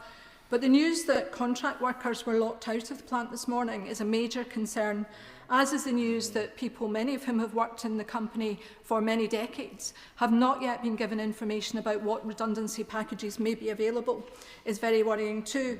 So can I ask the Minister what engagement he is having with trade unions on this troubling development, and whether he believes that the trade unions have been properly consulted as they should be in a situation such as this? Thank you, Madam Deputy Speaker. And I thank her for raising these two issues. On the issue of redundancy packages, I raised that earlier with the company, and they assured me that such packages had been made available. I then raised the same question with Unite the Union, and they've undertaken to go away and confirm that for me. I want to do my own due diligence and make sure that that is true. I'm particularly pleased she's raised the issue of contract workers, because it was reported that they were locked out of the site, but the actual situation is slightly more complex than that. So contract workers had their permits revoked this morning, which sounds rather dramatic, I realise, but for a coma site that's a normal procedure in certain circumstances. In fact, the workers themselves believed it was due to weather conditions this morning. It was actually to ensure that all workers on the site, either direct employees or contract workers through their contract managers, could be briefed at the same time on the issue. Contract workers were then allowed to return home or to resume work, recognising that not all of them would have wanted to stay on the site at that time, having received such shocking news. So hopefully that helps to explain that situation, and of course I will ensure that I continue to ask these questions of the company and engage very closely with both Unite and GMB on these issues. John Cooper. Thank you, Madam Deputy Speaker. On the Business and Trade Committee, we hear all the time that energy costs in this country are unaffordable, and it puts industry of every kind at a disadvantage. We're seeing the results of that here today. The other issue, I think, is the perverse carbon border adjustment mechanism, which actually makes imports of ethylene cheaper, and the Minister referred to imports there. Is it not the case that we need to look at all these policies in the round? We are crippling British industry with this. Thank you very much, Madam Deputy Speaker. So I am committed to looking at the entire business environment for our energy-intensive industries, our heavy industry, because I want to improve the competitiveness of that, and perhaps I have an ally across the House who might help to point out areas that we could look at, and I would certainly welcome that in the future. On the two issues that he's raised about energy costs and CBAM, though, I can perhaps provide a little bit more detail. So on energy costs, on electricity costs rather, which aren't the major factor here for this site, the government's introduced a range of measures to try and support improving the cost competitiveness of the UK versus Europe, and we could talk about those in more detail clearly at some other point. On gas, the UK is competitive with Europe, certainly cheaper than Germany and the Czech Republic, certainly more expensive than Italy and Spain. But the issue here fundamentally is the gas costs in the USA, which is considerably cheaper, and we all understand the reason why that is. The CBAM issue is a bit more complex because 100% of the material goes into the EU, so there's an issue around EU market alignment there, which again we could talk through in more detail, but it means it's not quite as straightforward as if a domestic producer was asking for some relief in terms of those measures. But thank you. Brian Leishman. Madam Deputy Speaker, sadly it's an all too familiar story. Private capital closing industry, leaving workers as disposable commodities to be tossed aside, and a community devastated. A carbon copy of what happened with Ineos, PetroChina and the Grangemouth oil refinery. Now, the government stepped in at Scunthorpe but did not at Grangemouth, and it looks like it won't at Mossmoran. Why not? Because Scotland is once again the victim of chronic deindustrialisation. For the sake of Scottish workers, Scottish communities, let's get the £200 million spent. Let's get Project Willow going. Let's get new companies in. Let's get the good paying jobs that my community and my town desperately need. And for goodness sake, let's have a bit of common sense and take some form of government ownership in what comes next at Grangemouth. Thank you, Madam Deputy Speaker. I wholeheartedly reject the implication of some sort of anti-Scottish bias in this government. I mean, I stand here as a MacDonald flanked by 3 Scottish ministers. We all think very keenly about these issues in Scotland. And actually, the fundamental point, so he made the point about British Steel at Scunthorpe. I did mention the steel industry, the shipbuilding industry, and other aspects of the chemicals industry in my opening statement. And the fundamental point was about having a sound business proposition. In this case, there was not a sound business proposition. The amount of money that was being asked for by the company and the fundamental lack of profitability of the business over such a long period of time meant that it wasn't a viable opportunity. And that's why we need to look forward to how the workforce in Fife and elsewhere can transition into our new green economy. Thank you. Dave Dugan. Madam Deputy Speaker, the Minister himself draws attention to the 5 Scottish ministers on that Labour government front bench, not one of whom has said anything about this crisis facing 400 families making a living from Mossmoran. The Minister seeks to hide behind the company's statement that there was no lack of enthusiasm by the government to find a solution, but that's not the point. The point is what's led the business to get into this situation in the first place, which is a direct consequence of Labour government policy. And for the harder thinking, that is the carbon tax at 20 million for Mossmorton alone, the cost of UK energy, which Labour can't fix, the supply of ethane feedstock from the North Sea, the energy profits levy, which this government backs, this government signalling an artificially accelerated decline in the North Sea, and of course the national insurance raid on employers taxing every job across the United Kingdom. This is industrial illiteracy and regulatory incompetence writ large. What does the Minister say to that? Minister. Thank you, Madam Deputy Speaker.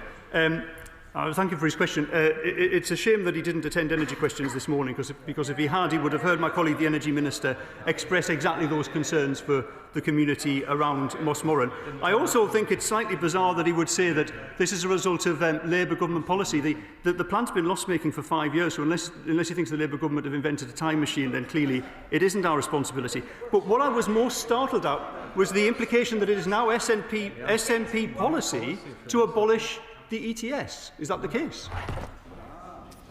Chris Kane. Speaker, doesn't this decision just underline the urgent need for a robust industrial strategy in Scotland that protects jobs, that strengthens the supply chain and ensures that our manufacturing base is fit for the future? Thank you, Deputy Speaker. My right honourable friend is absolutely right. In our industrial strategy, we point to the 8 growth sectors, including clean energy and defence, all areas in which Scotland is incredibly strong, and of course underpinned by our foundational industries as well. Our industry in Scotland, in England, in Wales and in Northern Ireland is a great strength of the UK, and one that for the first time in a generation is receiving a significant amount of attention from government. Dr Andrew Murison. Clear that this is the result of the economic and policy environment that it found itself in. It's as plain as a pikestaff. Now, the Minister said that he has been in discussion with Exxon, including today, when presumably he discussed what it meant by policy. Can he please say clearly what policy issues Exxon has had that has led to this decision? Minister. Thank you, Madam Deputy Speaker. Actually, the company was quite clear to me that this is a commercial decision. This is a commercial decision that is based on investment and a lack of performance of the plant. If the company had wished the plant to be able to compete, it would have made the decision that was made at Grangemouth. It would have created a pool for the importation of the raw material. It didn't do that, and it judges that that is an investment in which it will not generate sufficient return. Dr Scott Arthur. Thank you, Madam Deputy Speaker. I grew up just 4 or 5 miles away from this plant, and I have to say it's an area which is still recovering from Thatcher's economic vandalism. So I do thank the Minister for both his statement this evening and the work he's done over many months, and I also have to thank my honourable friend, the member for Cowdenbeath and Kirkcaldy, for her work as well. She stands in solidarity with these workers, and we should stand in solidarity with her, no matter which party we are from. Madam Deputy Speaker, on the 1st of September, we learned it had been almost a year since any minister from the Scottish Government had contacted the management team at Mossmorton. Almost a year. It had been 4 years since any minister from the Scottish Government had contacted SEPA or the Health and Safety Executive about the management of the site. On July 29th this year, we learned that the Scottish Government was asked when it last proactively contacted the UK Government about the operation of the Mossmorton site. They could not name a date going back to 2020. There was no evidence of any proactive engagement. So, Madam Deputy Speaker, we've heard bluster from the SNP this evening. Have the Scottish Government approached the Minister with any kind of coherent plan to support these workers or save the plant? Thank you, Madam Deputy Speaker. And I think what my honourable friend identifies is the different approach under this government, a government that has an active industrial policy that works in partnership with industry, in the same way that I saw when I worked in industry that other European governments did. And his sorry tale about the lack of involvement from previous Westminster governments and SNP governments in Scotland in terms of engaging with the ownership of this plant, in a very stark contrast to my predecessor in this role and the previous Secretary of State, was also highlighted by my honourable friend, the Energy Minister, today in the refining sector, another sector that we're desperately concerned about. But until this government took action to meet their management, had not had a meeting with the Westminster Government Minister for 13 years. Kirsty Blackman. Thank you very much, Madam Deputy Speaker. We are seeing 400 jobs go here. We saw the jobs go at Grangemouth. Is the Minister surprised that people in Aberdeen, people in the northeast of Scotland who are arguing for a just transition, that are being promised 60,000 jobs 5 years hence, have got no faith in this Labour government? Hear, hear.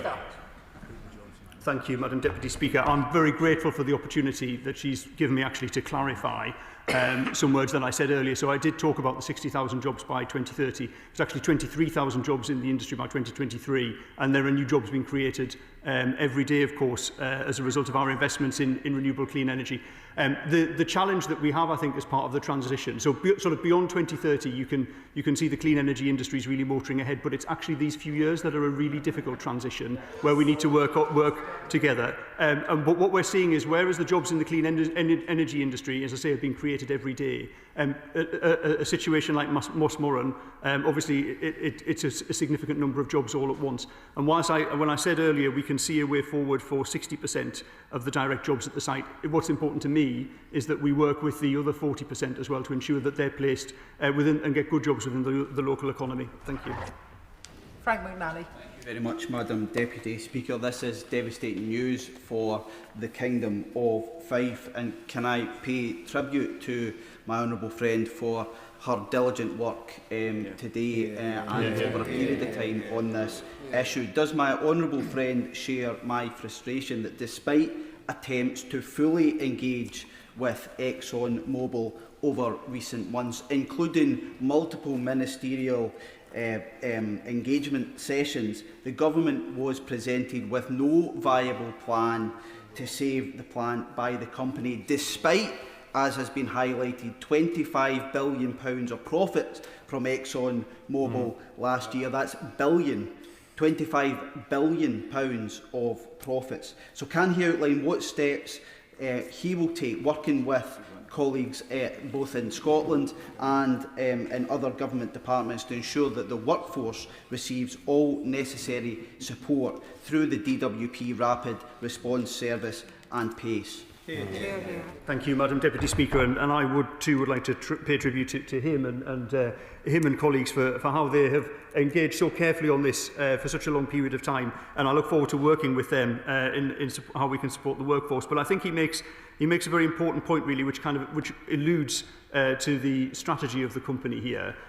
So the company did indeed present the government without a viable investable proposition. And of course the company has also closed a chemicals plant in France, and they've been able to confirm that actually they are reviewing their European assets. And I think that there reaches a point where we have to accept that the company has made its decision. However, though the company couldn't find a buyer, as I said, I understand some expressions of interest have been made, and we'd be certainly happy to work with anyone who is interested in the plant, and we have vehicles such as the British Business Bank and the National Wealth Fund which stand by to support any viable business proposition in our industrial strategy areas. Ashley Fox. Thank you, Madam Deputy Speaker. The closure of the ExxonMobil plant is bad news for the whole of the UK economy, and it is the direct result of Labour's economic and energy policies. Does the Minister accept that by pushing up taxes and energy prices, his government is making the UK an uncompetitive environment for energy-intensive industries? So will he tell the House what changes of policies he will make to ensure this isn't the first of many such closures? Minister. Thank you, Madam Deputy Speaker. So, as I pointed out earlier, the business has suffered from a lack of competitiveness for the last 5 years, and that is indeed in part due to the relative lack of competitiveness of UK energy prices. So I think it's important to point out the things that we've done and are doing to address that. So we have the energy intensive industry support scheme. We have the supercharger scheme as well, which is providing up to 90% relief, and of course the British Industrial Competitiveness Scheme as well, which will reduce prices for over 7,000 businesses by £40 per unit of power over that period of time. But of course, with this business, the key energy input was gas. And as I mentioned, on gas, we are competitive with Europe. The issue, of course, was the much cheaper gas prices in the US, and the imports that are coming into Europe of ethylene are indeed primarily coming from the United States of America. And it's on that basis, as a business in the UK that is an exporting business, and with the competitive issues of the plant, fundamentally that's why the business does not see a future in the plant. Gareth Smith. Thank you very much, Madam Deputy Speaker. I think any one of us that represents an industrial constituency can't help but feel a slight tinge of sympathy with the Honourable Member for Kirkcaldy this evening. As you know, we've all seen factories and manufacturing facilities in our constituencies closed. And whilst I do accept what the Minister says about the fact that we are competitive on gas price today with Europe, the reality is that the gas price today compared to what it was 3, 4, 5 years ago is significantly higher, and often the products that are being made in these places cannot absorb those overheads, which makes us uncompetitive on the world markets. There is something we have to do looking about how we can subsidise those costs here. But on industrial electricity, we are out of step with the rest of the world. We do need those prices to come down. The Minister mentioned the British Industrial Competitive Scheme. That is not going to come online until 2027. He mentioned the Energy Supercharger Scheme. That doesn't include a whole swathes of industry, including ceramics. So is there anything that the Minister can do in the short term in order to ensure that we end up with help today for those sectors that need it, so we can prevent future closures of big manufacturing sites? Thank you, Madam Deputy Speaker. And I know that my honourable friend is particularly concerned about the ceramic sector, but the comments that he makes could also, of course, read across to other energy-intensive sectors. On the point that he makes about gas, I did say, of course, that the UK's gas prices, once policy costs have been taken into account, are competitive with the rest of Europe. But in the sector that he mentions, of course, many of those imports come from Turkey. And in some other sectors in the chemicals industry, the issue is actually about overcapacity, oversupply, and dumping of products in the UK that have been produced in the Far East. So actually there are quite a number of issues here, and I am continuing to work on all of those issues across the heavy industry sector to ensure that we can improve the business environment as a whole. Nice. Thank you, Madam Deputy Speaker. Another week, hundreds more jobs slaughtered on the altar of net stupid zero, leading to high energy costs, high policy costs and high taxes, making this business, along with so many others, completely unviable. How many hundreds of thousands of other industrial workers are terrified that they are next? Can the Minister, Madam Deputy Speaker, confirm to this House, has any discussions been had or indications or concerns been raised by ExxonMobil about any other plants or businesses or refineries in the United Kingdom? Minister McDonald. Thank you, Madam Deputy Speaker. The honourable member, I know, takes a very keen interest in the carbon prices on industry. And I think it's worth, just for a moment, looking at the particular situation of this plant as it exports all of its product to the EU. So the carbon taxes which this plant pays, it receives about a sort of 50%, I think slightly higher than 50% carbon allowance for its emissions. And the reason that it doesn't receive a higher level of allowance for that is a reflection of the inefficiency of the plant. So fundamentally, the free allowances are set against a benchmark, and a plant that receives 50% is one that is inefficient. Now, the intention for that, and I know he'll appreciate this with his business background, the intention in that situation is to incentivise the owner of the plant to invest in order to reduce their carbon emissions and then actually be able to sell the carbon credits on the open market and generate further profit for the plant. And that's what we've seen has worked so effectively in the advanced manufacturing sector. For whatever reason, this owner of this plant chose not to invest. And as a result, they've suffered the carbon penalty for that, and the community of Fife have suffered as a result of their decision as well. And we're now in the position where a £1 billion investment can't be sustained. It would be difficult, clearly, as I mentioned earlier, as they're exporting their products, for this company to find any way to exempt itself from carbon policies, because, of course, the EU has a carbon mechanism too, and that's the market into which they sell. And so fundamentally, that carbon cost has to be paid either here in the UK or to the EU. And I'm sure, as a good supporter of the UK and of Britain, as opposed to the EU, he would certainly prefer that His Majesty's Treasury received any taxation income rather than sending that money to the EU. John Slinger. Thank you, Madam Deputy Speaker. Could my honourable friend set out what more the government can do to engage with multinational investors to demonstrate that from Rugby to Fife, the UK is an attractive environment for investment under this Labour government? Minister.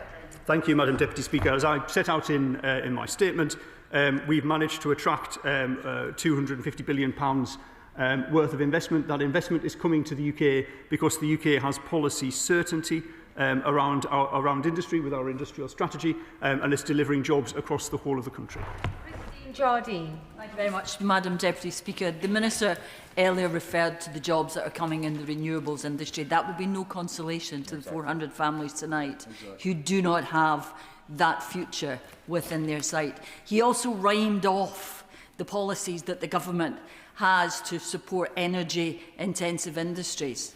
They didn't help Mossmoran. And the company have cited the policy environment as a cause of their decision.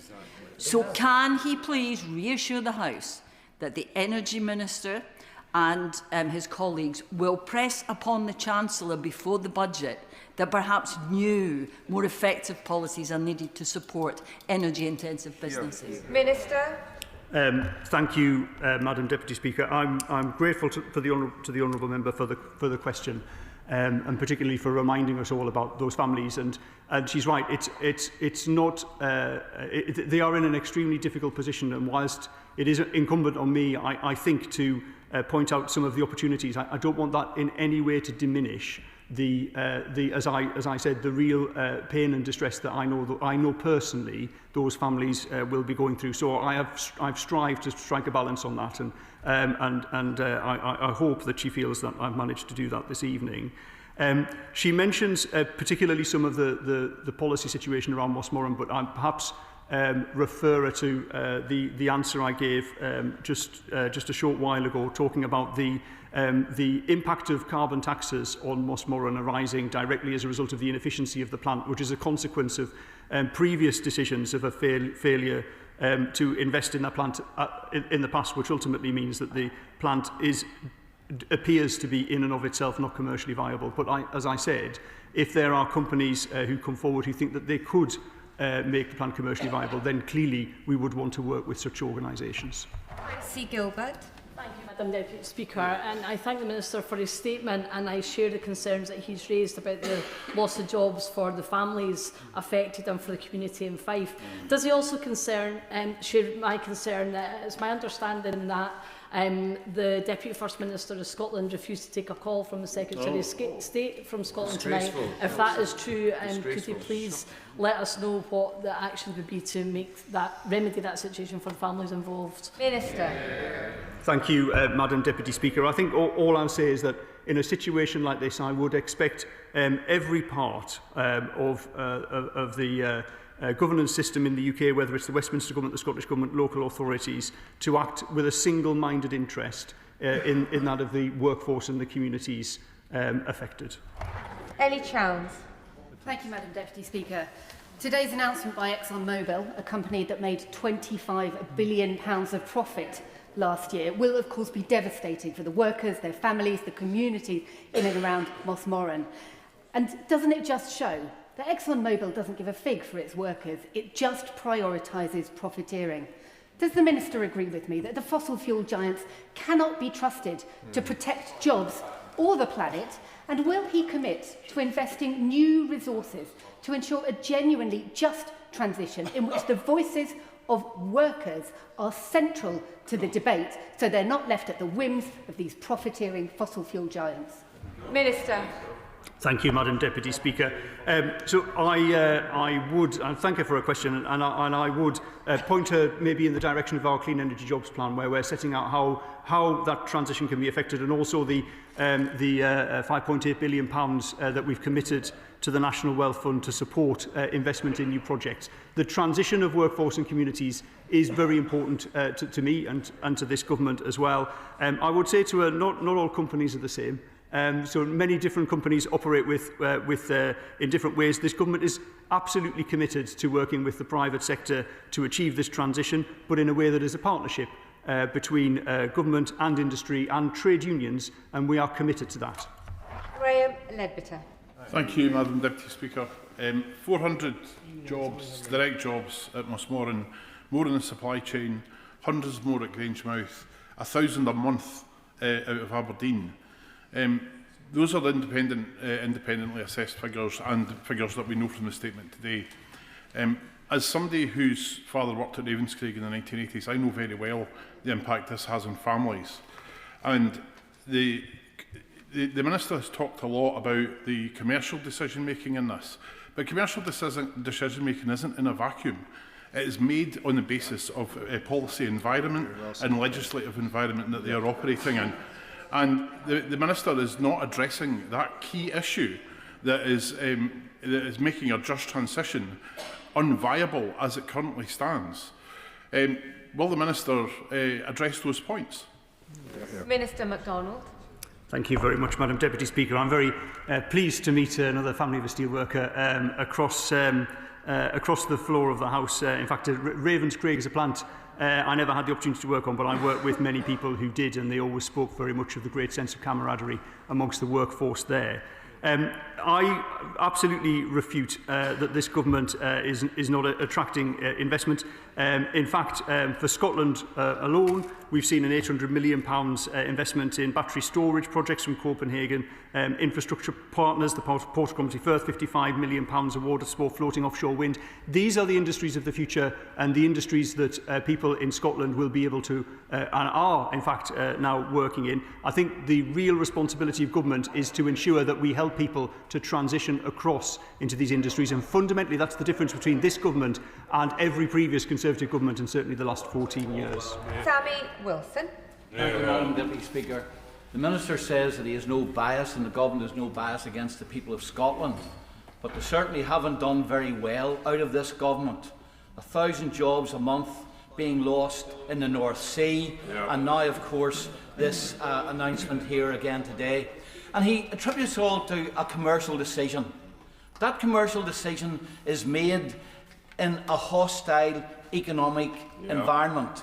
And he has told us tonight what some of the factors there. First of all, carbon taxes imposed by this government, lack of supply imposed a result of the reduction in North Sea production, and also then the energy prices a result of the reliance and increasing reliance on wind energy. And the common thread through it all is the government's net zero policies. And why can't they be honest with us and just tell us that these net zero policies are robbing the United Kingdom of all its energy intensive industries, and this will not be the last job and loss announcement we'll hear in this House? Minister MacDonald. Thank you, Madam Deputy Speaker. He speaks of 1,000 jobs a month lost in the North Sea oil and gas industry. That's not a figure I recognise, so I'd be happy if you would just share the source of that with me. However, I have some figures to trade of my own, if he wishes to know. So we're expecting 800,000 jobs to be created in the clean energy industries. We've attracted £52 billion of private sector investment since July 2024, and a £5 billion per year of gross value added to the UK economy from carbon capture and storage alone by 2050. Final contribution, Jim Shannon. Very much, Madam Deputy Speaker. Can I thank the Minister for his statement and wish him well for his endeavours. I think anybody in this place today would be churlish not to wish him well in his endeavours to try and do better. Except for maybe one or two to my left-hand side, but that's by the way. It is sad to hear of yet another large UK company closure in Mossmoran next year. I've seen and experienced similar stories in Northern Ireland. What springs to mind is always the impact this will have on the workers. Alongside the Scottish Government, can the Minister provide an assurance that Government will do all they can to protect the livelihoods of these workers, indeed all workers who face redundancy as a result of not being able to find solutions to keep plants such as this one open? I think these workers, we all recognise, need help. They need it today. And really, Minister, what can be done to assure them of a future that they can have for their families, for their mortgages, for the debts that they owe? Minister MacDonald. Thank you, Madam Deputy Speaker. I'd like to thank him for his contribution, which is also always very sincerely and kindly made. And I agree with him that what will be precisely on the minds of the workforce at Mossmoran right now will be how will they manage in the run-up to Christmas. They'll be thinking about whether they'll be able to pay an instalment on their holiday in January. The plant is set for closure for the 16th of February, so there is a bit of time in terms of as I mentioned, the 40% of the workforce that we will need to find alternative employment for. I mentioned in my statement, and I appreciate it can sound quite cold that the DWP are ready to stand by to help, but they are.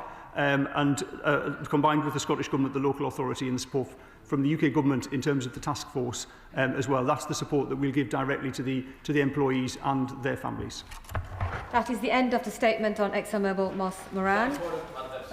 Point of order, Andrew Bowie. Thank you very much, Madam Deputy Speaker. I promise I'm not going to make a habit of this, but on a point of order, I'm a bit worried that the Minister may have inadvertently misled the House, because he said in his conversation earlier on with the Chairman of ExxonMobil, Paul Greenwood, that they pointed to no policy decisions by this government for them closing the plant. Now, myself and other members also had the opportunity to speak to Paul Greenwood today, and he did give 4 reasons for the closure. The first 2, the market and the cost of running an oil plant, were, he said, not policy decisions, but the third and the fourth certainly were. The third was the carbon tax, which is costing that plant £20 million, and also the sharp decline in ethanol production in the North Sea due to the accelerated downturn due directly to government policy. So I wondered if the Madam Deputy Speaker might give some advice on how the Minister might go about correcting the record. I am grateful to the honourable member for giving notice of his point of order. The Chair is not responsible for the content nor the quality of the Minister's answers, if only the Chair had such powers. But he has most definitely put his point on the record. I'll allow the front benches to shuffle over as we go on to the next bit of business.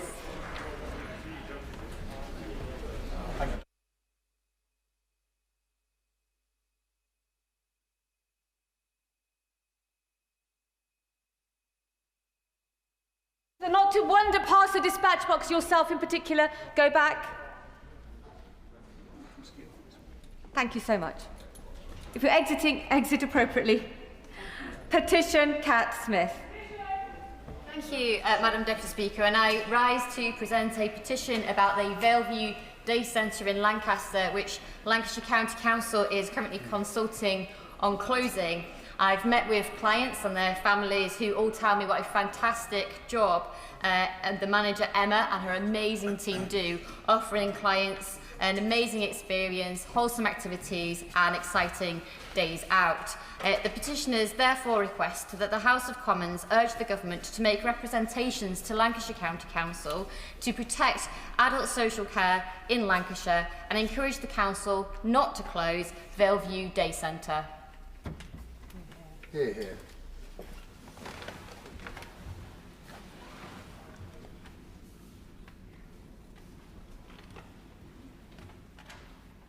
Petition Valeview Day Centre, Lancaster. Petition Lizzie Collins. Thank you, Madam Deputy Speaker. I present a petition in the same terms as my honourable friend, the member for Lancaster and Wyre, who has worked so hard to protect care facilities in our area.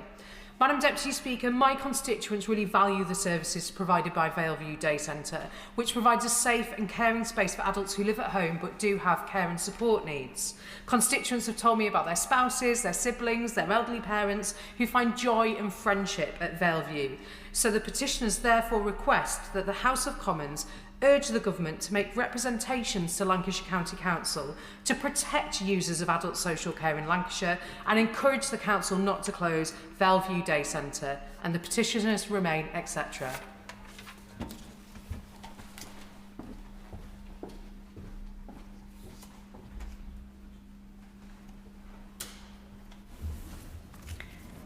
Petition Valeview Day Centre, Lancaster.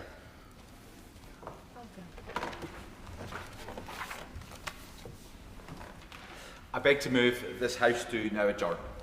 The question is that this House do now adjourn. We have Dr Ellie Chowns on Warm Homes Plan. Dr Ellie Chowns.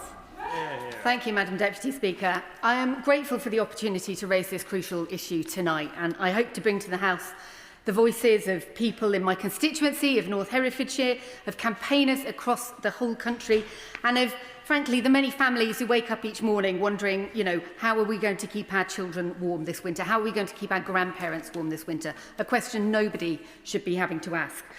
Now, the government has committed £13.2 billion to the Warm Homes Plan, and that is indeed very welcome. £13.2 billion, it was very strongly implied, of additional funding. But the rumours that the Chancellor is considering scaling back the energy company obligation, ECO, and paying for it with the Warm Homes Plan funding would mean in reality the government would be reducing the amount of money spent on retrofit. If this is the case, that would be extremely disappointing, and that is the understatement of the year. I have to say, Madam Deputy Speaker, I am really disappointed that the Warm Homes Plan, which was due to have come forward quite some time ago now, has been delayed, and now we find that there is perhaps a government plan to reattribute some of the funding in a way that would fly entirely in the face of the intended purposes of the Warm Homes Plan and in the face of what we need to do, which is to upgrade our homes so that everybody can live in a warm, affordable to heat home. Fuel poverty is an absolute scandal in our country, Madam Deputy Speaker. So we simply cannot let a long-term programme be cannibalised to produce a short-term headline. The rescue mission that our housing stock needs will not survive being hollowed out further by short-term tinkering in the Treasury. We already know the shocking scale of fuel poverty in this country. The government's own figures show that nearly 3 million households in England, 3 million, were fuel poor in 2024. If we used the definition still used in Scotland, I will give way to my honourable friend. I thank the honourable member for giving way. She's making a powerful case about fuel poverty. In my constituency of Poole, there are around 5,000 households experiencing fuel poverty, about 1 in 10 homes. Now, we know there are 3 factors affecting this: energy efficiency of the property, the household's income, of course, and the cost of keeping warm. Given that last year alone, the energy companies have made a profit of £61 billion in 1 year, would she agree with me that it's time we revisited the idea of a nationwide social tariff that would bring down bills for all low-income households and those living in fuel poverty? Ellie Chance. I thank the honourable member very much for his intervention, and he is absolutely right to draw attention to the eye-watering profits made by energy companies. Indeed, that point was raised in the debate that we were having just prior to this one, and the irresponsibility of many of the actions of those energy companies. It is essential that we make sure that the money that people pay for their bills goes to keep them warm, not to fill the coffers of shareholders. And it is clear, because of those eye-watering profits, that there is capacity within the energy market, not least because of the hike in energy prices due to Putin's illegal invasion of Ukraine, which is the thing that has driven those prices up through the roof, not at all to do with the sorts of levies that are around policy costs. We absolutely should be making sure that those eye-watering profits are reinvested in supporting those who are most vulnerable to fuel poverty to actually be able to have a warm home to live in. So I thank him very much for his point. I will happily give way. Can I commend the Honourable Lady for North Hertfordshire for bringing this forward? We have a slightly different scheme in Northern Ireland. The Warm Home Scheme is called the Affordable Warmth Scheme. It's run by the Northern Ireland Housing Executive. The problem we have with that in Northern Ireland is that there's really such a certain amount of money set aside, and then it's first come, first served, which means that those people who have the same levels of poverty don't get the benefit.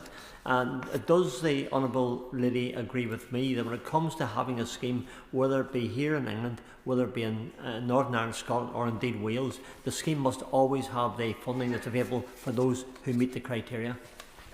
Chance. I thank the honourable gentleman very much for his point, and he may have been reading my notes over my shoulder, because I'm going to come on to exactly that point, that we must have the needs of the most vulnerable households at the front and centre. To continue, I was talking about the statistics on fuel poverty, 3 million according to the government's own stats, but if we use the definition that is still used in Scotland, Wales and Northern Ireland, campaigners estimate that the number of UK households facing fuel poverty is nearly double that number, actually, around 6 million households. We live in one of the world's wealthiest countries. Nobody should be struggling to keep their home warm. In the West Midlands, where my lovely constituency of North Herefordshire is located, we face the highest regional rate of fuel poverty in all of England, with North Herefordshire far worse affected than the national average. And adding to the strain in my constituency is the fact that rural homes are disproportionately affected by fuel poverty. They are more, I'll give way in just a moment, rural homes are more likely to be detached or built before 1919, that's certainly the case in North Herefordshire, and therefore harder to eat efficiently. And rural households face deep fuel poverty and high energy costs. And in addition, installers are actually known to avoid complicated homes, such as those in particular in my constituency, because they're less profitable, meaning that schemes like ECO often fail to reach rural locations. I will give way. I'm grateful, Keller, to the honourable member for giving way. In my constituency of Stratford-on-Avon, Acton Energy is a charity providing advice and support to residents, often in fuel poverty, on energy efficiency, and their work is particularly relevant in rural communities where properties are older, harder to insulate, and in many cases relying on oil and LPG. Does she agree that more has to be done to help off-grid households to insulate their homes properly? I thank my honourable friend. She's absolutely right. Particular problems that we face in rural areas, and this relates to the point that the honourable gentleman made earlier of we have to provide support to those households that are most vulnerable. Absolutely, I will. I thank the honourable member, and thank you, Madam Deputy Speaker. I agree that in rural households like mine in Cornwall, then we desperately need the Warm Homes Plan. Would the honourable member agree that other sources of energy provision, such as ground source, heat pumps and liquid fuels like HVO, could also be included and would be a good addition to the Warm Homes Plan when it arrives, which we hope is quickly? Dr. Ellie Chance. Thank you, Madam Deputy Speaker. I am not an engineer, Madam Deputy Speaker, and I confess to having some doubts, certainly about HVO, so I would want to engage in a bit more conversation about that particular thing, but ground source heat pumps, absolutely, although my understanding is that air source is normally more efficient. Although in my constituency, we have some water source heat pumps as well, so, you know, all sorts of wonderful technologies are possible. Back to the point, if we design delivery routes based only on profitability for private contractors, and my honourable friend there drew attention to the excellent work done by charitable organisations in this sector, but fundamentally none of it is a substitute for a decent, proper, national, strategic, well-funded, long-term programme of home insulation to tackle the problem at its root. If we have delivery routes based only on profitability for private contractors, whole swathes of the country will be left behind, and indeed we know that we have had problems such as those highlighted by the NAO recently, also related to short-termism and profiteering by some rogue contractors.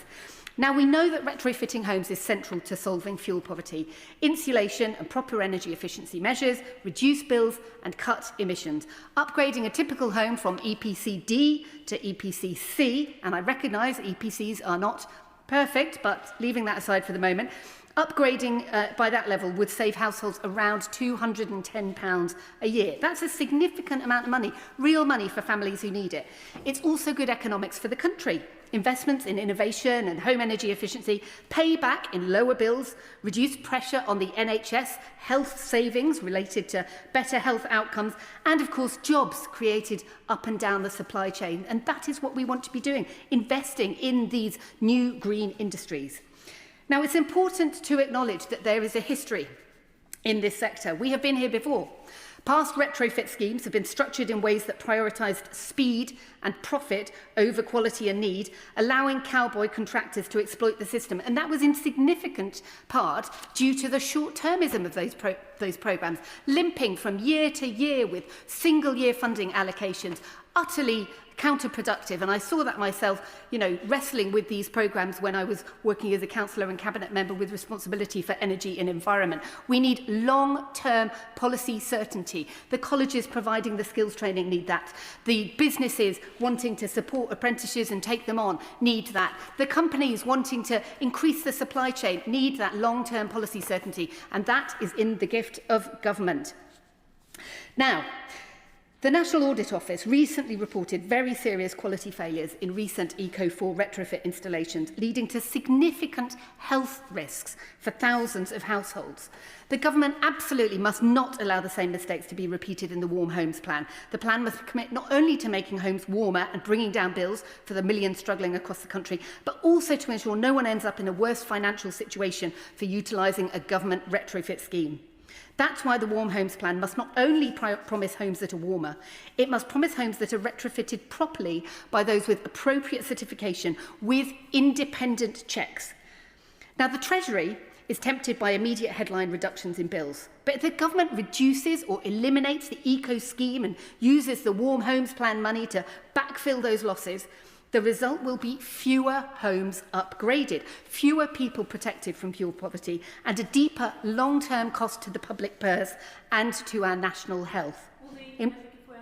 Absolutely. I'm really grateful that the member has raised this issue because the two are intrinsically linked, and it's absolutely vital that we have that strategic plan to bring together the issues which are the causation of fuel poverty, and often that is poorly insulated homes. So does she not agree with me that government needs to have that strategic plan which looks at geography as well as obviously the poverty levels which people have in order to ensure their homes are insulated and their finances are insulated as well?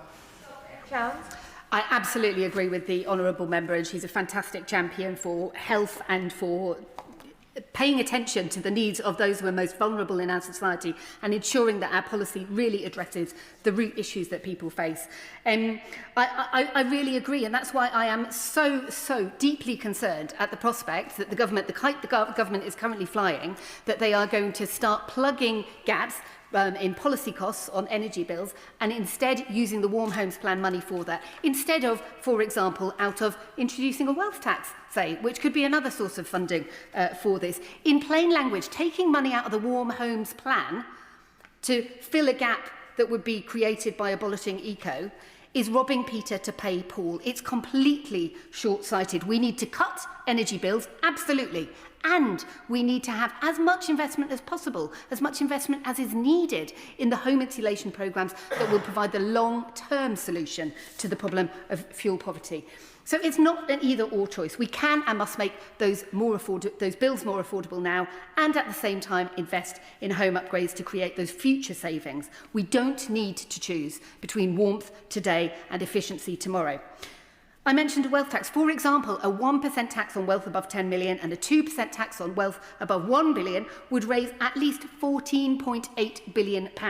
That's way enough to pay for the policy costs that are currently on electricity bills and to scale up, not down, the Warm Homes Plan. Now, I want to set out briefly what a responsible Warm Homes Plan must contain.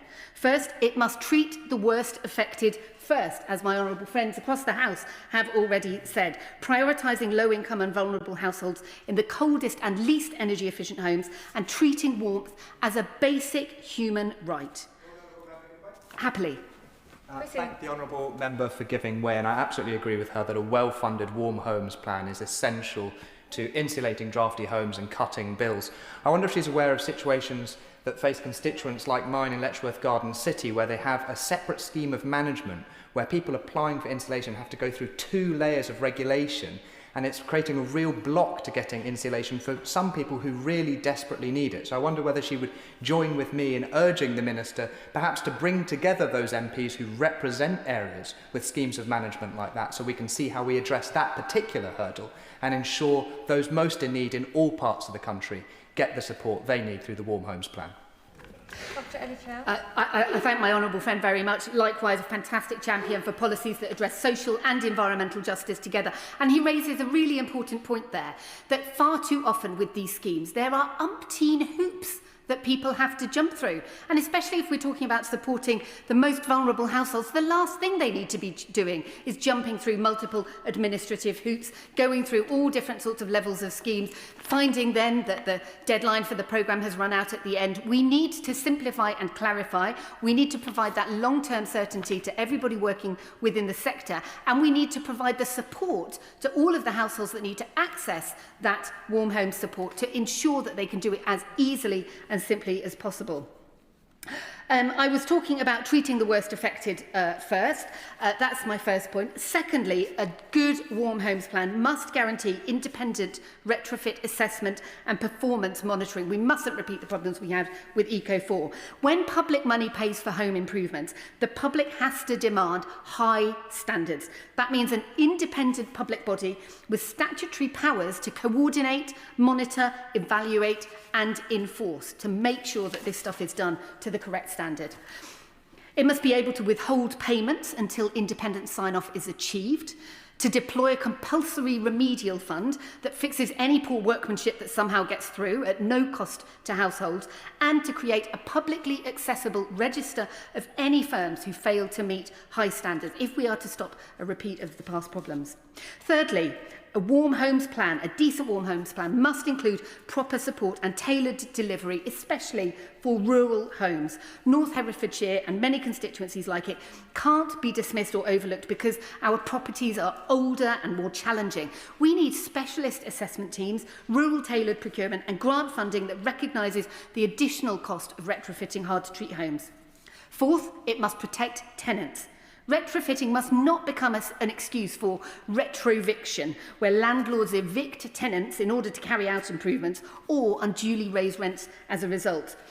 So the warm homes plan must include a freeze on evictions and rent rises during any improvement works and for a certain period after they've been completed to ensure that tenants feel the benefits of these improvements and make sure that costs are not passed on to them. Fifth, the plan must include an urgent programme to inspect and fix the homes affected by poor Eco4 installations. The victims of poor past government schemes deserve apology, compensation and a guarantee that this will never be repeated. The government has to replace broken accreditation schemes and reform the regulatory responsibilities so that the system provides real accountability, not a paper trail of excuses. Sixth, the plan must be aligned with a clear energy affordability strategy. Real reductions in household energy bills means reducing our dependence on volatile global gas markets, decoupling the price of gas from the price of electricity, expanding clean power capacity, and tackling excessive corporate profits. It's unconscionable that while millions struggle in cold homes, nearly a quarter of the annual average energy bill went to the pre-tax profits of major electricity generators, networks and household suppliers just last year in the UK. A quarter of those bills. That scale of profit demands scrutiny and a reconsideration of who bears the cost of our energy transition. Do we accept a system where families are priced out of warmth while companies report massive profits? Or do we invest in public goods that protect the vulnerable and create sustainable jobs? The Warm Homes Plan is a chance to change lives, to lower bills, to create good, skilled jobs and to cut emissions. It's also, frankly, a test of our political will and our moral compass, or this government's political will and moral compass. This House, this Minister, this government, I will happily give way. I thank the Honourable Lady and commend her on bringing this really important subject to the House this evening. Would she acknowledge that the government has indeed invested £13.2 billion and that this is indeed a long-term investment?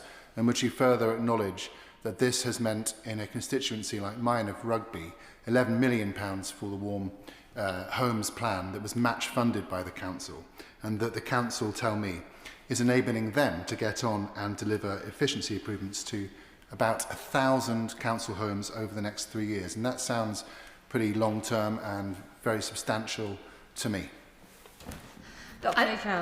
I thank the Honourable Member for his intervention, and I refer him to the earlier part of my speech where I explained that I absolutely do welcome the commitment to £13.2 billion, but I am deeply worried that the government now appears to be backsliding from that commitment to £13.2 million by essentially promising to use parts of it as a sticking plaster for other policy areas, therefore overall reducing, significantly reducing potentially the overall package of funding available for this vitally important work, when actually they should be increasing it. So, you know, if the government does good things, I'll say well done. If the government threatens to do bad things, I'll be really rather cross and try and put as much pressure as possible on the Minister about it.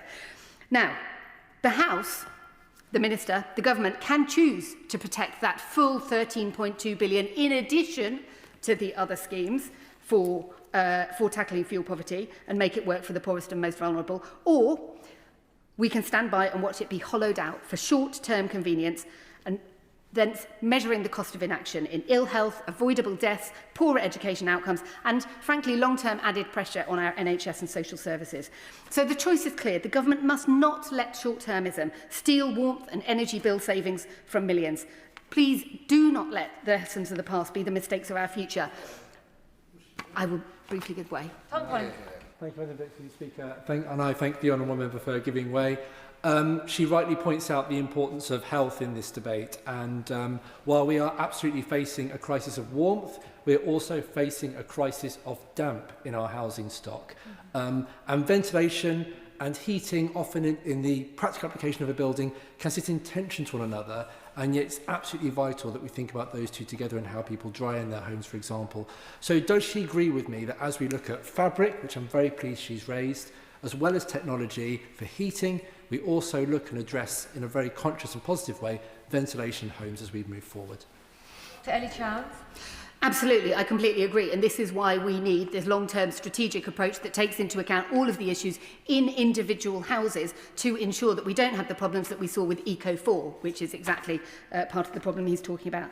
So I'm literally on my final sentence here. Let us make the Warm Homes Plan the bold, high-quality, fair, accessible and accountable programme that the people of Britain deserve. I look forward to the Minister's response. Thank you. Minister Martin McCluskey. Thank you, Madam Deputy Speaker. I want to thank the Honourable Member for North Herefordshire for bringing this debate tonight, and also thank her for the constructive way in which she has engaged with everything the Department has been doing since the election last year. In the 7 minutes available to me this morning, I'll try and address the points that she has raised, but I'm more than happy to discuss this with her further. Everything we do in life starts at home, and the state of our housing stock, as has been mentioned by many honourable members, is a national issue, and therefore it's only right that the Warm Home Plan receives this proper scrutiny, and we invite that scrutiny. We encourage people with a range of views to make their voices heard, and today I want to reaffirm our commitment to the Warm Homes Plan, restate our ambition and remind honourable members of what we will deliver in the years ahead, because this is one of the most urgent challenges that this government faces to improve the lives of working people. When I was given this role 10 weeks ago, the clearest of instructions that I was given was to reduce energy bills by making millions more homes warm, safe and fit for the 21st century, and that's the challenge. Our housing stock is amongst the oldest in Europe. Over a third of it was built before the Second World War, and that has a cost. High bills, damp and mould, miserable winters, risk to health, families wasting their hard-earned money on heating leaky, poor insulated homes, persistent, debilitating fuel poverty. This is an obstacle we must overcome in our mission for national renewal, not just an economic imperative, but a moral one and a social one. This is how we rebuild people's trust that governments still have the power to intervene and improve their lives. And it's why upgrading our homes is at the heart of our clean energy mission and our national mission. We have been working hard to get our Warm Homes Plan right, and we will publish our full plan soon. It's a priority for me, having taken on this brief 2 months ago, and it will be published soon. But we have been clear from the moment we came into government about the scale of our ambition. We're planning to upgrade up to 5 million homes by the end of this Parliament. That's entire streets and whole neighbourhoods benefiting from solar panels, heat pumps, home batteries and better insulation. And to make sure we deliver on that, we've matched every penny that we promised for this in opposition, £13.2 billion funding that will help to improve homes up and down the country, slashing both bills and emissions, and importantly, reducing fuel poverty. But to achieve this, people need to have full confidence in the system. And as many honourable members have mentioned, we are aware of the recent National Audit Office report into non-compliance in 2 government schemes delivering solid wall insulation. And let me be clear, we will never let that happen again. And more than that, we're taking this chance to completely overhaul the consumer protection landscape for retrofit measures so that work is done right the first time, guaranteeing customers the level of service that they deserve and swift redress on the occasions when those levels are not met. The plan will only work, the Warm Homes Plan will only work if we take people with us and deliver change at pace and at scale to the highest standard.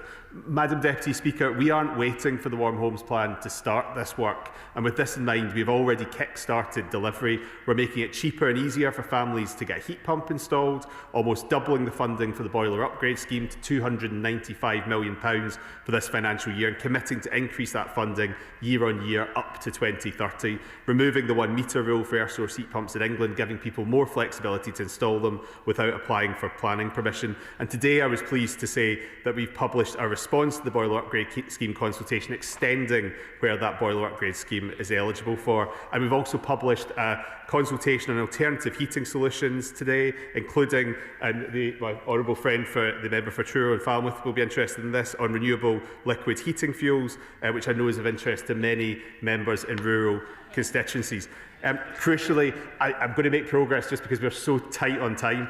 Crucially, it's not just homeowners who will benefit from our plan. Back in March, we allocated around £1.8 billion to local authorities and social housing providers to deliver home upgrades through the Warm Homes Local Grant and Warm Homes Social Housing Fund. This will support around 200 projects over the next 3 years, with work already underway. And to achieve our goals, we're also backing improved standards in the private and social rented sector, as the honourable member mentioned. We know that far too many tenants are faced with the daily reality of living in damp, drafty homes that they can't afford to heat. That's why we've set out proposals to increase minimum energy efficiency standards in the private rented sector in England and Wales to EPC C or equivalent by 2030, and to introduce a minimum energy efficiency standard in the social rented sector.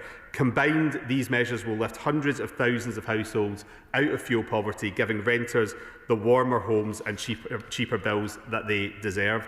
And our plan isn't just about retrofitting the older homes, it's also about building the homes of the future.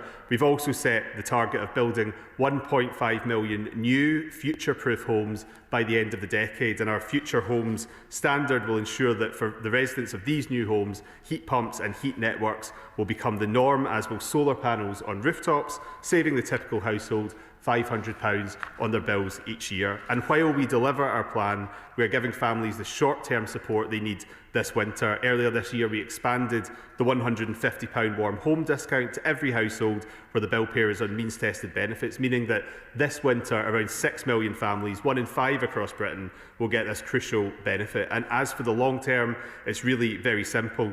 Homegrown clean power is the way through. It means that we can control our energy prices, mean the end of rollercoaster energy bills, price spikes and an uncertain future decided by dictators, and upheavals beyond our borders will be ended. And by upgrading homes with energy efficient technologies, we can ensure people feel the direct benefits of that clean, secure, affordable energy, and that's how we will bring clean power home. Madam Deputy Speaker, the Labour Government has a plan to make millions more homes fit for the 21st century, to finally properly tackle fuel poverty, to protect working people and ensure they won't have to worry about every degree turned up on the thermostat, every light that's switched on, every penny that's spent. We welcome constructive views on our approach, but we will not entertain those who would abandon our mission to decarbonise our homes and buildings, or would abandon the wider transformative architecture of clean power, and with it abandon a hopeful, forward-thinking vision for the future of this country. The British people want change, and Madam Deputy Speaker, this is what we have set out to deliver with the Warm Homes Plan. The question is that this House do now adjourn. As many that please say aye. Aye. The ayes have it, the ayes have it. Order, order.